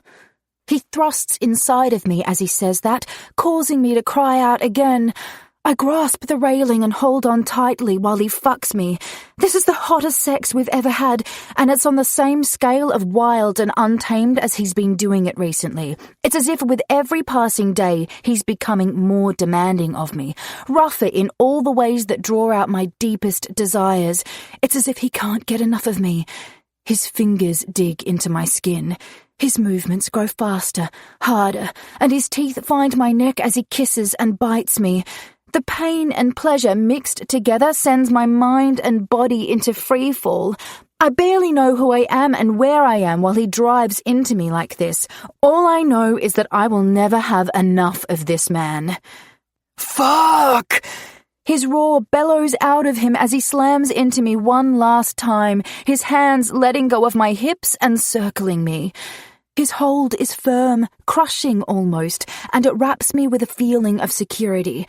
I orgasm again and rest my head back against his shoulder, completely spent, completely happy. Fuck. He rasps against my ear. I love you. The 3 words we've both been dancing around fall from his mouth. Every sensation coursing through me intensifies at those 3 words. I thought I was feeling happy a moment ago, but I didn't know how much happier Ashton could make me with just a few words. I turn in his arms and smile up at him. I love you too, Ashton. His eyes search mine for a beat, and then his lips crash down onto my mouth and he shows me how much he meant those words. When he finally ends the kiss, he says, I don't intend on ever letting you go. I stand on my tiptoes and take hold of his face. This man needs to know exactly where I stand, and he needs to know it well. Good, because if you ever do, I'll come looking for you and remind you of this moment. And just so you know, I don't ever intend to let you go either. You're mine now. His arms tighten around me. I was yours a long time ago, Lorelei. Chapter 44. Ashton. I see Lorelei managed to wipe all the arsehole out of you on the weekend. Jessica says mid-morning on Monday. I'm liking this new Ashton. I ignore her. Can you call Sian again? I want to ensure she finalizes the negotiations on those properties today. She drops some files on my desk. She texted me about 15 minutes ago and said she should have news within the hour. I lift a brow. When did texting become the way we do business? The day I took her out on our first date? I open one of the files from her pile. Please tell me you don't intend to walk away from her before I finish buying up Willow Street. The last time Jessica slept with someone I did business with, the deal was almost ruined when she ended the affair. Willow Street is safe. Now, tell me how Jack was this morning, and how long do you think it'll be before he burns out? I close the file and lean back in my chair. Put it this way, I've never been so concerned for him. I've asked Josephine to keep a close eye on him. He put on a good show this morning, but I wasn't buying it. She exhales a long breath, her body sagging. I kinda hope he crashes fast so he can get the help he needs. God knows what harm he'll do to himself and his career while he's the way he is. A text sounds from my phone. Lorelei. You should cook me dinner tonight. Me. I should do a lot of things for you tonight. Lorelei. Pick me up from the gym at 6. Me. With what I have planned, you could skip the gym. Lorelei. Oh, I thought you meant you were going to give me a massage. Maybe have a bath with me? Should I start limbering up now? Jesus. My imagination goes into overdrive thinking about Lorelei readying that body of hers for me. I've got a meeting in 5 minutes, and the last thing I need is a hard-on I don't have time to deal with. Me. I'll pick you up at 5. Don't text me again today. I have back-to-back meetings that don't require my dick to be hard. She doesn't text again, but almost instantly she calls. Lorelei, I say with a low warning tone. Don't. She cuts me off, all breathless. I'm not going to sweet-talk your dick. I just wanted to tell you I love this. Fuck, I mutter. You don't have to say anything in particular to sweet-talk my dick. Just the sound of your voice does it.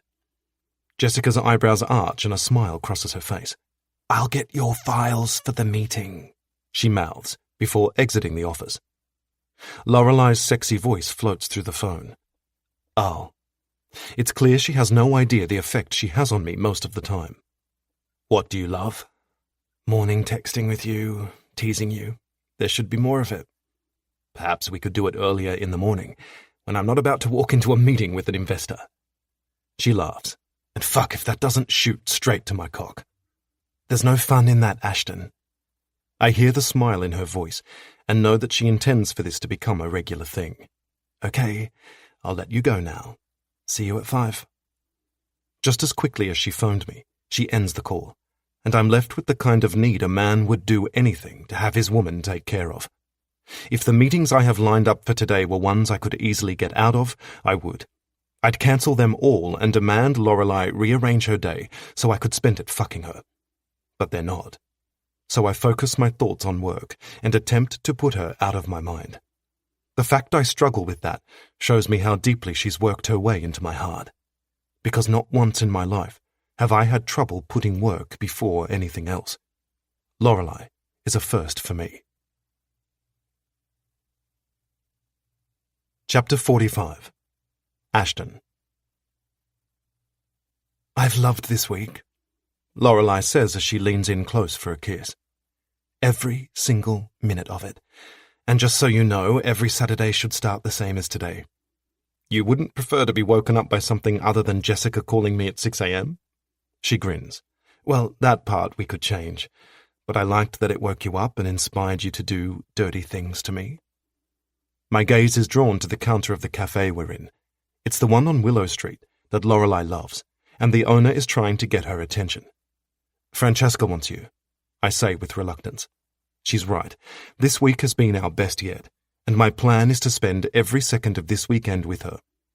She pushes her chair back and stands. Dropping another kiss on my lips, she says, I'll get you another coffee. I reach for her hand. Don't get sidetracked. Another smile graces her face. I like it when bossy Ashton comes out to play. I track her movements, mindlessly picking up my phone when a text comes in. I've been waiting to hear back from Jessica, but I'm not convinced even that news can draw my attention from Lorelei for long. Jessica.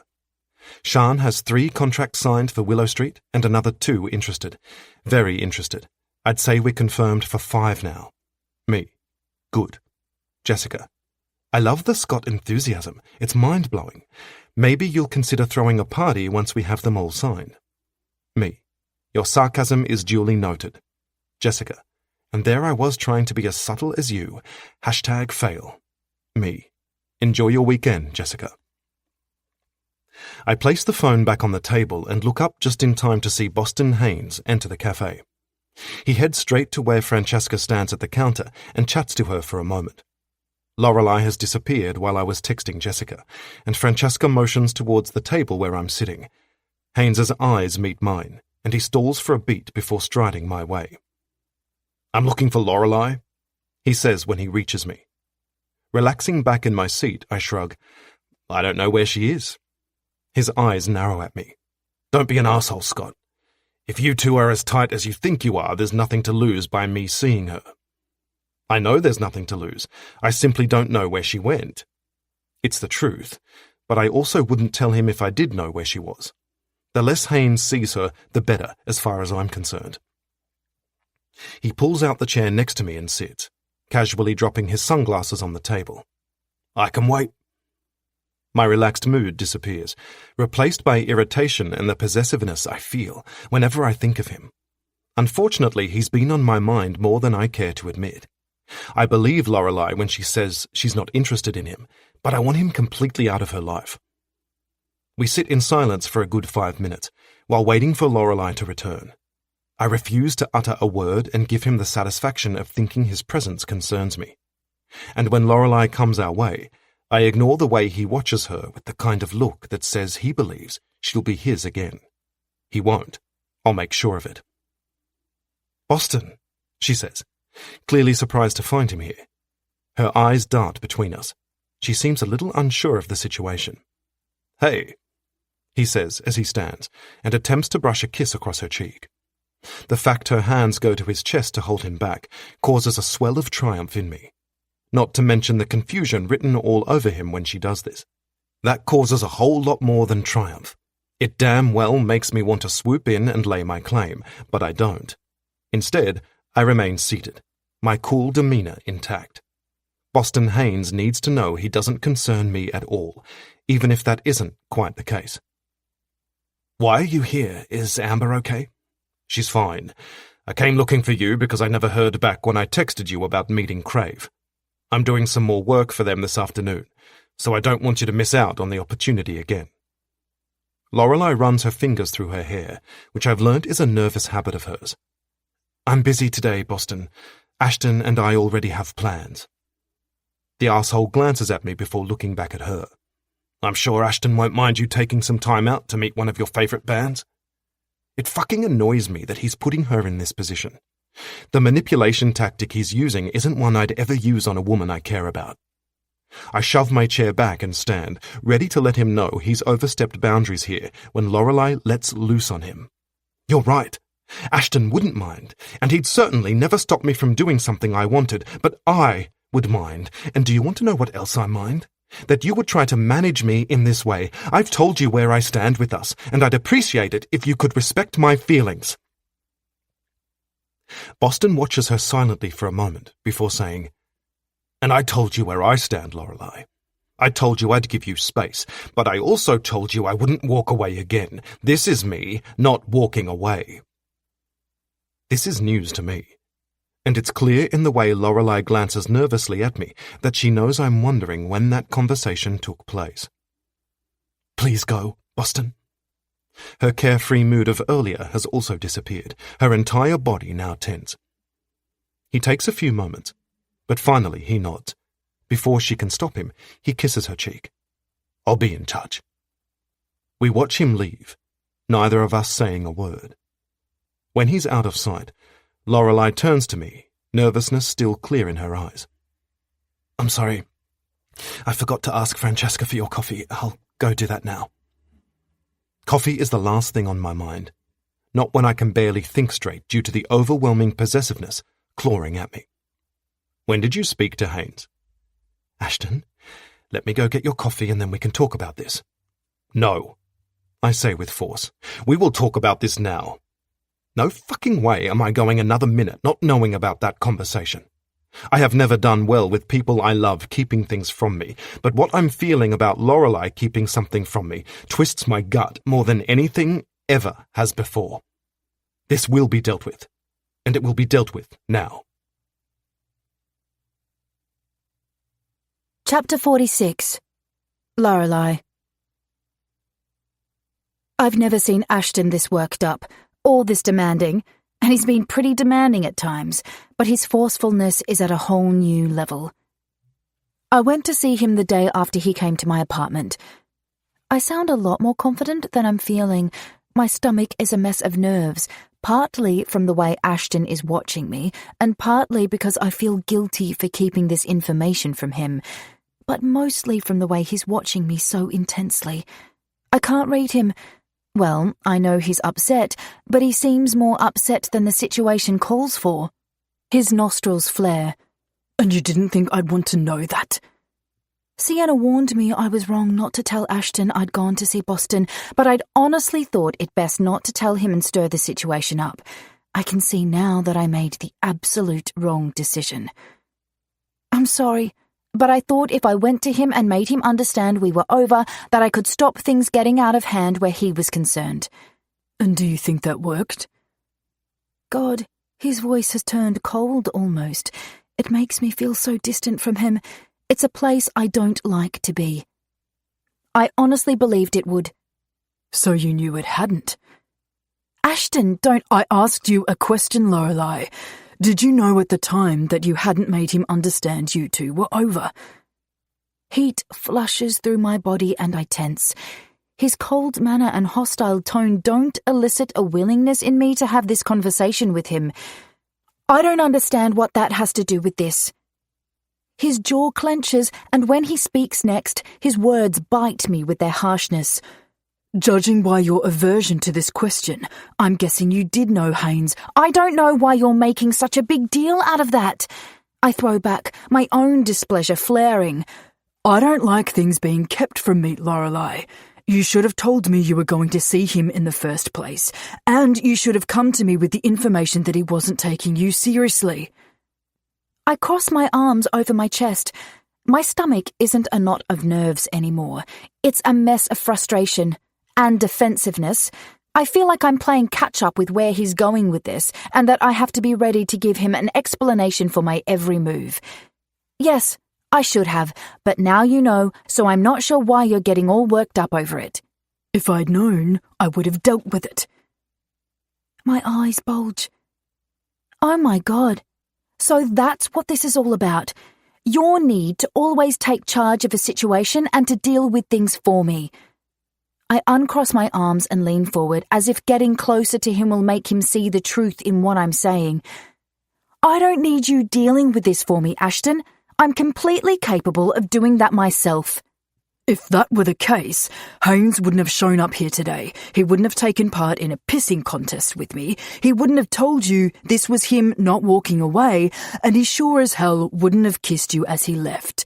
You haven't taken care of it, but I will. Once I'm finished with him, Haynes won't step foot near you ever again. I stare at him, completely stunned. I'm also a little lost for words because not once in my life have I ever had anyone treat me the way Ashton is. While I know he's not detached from his emotions, it's like he's separating himself from them so he can make some calculated moves to get what he wants. He's handling our relationship the way he handles a business deal. Before I can reply, he checks his watch and stands.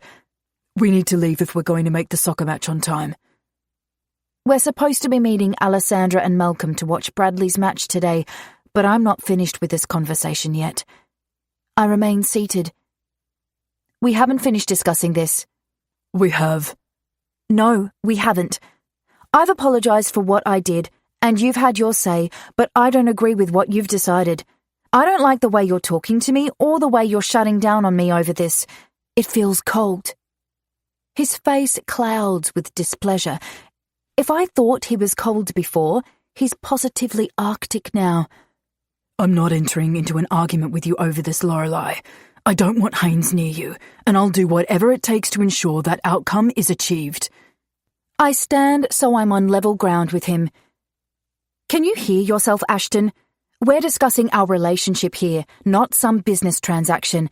I don't want to talk outcomes with you. I want to talk about how we can come to a compromise over this. One that makes us both happy. I don't see the issue with my way forward. You've said you don't want him in your life, and I'll make that happen. I take a deep breath, trying to rein my frustration in. He doesn't seem able or willing to see this from my point of view. I don't want you to make it happen. I want you to give me the space to do that on my own. And you told me the last time we argued over something like this that you wouldn't take over again. And here you are doing just that. That had to do with your business. This is different.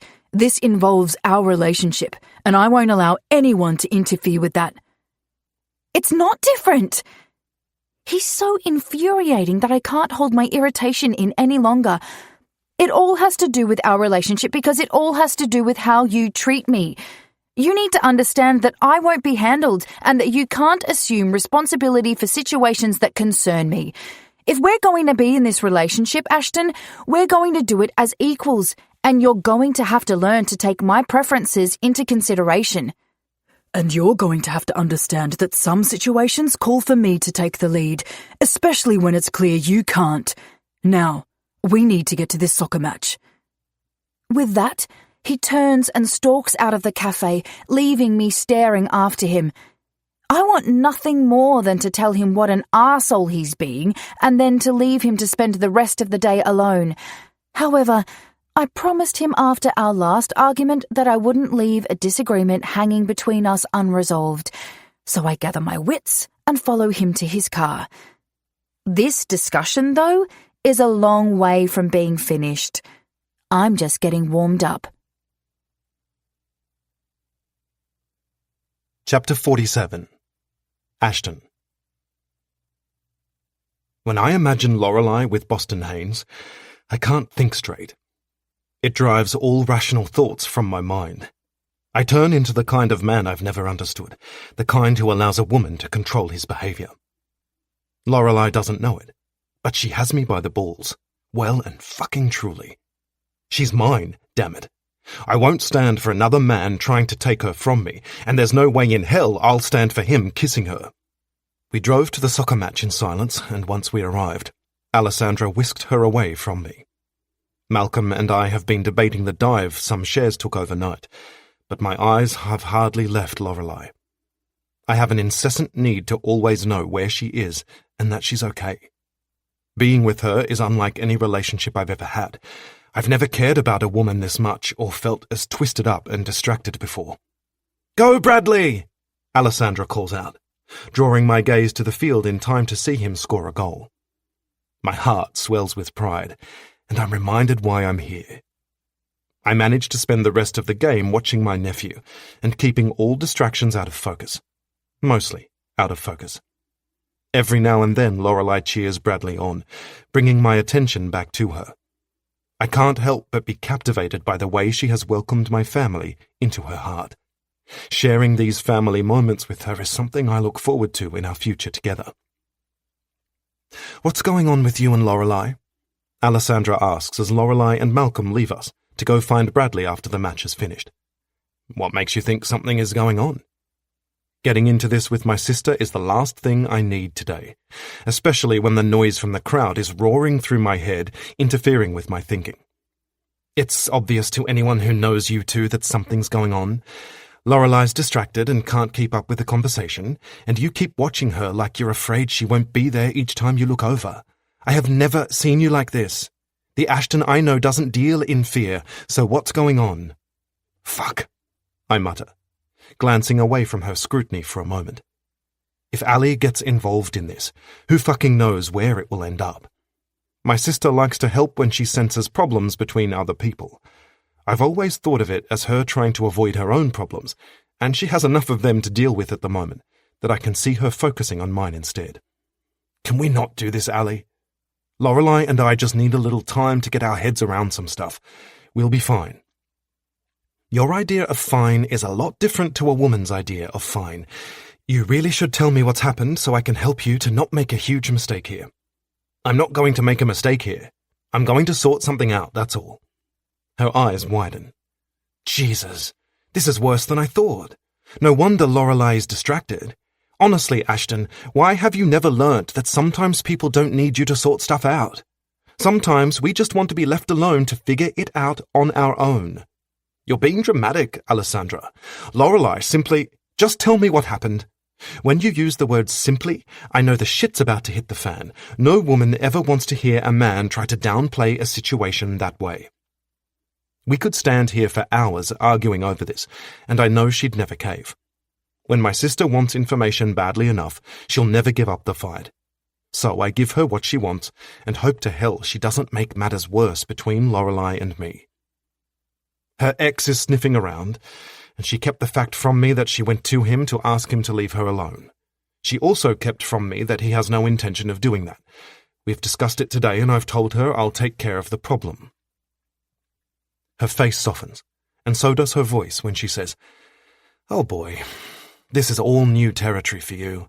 I should have known it was something hurtful like this that would cause you to—" "I'm angry, Ali, not hurt. I don't appreciate information deliberately being kept from me.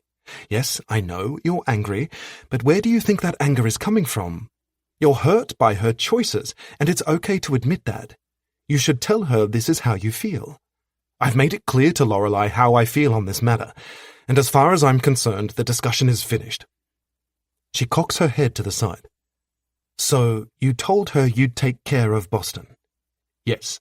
Her attempt didn't work. I'll make sure the job gets done." "Oh God, did you say that to her? The bit about you getting the job done after she didn't?" I nod. "She doesn't want him in her life anymore. I'm going to help her with that." "You seriously have no clue about women. You're good at getting them, just not so good at keeping them. You've basically told her you don't think much of her ability to achieve her goal, and that, little brother, is a surefire way to upset a woman." This conversation is pointless, and I'm finished with it. Alessandra doesn't know the finer points of my relationship with Lorelei, and I don't have the inclination to explain them to her. Glancing behind her, I spot Malcolm coming our way. Lorelei and Bradley are right behind them, and the smile on Lorelei's face gives me hope she's moved past our earlier discussion. Lifting my chin towards Malcolm, I say, "They're back, so can we drop this? I've got a handle on the situation." "I truly hope so, because I've never seen you happier than you are with Lorelei in your life." My eyes meet Lorelei's as she comes closer. The smile in them disappears, and when she moves next to me and says, "Malcolm has invited us to hang out with them this afternoon and have dinner at their place tonight," and I said yes.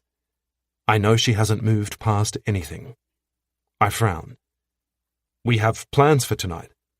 At her request, we're sailing out of Sydney at 4 this afternoon on a private yacht. We've both blocked out Monday so we can have 2 nights out to sea with no distractions. Cancel those plans, Ashton. We have more important things to do this weekend. Chapter 48. Lorelei. I watch Ashton pace his living room as he talks to Cassia over the phone. We left Alessandra's and arrived here about 15 minutes ago, and they've been on the phone since then. From what I can work out, something's going on with his parents, and Cassia's trying to get Ashton to go over to their house and intervene. I've made my position clear, Cassia, He says, eyes clinging to his words. I'm not getting involved. This isn't the first time my parents have argued. He listens to her response and rakes his fingers through his hair. Stop. I said no. I'll check in with Mom tomorrow, but I have to go and deal with something now.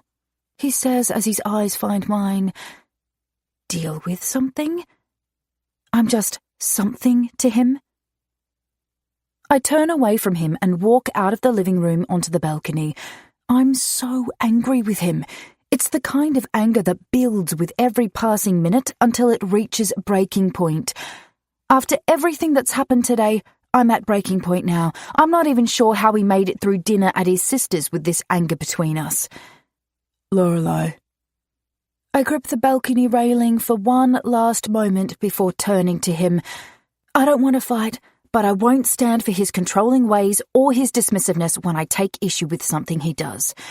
His eyes demand my attention. Are you ready to talk? Yes. His brows lift while he remains silent. It's as if he doesn't have anything to say and is just waiting for me to get my thoughts out so he can deal with them. His attitude has been off all night, and I'm over it. Don't look at me like that, I say as I shiver. The air is cold out here, but I want that sharp bite. It helps keep me focused. Jesus, he mutters. Like what?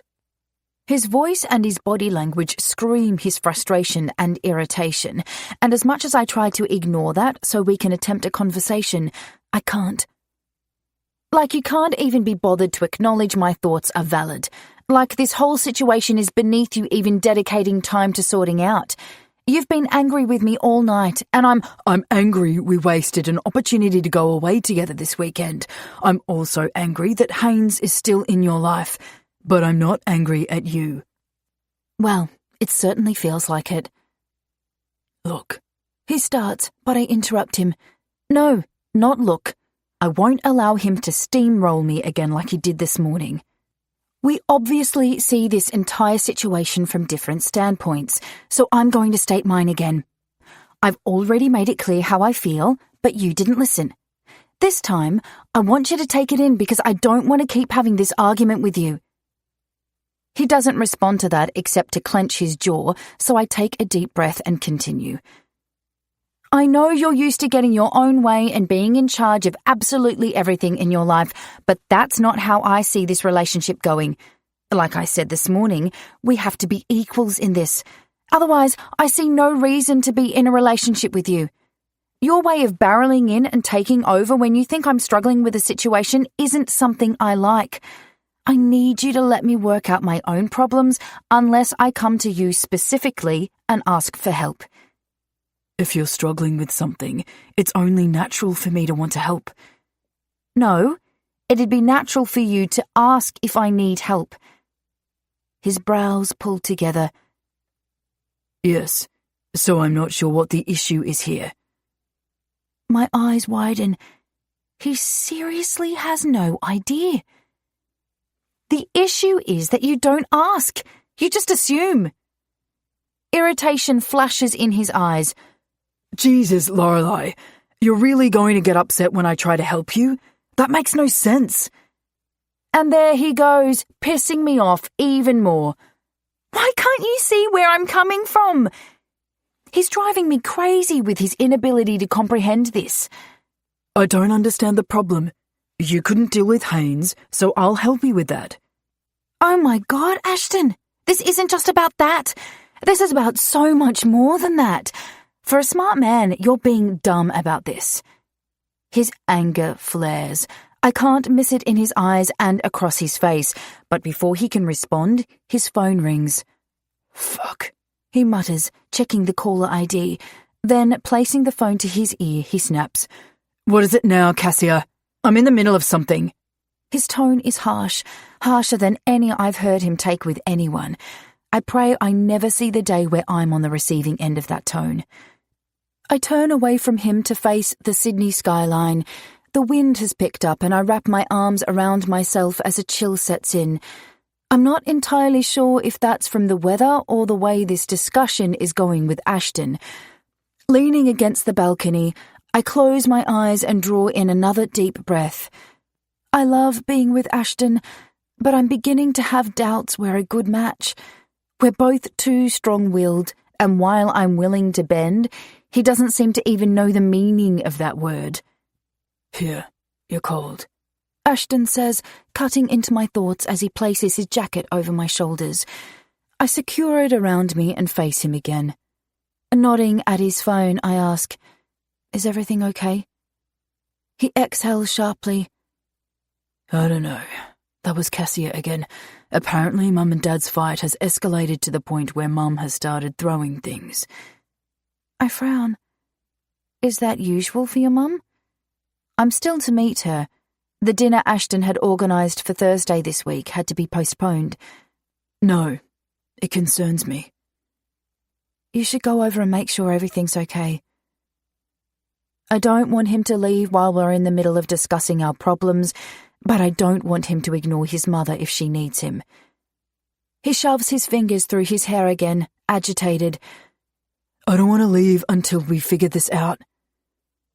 I'm such a mix of emotions right now, and I'm fairly sure he is too, so it would probably be for the best if he left. Some space might give us time to think. Go. I'll be here when you get back. He watches me thoughtfully for a long few moments, as if he's trying to decide if I really will be here. Finally, he nods. Okay. I'll be as quick as I can. Don't rush, Ashton. We need some time apart. I hate saying that, but it's the truth. Determination settles across his face as he moves closer to me. His hand sneaks around my waist and he pulls me to him. His grip is firm, determined, and his tone demanding when he says, Time apart is exactly what we don't need, Lorelei. Tell me you'll be here when I get back. I look up into his eyes, a little breathless at the sudden change in his mood. While I don't love the Ashton who just takes over in some situations, I do like this bossy, demanding one. This is the Ashton who makes me feel wanted, rather than just feeling like a piece of property to be owned and controlled. I already told you I would be. His eyes search mine. Tell me again. I place my hand on his arm. I'll be here. He stalls for a few moments before bending to kiss me. It doesn't begin as a deep kiss, more a brush across the lips, but the electricity that is always between us is heightened today. We may be angry at each other and unable to come to an understanding, but there's no denying how much we desperately want each other, or how much we truly want to resolve our differences. By the time he's finished with me, I'm an achy mess of need. I don't want to be, but I am. I cling to him, pulling his mouth back to mine. I don't want to let him leave. I don't know why I have the sudden feeling that him walking away from this right now is the absolute wrong thing for us, but I do. All I want to do is beg him to stay, but I don't. Not when it's his mother who needs him. I end the kiss and push him away. Go, I say, all breathy. He stares down at me with confusion, which I don't blame him for. I'm confused by my mood swings, so I know he must be. He doesn't argue, though. A minute later, he disappears out of my sight, and I wrap my arms around myself again. The chill in the air has intensified, and again, I can't decide if it's the weather or what's going on between Ashton and me. All I know is that my gut is twisting with unease, and I'm unable to fathom why. Chapter 49. Ashton. Go home, Ashton. Your mother is just experiencing one of her moments, my father says to me when I arrive at their house. He pours a scotch and adds with contempt, I'm not sure why Cassia thought it necessary to involve you in this. It's not like you're part of the family these days. I ignore his attitude towards me. Where's Mum? Cassia is putting her to bed. I have no fucking clue what's going on here, or why Cassia is involved, but I intend to get to the bottom of it. Stalking out of his office, down the hall to their bedroom, I reach for the door, only for Cassia to open it and slip outside, closing it behind her. She's almost asleep, she says quietly, clearly trying to impress upon me that I shouldn't interrupt her. I scowl. Move out of the way, Cassia. I want to see my mother. No, she says with a firmness that's rare for her. Cassia may have argued with me over many things while we were together, but it wasn't often she took this tone. She's too upset. Let her sleep it off, and then come by tomorrow and see her. I don't know if it's the fact I had to see my father, or that I'm irritated to find Cassia here, or if it's the turmoil I'm feeling over my arguments with Lorelei today that does it, but I grip her arm and pull her away from my mother's bedroom. When I've got her down the hall, I demand, What the fuck is going on here, and why does it involve you? Her eyes widen at the anger in my voice, or maybe it's at the way I'm manhandling her, because that's not my usual style. Yanking her arm from my hold, she whisper yells, Don't talk to me like that! I'm just trying to help your parents! How? I demand. She swallows hard under my scrutiny. Your mother asked me over for dinner. Everything was going well until she started arguing with your dad. Things went downhill fast, and your mum lost it. I've never seen her like this before. She was screaming at him and then throwing plates and cups. I managed to get her to the bedroom and calmed her down, and I think your dad has calmed down too. What were they arguing over? She hesitates briefly. Do you really want to know? I wouldn't ask if I didn't. Her shoulders slump as she sighs. Your dad's been having an affair. She found out. That fucking asshole. I ball my fists. Fuck, I mutter. This isn't my father's first affair. It isn't even his second. At last count, he's had at least 5 affairs, and that's only the ones I know of. I have no idea how many of those my mother is aware of. I walk away from her to head back to my father's office, but she reaches for my arm and stops me. Ashton, don't. The sound of his car screeching out of the driveway breaks into my thoughts before I can argue with her. Turning back, I meet her gaze. Why are you spending all this time with my parents? The question comes out angrier than I intend. Everything's turning to shit today, and I feel unable to rein my emotions in. If I can't confront my father, I'll settle for this confrontation. Her body tenses. Is there a problem with me doing that? Yeah, a big fucking problem, Cassia. You and I are not together, so I don't understand your motives. And when I don't understand someone's reasons for doing something, I know deep in my gut that something shady is going on, so start talking and don't leave anything out. Ashton, I'm worried about you. You seem so on edge today. Is everything okay? No, it's not. I want to know what the fuck is going on. I bark, feeling a loss of control I never feel. Her lips flatten. I don't deserve to be treated this way. I always liked your mum, and when she initiated our friendship, I didn't think it would be a problem for anyone. It doesn't affect you in any way. All it does is give her someone to spend time with and share her burdens with. We've grown close, and I treasure her friendship in more ways than you'll understand. I just wish you could be happy that your mum has someone she trusts and confides in, especially when your father is a bastard to her. I take all that in and realize I'm being a complete arsehole to her, when all she's trying to do is be a friend to my mother. She's right. It doesn't affect me in any way. I rub the back of my neck, taking a step away from her. Fuck. I'm sorry. It's been a shitty day and I took it out on you. I appreciate that you're here for Mum. She watches me silently, the tension easing from her body. Nodding, she says softly, Okay. Then she moves close to me again and places her hand on my chest. Do you need to talk about it? I'm always here for you. No. Talking to Cassia is not what I need. Before I can stop her, she reaches up and curls her hand around my neck. Pulling my face down, she kisses me. I pull away from her. Fuck, Cassia! What the hell? Her eyes hold mine, and I see the defiance in them. You can't tell me you didn't just feel something, Ashton. We've always had something between us, and I think it's time you admitted that to yourself. Anger at her inability to let this relationship go flows through my veins. I have enough on my plate to deal with. I don't need to add her to the list. There's nothing between us, and you need to understand that and move on.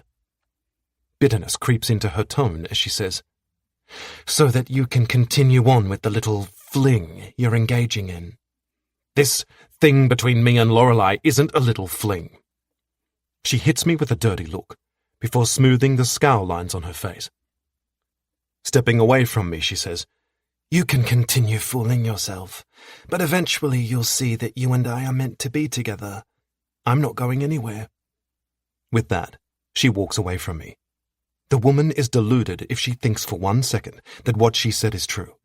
There's no way we'll ever be together again. Lorelei is in the shower when I get home. I want nothing more than to strip and join her, but I know we aren't in that place today. She can hardly look at me, let alone fuck me. So I lie on the bed and wait for her, doing my best to ignore the way my dick gets harder with every passing minute. Fuck. I can't do it. I can't let this divide grow any deeper between us. And the best way I know to stop this is to touch her. The way she responded to my kiss earlier is all the evidence I need to know this. We may have some problems to work through, but I refuse to allow them to come between our sex life. Pulling my shirt over my head, I drop it on the bed and make my way into the bathroom. Steam warms my skin as I finish stripping out of my clothes. Lorelei's eyes meet mine as I step in the shower, and I suck in a breath at what I find there. She doesn't want this. Ashton, she says. Her voice is soft, but it holds a warning. I'm nearly finished. Every emotion I felt today unleashes itself inside me, but the dominant one is fear. Fear of losing Lorelei. There's no fucking way I will let that happen, so I take charge of this situation before it gets out of control. Moving toward her, I say, don't shut down on me, Lorelei. Not now, not ever. Just because we've got things that still need to be worked through doesn't mean I won't touch you. I will always want you, regardless of everything else. She gasps as I cage her in and take hold of her waist. Hands to my chest with water streaming down her body, she says, I can't get lost in you, and I know I will if... I put a finger to her lips. I will make sure we finish the conversation we started earlier, but there is no way I'm not having you now. We need this. God, how we fucking need this. The sex I've had with other women in the past never meant what sex with Lorelei means to me. With her, it draws me closer. It helps me crack her open a little more each time. It reveals pieces of her I can't help but love and want more of. Time together and conversations may help me get to know her, but sex is the key to unlocking that part of her she isn't even in touch with. And I will do anything to touch that part of her, because when she surrenders to it, she gives me everything. She hands me her heart and tells me it's mine to keep for as long as I want. And I fucking want it forever. She pushes harder against my chest, an apology in her eyes. No, we don't. Sex is the last thing we need right now. And with that, she moves out of my hold and exits the shower. I'm left staring after her, wondering how the hell we got here, and how the hell I can fix it.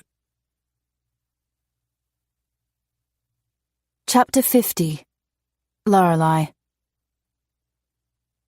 I lie quietly on my side of the bed and stare out the window of Ashton's bedroom.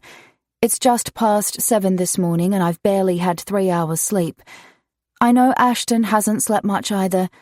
After my shower last night, we argued again and didn't get anywhere. After an hour of going back and forth, each of us getting worked up, I told him I was going to bed. in the spare room. He fought me over that, and in the end, I agreed to stay in here with him. He'd gone downstairs to his office while I went to bed. It's been a long night of an unbearable silence between us, and I'm not looking forward to today. The bed shifts as he leaves to go into the bathroom. A moment later, the shower starts, and I let the breath I've been holding out. I need to find a way to fix this between us, because my heart hurts too much with the way things are going. Maybe I'm expecting too much from him and being too demanding. Having never dated a man like Ashton, I'm not used to dealing with his kind of needs in a relationship. He is who he is, and I didn't start dating him just so I could then try to change him. And after a lot of thinking during the night, I've come to see that everything he does is to help me. It's my insecurities getting in the way, and that is something only I can work on. That's not on Ashton. I leave the bed with the intent to join him in the shower and call a truce. As I walk past his dresser, though, his phone rings. I know he's concerned about his mother, so I check to see if it's her calling. It's not. My stomach drops when I see Cassia's name flashing on the screen. I know she's probably calling in relation to his mother, but I don't like her being close with Ashton like this again. Not that I think they're close, but the number of times they've interacted recently seems to be increasing. That makes me nervous. Unsure. I know it's stupid because Ashton has made it more than clear he's over her, but still, I can't shake my feelings. The ringing stops and a text comes through almost straight away. I know it's an invasion of his privacy, but I read it. I justify it to myself that maybe her message is urgent, but even I don't buy that reason. I'm snooping, spying on him, and when I read the message, I wish I hadn't. Cassia. I'm sorry I kissed you last night, but you can't ignore the fact you felt it too. Call me. With shaky hands, I place the phone down, but another text comes through, and I'm unable to resist reading it. It's like a train wreck I can't look away from. This message isn't from Cassia, though. Jessica. Sian has more properties for you. At this rate, you'll be the king of Willow Street. The king of Willow Street? I don't know for sure what she means, but I have a sneaking suspicion Ashton is planning something for Willow Street. It was how we met, after all, when he came to me trying to buy my property. Why hasn't he told me? I place his phone down and find my clothes. My heart races as a million thoughts explode through my mind. Ashton kissed Cassia last night. She thinks he felt something. He's doing a deal that involves my street. Yes, my street. I have a lifetime of memories there and a network of friends with businesses there who want the same for Willow Street that I want, for it to remain untouched. I force down the sick feeling rolling through me and hurriedly dress. I don't know what I'm doing, why I'm dressing rather than talking to Ashton about this, but I can't think straight enough to change course. Lorelei. His deep voice cuts through my thoughts, and my head snaps up to look at him. He's standing in the doorway between the ensuite and the bedroom, towel wrapped around his waist, frowning at me. What are you doing? I swallow hard, all the thoughts in my head slamming together, causing the biggest mess in there that I can ever remember. You kissed Cassia? I blurt, not caring that I sound needy. Damn it, this man has me all kinds of crazy over him. I have never in my life acted like this. His frown deepens as he moves towards me. What? I motion wildly at the dresser where his phone is. And you're buying up Willow Street? He glances at the dresser and reaches for the phone. After reading the messages, he drops the phone on the bed as he walks my way. His jaw is set hard, his shoulders determined. I didn't kiss Cassia. She kissed me. And for the record, she's wrong. I felt nothing. But I'm not entertaining a conversation about that because as far as I'm concerned, there is nothing to discuss. I flinch. His words are sharp, and I don't know what to do with them. He advances closer. As for Willow Street, yes, I'm purchasing property there, but that was never a secret. You'll recall I tried to buy yours the day we met. My breathing picks up. The uncertainty I'm feeling over what's happening, a heavy weight on my chest. The things I want to say to him get caught in my throat, and all I manage to get out is, "I didn't know you were trying to become the king of Willow Street." He scowls. Don't use Jessica's words on me. I cross my arms over my chest, almost like I'm trying to protect myself from his ice. "So what's the plan then? Are you going to buy us all up and bulldoze us so you can extend your empire and cash in?" Fuck, Lorelei. Now you're twisting this. I drop my arms, annoyed at the arrogance rolling off him. "No, I'm not twisting anything. I just want to know what the plan is here. Clearly, I need to be ready for it because it's going to affect me." It won't. "How can you say that? Of course it's going to affect me if you develop Willow Street." Only in a good way. You'll reap the benefits of what I have planned. I madly shake my head. "You don't get it, Ashton. I don't want Willow Street spoiled. Why can't you just leave it how it is?" His nostrils flare as his frustration grows. You're not thinking straight. Developing Willow Street is a smart business decision. You need to take the emotion out of this. "You did not just say that to me." I'm yelling now, every fibre of my being taut with outrage. He's hitting every one of my insecurities I have over the way I conduct business, and I can't hold back my hurt. He's also going after the one thing I have left of my grandmother, Willow Street, and I will not go down without a fight over this. Raking his fingers through his hair, he huffs out, "We need to take a step back." "No, you need to answer my question. What's the plan?" The vein in his temple pulses, and I can tell he's fighting not to lose his temper. A multi-level centre with shopping and offices. There's a lot of support for this, but I don't need your building for it to go ahead. I shake my head. Why can't you understand that either way I don't want this to happen? I don't want you to come in and ruin what we have there. It's one of the last parts of this city that remains untouched. You might call it progress, but I call it greedy. It's his turn to flinch. However, before he has a chance to respond, I grab my shoes and phone and add, "I don't see the need for it." "Where are you going?" he asks as I move across the room to the door. I don't slow down. "Home." "Lorelei," he says, his voice low and full of objection. I stop and spin around to face him.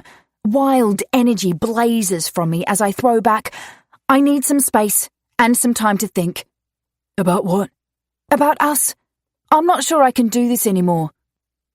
He's silent for a beat, his body rock-like and his face a wall of stone.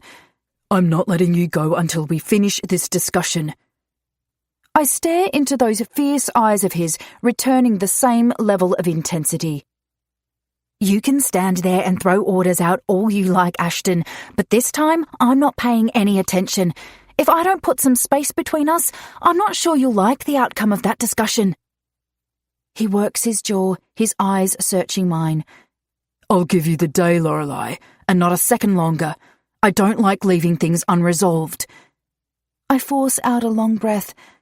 I need longer than a day. That answer does not make him happy. "How long?" I don't know. We stare at each other for a few painful moments, each recoiling from the wounds we've inflicted. This weekend has ripped us apart, and I'm not sure where we can go from here. He drives me home, unhappily, and doesn't force the point when I say no to him walking me in. When I'm safely behind closed doors in the sanctuary of my own home, I let the tears fall. How did we mess this up so badly? Chapter 51. Ashton. I've decided I don't like Arsehole Thursday any more than I like Arsehole Monday, Tuesday or Wednesday, Jessica says as she dumps a stack of files on my desk early Thursday morning. And if, as Lorelei just informed me, we're in for Arsehole Friday too, I think I might just take tomorrow off work and leave you to live through it on your own. My head jerks up at the mention of Lorelei's name. You were talking to Lorelei? Yes. I called her to follow up on setting a date for your next meeting regarding the resort development with Stan. And?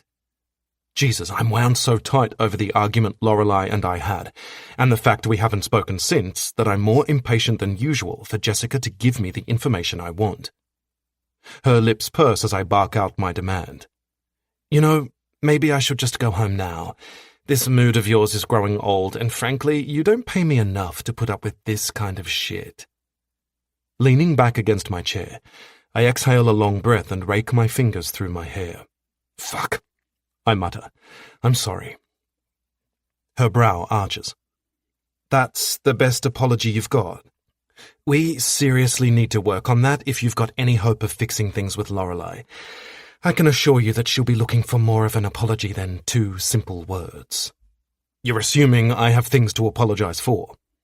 I may not know what you two argued over, or why you haven't seen her for 3 days, but I'd hedge my bets that you do have things to apologize for.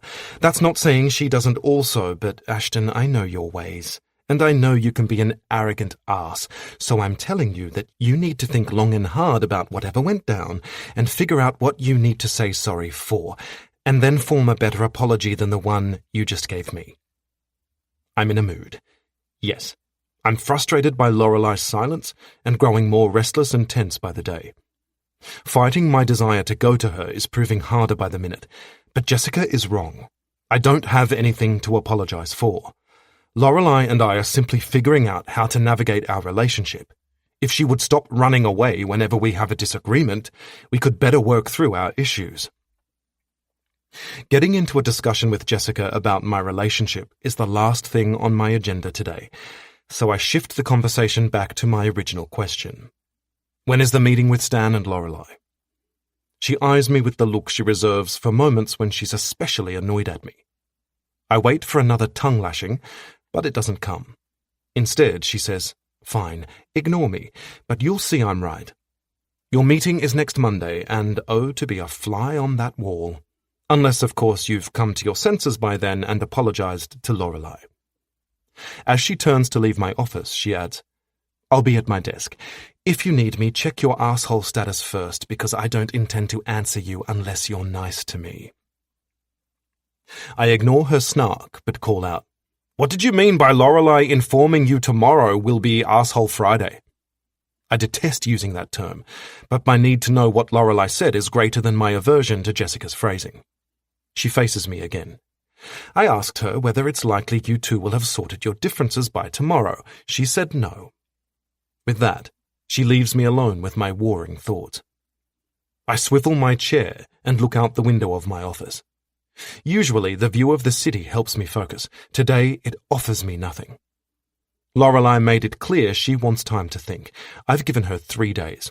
2 days longer than I would have given anyone else. I don't make it a habit of leaving problems up in the air, and I sure as hell don't make it a habit to be dictated to as to when I can call or see someone to discuss an issue. Lorelei is different. I'm in love with her, and for the first time in my life, I'm unsure of the best way forward. She's unpredictable, which I usually appreciate, but in this instance, I'd prefer to know how she'll react if I go against her wishes and refuse to give her space. My phone rings, cutting into my thoughts. I put it to my ear. Ali, what's up? I'm checking in to see if you've fixed things with Lorelei yet. I would have if she'd allow me near her. Frustrated, my words come out harsher than intended. The fact my sister and my assistant feel it necessary to involve themselves in this situation is too much. You still haven't gone to see her, or call her. She told me to give her space. I'm giving her space. Holy hell, this is new, Ashton Scott. I think I'm impressed you listened to her. Don't be dramatic, Ali, and don't be impressed. I'm about to stop listening to her. Oh, shit. I think I should come over and make sure you don't screw this up. There's a fine line when a woman tells you to give her space, and I'm fairly sure you don't have any clue what it is. Promise me you won't do anything until I get there. I'm hanging up now, unless there was a reason you called me. This is the reason I called you. I want to ensure you don't piss Lorelei off any more than you already have. I'm perfectly capable of handling my relationships on my own. I'll call you tonight so we can discuss next week's soccer practice, and whether you still need me. I end the call and immediately dial Lorelei's number. She answers almost straight away. Ashton.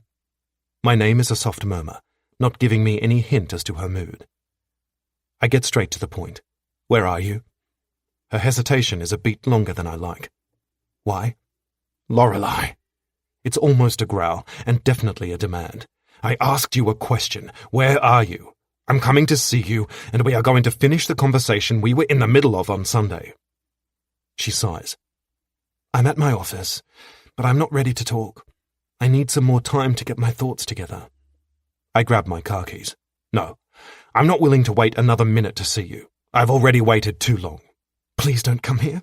I'm asking you to give me the rest of this week, that's all, and then I'll come to you. The rest of this week? There's no way I can go a week without her. A compromise, I suggest. You give me this, and I'll give you the rest of the week. I pause briefly, trying like hell to contain my emotions. I need to see you today. My head and heart are a raging sea of thoughts and feelings like I've never experienced. I need to see her more than I've ever needed to see anyone. Okay, she finally agrees, her voice wavering, betraying her uncertainty over this. Come and see me, but I'm not promising anything. I'm not looking for promises today. I'm looking for the opportunity to remind her of how she feels when she's with me. I'm counting on that feeling to outweigh any doubts she's having. She has her back to the door when I arrive, and my eyes are drawn to those sexy as hell legs of hers that are on full display thanks to the navy blue dress she's wearing. It barely covers her thighs, and I immediately wonder how many assholes have laid eyes on her today. How many have run their eyes down her legs and imagined their hands sliding up them? The possessiveness that slams into me is overwhelming as I watch her for these few moments. I've never experienced these kinds of feelings before, and they confuse the hell out of me because I don't know how best to deal with them. I'm out of my depth here. The one thing I do know with absolute certainty, though, is that Lorelei is mine, and I need to do whatever it takes to remind her of that. Lorelei, I say as I enter her office. She spins around, caught off guard, and meets my gaze. Ashton. Her voice holds uncertainty. You made good time. I wasn't expecting you so soon. I didn't make good time. I forced it. But thoughts of how I sped here fall away as I take in the way Lorelei is looking at me like she can't keep her eyes off me, and note the way her voice is breathy and soft like usual. She's still mine. How are you? I ask, as I close the distance between us. She looks tired. She also looks apprehensive about me being here. After taking a moment to compose her answer, she says, It's been a busy week. I feel pulled in multiple directions and ready for a weekend off to recharge. I know she's been busy. I've had James, one of my security guys, keep an eye on her to make sure she's safe, and he's reported back that she's filled every day with meetings and other work stuff. What do you have planned for today? Her forehead creases into a frown. Are you asking me that because you want to know, or because you want me to cancel my plans? Both. A fleeting look of exasperation crosses her face. I told you I need the rest of this week, so please don't do this. I'm already confused about everything. You coming here trying to force me to a decision only confuses me more. I know we have things still to discuss, but what is there to be confused about? She stares at me like I'm speaking in tongues, and then with a shake of her head she says, You're clueless as to why I've put some distance between us, aren't you? No, but I'm unsure of this confusion you're experiencing. Placing her hand on her hip, she throws out, Okay then, tell me why I need a week away from you. She's moved from breathy and soft to challenging, and I sense another argument brewing between us. In an attempt to stop that, I place my hand on her arm and say, Let's pause and start again. How about we go to Francesca's cafe so we can sit and talk this out? Her face sets with determination. Ashton, no. I'm not getting into this today. You need to go and let me think. My own determination flares, as does my frustration. Lorelei, you've had 4 nights to think. Now is the time to talk. And as far as why you needed time away from me, I understand you needed space for thinking. It's natural for issues like this to come up in new relationships. Extended time apart, though, won't help us work through our problems. Now might be the time for you to want to talk, but it's not what I need. This is what you seem incapable of grasping, that I process things differently to you, and that I have different ways of working stuff out. I understood that what you needed was to see me today, so I said yes to you coming over. Now, I'd really appreciate it if you could give me what I'm asking for. The realization that this isn't going to go the way I'd expected slams into me, and I'm at a loss for how to fix it. The rest of the week without her isn't something I want to contemplate, let alone give her. But I can see that if I don't agree to that, our problems will multiply. I'll pick you up at 7 on Sunday night and take you out to dinner. After that, I'll take you home and we'll talk this out. I wait expectantly for her agreement, and if she refuses to give it to me, I may just resort to extreme measures. This woman has me wound in knots that feel like they're about to strangle me, and there's nothing I won't do to untangle those knots. She watches me silently for another few moments, unaware that with each passing second, I'm moving closer to tipping point. Finally, she nods. Sunday night at 7. I mentally exhale the breath I've been holding all week. Thank fuck. Chapter 52. Lorelei. Sienna narrows her eyes at me when I arrive at her place Friday night. We're having girls' night in with wine, cheese, and our favourite 80s movies. She knows Flashdance, Footloose, and Dirty Dancing are my go-to movies when life gets too hard to deal with, and she always comes through for me with a night like this to talk it out over movies and wine. However, the way she's eyeing me leaves me unsure as to whether I'm going to get my Patrick Swayze fill. She's giving me the look she gives when she wants to ask me all the questions. You look worse than when I saw you yesterday morning. What happened between then and now? I dump the bag of cheese and crackers I brought on the kitchen counter and sigh. Ashton happened. We haven't spoken since yesterday, so she doesn't know he stopped by my office. Her eyes widen. Oh God, she says, reaching into the fridge for a bottle of wine. Tell me everything. While she fills our glasses, I fill her in on the conversation Ashton and I had. By the time I've told her everything, we're sitting cross-legged on her couch and I've already finished my first glass of wine. So he doesn't get where you're coming from? She asks, refilling my glass. No. I take a sip of wine. Do you think I'm being unreasonable? Like, honestly, tell me how you see this because I'm completely confused as to what to do here. I can't figure out if Ashton and I are too different to make a relationship work, or whether I just have to buckle in and do the hard work, hoping that in the end, it'll all be worth it.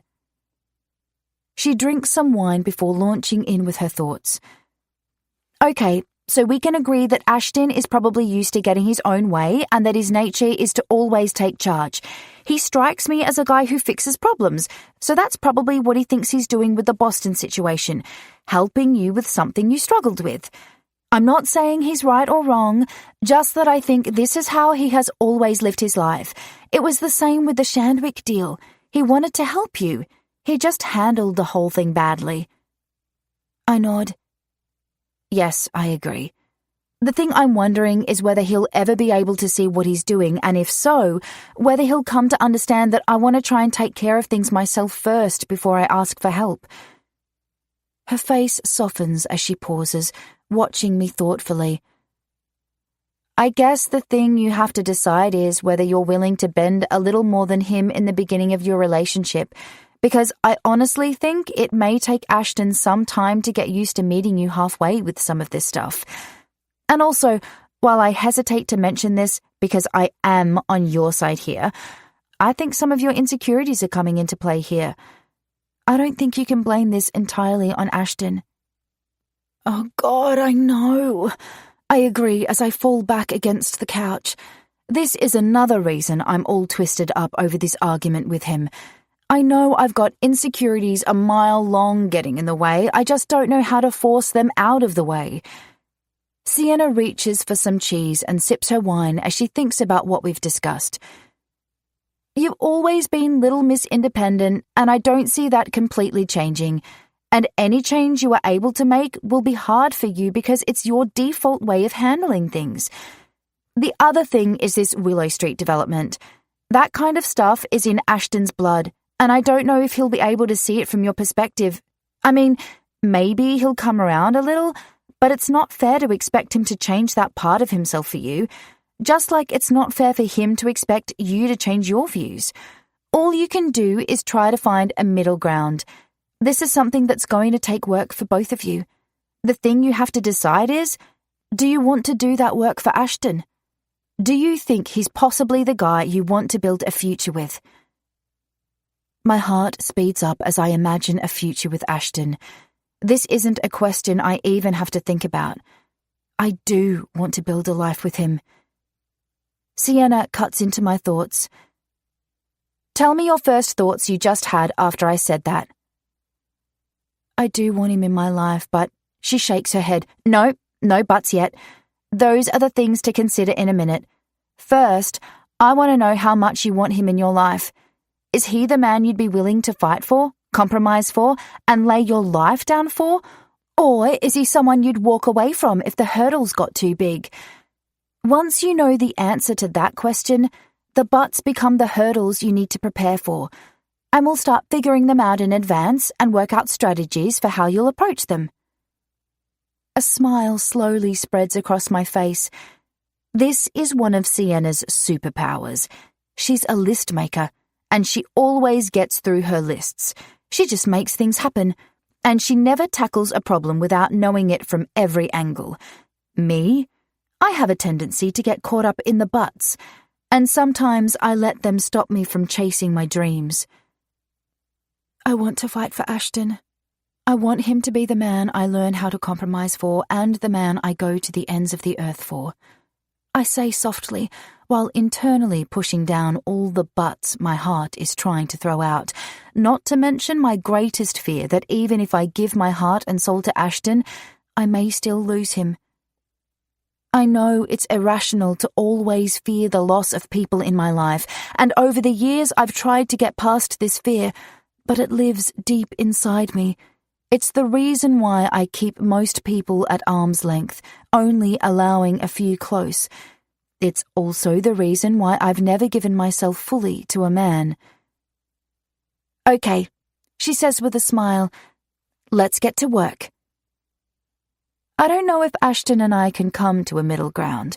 I don't know if I'm truly capable of letting my independent streak ease enough for a man like Ashton to assert his dominant side, but I know I love him enough to try.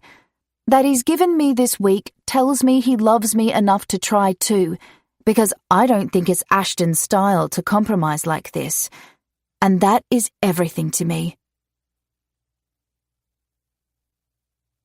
Chapter 53. Ashton.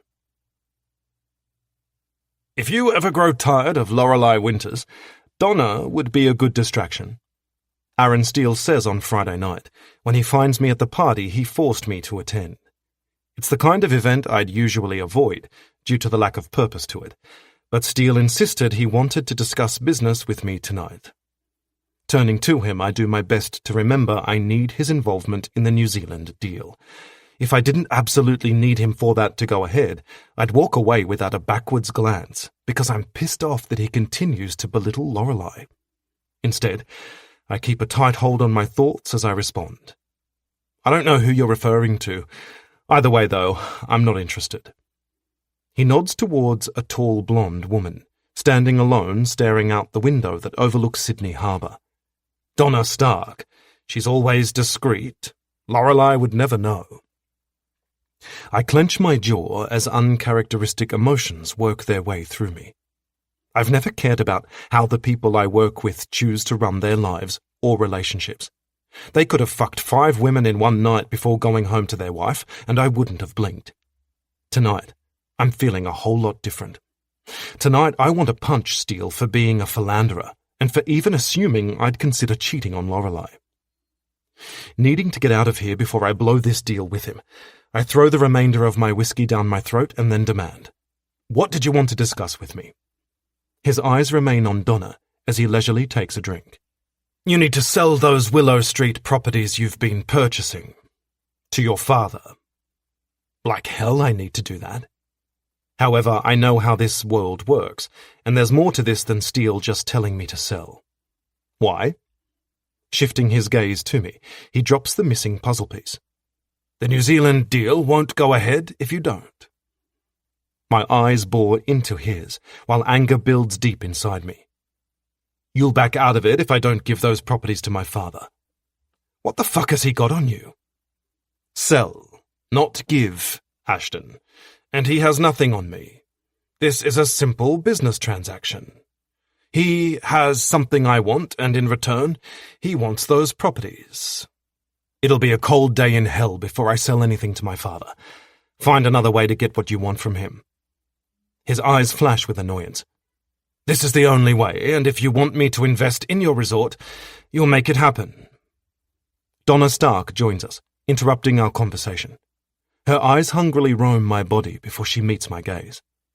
Stepping a little too close to me, she purrs, "Ashton Scott, it's taken us far too long to meet." My tone is icy, as I let her know how I feel about that. And it'll be a long time before we meet again. Wanting to put some space between Steele and me, I face him again and say, "I'll be in touch." I have no intention of meeting his demand, but I need time to process it and come up with an alternative plan. Ignoring Donna's shocked expression, I turn to leave. "Make it soon, Ashton," Steele calls out. "Gregory wants this sale to go ahead in the next week." Everything he said tonight has infuriated me, but what angers me the most is that my father has managed to direct Steele's actions and put my deal at risk. There's a reason I distanced myself from him, and the fact he would put business before his son in this way is central to that. I stalk towards the door to leave the party, but Cassia ambushes me on the way out. "Ashton, wait," she calls as she hurries across the room. I keep moving, trying to exit before she reaches me, but she closes the distance between us fast. Curling her hand around my wrist, she says, "We need to talk." A scowl fills my face. "We don't. What I need is for you to let me go so I can get the hell out of here." My words, or my tone, or maybe both, hurt her. And while she tries to cover that hurt, I see it in her eyes, and regret being so harsh with her. But I don't make an effort to take any of it back. I'm too angry with my father to think about much more than him. Instead of letting me go, she tightens her grip. "What's wrong? Why are you so moody tonight?" I pull out of her hold. "Can we not do this right now, Cassia? I have stuff I need to deal with." Again, instead of respecting my wishes, she does the opposite and moves closer to me, her body brushing against mine. Running her hand down my arm, she says, "You look stressed and angry about something. Why don't you talk it through with me? I'll get us a drink and find a quiet spot so we can talk. We still haven't talked about that kiss, and I also want to discuss some things about your mum with you. She's not doing so well, and I think she's hiding that from you." The kiss is the last thing on my mind, but her mention of my mother catches my attention, because I've suspected she's hiding stuff from me. After discovering my father is having another affair, she seems to have chosen her usual way of dealing with their problems and has thrown herself into socializing. She's presenting a happy face to the world, and if I didn't know otherwise, I would think she and Dad were happy together. "We have nothing to talk about regarding that kiss." I silence her protest with a look that lets her know I'm not changing my mind on this. "I'm interested to hear more about my mother, but I don't want to do it here. I'll drive you home and you can tell me what you know on the way." She smiles, and I know she assumes my offer to drive her home is more than just a way for us to talk. Cassia has always assumed far too much when it comes to me, and she's going to be very disappointed when I drop her off without walking her inside. "That sounds perfect," she murmurs. I don't bother to correct her assumptions, and place my hand on her back to guide her outside. As we're leaving, she reaches her hand up to my neck and slows my movement so she can press a kiss to my lips. It happens so suddenly I don't have time to stop her. When she pulls away and gives me a triumphant smile, I have no idea what it means. My anger flares and I remove my hand from her back. "Change of plans," I bark. "I'll talk to my mother myself. I don't want to see you again, Cassia. Whatever this is that you think is happening between us, it's not. I've tried to tell you that nicely, but now I'm telling you bluntly. We were done a long time ago, and we won't ever be together again." Her eyes widen in surprise. "You don't know what you're saying, Ashton. You're all messed up about something and not thinking straight. When have you ever known me not to know what I'm saying?" My tone is arctic. She's pushed me too far this time. The last thing I need is for someone at this party to have witnessed that kiss and to get the wrong idea about it. She stares at me like I've slapped her. "Why are you fighting this? And why are you being so awful to me? I'm just trying to—" I cut her off, unwilling to listen to another minute of her delusion. "The only thing I'm fighting is your inability to grasp reality. Listen to what I'm saying. This is over." With that, I finally leave this godforsaken party I should never have come to in the first place.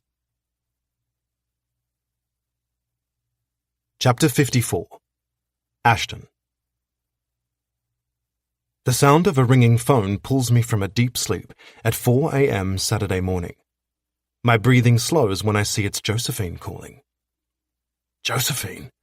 I murmur groggily, trying to drag myself fully awake so I can be completely present for this call. "Is Jack okay?" "I hate to be the one to break the news to you, Ashton, but no, he's not okay. He had a public meltdown over something his manager said today and went on a bender that ended with him trashing a restaurant. His assistant called me, and long story short, he's been hospitalized." She pauses for a moment, giving my mind time to catch up with everything she said. "He's a mess, and I really think he's going to need you." Leaving the bed, I begin mentally planning the things I'll need to do in order to get on a plane to LA. "You've seen him?" "Briefly, but he's been spiraling since he got back and started doing everything his manager told him to do, so I've seen him enough to know he's not in a good place." She doesn't need to tell me that. I already know. This happened faster than I thought it would, and as much as I don't like seeing Jack in this place, at least he can now start getting the help he needs. "Thanks for the call. I'll be on a plane today." "You can stay with me if you want," she says, her tone sliding into sexy territory. It's a familiar place for us, and one we easily go to knowing there are no expectations for anything more than a night or a few days together. But things have changed for me. I'm seeing someone. Josephine knows the significance of that to me. While she's never been strictly faithful to her partners, she understands and respects my stance on cheating. It's not something I ever do or ever condone in my relationships. I can hear her smile down the line when she says, "I wasn't sure if I'd ever hear you say those 3 words to me again." Tell me about her, and please tell me she's nothing like Cassia. She's nothing like Cassia. Now, if I'm going to make it to LA today, I need to get off the phone and book a flight. Yes, you do. But don't think this conversation is finished. I'll be calling Jessica and scheduling in dinner with you while you're over here, and you'll tell me all about this woman then. I have no doubt that's exactly what will happen, because Josephine has a tendency to always get what she wants. Hell knows how I manage to fall into line with her wishes, but I usually do.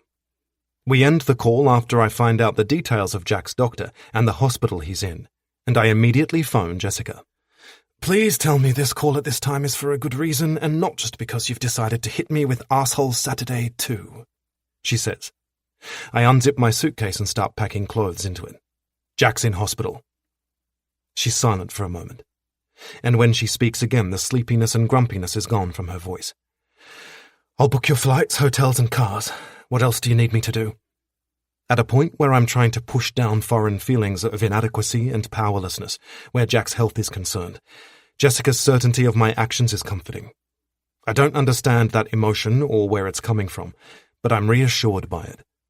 I may not feel any control over Jack's well-being, and I may feel a sense of guilt over letting him fall, but I will move heaven and earth to be by his side and do everything I can to help him get back up. I give her the information about Jack's doctor and the hospital before saying, research them. I want to know everything there is to know about how they work. Do you want me to call Jack's mother, or has Josephine already done that? I don't have to have asked Josephine whether she's already called Bronwyn Kingsley to let her know about her son. I know she hasn't because there's no love lost between those two. Bronwyn refuses to forget the low point in Jack's life after Josephine broke his heart. No, I'll call her on my way to the airport. I don't want to leave that conversation to anyone else. Right, you pack and I'll send you the flight details. And Ashton? My mind has drifted from this conversation to Lorelei. I need to call her and let her know what's happening. This isn't your fault. Her words draw me back. And again I'm reminded of how well Jessica knows me. And again there's a strange comfort in that. It reminds me of how I feel when Alessandra looks out for me. It feels a hell of a lot like my fault, I bark, as my emotions wash over me. I latch onto my anger and resentment that my best friend has to deal with this disorder. It's easier to sit with anger than it is to sit with worry. I don't make it a point to allow fear into my life, but it has always circled me when Jack refuses to take care of himself. Each time he descends into his hell, I worry a little more that this time may be the last. I can't imagine a life without Jack in it, and that will always fuel me to keep pushing to find a way to help him through. Grasping onto my anger drives me forward. It lashes out at my fear and forces it to be quiet. Unfortunately, it means those around me suffer when I take it out on them. Jessica sighs, knowing this place well. You can snap and snarl all you like, but it won't change the fact that Jack is in the hospital right now because he chose not to look after himself. I don't want to continue discussing this. What I want is to call Lorelei and hear her voice. Send me the flight info once you have it, and try not to seat me right near the toilets like you did on the last flight. Yep, Arsehole Saturday has arrived, she mutters, before hanging up. She spares me the talking to about the fact she won't have much choice about what seat I can get at this late stage, because it's what we do. Well, it's what she does. Jessica knows when to give me a little space to lose my cool. She'll always come back and attempt to pull me into line, but it's that 5-second freedom she allows, albeit with some snark, that lets me get my frustration out and then begin to come back to my center. I make a note to send her coffee vouchers, and to do better. God knows she deserves that after all these years of putting up with me. Focusing back on the task at hand, I finish packing and then call Lorelei. It's way too early for this call, but I can't stop myself. At this point, I need to speak to her like I need air. My call goes to voicemail, so I try again. After 3 attempts, I leave a message for her to call me back. I then shower and dress, my mind a steady hum of thoughts about how to help Jack. By the time I'm dressed, I've decided I'll stay in LA with him as long as he needs me. I've also decided to stop by and see Lorelei before I fly out. This couldn't have come at a worse time for us, and I need to see her and speak with her before I leave. I need to make sure we're okay, or at least have a shot at being okay, before I put any physical distance between us. Chapter 55. Lorelei. Oh God, I mutter as I wake up on Saturday morning, slowly easing myself into a sitting position on Sienna's couch. I wince. Oh God, why did we drink so much? Sienna surprises me when she answers my question. I didn't realise she was in the lounge room with me. I blame you. If you hadn't wanted to celebrate your decision to go see Ashton today and sort things out with him, we wouldn't be here feeling like we're now living in hell. I squint my eyes in an attempt to see her. She's sitting on the floor near the other couch across from me. Frowning, I ask, "Why are you on the floor?" She shrugs. "I must have passed out here." As much as I try not to, because it hurts, I laugh. "We know how to party on a Friday night, huh?" "Babe, you were the one partying. I was just along for the ride." A grin slides across her face. "And you should drink more. You were hilarious last night, and when you dropped your phone in the toilet and scrambled to retrieve it, I just about peed myself laughing. I frown again. I don't remember doing that. Shit, is it okay? I glance around looking for my phone, but I hardly have the energy for that, so I wait for Sienna's reply. She waves her hand in the direction of the kitchen. I dumped it in some rice. Hopefully that did the trick. All I can say is thank fuck you hadn't already used the toilet when you did it. No way would have I been touching it if you had. God, I need to go back to hardly drinking. There are fewer hangovers and fewer mishaps that way.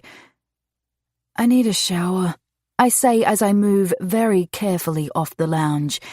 My effort to not stir my headache fails, and a sharp jolt of pain hits me. When I place my hand to my head and squeeze my eyes shut, Sienna says, I'm not sure standing in the shower is what you need right now. I'll make you my best hangover cure, and maybe after that you'll be up for a shower. I sit back down and open my eyes to look at her. What's in this cure? She's on her way to the kitchen when she calls back over her shoulder, Secret things, but trust me, they work. I do trust her, for many reasons, the least not being that she's had enough hangovers to know how to cure one. Sinking back against the couch, I wait for her and allow my mind to drift to Ashton. Sienna helped me work past my hesitation with our relationship, and I'm eager to call him and organise to see him today. I'm finally ready to let go of my fear and step completely into a future with him. However, my hangover needs to ease before I'll call him, so maybe I'll just send him a text first. Well, so long as my phone is working. That thought gets me off the couch and into the kitchen so I can check my phone. Sienna is reading something intently on her phone when I join her. She doesn't glance up but rather continues slowly scrolling and reading. Whatever it is, it's got her full attention. I locate my phone that she put in a container of rice and try to switch it on. The screen remains blank, and after repeated attempts of desperately pressing the power button, I come to the conclusion it's dead. Ugh, I'm going to have to get a new phone. Sienna finally looks at me, a pained expression on her face. Sorry, babe, that sucks. I nod at her phone. What were you reading? She places it down on the counter and claps her hand together. Just Facebook. Now, let's get these drinks into you. Something about her tone or her expression or her body language feels off. I can't quite put my finger on it, but there's something weird there. Before I have a chance to ask her, she shoves 2 glasses at me. One contains a cloudy-looking clear liquid, and the other contains what I think must be tomato juice. Drink up, she says. Narrowing my eyes at her, I ask, why do you seem so odd all of a sudden? It's like you're trying to push me into something. I pause for a beat. Oh God, what's in these drinks? You've smashed up some of your strange health pills and sprinkled them in here, haven't you? Sienna is all about vitamins and supplements and is always trying to force them on me, but that's something I'm not really into, especially when I don't know half the ingredients in the pills. Her lips flatten and she hits me with an exasperated glare. There are no pills in either of those. They're just straight coconut water and tomato juice. Really? You told me your cure was secret, and now you expect me to believe there's no voodoo in here. She arches a brow. Voodoo? Seriously? You think I'm so healthy because of voodoo? No, I think you're healthy because you eat well and exercise. I don't think any of your voodoo pills contribute to your health. Waving a hand at me, she mutters, Just drink the bloody drinks, Lorelei, and stop banging on about voodoo. Although my head is aching and I feel awful, I grin. Why are you smiling at me like that? Because I love you and the way you care for me. I grin a little harder. And I find it amusing when you go on about your pills. You do this thing where a loud bang on the door to her apartment sounds, interrupting our conversation. I stare after her when she leaves to go check what's going on, partly because I'm moving slowly today and I'm trying to get the energy to drink these drinks, and partly because I'm lost in the thought that everyone should have a friend like Sienna. I drain both the glasses, pulling a face as I do so. I don't love either coconut water or tomato juice, but I feel bad enough to give them both a go.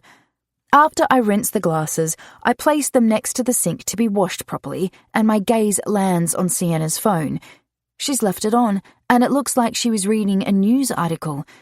Reaching for it, I see a photo of Ashton at the top of the article, right under the news heading, "The Cashton Empire Set to Explode." Cashton? I begin reading, trying to figure out what they mean by that. It doesn't take me long to figure it out, or for my heart to almost stop beating. Not when I see the next photo. A photo of Ashton and Cassia kissing. "Shit, I didn't want you to see that," Sienna says, coming back into the kitchen. "It's gossip and it's probably bullshit." I struggle to drag my attention from the article. "They're kissing, Sienna." I finally look up at her, and it's not the first time they've kissed recently. It doesn't look like gossip to me. I desperately want to believe her, though. I want to believe that somehow someone photoshopped this image to make it look like he kissed her. What I don't want is to have to rethink my decision to continue this relationship with Ashton. It's all beginning to feel like whiplash. And on top of a hangover, it's even harder to think the situation through rationally. "You need to call him and ask him about it. Don't jump to any conclusions." Confusion is starting to take over, and my thoughts are running in a million different directions. He doesn't want her. He wouldn't kiss her. This all has to be her doing. She's manipulating him. I can trust him. He's made it clear he wants me, not her. But then, the one thought that pretty much wipes out all the other ones surfaces. Maybe he got tired of waiting for me and decided I'm not worth the hassle. I stare at Sienna, gulping down the dread consuming me. I can't call him. My phone is dead and I don't know his number. "Facebook, send him a message and tell him to call you on my phone." Thank goodness one of us is thinking straight. I log into my Facebook account on her phone and message him. After I hit send, I glance at Sienna. I hope he gets that soon. I feel sick enough from the hangover. Waiting for him may just kill me. "Okay, you're being dramatic. Let's calm down and get some food into you. That should help." I shake my head. I can't eat at a time like this. She's right that I'm being dramatic, and it's completely unlike me, but I feel more stressed about getting in touch with Ashton than I've ever felt over a man before. I believe in him and his faithfulness, but I need to talk to him and make sure he hasn't changed his mind about us. That's the one doubt lingering. Half an hour later, when he still hasn't replied to my message, Sienna declares, "Enough! We're going to shower and get dressed, and then we're going out to eat. Sitting around here waiting for Ashton is not productive. He'll call at some point. I mean, hell, the man has made it clear how much he wants you. He's definitely going to call." I hope she's right. After spending last night getting to the bottom of my fears and then admitting to myself just how much I love and want Ashton in my life, I'm counting on her being right. Chapter 56. Lorelei. "Lorelei, there you are! You arrived and then you disappeared on me," Ryan Shandwick says, his eyes a little too glittery with excitement for me tonight. I'm not in the mood. I haven't heard from Ashton all day, so I'm feeling anything but excited. On top of that, Ryan phoned me this afternoon and invited me to this party we're now at, and after repeated attempts to say no, I finally caved. He told me it was important for our development for me to be seen here with him. I didn't want to let him down, so I agreed to show my face. I've been here for almost an hour and plan to leave very soon. This party is nothing but shallow socialites, showy businessmen, and government officials who I suspect can be bought with enough cash. Not my kind of people. I'm unsure why Ryan thought it important for me to be here. I gather my strength because I know he'll do everything to convince me to stay. If there's one thing Ryan's good at, it's never giving up and never taking no for an answer. I'm about to leave. He reaches for my arm as he shakes his head. You can't leave. I have some people for you to meet. Less than a minute later, he's dragged me across the room and we've joined a group of people at the bar. And I'm staring at Cassia Brampton. This can't be happening. Why did I agree to come tonight? Of all the people, I had to run into her. Ryan cuts into my thoughts when he introduces me to two men, but I failed to drag my attention fully to the conversation because all I can think about is whether Ashton has chosen Cassia over me. That he didn't call or check in with me today has my confidence in our relationship at rock bottom. Sienna tried to give me a pep talk, but it doesn't matter how often she says Ashton made it clear he wants me. The fact is he kissed Cassia and hasn't called me. Those aren't actions of a man who wants me. You look a little ill, Cassia says as she leans in close to me. Is everything okay? She catches me off guard, and I stumble with my reply. Oh, do I? No, not ill. I'm fine. Well, I had a girls' night last night and drank a little too much, so maybe I'm still recovering from that. Goodness, stop talking.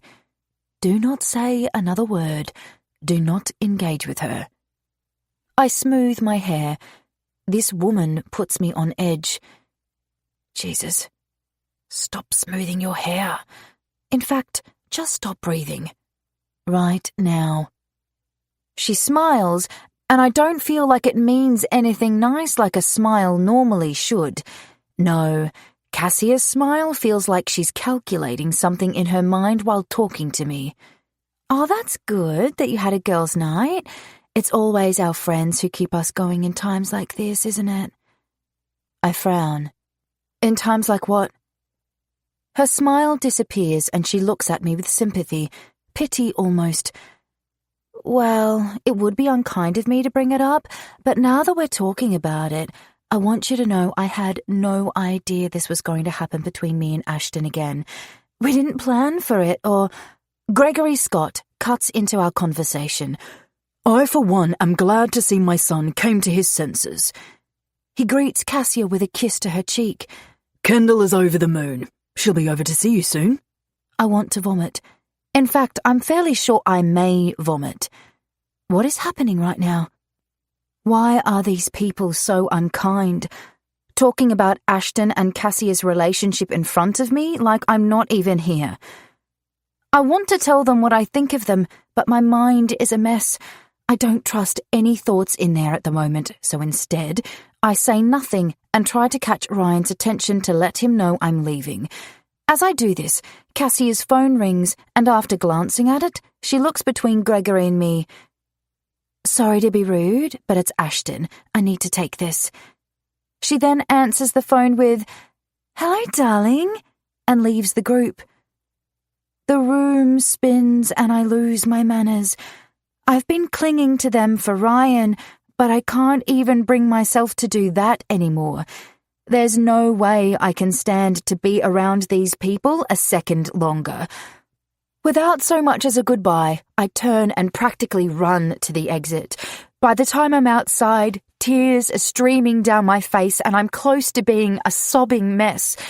I hail a taxi, and once I'm settled into the back, I pull out my new phone, the one I got today to replace my old one. Pulling up Ashton's number, I wait for him to answer. He's about to get a piece of my mind, and it's not going to be pretty. Not if he can't be bothered to at least let me know we're over. He doesn't answer, and I stare at my phone in disbelief. He can call Cassia, but he can't answer my call? Is this how he has treated all the women in his life?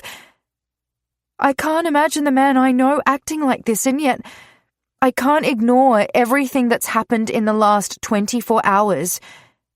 Oh God, this really is the end of us, isn't it? Chapter 57. Ashton. The flight to LA feels longer than usual. and I'm exhausted by the time I arrive at LAX. However, that doesn't slow down my efforts to get through customs and out of the airport as fast as I can. The thing that does slow me down, though, is Lorelei. Or precisely, the 5 angry voicemails from her I retrieve after clearing customs. The first 2 messages came in one after the other. Lorelei. Seriously? I was standing right in front of Cassia just now when you called her, so I know you're not busy at the moment, and yet you don't even have the decency to answer my call? It wasn't enough that you kissed her at that party and didn't call or come see me to end things with me. You are so freaking lucky you aren't standing in front of me right now, Ashton, because if you were, I'd kick you in the goddamn balls and make you hurt as much as I am. Lorelei. I mean, I know we weren't in a great place, but you freaking made me feel like I was the only woman for you, and that you wanted to work on our problems. I don't get men who can move from one woman to another like you have, but I'm glad this happened before I fell in love with you more than I already am. And your father, God, he's an asshole. Standing there telling Cassia how happy he and your mother are that you're back with her. Right freaking in front of me. You Scot men really know how to make a girl feel unworthy. The last 3 messages came in about an hour later, and Lorelei sounds increasingly upset with each message. I can't believe I dedicated the entire night last night to figuring out my feelings about you. The entire night. Not to mention the hours I spent thinking about you all week. God, I'm an idiot to have thought we had something special. I was ready to compromise for you, Ashton, something I've never been good at in relationships, but for you I was going to try. Because I decided you were the man I'd go to the ends of the earth for. And you chose her. I have no idea how men are so freaking blind to women like Cassia. She's only interested in your status. I would have given you so much more than she ever will. You have no idea what you're missing out on with me. Lorelei. Let me tell you something else. I know I can be little Miss Independent, and that you probably aren't used to dealing with women like me. Women who don't bend to your every freaking demand. But I was willing to put in the work on our relationship and be the one who did more of the bending because I realized you aren't the kind of man who has ever had to bend before. I've never been with a man who takes over like you do, who always tries to fix things for me, and I may not be good at allowing a man to do that, but for you, I was going to try. I was going to fight for you. All I can say now is thank God I found out what kind of man you are before I did all that fighting. Lorelei. I am so freaking mad at you right now. And I know I'm going to regret telling you all this in the morning, but I need to get it off my chest. I knew right from the first day I met you that I should stay away. You were so bloody arrogant that day. But I thought I saw something more when you took me out to lunch, and every step of the way you've shown me a man so unlike the one I'm seeing now. That was the man I love. That was the man I saw myself spending the rest of my life with, compromising, bending, and fighting for. And the worst part isn't that I was ready to do all that for you. No, the worst part in all of this is that I now have to figure out how to stop loving you. And that, yet again, I've lost someone I love. I hope Cassia can give you whatever it is you want, since I sure as hell couldn't. Jesus Christ, what the hell happened during my flight? My immediate instinct is to call Lorelei. However, I want to go into this conversation prepared for it. I need to know what caused her and my parents to assume Cassia and I are back together. So instead of calling her, I call Jessica. She picks up straight away. How's Jack? Her worry is clear in her voice, and the fact she's still awake way past midnight tells me how concerned she is. I haven't seen him yet. I'm on my way to the hospital now. Have you heard anything more? No, but I went to see his mum and ended up spending the day and most of tonight with her. She's more worried about him than she ever has been.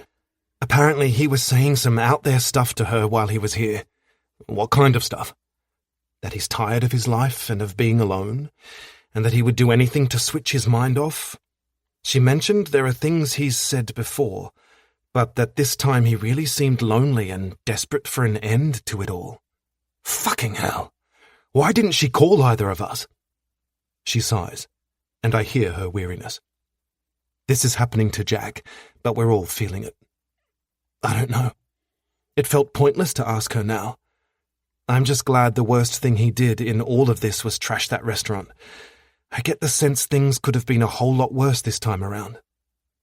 She pauses before softly asking, Ashton, we're going to get him better, aren't we? Yes. I won't accept anything less than that. I'll do whatever you need so you can stay over there for however long it takes. Anything. You just have to say the word. Her promise puts my mind at ease. Jessica is more capable of handling things, and that will give me the time and space I'll need to dedicate to Jack. But first, Lorelei. Jessica, what the hell has happened since I left? Lorelei thinks I'm back with Cassia, and I have no idea why. Shit, I don't know. I've been offline today while I was with Bronwyn. I'll look into it now and call you back. After we end the call, I think about what it means for Jessica to be in the dark as much as I am with this. She's never in the dark about anything. It's one of the reasons why she's so damn good at her job. She makes it her business to know everyone else's business. That she doesn't right now tells me a lot about where her head is at with Jack. Jessica plays it cool and gives the appearance of not caring about too many people or very much in life. But she cares very deeply for Jack, even after everything that went down between them, and this clearly has her worried. In the time it takes her to call me back, I check the other messages on my phone. A few problems have cropped up with various developments, but nothing that can't be fixed. There is one message, though, that I replay. It's from my father, congratulating me on making the right choice with Cassia and telling me he's looking forward to buying the Willow Street buildings. I've just finished listening to his message when Jessica calls. If I wasn't intent on calling Lorelei and sorting out this mess, I'd call my father and set him straight. Hell will freeze over before he gets his hands on those buildings. On top of that, I also want to set him straight about Cassia and me, and let him know that if he ever makes Lorelei feel worthless again, he'll have me to answer to. You're not going to like this, Jessica says, and let me just say, I told you so. Jesus. About what? About that bitch you were dating for far too long? I told you she'd play dirty to get you back, and she finally has. Unless, of course, it was you who initiated that kiss on Friday night, and then told the papers to print a story that you were back together. But since I know your dick has eyes for only one woman these days, I'm fairly sure it wasn't you who did all that, which leads me back to, I told you so. And, by the way, I know you haven't checked social media because of Jack and flying and all that, but seriously, we need to get you up to speed with Facebook some more. You miss out on so much by not being on there very often. She pauses briefly before adding, also, why did you not think it necessary to let Lorelei know about that kiss? Honestly, you need to take a course in dating. That could have saved a whole heap of drama here. Logging into Facebook every damn day is not on my agenda, and Jessica knows that. I've made it more than clear I have no interest in any of the gossip or bullshit that goes on there. But every few months she tries to boss me around about it. And just like every other time we have this conversation, I ignore her. Besides, my mind is busy processing what she said about Cassia, and that is a far more important discussion to be having. I tried to call her before I flew out, but she didn't answer any of my calls, and she wasn't home when I dropped by her apartment on the way to the airport. My intention had been to call Jessica and ask her to keep Lorelei in the loop. However, Jack's mother had phoned me at the last minute, preventing me from doing that. Bronwyn had been distraught with worry over her son, and I'd refused to rush the conversation. She can't fly due to her health, so I'd stayed on the line attempting to calm her down. In the end, the flight attendant had almost ripped my phone from my ear as the plane prepared to take off. Do you want me to do anything for you now? Maybe call upon Cassia and rip shreds from her? I wouldn't do this for just anyone, not at this time of night, but I would do it for you. At any other time, Jessica's snark would make me smile. But not today. Not when all I can think about is making this right. I'll let you know if I need anything. You're no fun. I'm going to sleep now, but don't hesitate to call if you need me to take care of Cassia, or if there's an update on Jack I need to know about. Good night, Jessica. We end the call and I pull up Lorelei's number on my phone. I don't care that she's probably asleep. We need to talk. She doesn't answer my call, so I try again. This happens 4 times. On my 5th attempt, she answers. Ashton, it's late and I'm tired, and I pretty much said everything I needed to say in those voicemails. Her voice wavers, and my anger with Cassia grows. She will incur my wrath over this once I've corrected Lorelei's assumptions, and I will ensure she never comes between Lorelei and me again. And now it's my turn to speak, because the story you got is wrong. Muffled sounds fill my ears, as if she's shifting positions in bed. When she replies to what I said, she sounds more awake. That's the thing, though. I didn't get any story from you. I didn't hear from you, and now isn't the time to call me, not when I'm trying to sleep. It's been a long day, and I'm too exhausted to be having this conversation. Good night. With that, she disconnects the call. I immediately phone her back, but when she doesn't answer after 3 attempts, I decide she's probably switched her phone to silent and has no intention of answering again. Christ. I'm already wound tight over this. It'll be hours till she wakes up and is ready to talk, and in the meantime, I'll be dealing with Jack. It's going to be a long fucking day. Chapter 58. Ashton. I pace the hospital corridor and rake my fingers through my hair as I pull out my phone to call Jessica. It's just after 3 p.m. here, which is around 8 a.m. for her in Sydney. Good morning, sunshine, she answers, her flat tone not matching her cheery words. I take it you didn't get much sleep? You take it correctly. Now, are you calling with a directive for me to go see your lovely ex?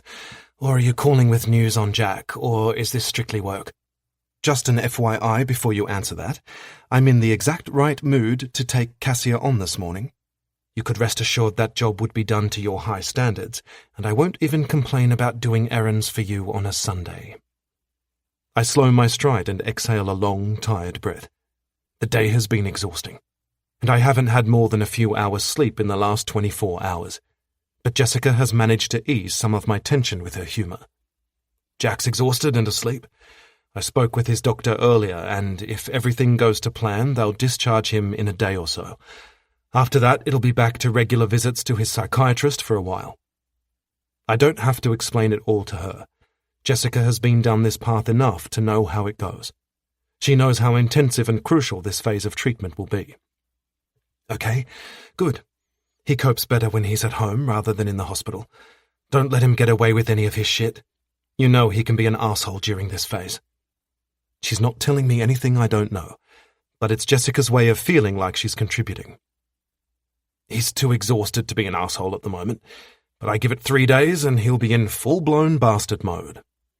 I can hear her smile when she says, "Sounds about right."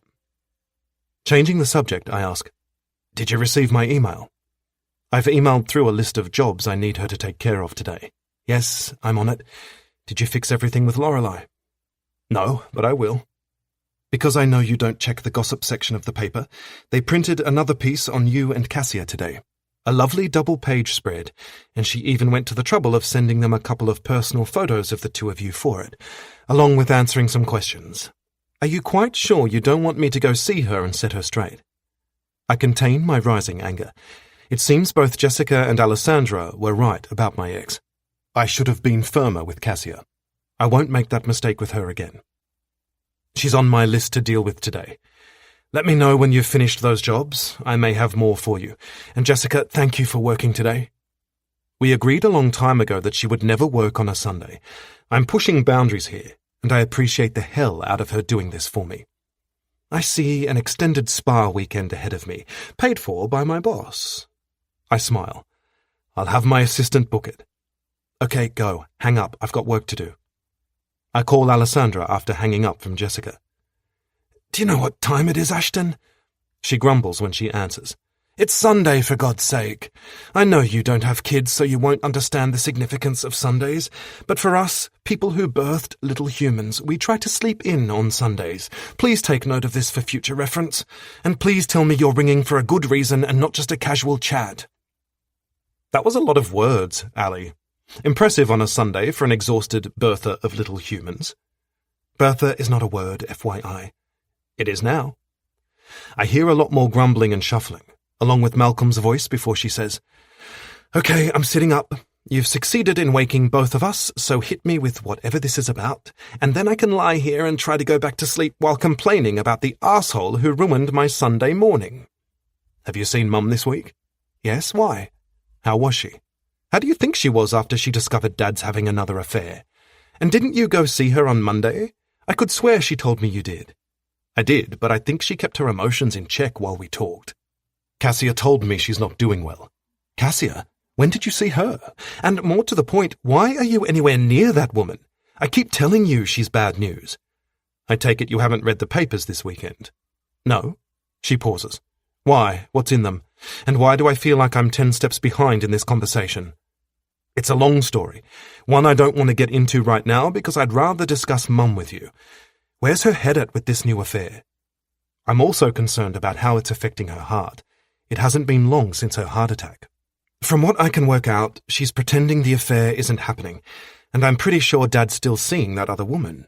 Mum's still really tired from the heart attack, but she's thrown herself back into the social circuit, as if there are no issues with her health.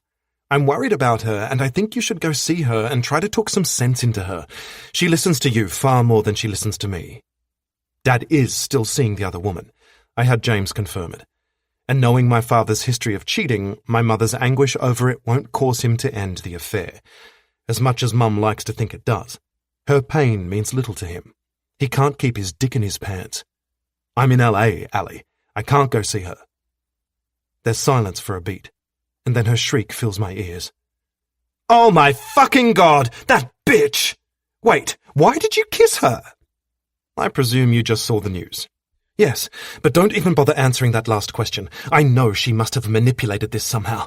Oh God, how's Lorelei? Is she ready to wring Cassia's neck? I bloody well would be. I fill her in on everything that's happened. While it's the last thing I want to talk about, it's a good distraction from my worry over Jack. And besides, there's no way Alessandra is letting me off the hook with this conversation. I bloody told you so, she says, after I finish giving her all the information.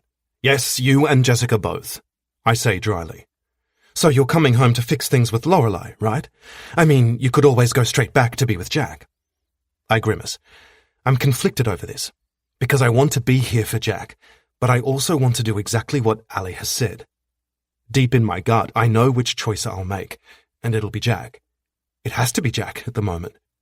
All I can hope is that Lorelei and I are strong enough to survive Cassia's dirty tricks.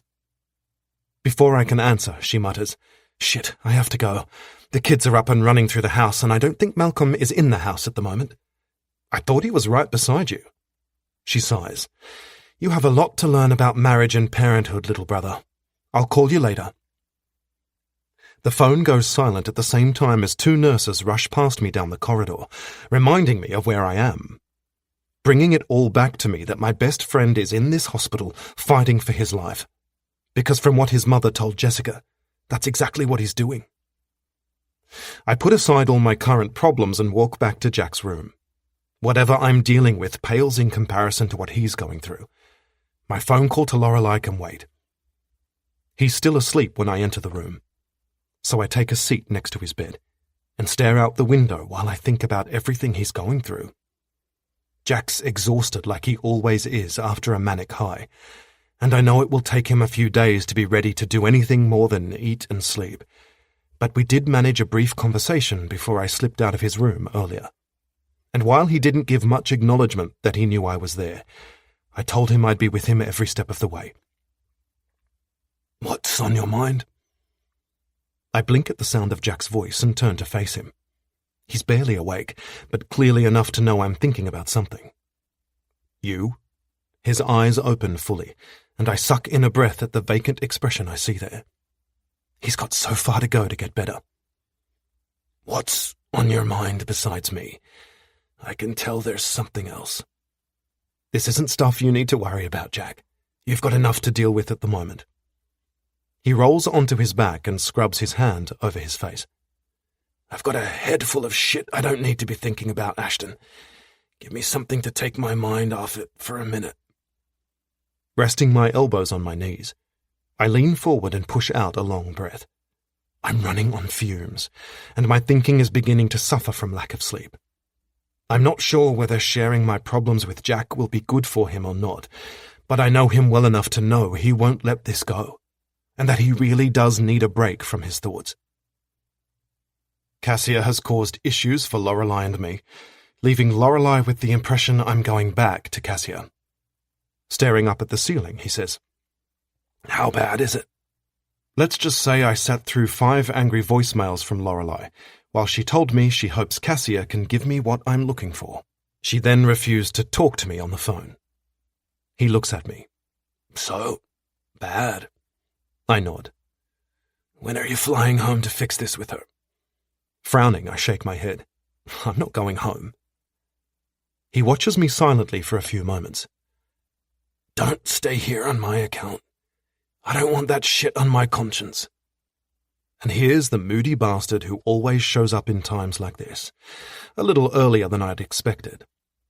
A nurse interrupts us, and I leave the room so she can do what she needs to do. It's perfect timing, because when he gets in this kind of mood, he goes looking for a fight. And as much as I try not to be provoked, Jack knows which buttons of mine to push. I head down to the cafeteria and grab a coffee, trying to wake myself up. Lorelei's on my mind, and although it's barely 9 in the morning in Sydney, I can't stop myself from calling her. I need to have this conversation. I need her to know she's misunderstood everything. She answers on the 3rd ring. "Ashton, it's early." Her tone is frosty, but I don't blame her. I'd be furious if I was in her shoes. However, I need to take charge of this conversation to ensure I get my point across. "I'm going to tell you what happened, and you're going to stay quiet and listen to every word I have to say. Are we clear?" That gets her attention, and her frosty tone turns fiery. "You don't get to boss me around anymore, so—" "Lorelei," I growl. "You need to stop fighting me and listen. There's a hell of a lot more to this than you know." "I'll tell you what I do know, Ashton. I know I've seen photos of you with Cassia. I know I've spoken with Cassia, who you called while I was right there. And I also know your father announced his pleasure at the news. What could you possibly have to tell me that changes any of that?" I'm both pissed off at what's happened and turned on by her reaction to it. Lorelei has finally laid her cards on the table. She wants me and is willing to fight for me. And she's jealous as hell over Cassia. While I don't like the fact she's hurt by that jealousy, it shows me she's completely in this relationship with me. Now I just need to get her to listen to me. Jack has been admitted to hospital. I've flown to LA to be with him. That kiss you saw between Cassia and me, that was all her doing. I didn't instigate it, and I sure as fuck didn't want it. I have no idea who's responsible for printing that story, but as soon as I find out, they won't have a job. And as for me calling Cassia, that was bullshit. She was obviously trying to make you jealous." Silence. And then, Oh God. I'm so sorry about Jack. Is he okay?" This is one of the reasons why I love this woman. Although she's upset and hurting, she's more concerned about Jack than herself right now. I can't name one woman I've dated who would have responded in this way. "No, but we're doing everything to help him be okay." She turns silent again, so I say, "I tried to call you before I left, and when I couldn't get hold of you, I stopped by your place, but you weren't home. I dropped my phone in the toilet," she blurts. "That's why you couldn't get hold of me. It wasn't working, and I was at Sienna's." Her voice softens when she continues. "I'm sorry I left those voicemails. I honestly thought you'd chosen Cassia over me." We need to get one thing straight, Lorelei. I will never choose Cassia again. Never. I love you. And if anything like this ever happens again, you need to wait until you've spoken with me before making any assumptions. Well, you can see why I made those assumptions, right? There's the Lorelei I know, always arguing with me. Yes, but this could have all been avoided if you just waited for me to call. I did wait. You didn't call. Are we going to sit here and spend the day arguing over this? Could you maybe tell me you at least understand how I jumped to those conclusions? Truth be told, I could sit here and argue with her all day. I'd rather not, though, so I give her what she's looking for. Hell, I'll give her anything she needs at this point. I understand how you jumped to those conclusions. I'm going to ensure Cassia never has the opportunity to put you in that position again. I promise you I will deal with her. And as for everything you said in your voicemails, you got it right, that I'm not used to dealing with women who don't bend to my every demand. You challenge me some days, and you test the hell out of me. But if you ever change yourself for me, I will put you over my knee and spank that out of you. Any bending to be done in this relationship will be done by both of us, not just by you. You will never have to fight for this relationship on your own. I will be right there with you fighting, because I've never loved anyone as much as I love you. You are everything to me. Her response takes a moment. You do realize I'm going to be challenging you forever, right? Like, if you think I'm ever going to take it easy on you, you're dreaming. Although this spanking thing you've threatened a couple of times now does sound good, so maybe I could be tempted to ease up a little until you take your hand to my arse. Fuck. I've gone from tired to fully awake in less than a minute, thanks to thoughts of my hand on her arse. Before I have a chance to reply, she adds softly, I love you, Ashton Scott, and I promise never to make assumptions again, and I'm going to fight for us, with you, forever. Chapter 59. Lorelei. I take it your day isn't going so great, Sienna says when she returns to our shared office on Monday afternoon. She's been out with clients all day while I've been stuck in the office trying to put out fires. I'm annoyed because I've had to cancel my weekly beauty afternoon at the nursing home. I drop my pen and lean back against my chair. Sighing, I shake my head. Do I look that bad? She sits across from me, placing her laptop on the table. Yeah, you really do. Is it Ashton again? At the mention of his name, I perk up a little. No, he's the one thing going right today. It's everything else. Cranky tenants, my shitty insurance company, and Ryan Shandwick. Between them all, I just want to go home and crawl into bed with chocolate. I don't see my Monday spin class happening today. What's Ryan done? I thought you guys were working well together and that things were progressing nicely there. He hasn't done anything to me, but I found out this morning that one of the major investors pulled out over the weekend. It was Bob Darwin, who I kinda know through my grandmother. They used to do business together, and she always told me he was one of the good guys who could be trusted. Anyway, so I called him and asked why he pulled out. He told me he was bound by confidentiality clauses, but that I should tread carefully with this development. And now everything Ashton said is coming back to me, and I have a sick feeling in my stomach that somehow I missed something and that I've made a really bad decision. Are you thinking of pulling out of it too? I swallow my uneasiness and shake my head again. It'll cost me so much to do that. I'm not sure if it's the best course of action. I want Ashton to look over this, and I wouldn't hesitate to ask him if he wasn't with Jack, but I don't want to distract him from doing something far more important than looking over my business deal. So what's the plan here? I stare at her in silence for a moment before placing my head on the table and saying, I told you, bed and chocolate. Okay, so clearly we still need a plan for that. What's going on with your tenant and insurance company? Have they stopped arguing with you over everything like toddlers? Lifting my head, I smile at her. That's exactly what this feels like. And no, they haven't, but my tenant is coming around. There hasn't been any graffiti for a while now and no other problems, so she seems to have calmed down. Well, mostly. She's still arguing for me to reimburse some of her rent because of the supposed disruption to her business. Sienna frowns. Was there any disruption? I don't recall you telling me about that. Hardly any. She's just playing hardball, so I'm playing it back. I've told her what I'm willing to give her, and if she wants to continue arguing, she can take it up with our lawyers. That'll end up costing her more than she'll get out of me. I like it, she says with a grin. Changing the subject, I think we should go out tonight. We could have dinner at that little Italian place we love, and we could make plans for a girls' weekend next month. It's been too long since we've had one, and I'm in desperate need. Me too. I agree. Italian sounds good, and I'm getting chocolate for later. Ashton's ringing me late tonight. Between him and chocolate and time with Sienna, maybe I'll feel less stressed over everything. A knock on the glass wall of our office drags my attention from thoughts of chocolate. Turning, I find Boston entering.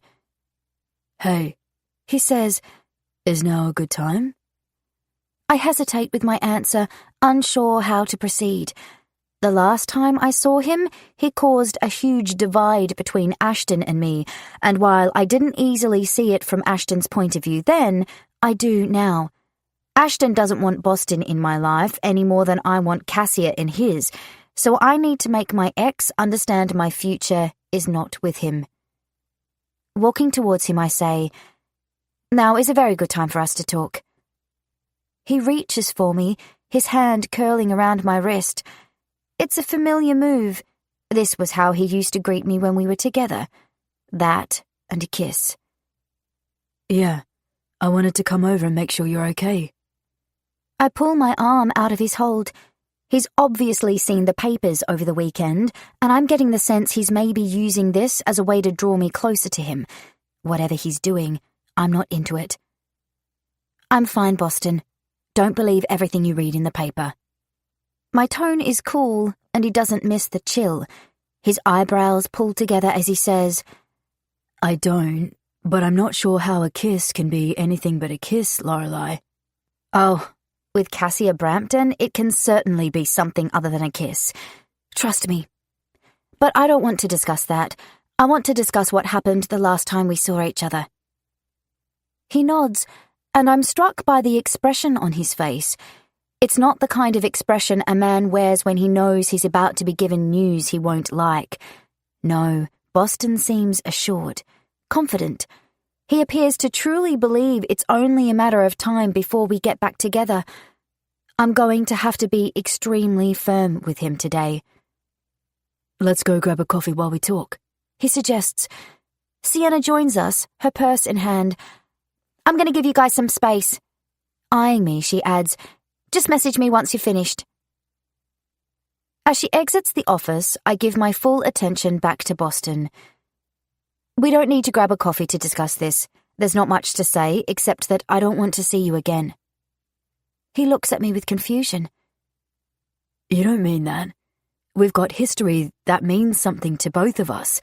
I should never have left after that fight we had, but I think we both needed that time so we could realize we belong together." I don't like hurting people, so it is hard for me to say what I need to say to him, but I have to do this for Ashton and me. "Boston, I don't love you. I'm sorry if that hurts to hear, but it's the truth. I thought I said no to marrying you because I was afraid of losing you, and while that was true, I understand now that it wasn't the full reason. I couldn't marry you because you weren't the right man for me. I know that now because I've met the right man. Being with him is completely different to being with you, and the reason for that is because I love him with every piece of myself. I've tried to hold some of myself back from him because that's what I do with everyone, but the fact he's managed to open me up in the way he has tells me everything I need to know. Ashton is my soulmate." Boston stares at me in silence for a long, few painful moments. I feel good that I've been honest, but at the same time, it's painful for both of us. Finally, he says, "I knew you kept some parts of yourself closed off, but I also thought you loved me enough you'd eventually share them with me. I guess I was wrong about that. You didn't love me enough." The ache in his voice hits me in the gut. He's not right, though. The problem wasn't that I didn't love him enough. The problem was we weren't meant to be together. It doesn't matter how much you try to love someone and make it work with them if they aren't the one for you. Love is always hard, but with your soulmate, it's the kind of hard that even when you're exhausted by it, you still cling to each other in the dark of the night. Maybe not physically, but always emotionally. You don't fight simply to prove a point. You fight to hold on to the love you share. And when you're separated, your heart is unbearably heavy. The fact I never experienced these things with Boston is how I know I'm right. There's no point trying to explain all of that to him. He's not in the right place to hear it now.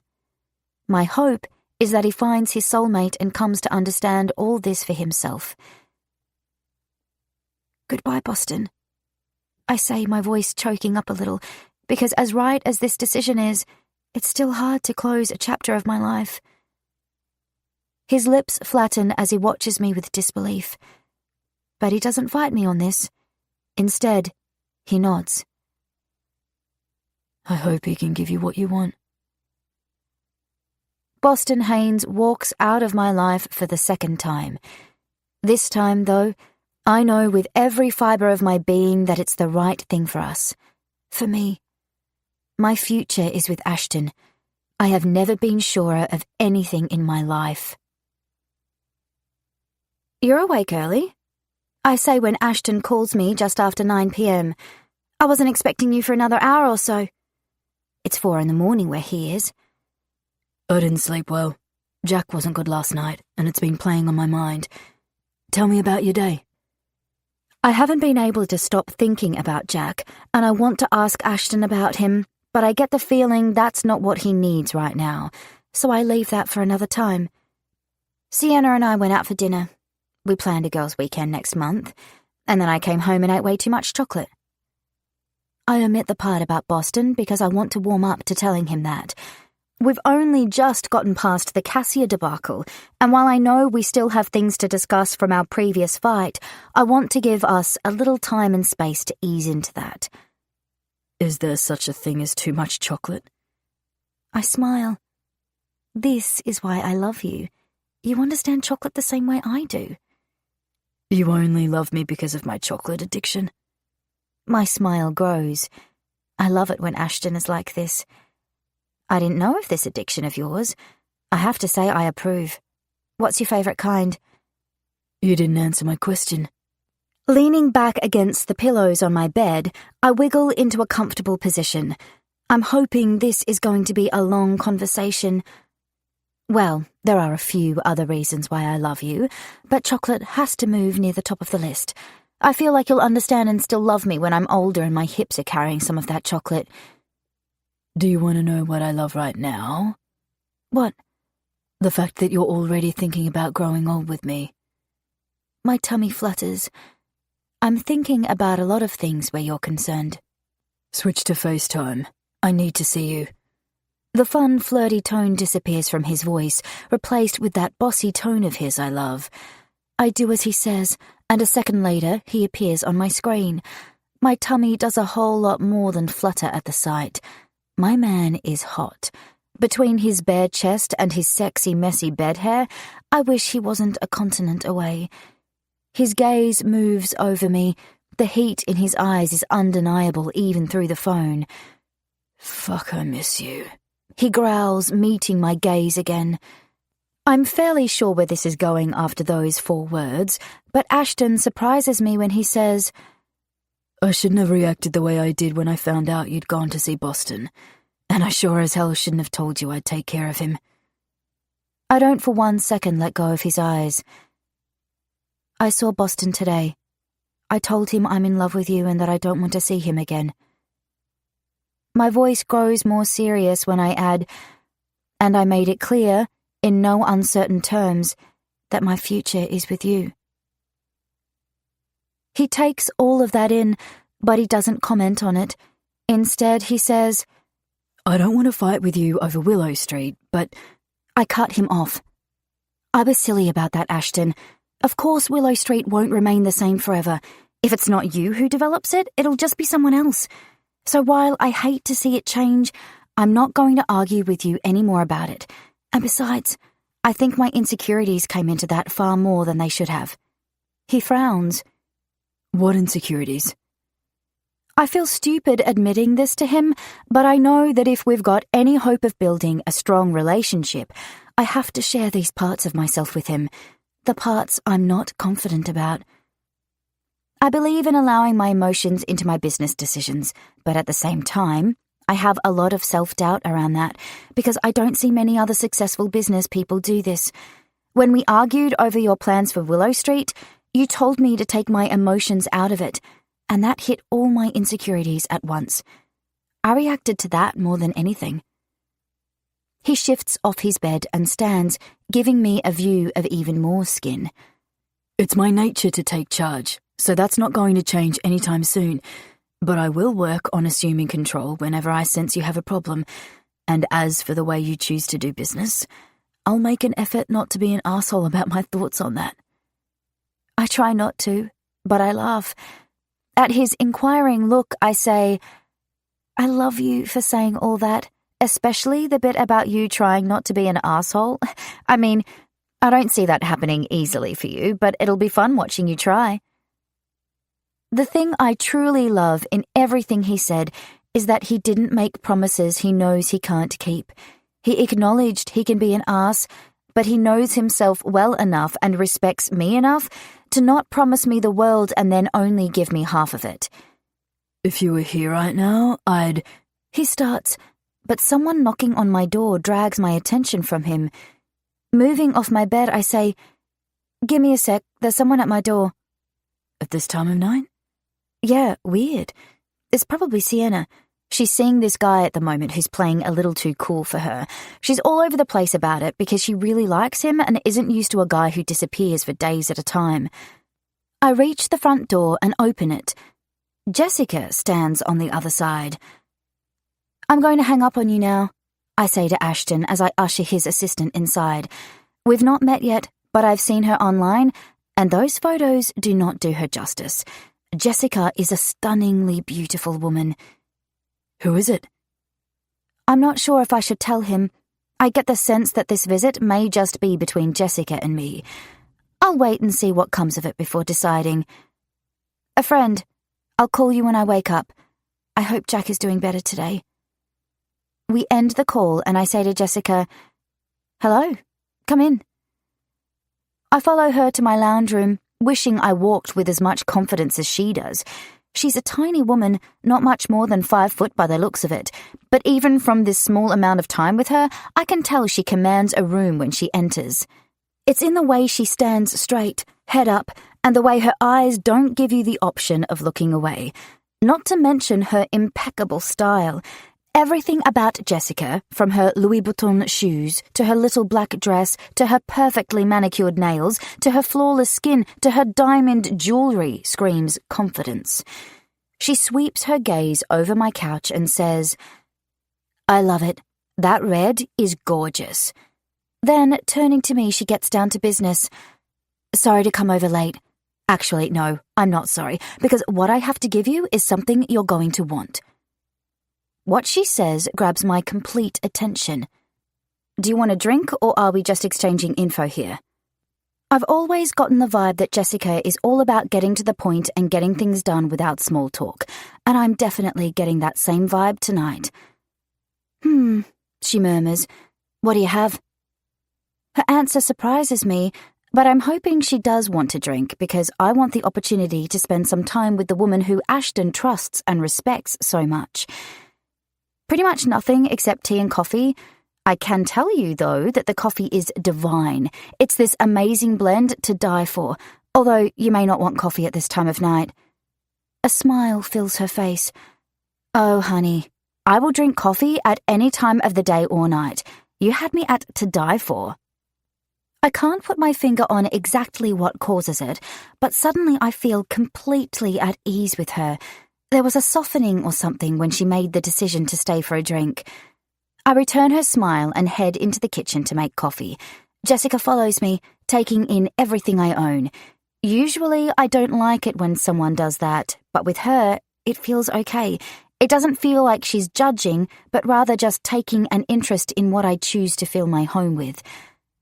Oh, I adore this cookbook, she says, picking up my favourite Thai recipe book. My copy looks just as used as yours. She smiles as she flicks through it and glances up at me. I probably have just as many food splatters in mine. I'm not sure why, but I didn't picture her as someone who spends time cooking at home. I sense a lot of hidden layers to Jessica. A text comes through on my phone. Ashton. Mars bars are my favourites. I grin, loving that he remembered that question of mine, loving that he's been thinking back over our conversation after it ended. From your grin, I take it that was Ashton. Jessica says. I nod as I quickly send him a reply. Me. Cherry ripe for me. Me. P.S. I'm totally adding Mars bars to my list of things I can bribe you with. Ashton. There are things far more effective than chocolate for that. I place my phone down and meet Jessica's gaze. Sorry about that. Now, how do you have your coffee? She slides onto one of the bar stools and rests her arms on the kitchen counter. Milk, no sugar, please. After a slight pause, she says, I've known Ashton for a while now, and I've never seen him date anyone as perfect for him as you. I've certainly never seen him engage in text messaging with a woman like he just did with you.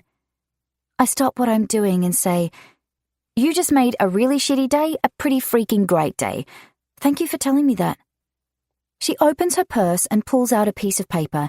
Handing it to me, she says, This may make it even better. I read what's written on the paper and then look up at her. Whose schedule is this? Her brows lift slightly and she gives me a conspiratorial look. Cassia's. I thought it might come in handy if you wanted to pay her a little visit. I do want to do that. I want to make it perfectly clear to her that I'm not buying her bullshit anymore and that Ashton is mine now. I just wasn't sure how to find her. Not only has Jessica given me a detailed list of Cassia's schedule, she's also listed out addresses for me. So I know you're Ashton's assistant and all, but honestly, I'm thinking of stealing you from him. Honestly, no one could steal me from Ashton, but if he doesn't stop with the asshole Mondays, I may need to reconsider that. I like her even more now, knowing her loyalty to my man. What are the asshole Mondays? She wiggles on her chair as if she's settling in to tell me a story. We have so much to catch up on, girl. She starts. We then lose a couple of hours talking about everything under the sun, and by the time she leaves, I know I've found a new friend. Cassia Brampton is the quintessential mean girl. I've used Jessica's list from last night to track her down at the gym this morning and am watching her treat a woman awfully. They appear to be friends, and yet Cassia has spent the last few minutes telling the woman she needs to change hairdressers because hers clearly has no idea how to style hair. She also shared her dislike of the outfit the woman is wearing. I'm standing close, waiting for my opportunity to speak with Cassia, and as she finishes giving her opinion on the clothes, she sees me. A smug look settles across her face. I can't wait to wipe it off. Moving away from her friend, she comes my way. Lorelei, I wasn't aware you're a member of this gym. God, this woman is something else. Snobby as well as conniving. Two of the absolute worst traits a woman can have. I straighten my shoulders. I'm not. I came to see you so we could get our story straight. She frowns, but even it's fake. I'm sorry, you lost me there. What stories? I want to slap the superior expression off her face, and I'm not a violent person. Cassia brings out the worst in me. The story you've told yourself and the world about being back with Ashton. Honestly, I'm not sure how you live with yourself and your lies, Cassia. We both know that kiss was engineered for your gain and to make me doubt Ashton. The thing you clearly don't understand about Ashton is that when he wants something, he gets it. And he wants me, not you. Her brows lift. The thing you don't understand about Ashton is that he grows bored easily. You'll be replaced soon enough because, trust me, there are enough women out there banging down his door. I don't know another man in this city more wanted than Ashton Scott. I smile. It's as condescending as I can make it. Yes, he told me how bored he was with you. I guess that's to be expected with shallow bitches. I take great pleasure in her shock. He also told me he wants to grow old with me. Did he ever tell you that? The look on her face leaves me with no doubt as to the answer to that question. Before she can reply, I say, I thought so. Taking a step closer so I'm in her space, I lower my voice and say, Back off, bitch, because you do not want to be on the receiving end of me fighting for my man. And make no mistake, I may be a kind and giving person, but when you come after something that is mine, I will go to battle for it. And Ashton is mine. I don't wait for whatever she has to say to that. I'm more than happy with the way her mouth is hanging open and the way her shoulders have slumped. That's what I came here for today. She may have had the smug look of satisfaction on her face when I arrived, but I'm the one leaving with it. Chapter 60. Ashton. I enter my hotel room just after 7 on Monday night. It's been a long day at the hospital with Jack, and after not sleeping so well recently, I'm exhausted and pissed off at my inability to get hold of people I want to speak with. These time zone differences frustrate the hell out of me sometimes. My mood isn't helped by the distance Jack seems to be keeping from me. His doctor advised me late today that he's almost certain he'll be sending Jack home tomorrow, and I'm hoping once he's back in his own surroundings, he'll open up to me. Stripping out of my clothes, I take a hot shower, letting the heat work its way into my aching muscles. I haven't managed to hit the gym yet, and I don't have time to get a session in now because I've got dinner scheduled with Josephine. After dinner, though, I'll spend at least an hour there, trying to work both these kinks and my irritation out. As I'm wrapping my towel around my waist after the shower, my father returns my call from earlier today. "Ashton, I take it this call is to discuss the sale of the Willow Street properties?" "It isn't. It's to discuss my relationship with Lorelei." That catches him off guard, and he turns silent for a few moments. "I thought that was over, that you'd come to your senses and we're back with Cassia." "You thought wrong. I have no intention of ever getting back with Cassia, and every intention of marrying Lorelei." "You're a fool. Cassia has a lot more to offer you than that woman." "She has nothing to offer me, but then I'm not getting married for social connections. I'm not you. You watch your mouth, son. I married your mother because I love her. That's bullshit and we both know it. And if you love her, you wouldn't fuck every social climbing bimbo out there." My father almost never loses his cool, and today is no different. He doesn't react in any way other than to say, "I presume you don't plan on selling me those Willow Street properties. I haven't heard anything from your assistant." He's changing the subject like he always does when I challenge him over something he doesn't want to discuss, and just like every other time this has happened, I don't waste my breath on pursuing it, because it won't get us anywhere. "You presume correctly. Steele will back out of your development. Do you have anyone ready to replace him?" "That's none of your concern." "I don't have anyone, and if Steele does back out, I'll lose millions, but there's no fucking way I'll ever let my father know that." "I have a proposition for you. If you agree to marry Cassia, I'll walk away from Willow Street." With that, everything starts to fall into place as to why Cassia has become so close to my parents. I wouldn't be surprised if she's been in on this plan with my father all along. I grip my phone harder. "Cassia has fooled you. Whatever you think she brings to the table, I can assure you she doesn't. And if you think I would entertain for even a second the idea of marrying a woman simply to negotiate a business deal, you don't know me at all.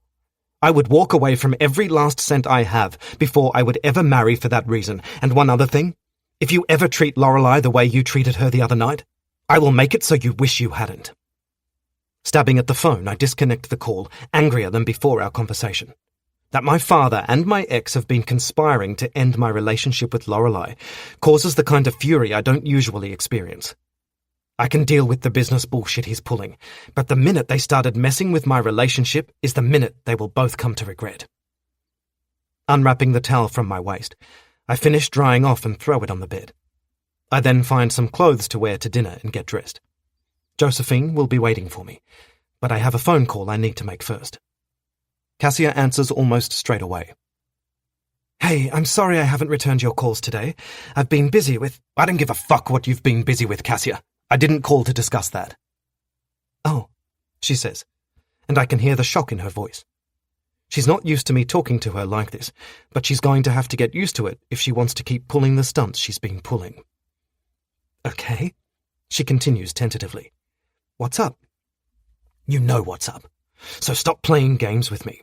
I'm calling to discuss our relationship and how it will proceed from here on out." "Ashton, I can already hear her mind ticking over, trying to figure out how to bullshit her way out of this, and I'm not entertaining any of it. "Do you remember those shares of your family's company that I own? The ones I bought when your reputation was on the line because of the shit your father had gotten himself into. Yes? Why? Where are you going with this?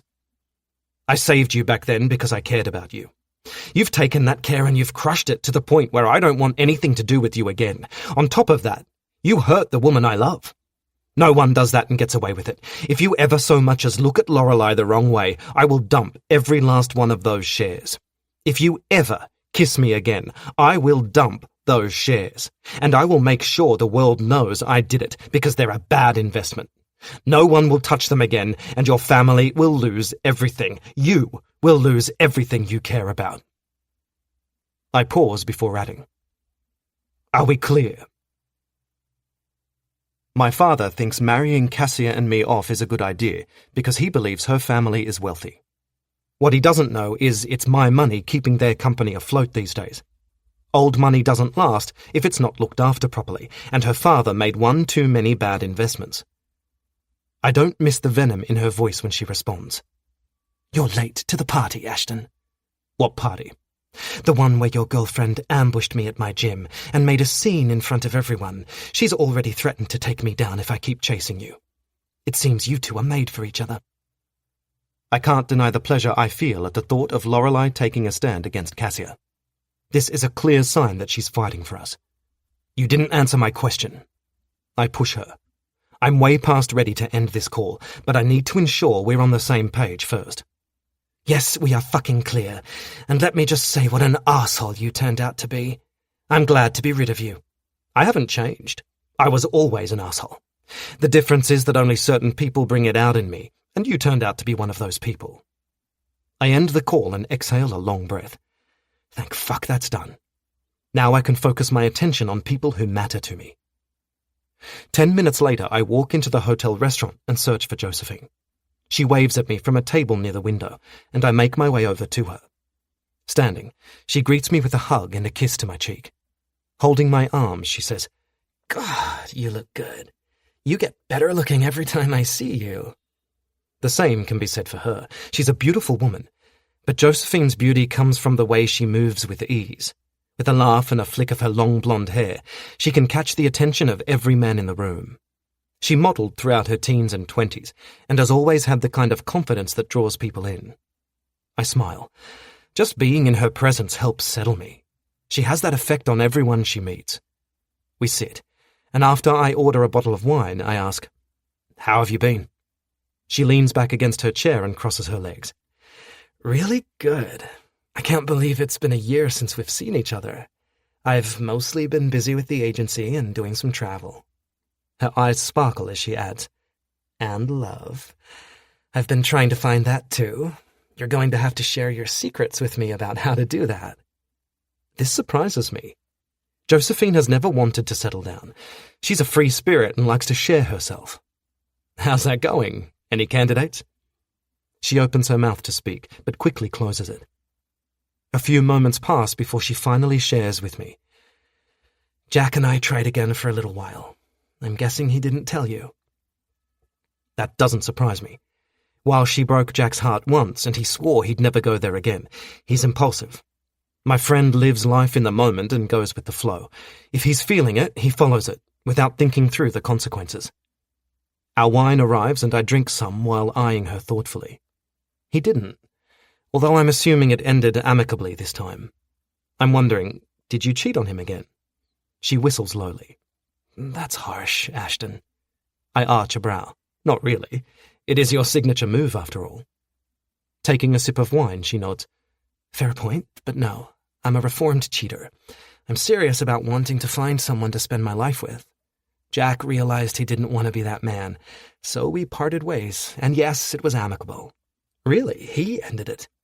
Of course he did. He's in love with another woman. She leans forward, her eyes boring into mine. Surely you know that. Fuck, I mutter. Jessica. Does he have a shot with her still? I drink some more wine. If you're asking me whether she still loves him, the answer is yes, but as for whether he has another chance with her, the answer to that is I doubt it. That's a shame. I need to change the conversation. Jack's my best friend and I want to see him happy, but I feel protective over Jessica. I don't want to even consider them together again. Their relationship was wild and intense, and it broke both of them. And although Jack was the one who cheated, I know there was more to that than him just screwing another woman. I know it stemmed from the darkness that haunts him, and that isn't a place I want him to go back to ever.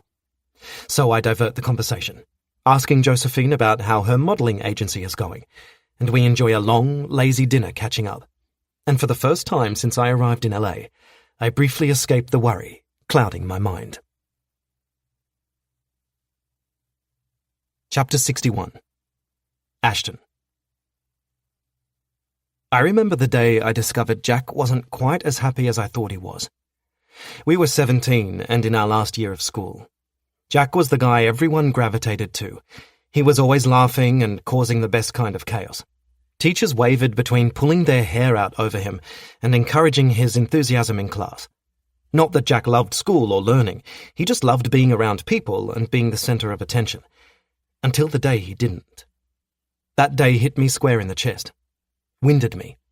Seeing my best friend go from smiling and laughing to pushing everyone away and wanting to lock himself in a dark room caused me to worry about someone in a way I never really had before.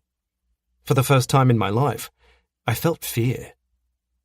I've always worried for Jack, but I haven't experienced that same level of fear again until now. Until this time.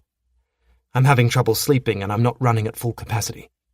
Wrapping my head around what's happening with my friend is a struggle, because ever since I arrived in LA, he's shut me out. He may have engaged in a few conversations with me, but I know him like the back of my hand and he's shut down on me. Jack's doctor allowed him to leave the hospital today, 4 days after he was admitted, and we arrived home at his Carbon Beach home about 2 hours ago. He headed straight for his bedroom while I watched him walk away, unsure how to get him to open up. This isn't a feeling I'm familiar with, and it's messing with my head. His doctor advised me to simply be there for him, making sure he's taking his medication and attending his therapy sessions. Simply being there for loved ones isn't my strong suit, so this is a learning curve for me. I'd much rather force a positive outcome, but force isn't what's called for here. Ashton. I glance up from where I'm sitting on Jack's back deck, overlooking the ocean, and find him watching me. Did you get much sleep? Fuck. I feel like I'm making small talk with my best fucking friend. He walks my way and takes the chair next to me.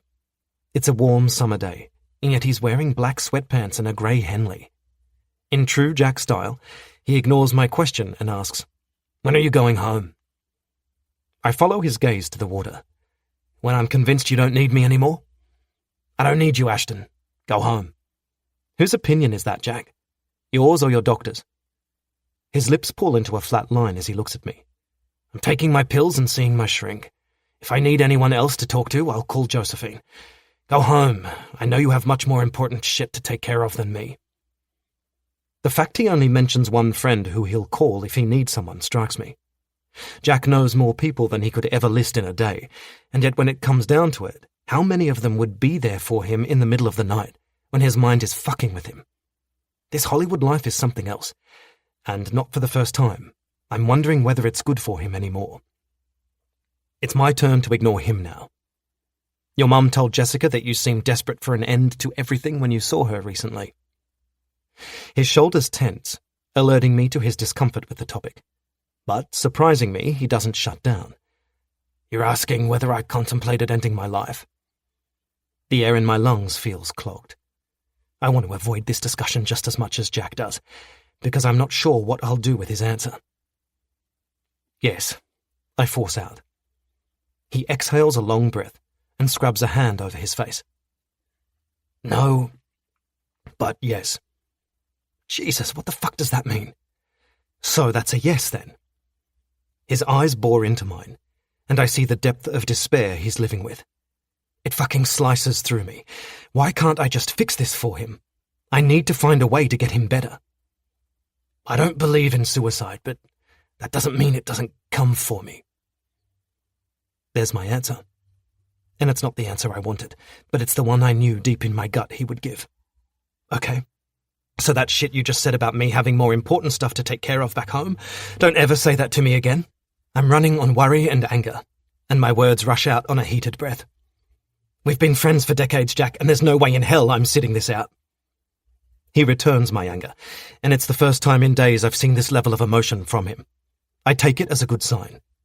This is going to be messy, Ashton. I'm messy. My mind is blacker than it's ever been, and to tell you the truth, I don't know how the fuck I'm going to drag myself out of this shit this time. I don't even know if I want to. His brows lift. That honest enough for you?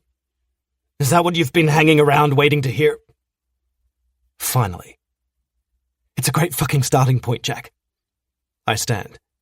I'm going to make us lunch now, and then we're going for a walk on the beach. Really? This is how this is going to go down? You're going to take charge and run my life? I nod, feeling more like myself than I have in days. Yeah. Jack's doctor told me he needs routine, so I'm going to give it to him. Day by day, hour by hour, I'm going to be by his side, helping him, annoying him, frustrating him, pissing him off, and anything else he needs to get back to a good place. We're going to do this together.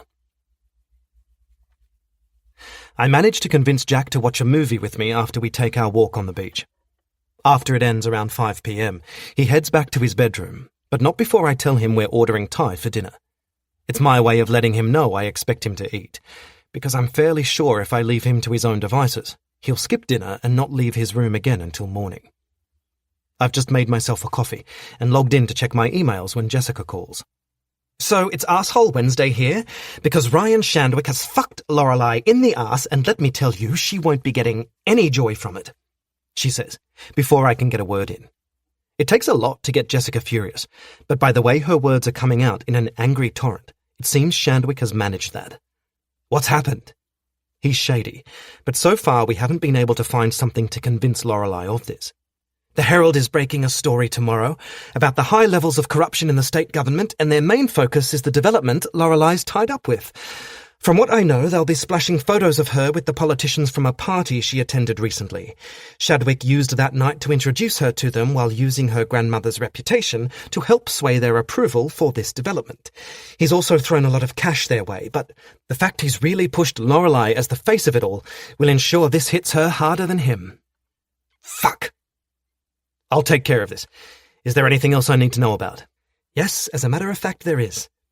The anger in her voice eases, and I hear what sounds like satisfaction. I dug up some dirt on Shandwick for you. It seems he has a thing for underage girls, in particular the daughter of one of his business partners. I've emailed some photos to you. Have fun with that, and you're welcome. We end the call, and I open the email she sent. Jessica really is a rock star when it comes to her job. This is exactly what I'll need to help get Lorelei out of this mess. I search the contacts in my phone until I find the one I need. The editor of the Sydney Morning Herald. I've had him on my list to call since one of his reporters published that story about Cassia and me. But I've been busy with Jack. Now he can help me with two things. Ashton Scott. He answers the phone, a smile in his voice. It's been a while since we've spoken. Robert Carmody and I enjoy a friendly relationship, mostly because I help him out when I can, connecting him with people in my network. Today, that friendly relationship may end. The smile in his voice will certainly disappear. Robert, I've got a problem I need your help with. Go on. You're printing a story tomorrow that features Lorelei Winters and Ryan Shandwick. Is that correct? Yes? It needs to be rewritten. Lorelei Winters has nothing to do with Shandwick or that development. That's not what our sources are telling us. I've got photos and emails confirming everything. Your sources are wrong, just like they were wrong about Cassia Brampton and me over the weekend. That article was a complete fabrication, and I'm less than impressed you would run it without confirming information with me first. We had photos, Ashton, and Cassia confirmed it, just the same as we have with this article. Photos and confirmation from some reputable people. His voice turns firm when he adds, I'm not pulling it. Yes, you are. Otherwise you and I are done, and since my contacts are invaluable to you, I know how much this will affect you and the paper. That quietens him for a moment. I'm guessing the stories I've heard about you being tied up with Lorelei Winters are true then. I have to say it surprises me that you would put a woman before business, because these kinds of threats you're making don't sit well with me, and I'd hate to see how that affects you down the track. His anger bleeds through the line, but nothing he says convinces me I'm taking the wrong course of action. Rewrite the article and take Lorelei's name out of it completely, and while you're at it, fire that reporter who wrote that trash piece. I never want to see her name on a byline again. His fury is evident when he snaps. There's going to come a time when you need me, Ashton. When that time comes, don't fucking call. The line goes dead, and I immediately key in the number Jessica emailed me for Shandwick. He answers almost straight away. Shandwick. Ryan, it's Ashton Scott. We need to have a little talk. He confuses my meaning and says, Great. I've been trying to get in touch with you for a while now. I have a development. I know all about your development, Shandwick, and I'm not interested. However, I am interested in discussing your relationship with your business partner's daughter. Does he know you've been screwing her for 3 months? Fucking hell, he splutters. What the fuck are you talking about? I'll cut straight to the chase. Lorelei's pulling out of that development, and you're going to make it known that she was in fact never involved in it to begin with. I don't care what the fuck you have to tell people, but if you don't want me to send the photos I have of you with this girl to anyone, you will make it crystal fucking clear that Lorelei's name was incorrectly associated with you. Am I understood? I've heard all about the way you conduct business, and now I know it's true. You're a piece of fucking work, Ashton. He seethes. The thing you haven't heard is that when it comes to those I love, there isn't anything I won't do. So believe me when I tell you I will ruin you if you ruin Lorelei's name. You don't think I could ruin you first? I have a large network that... I cut him off again. Do your best. I'm not concerned. Now, unless there's anything you're still confused about as to my expectations here, I'm ending this call and never want to hear from you again. Fuck you, he mutters, before hanging up on me. I have no doubt Shandwick will do everything I've said. He would be ruined if those photos got out, and he knows it. And as far as his threats against me are concerned, I'm willing to take that chance. I scroll through my contacts and find Mark Brentley's number. I've been slowly formulating a plan to fight off my father's demand to sell him the Willow Street properties. It involves Brentley, but it's risky because he won't appreciate the negotiation, and it may end up backfiring. However, I now have another reason to take this path. So I call him. Ashton, he answers. I have you on my list to call today. How are we placed to finalize this deal? I'd like to make an announcement soon. This is what I'm banking on. I'm ready to sign off on it and invest another 100 mil, but there are some stipulations to that. What kind of stipulations? 2 things. First, the Willow Street development I've heard you're in bed with my father on. Walk away from it and get him to also. Convince him to leave those properties with me. And secondly, I want to bring Lorelei Winters on board. She'll be my partner on this. We'll sign off on it this week, and when you make the announcement, I want her name with mine. You know I fucking detest this kind of manipulation. And I have to say I'm surprised you're engaging in it. I didn't think it was your style at all. It's not, but on this deal it is. Lorelei Winters obviously means something to you. She does. I don't like to mix business with personal, Ashton. You bring her in, you're responsible for keeping personal issues out of this. I won't tolerate it. Consider it done. He turned silent for a few moments before finally saying, We have a deal, but this is the last time you negotiate in this way with me. It's the last time I'll negotiate in this way with anyone, if I can help it. I'm as against this kind of thing as he is, but for the first time in my life, I've found a reason to do it. As we finish up the call, Jack's voice sounds from behind me. Well, that's something I never thought I'd hear. I turn to face him. What? You allowing personal shit to influence your business decisions? I have to say, I'm impressed. How did Lorelei convince you to agree to that? She didn't. I'm the one who has to convince her now. A conversation I'm not looking forward to having. He joins me at the table where I'm sitting, placing a mug in front of him. I'm not sure what he's drinking, but I hope like hell it isn't whiskey.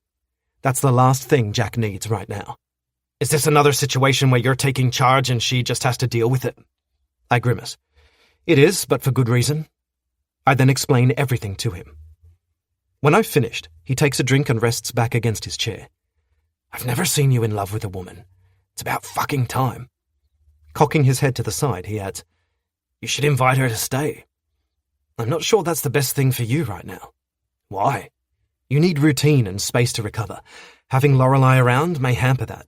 No, having her around may help give me that space I need.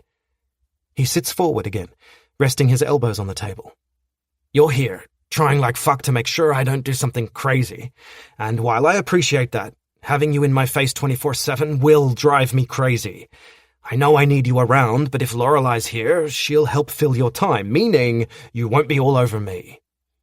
I know he's right, but I'm still hesitant to agree. And as much as I want nothing more than to see Lorelei, I don't want anything to get in the way of Jack's recovery. I'll think about it. I'm not sure I will, though.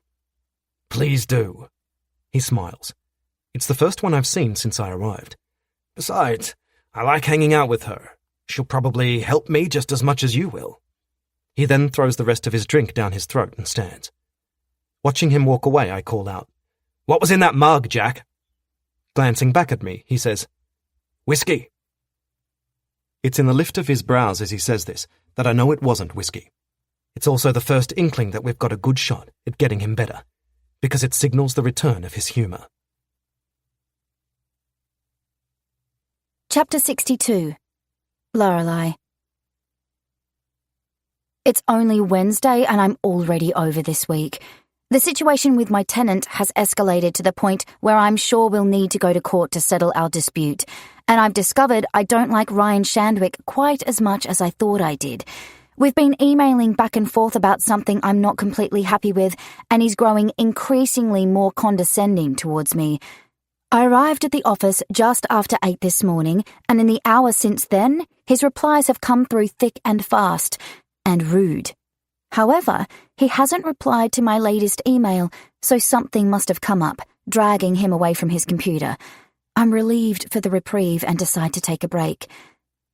I leave the office and head outside to grab a coffee. I've just taken my first sip when Ashton FaceTimes me. "Hey you," I say, happy to hear from him. I've decided being separated from him is the worst thing. I miss him so damn much. We need to discuss something, and I want you to hear me out before you say anything. No greeting, no small talk. Whatever he wants to discuss sounds serious. The expression on his face confirms this. Okay, but you're making me a little nervous here. Is everything all right? The expression on his face doesn't change, but something flares in his eyes. It's hard to know what it is through the phone, but he looks like he has the weight of the world on his shoulders. I received a call today alerting me to the fact that the Herald will be running a story about government corruption tomorrow. Okay, I say, confused as to where he's going with this. The story was going to focus on Ryan Shandwick's development and the government officials he's bribed. He pauses for a moment. Lorelei, they were zeroing in on your involvement because Shandwick was using your grandmother's name and reputation to get approvals through. The paper was going to ruin your name. Things start to fall into place as I listen to him, and suddenly it makes sense why Ryan pursued me for this deal. God, I've been an idiot, blind to his motives. When you say was, what do you mean? I pulled some strings to get your name removed from the article. I also called Shandwick and told him you're no longer part of his bullshit. I frown. What does that mean? His nostrils flare as he says forcefully, "It means that development is going ahead without you. Your name will no longer be attached to it."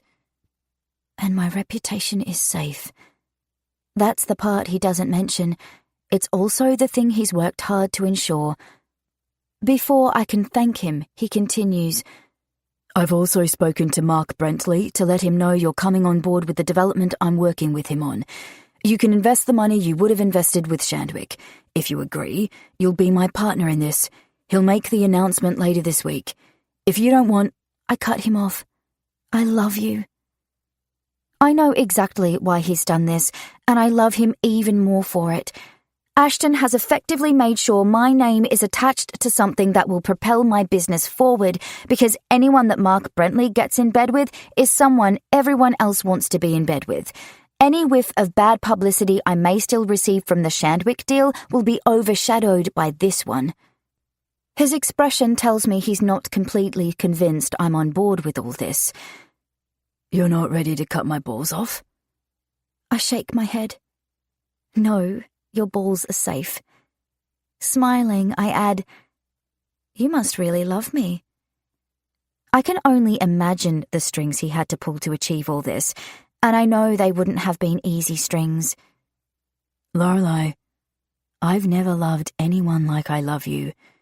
There's nothing I won't do to keep you safe and happy. I'm so glad I can see his face right now. The love he's just told me he has for me blazes from his eyes. I miss you so much. How long do you think you'll be in LA? A couple of weeks at least, maybe more. It's not what I wanted to hear, but I knew to expect it. And my respect for Ashton only grows knowing he is choosing his friend over everything else. Thank God we have FaceTime. I'm calling you tonight so you can talk dirty to me. Heat flashes in his eyes.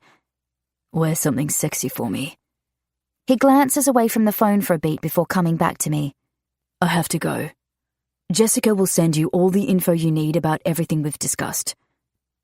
Thank you, Ashton. I say softly. I know we've had problems with me not being able to accept your help before, but I really appreciate it on this. After we finish the call, I think about how much has changed in such a short time. I truly am okay with Ashton having taken charge of this for me, mostly because I know there's no way I could have achieved everything he has, but also because I felt the shift in his attitude. He hadn't expected me to be happy with his actions, which shows me he's listened to everything I've said regarding our argument. It's the listening that means the world to me. It makes me feel heard, and that's a great place for us to start our future together from. Just before lunch, Ashton's father visits my office, venom shooting from every pore of him. I've found Gregory Scott to be an intimidating man on the best of days. This is a whole new level. I've just been on the phone with Mark Brentley, and it seems you've got your claws into my son. He fumes, smoke practically billowing from him. I square my shoulders and work hard to maintain my cool. There's no way I'll allow this man to talk down to me. And how is that, Gregory? His eyes widen, and I guess my icy tone and question don't impress him. Screw him. He's thrown an unfathomable amount of money at Brentley to get him to walk away from a business deal with me. I don't know what he's talking about. What does that have to do with me? I'm yet to get to the bottom of it, but I know it has to do with you. Brentley and I were developing Willow Street, and since you own a building on that street, I can only assume Ashton is trying to keep you from being forced to sell. He stabs his finger in the air at me. Make no mistake. No one fucks with me and wins. You will live to regret this, and so will my son. My thoughts are swirling with confusion as to why Ashton has done this. It makes no sense to me. But those thoughts are for later. Right now, I have to deal with his father. My grandmother always taught me if I don't have anything nice to say, I should walk away. Well, I don't have anything nice to say, and since this is my office, you need to be the one to leave. Oh, yes, the almighty Pearl Winters. She always did think she was above half of us in Sydney. She thought she could save those who shouldn't be in business in the first place. Well, let me tell you, she didn't manage to save my loser brother. She wasn't as good as she thought she was. I'm so stunned by the poison coming out of his mouth that I'm momentarily lost for words, and then they all come out in a rush. I don't suspect anyone has ever told you what an asshole you are. I imagine they all live in fear of you and what you could do to them if they were honest. Well, I'm not that person. You are a goddamn asshole, Gregory. Between the way you treat your son and daughter and the way you just spoke about your own brother, I'm surprised anyone has anything to do with you. But I guess money talks, and that's the only reason why anyone speaks to you. I take a step closer to him, angrier with each passing second as I think about the man he is. Money doesn't talk to me, so I have no interest in ever speaking to you again or trying to win your favour.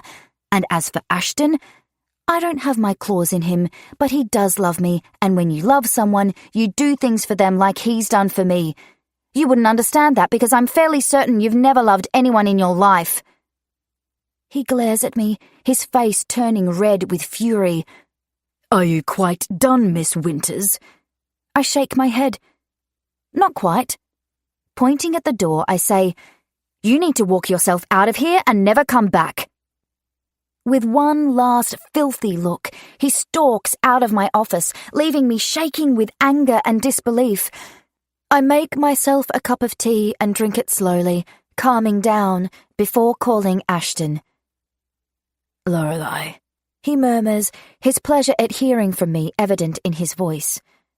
Ashton's pleasure is everything to me, because not only does it cause my own to flare, it helps center me, reminding me I'm not alone in this world. I'm connected to him now. I'm his. "I just had a visit from your dad. Did you know that my grandmother knew your uncle?" He doesn't answer straight away. When he does, his tone is somber. "I knew he rented a shop from her, yes. Why? What did my father want?" I'm surprised we haven't talked about this yet, but I remind myself we're still getting to know each other. He came by to tell me he's not pleased I have my claws in you and that I won't get away with making you ruin his plans for Willow Street. What's going on, Ashton? He was furious in a way I'm not sure I've ever seen a man be furious. "Fuck," he mutters. "I'll sort this out with him. I don't want you worrying about it." I don't want you to sort anything out for me. I'm just wondering what's going on, because this was all news to me. He switches us across to FaceTime, which is good. Being able to see his face makes me feel closer. "The deal I struck with Brentley involved Dad as well as you. I don't want him developing Willow Street, so I made sure that wouldn't happen. I don't know why he assumes that is your fault." Why do you and your father want Willow Street so much? Willow Street was such a huge part of my Uncle Victor's life. He owned the furniture shop you mentioned to me once, and taught me far more about life and business than my own father did. Victor went through a bad time and lost the business when I was 17. My drive to develop Willow Street comes from that. He had a vision for the area, and I want to bring that vision to life. Everything I've thought about Ashton bulldozing Willow Street comes into focus, most of it now being questioned. This is a whole other side to him that he's not shown me before, a side I really like. Is that why your father wants it too? He shakes his head. Fuck no. He and Victor didn't get on. They were complete opposites, and my father hated me having anything to do with his brother. But Mum encouraged it, thank God. Dad probably wants it so he can knock down the shitty memories he must have over Victor, and the fact he drove him to ruin. Goodness, Ashton's father is worse than I thought. How did he do that? I watch as he sits on a couch. Once he's settled, he answers me. I never knew that your grandmother's Willow Street fund helped struggling businesses until you told me about it. I didn't know she'd helped Victor. I'd always assumed Dad had lent him cash and helped him in some way. Once you told me how the fund works, I realized Dad didn't lift a finger to help his own brother, and when the business went south, Dad did nothing. Victor started drinking after that, and eventually drank himself to death, and my father just stood by and let him. My heart hurts for Ashton, that he had to live through this, and I'm seeing things in a whole new light, the things he does that stem from what he's lived through.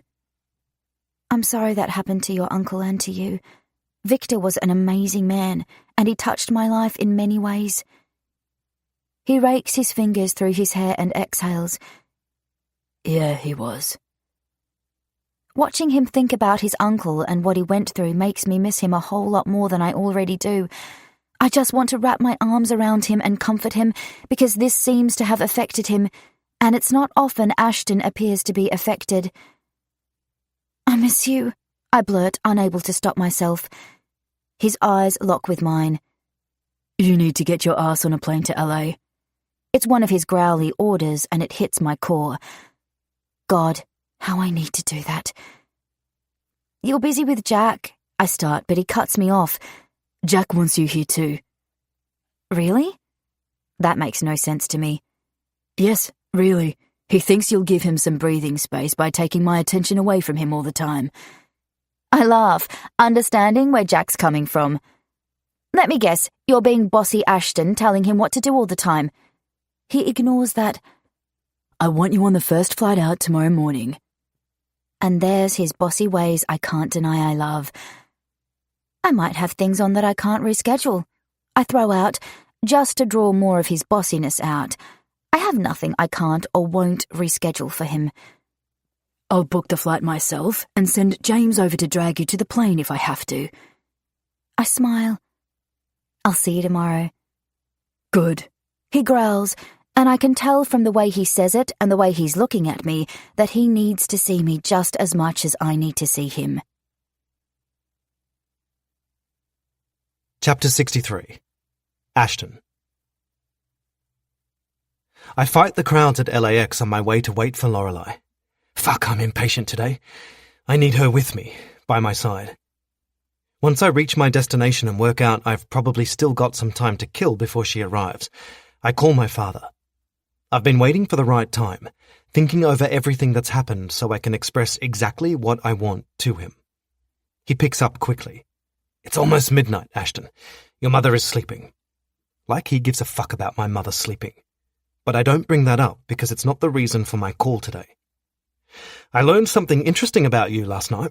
Something that pissed me off enough to make me consider telling someone what I know about that construction site accident from 10 years ago that you were tied up with. Son, you don't want to take that journey with me. His voice is hard, cold, just the way I remember it from all the times in my life when he let me down. Oh, I think I might, Dad, especially if you continue fucking with Lorelei like you have been. What do you think you know? He's fishing to see if I do indeed know about all the things he's been doing behind the scenes. As he asks this question, I see passengers making their way through the gate Lorelei will be coming through, and I search for her while continuing the conversation.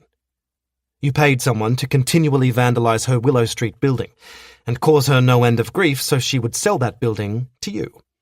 I've had one of my guys looking into it, and he sent me the proof I need to take this further if I wish.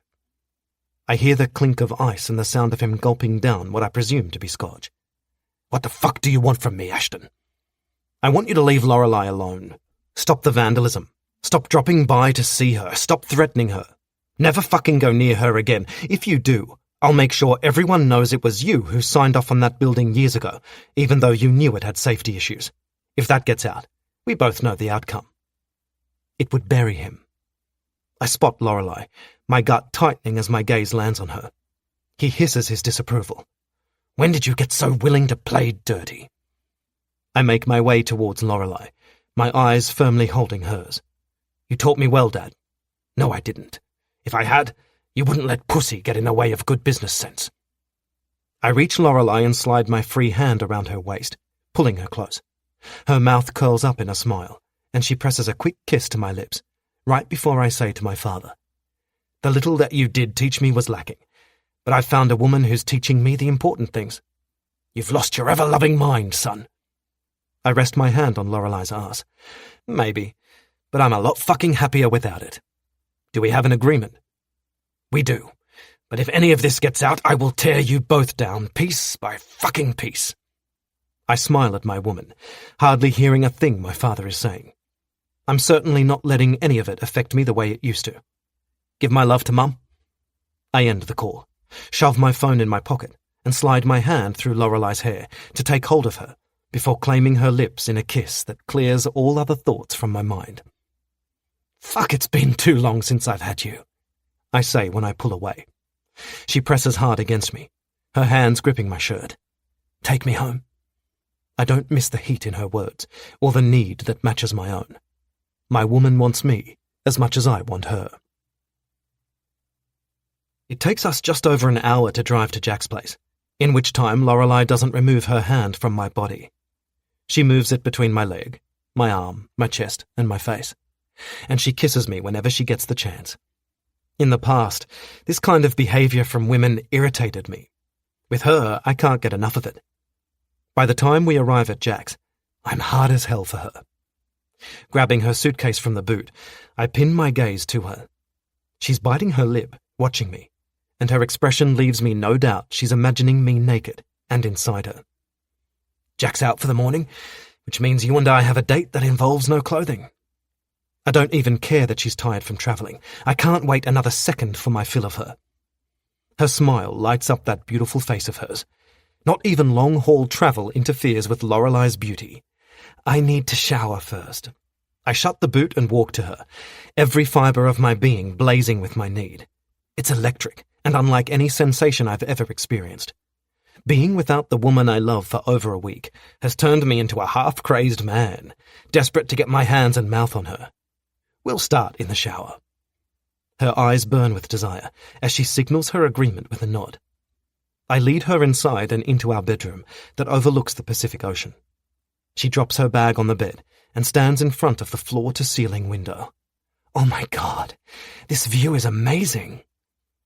I move behind her and run my hands down over her hips and ass, and then around to the front of the pants she's wearing.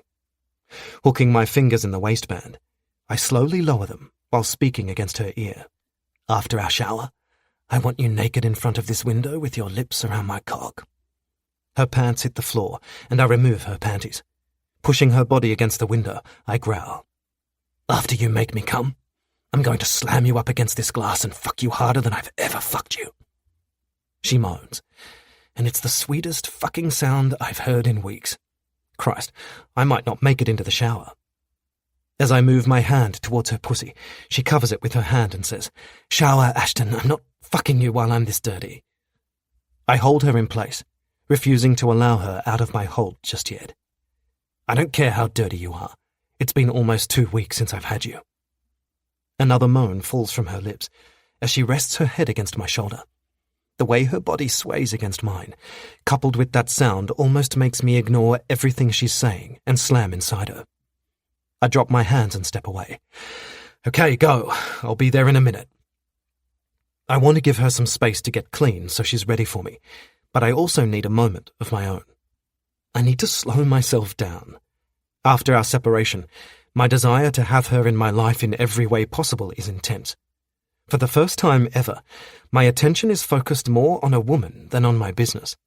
And while there's not a flicker of doubt in my mind that Lorelei is my future, this is all new territory for me. Where I once was guarded and cautious, I'm ready to throw that caution to the wind. I'm ready to make this relationship the center of my entire life, whatever that entails. This exhilarates me more than anything has in a long time, so in an effort not to overwhelm Lorelei, I need to slow myself down.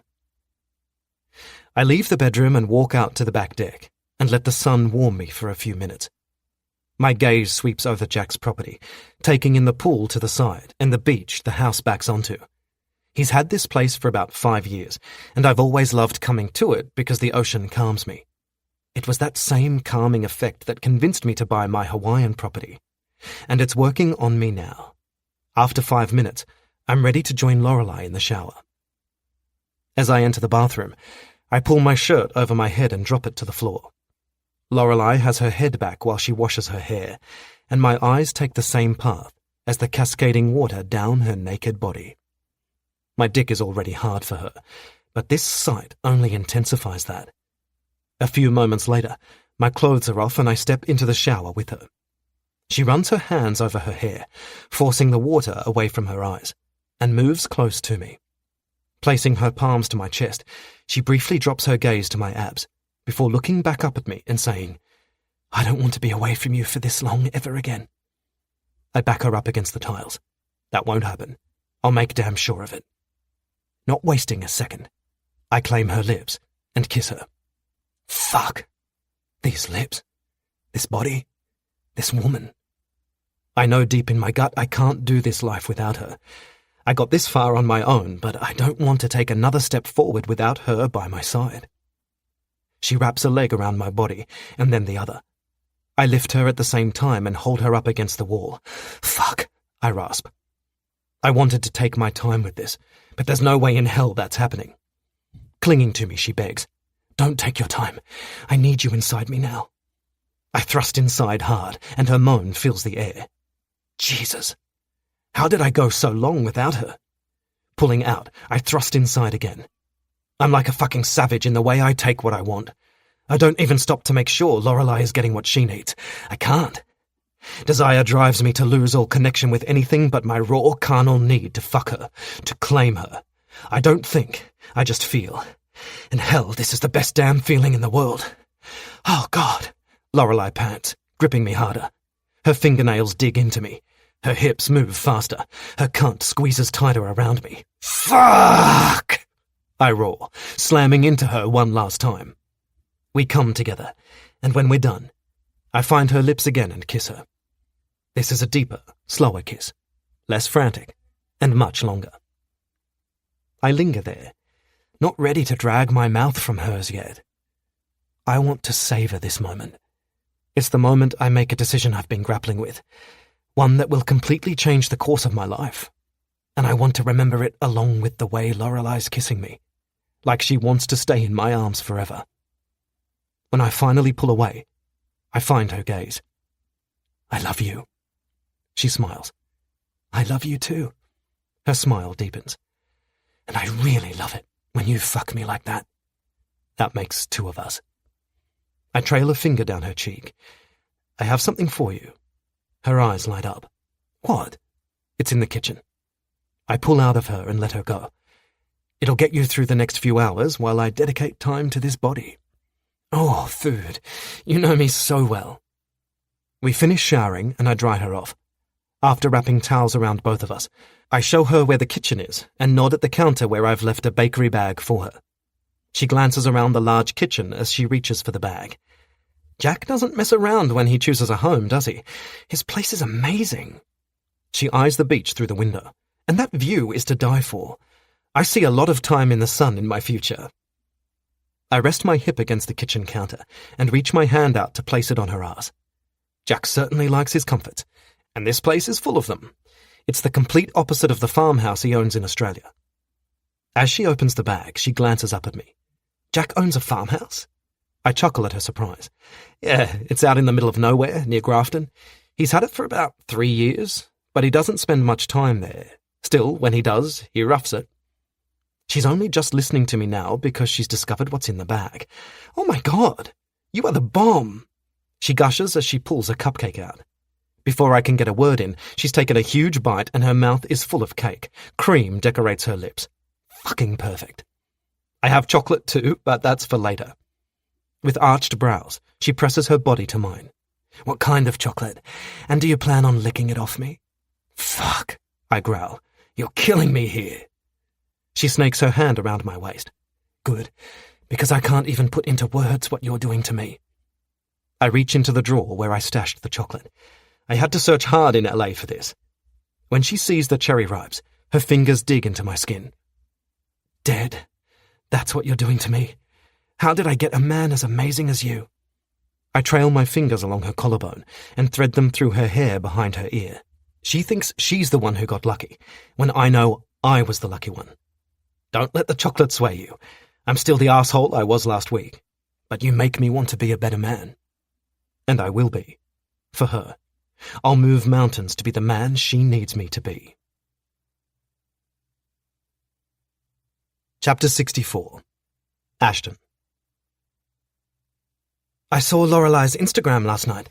You finally got your head on straight. Alessandra says to me over the phone 2 weeks after Lorelei arrived in the States. I stretch my legs out in front of me as I watch Lorelei and Jack in the pool. The last 2 weeks have been hard for him, but having Lorelei here has helped, much more than I imagined it would. Lorelei has made it her mission to give my friend the female attention he desperately needed, not the kind he gets from starlets looking to move up the ladder, or from fans who push themselves on him, or from women chasing a man with cash to fund their lifestyles. No, Lorelei has spent time simply sitting and talking with him, walking on the beach with him, and watching his favourite TV shows with him. He's slowly started coming out of his room more often, and I credit that to her. She's been the female friend he craved, but never seemed able to find. And I've taken a step back and given them that time together, because I could see they both needed it. The time I've looked forward to with Lorelei has been at night. We've spent hours getting to know each other's deepest desires, fears, dreams, goals, hurts and joys in life. In 14 nights, we've slowly peeled back each other's layers. We've laid ourselves wide open, ready to live our lives together. You spoke to me yesterday, Ali. What's changed since then? I don't bother with Instagram, so I have no clue what she's referring to. She posted a selfie of the two of you out at dinner. There, I've just messaged it to you. Take a look, you'll see what I mean. I check my messages and find the photo. What am I looking for? It's a photo of Lorelei and me smiling at the camera. I'm not sure what Alessandra's seeing that I'm not. She sighs. God, you men are so slow sometimes. Look at how happy you both look. That smile in Lorelei's eyes tells me you've manned up. And honestly, Ashton, I've never seen you look happier. Her voice softens as she adds, I'm really happy for you both. I look closer at the photo, noting the things she mentioned. I do look happy. What I can see in myself more than that, though, is peace, contentment, and Lorelei is breathtakingly beautiful in her happiness. How are you and Malcolm? Where shall I start? We're okay, but he's still as infuriating as he's ever been about some things. I mean, yesterday, he had the hide to tell me my driving is getting worse. Can you believe that? I never tell him what I think of his damn driving. Oh, and he also said something about the diet I'm on. He regretted that a lot last night, let me tell you. I reach for my drink. What did he say? I can't imagine Malcolm ever saying anything mean. Oh, something about the carbs being far too low, in his opinion. The man has no idea what it takes to shift just a few kilos. Ali, he loves you. He doesn't want you to starve. There's no way he meant that in a bad way. You need to stop reading so much into the stuff he says. We're men. We don't have a hidden agenda. If we say the carbs are too low, we mean the carbs are too low. We don't mean you're bad at choosing a diet, or anything else you might conclude after thinking about that one statement for hours. I take a sip of water. Are you two still seeing the therapist? Yes. And she says the same thing as you about men and what they say. I find her as infuriating as Malcolm sometimes. I chuckle. My sister is in one of her neurotic phases at the moment, but I had a conversation with Malcolm 2 days ago in which he shared with me that things are slowly improving between them, so I'm relieved about that. Lorelei will be home tomorrow. Promise me you'll keep an eye out for her while I'm still here. I don't want Dad or Cassia getting near her again. Cassia's keeping a low profile, but trust me, if that bitch goes near Lorelei, she'll have me to deal with. And as for Dad, have you spoken to Mum today at all? No. I think she's left him. She rang me from the Sofitel and told me she's staying in the penthouse and charging everything she can to Dad. I really feel like she might be having a mental breakdown, you know? Like, not in a bad way, but in a fuck him and his whores kind of way. I'm all for it. She takes a breath. Anyway, I'll pick up Lorelei from the airport and look out for her. How long do you think it'll be until you come home? I process everything she's telling me, making a note to check in with Mum. I'm more than happy at the idea of her leaving Dad. Probably a week or so, even if I just come home to take care of some stuff and then fly back to stay with Jack again. Maybe I'll convince him to come for a quick trip with me. Lorelei leaves the pool and comes toward me. Her skimpy white bikini that barely covers anything is plastered to her skin with water. I struggle to take my eyes off her breast, and my dick grows hard as I watch her. Truth be told, she could wear a sack and I'd grow hard. I have to go, I say. I'll get Lorelei to let you know her flight time. See you when you get home, she says, and disconnects the call. Lorelei slides onto my lap on the sun lounger as I place my phone down. She lies on top of me, soaking me, and presses her lips to mine. After she's done kissing me, she says, "Who were you talking to?" I move my hand to her ass, hooking a finger under the edge of her bikini bottom. "Ali, she's going to pick you up from the airport tomorrow." A lazy smile fills her tanned face, just as the sun hits it. "I know I have to go home, but I don't want to. I want to live here in the sun with you forever." Better words have never been spoken to me before, but I groan because with every passing second and every word she says, I'm finding it harder not to flip her over and sink myself deep inside her. I smack her ass. "I'm going to get a drink. You want one?" She wiggles on top of me. "Am I causing you some pain?" "Fuck," I hiss. "If you do that again, your ass is going to get spanked." Heat flares in her eyes. "I told you I'm all about that spanking." At my pained expression, she pushes up off me. Okay, I'm off. My ass is safe from your hand and I'll get drinks. What do you want?" Jesus. Now all I can think about is my hand on her ass. "Make it something strong. I'm going to need it," I mutter. Her laughter floats through the air as she exits the pool area. Lorelei is no longer the woman who's shy about sex toys or fucking me in public. She knows exactly how to work me up, and she doesn't hesitate to play dirty when it suits her. Exactly how I like it. Jack lifts himself out of the pool and comes to sit on the sun lounger next to me. Drying himself off, he says, "I'm going to miss that woman." I eye him. He has some life back in his eyes, which is a relief. He's taking his medication religiously and doing everything he's been told to do to get better. I'm under no illusions, though. His recovery is going to take time. He's having a good day today, but we never know what tomorrow will bring. All we can do is keep on putting one foot in front of the other. It's a lesson I'm taking note of, because the process is so far removed from how I've always lived my life. I set goals, tackle each step, and achieve what I set out to, and I use sheer force if I have to. But this journey Jack's on is showing me that sometimes sheer force isn't enough. Sometimes a whole lot of patience and faith is required. I'm also learning that cash can't fix everything. We need to be surrounded by people as well, and without them, the shit cash can buy means very little. I glance at him. "You should come home with me when I go, just for a quick visit, and then we'll come back here." He considers that as he shakes the water out of his hair. Maybe. I didn't expect such an easy answer, but then again, by tomorrow he may be dead set against the idea. His moods swing daily. My phone rings, and before I can pick it up, Jack does. "Hello, gorgeous," he answers it, and I know from his tone it's Jessica. They have a quick conversation, after which he hands me the phone and says, "I think I will head back to Sydney with you for a while." I take the phone, trying not to think about Jack being in love with Jessica. Placing it to my ear, I say, "How are we travelling with Steele?" "He signed off on everything. It's all going ahead. That's not what I'm calling about, though." "Oh?" "Sean has more Willow properties for you to purchase. I've emailed the info, so when you get a chance to look at it, let me know if it all looks good, and I'll make it happen." "Is that all of them, then?" "Almost. Just 3 more after these." "Good. That's the best you've got. This was a fucking nightmare to put together. I'm looking for a little more than good. Once we have all those properties, you'll get free coffee for life from Francesca. I'll see to it." Francesca's coffee has become her favourite. Where most assistants get a bonus, I get free coffee. Go me. Goodbye, Jessica. I end the call and track Lorelei's movements as she exits the house to come back outside. Jack's voice interrupts my thoughts about what I'm going to do to her later. "I'm surprised you're still buying up Willow Street.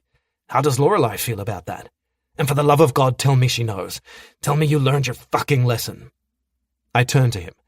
I'm still buying them, and I have a feeling she's going to like what I plan for the street. "Oh, fuck," he says at the same time Lorelei asks, "What am I going to like?" I pull her onto my lap. "Nothing you need to be concerned with yet. I'll tell you when the time is right." My hands on her skin distract her. "Okay," she agrees, pointing at her back. "You should give me a massage." Jack sits next to me shaking his head, while I do as my woman has requested, and I'm struck by the thought that I wouldn't change my life for a second. Even though the last few weeks have been challenging, and Jack has been going through hell, we're all still standing, and we're doing it together. I'm exactly where I'm supposed to be. Chapter 65. Lorelei. It's been 12 days since I've seen Ashton, and I can hardly contain my excitement to see him today. His flight got in early this morning, and he went straight home to shower before coming to see me at my office. I wanted to meet him at the airport, but he insisted he had something he had to do before seeing me. It was all rather cryptic, but I didn't argue with him. Well, not for long. I've just made a coffee when his deep voice sounds from the door. "Lorelei." The way this man affects me is something I've never experienced before. I've fallen in and out of love a few times, and I've had many crushes, but none of that comes close to the way I feel about Ashton. I love him at a much deeper level, one I can't quite explain even to myself. My love is all-consuming. It's fierce and soft and intense and gentle all at once, unhurried but also frantic and desperate, and above all else, it's unconditional. Never again will I walk away from an argument and tell him I need space to figure out if I want to be with him. I want to be with Ashton forever. He enters my office, and I can't stop my gaze from dropping to take in his dark blue suit. Good God, the man can wear a suit. When he reaches me, I place my hands to his chest and slide them under his jacket. Hey, I greet him with a smile. Desire races through my veins from the intensity he watches me with. It's not even 10 in the morning and I'm ready to get naked with him. As much as I love that suit, I'd love to take it off him even more. His eyes search mine for a few moments before he finally gives me what I want, a kiss. Snaking a hand around my waist, he pulls me close as his mouth crashes down onto mine. This isn't a gentle kiss to say, I'm happy to see you. It's a bruising, claiming kiss that says, I fucking love you and never want to be separated from you again. It's exactly the kiss I crave. When he lets my mouth go, he keeps his hands firmly on me and rasps, I hope you've blocked the day off. My knees go weak. God, how I've missed his bossiness. There's nothing quite like being loved and wanted by Ashton. Yes, I'm all yours for the entire day and night. Good. I have plans for later, but first I want to take you somewhere special. I'm intrigued as to where he wants to take me, although it does surprise me that he doesn't want to get me naked first. When I arrived in LA the other week, he hadn't been able to keep his hands off me. Okay, I'll just grab my bag and lock up. He waits patiently, keeping his eyes on me the whole time. There's something in his mood that I've not experienced with him before. It's edgy and wired, and it's rubbing off on me. My excitement grows as I try to figure out where he wants to take me. When I'm ready to leave, he ushers me out to his car and drives me to our destination. I'm surprised when he pulls into a car park outside my building on Willow Street. Lifting a brow questioningly at him, I ask, why are we here? There's something I want to show you, is the only answer I get before he exits the car and comes around to open my door. I step out and let him take hold of my hand so he can guide me. We walk down the street towards Francesca's cafe, and I see her watching us approach. As we draw closer, she smiles at Ashton, and it's a knowing smile that makes me feel like I'm the only one here who's not in on something. The table is ready for you, she says to him. He nods at her. Thank you. Then he leads me to a table in the back of the cafe that has been decorated with a beautiful tablecloth and flowers. Glancing around the cafe, I note it's empty, which is unusual for this time of the morning. As he pulls my seat out, I ask, what's going on, Ashton? Why are we here? God, I hope he's not about to tell me something I don't like. Is that why he's on edge? Nerves flutter in my tummy, and I do my best to hold myself together. He sits across from me. It was either bring you here or take you to the McDonald's where we went that day after the soccer match. I frown. I'm lost. What do you mean? His eyes burn with intensity again. I mean, I wanted to bring you to the place where I first decided to make you mine. Looking back, I couldn't quite decide if that was at McDonald's or here. Since Willow Street is so important to you, I chose here. The nerves in my tummy turn into butterflies as I realize why he's brought me here, or at least why I think he's brought me here. I'm still trying to get my thoughts in order when he continues. Before I met you, I had a clear plan for my life. I knew exactly where I was going and I knew how to get there. I thought I knew everything. His eyes demand my complete attention. Turns out I didn't quite know everything. He reaches into his suit jacket pocket and pulls out a piece of paper. Placing it on the table, he slides it across to me. My father taught me to approach my life the same way I approach business, with little emotion.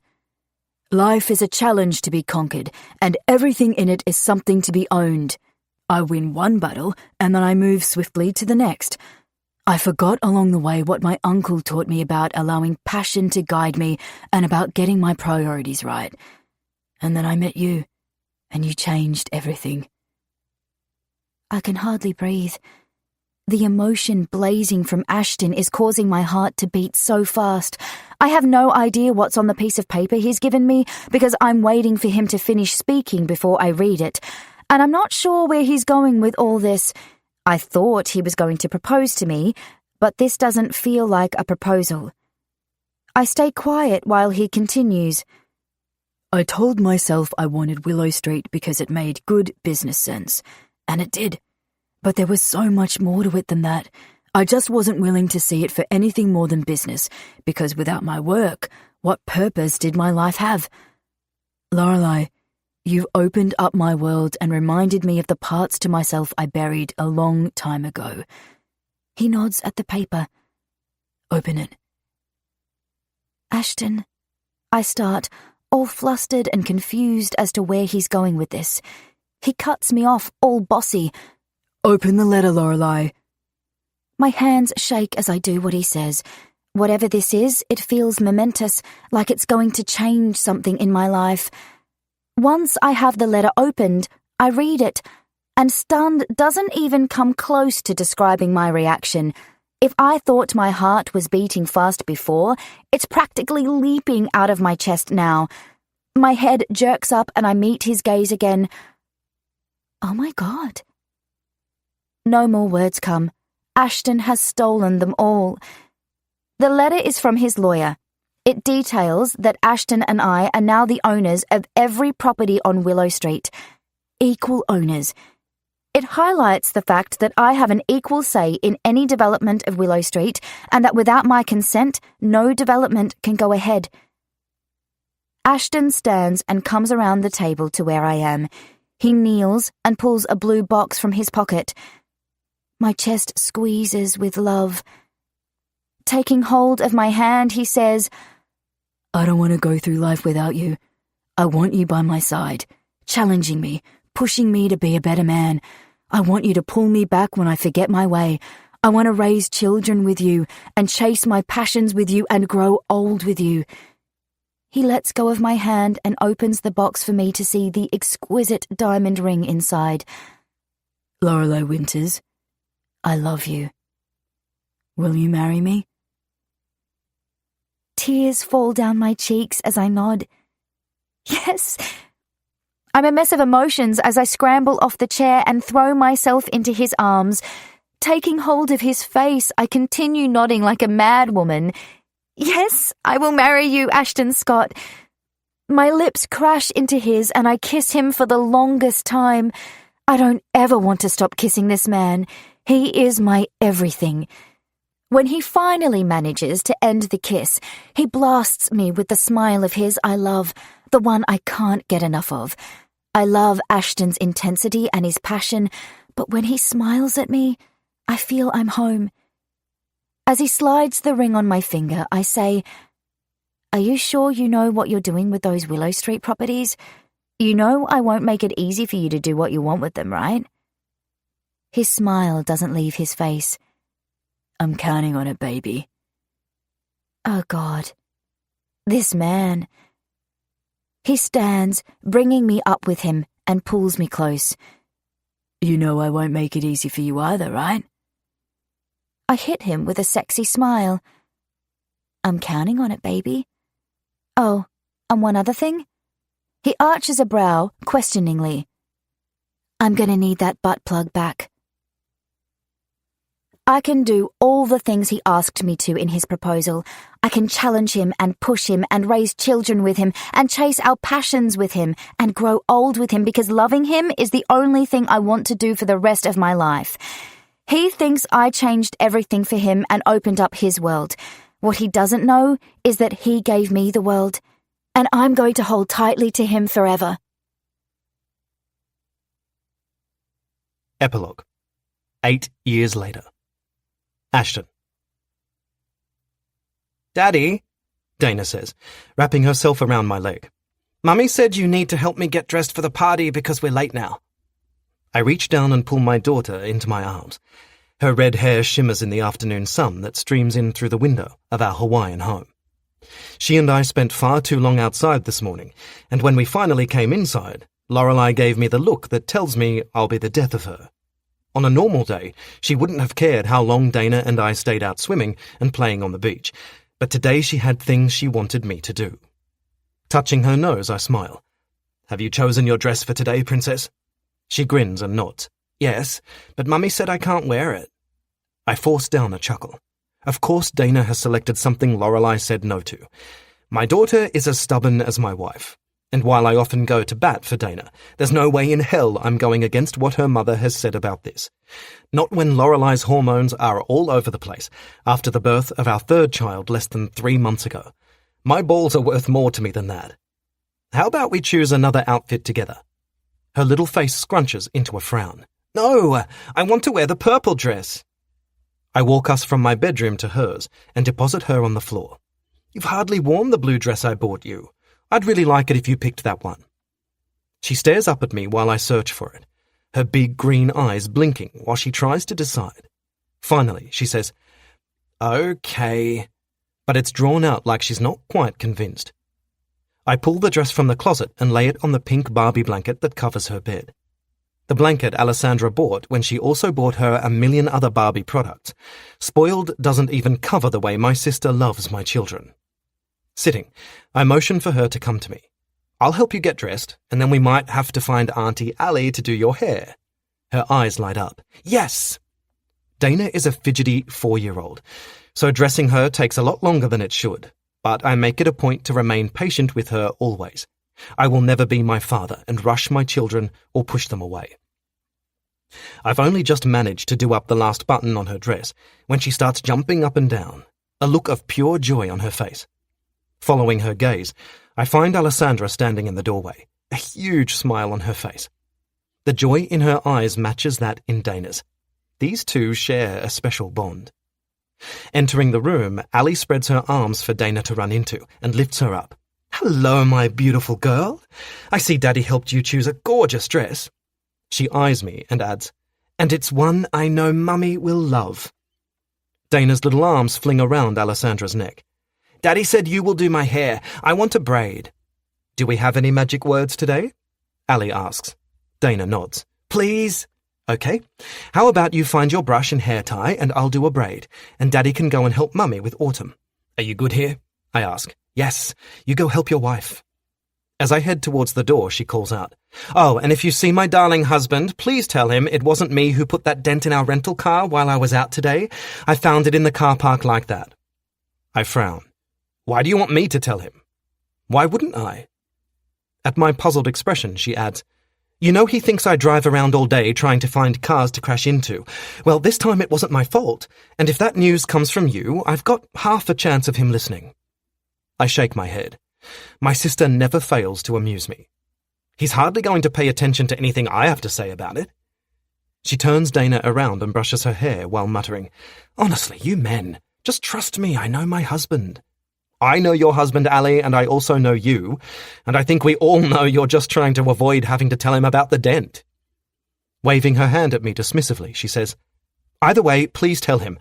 And also, Mum just arrived with Marty. I thought you said he couldn't make it.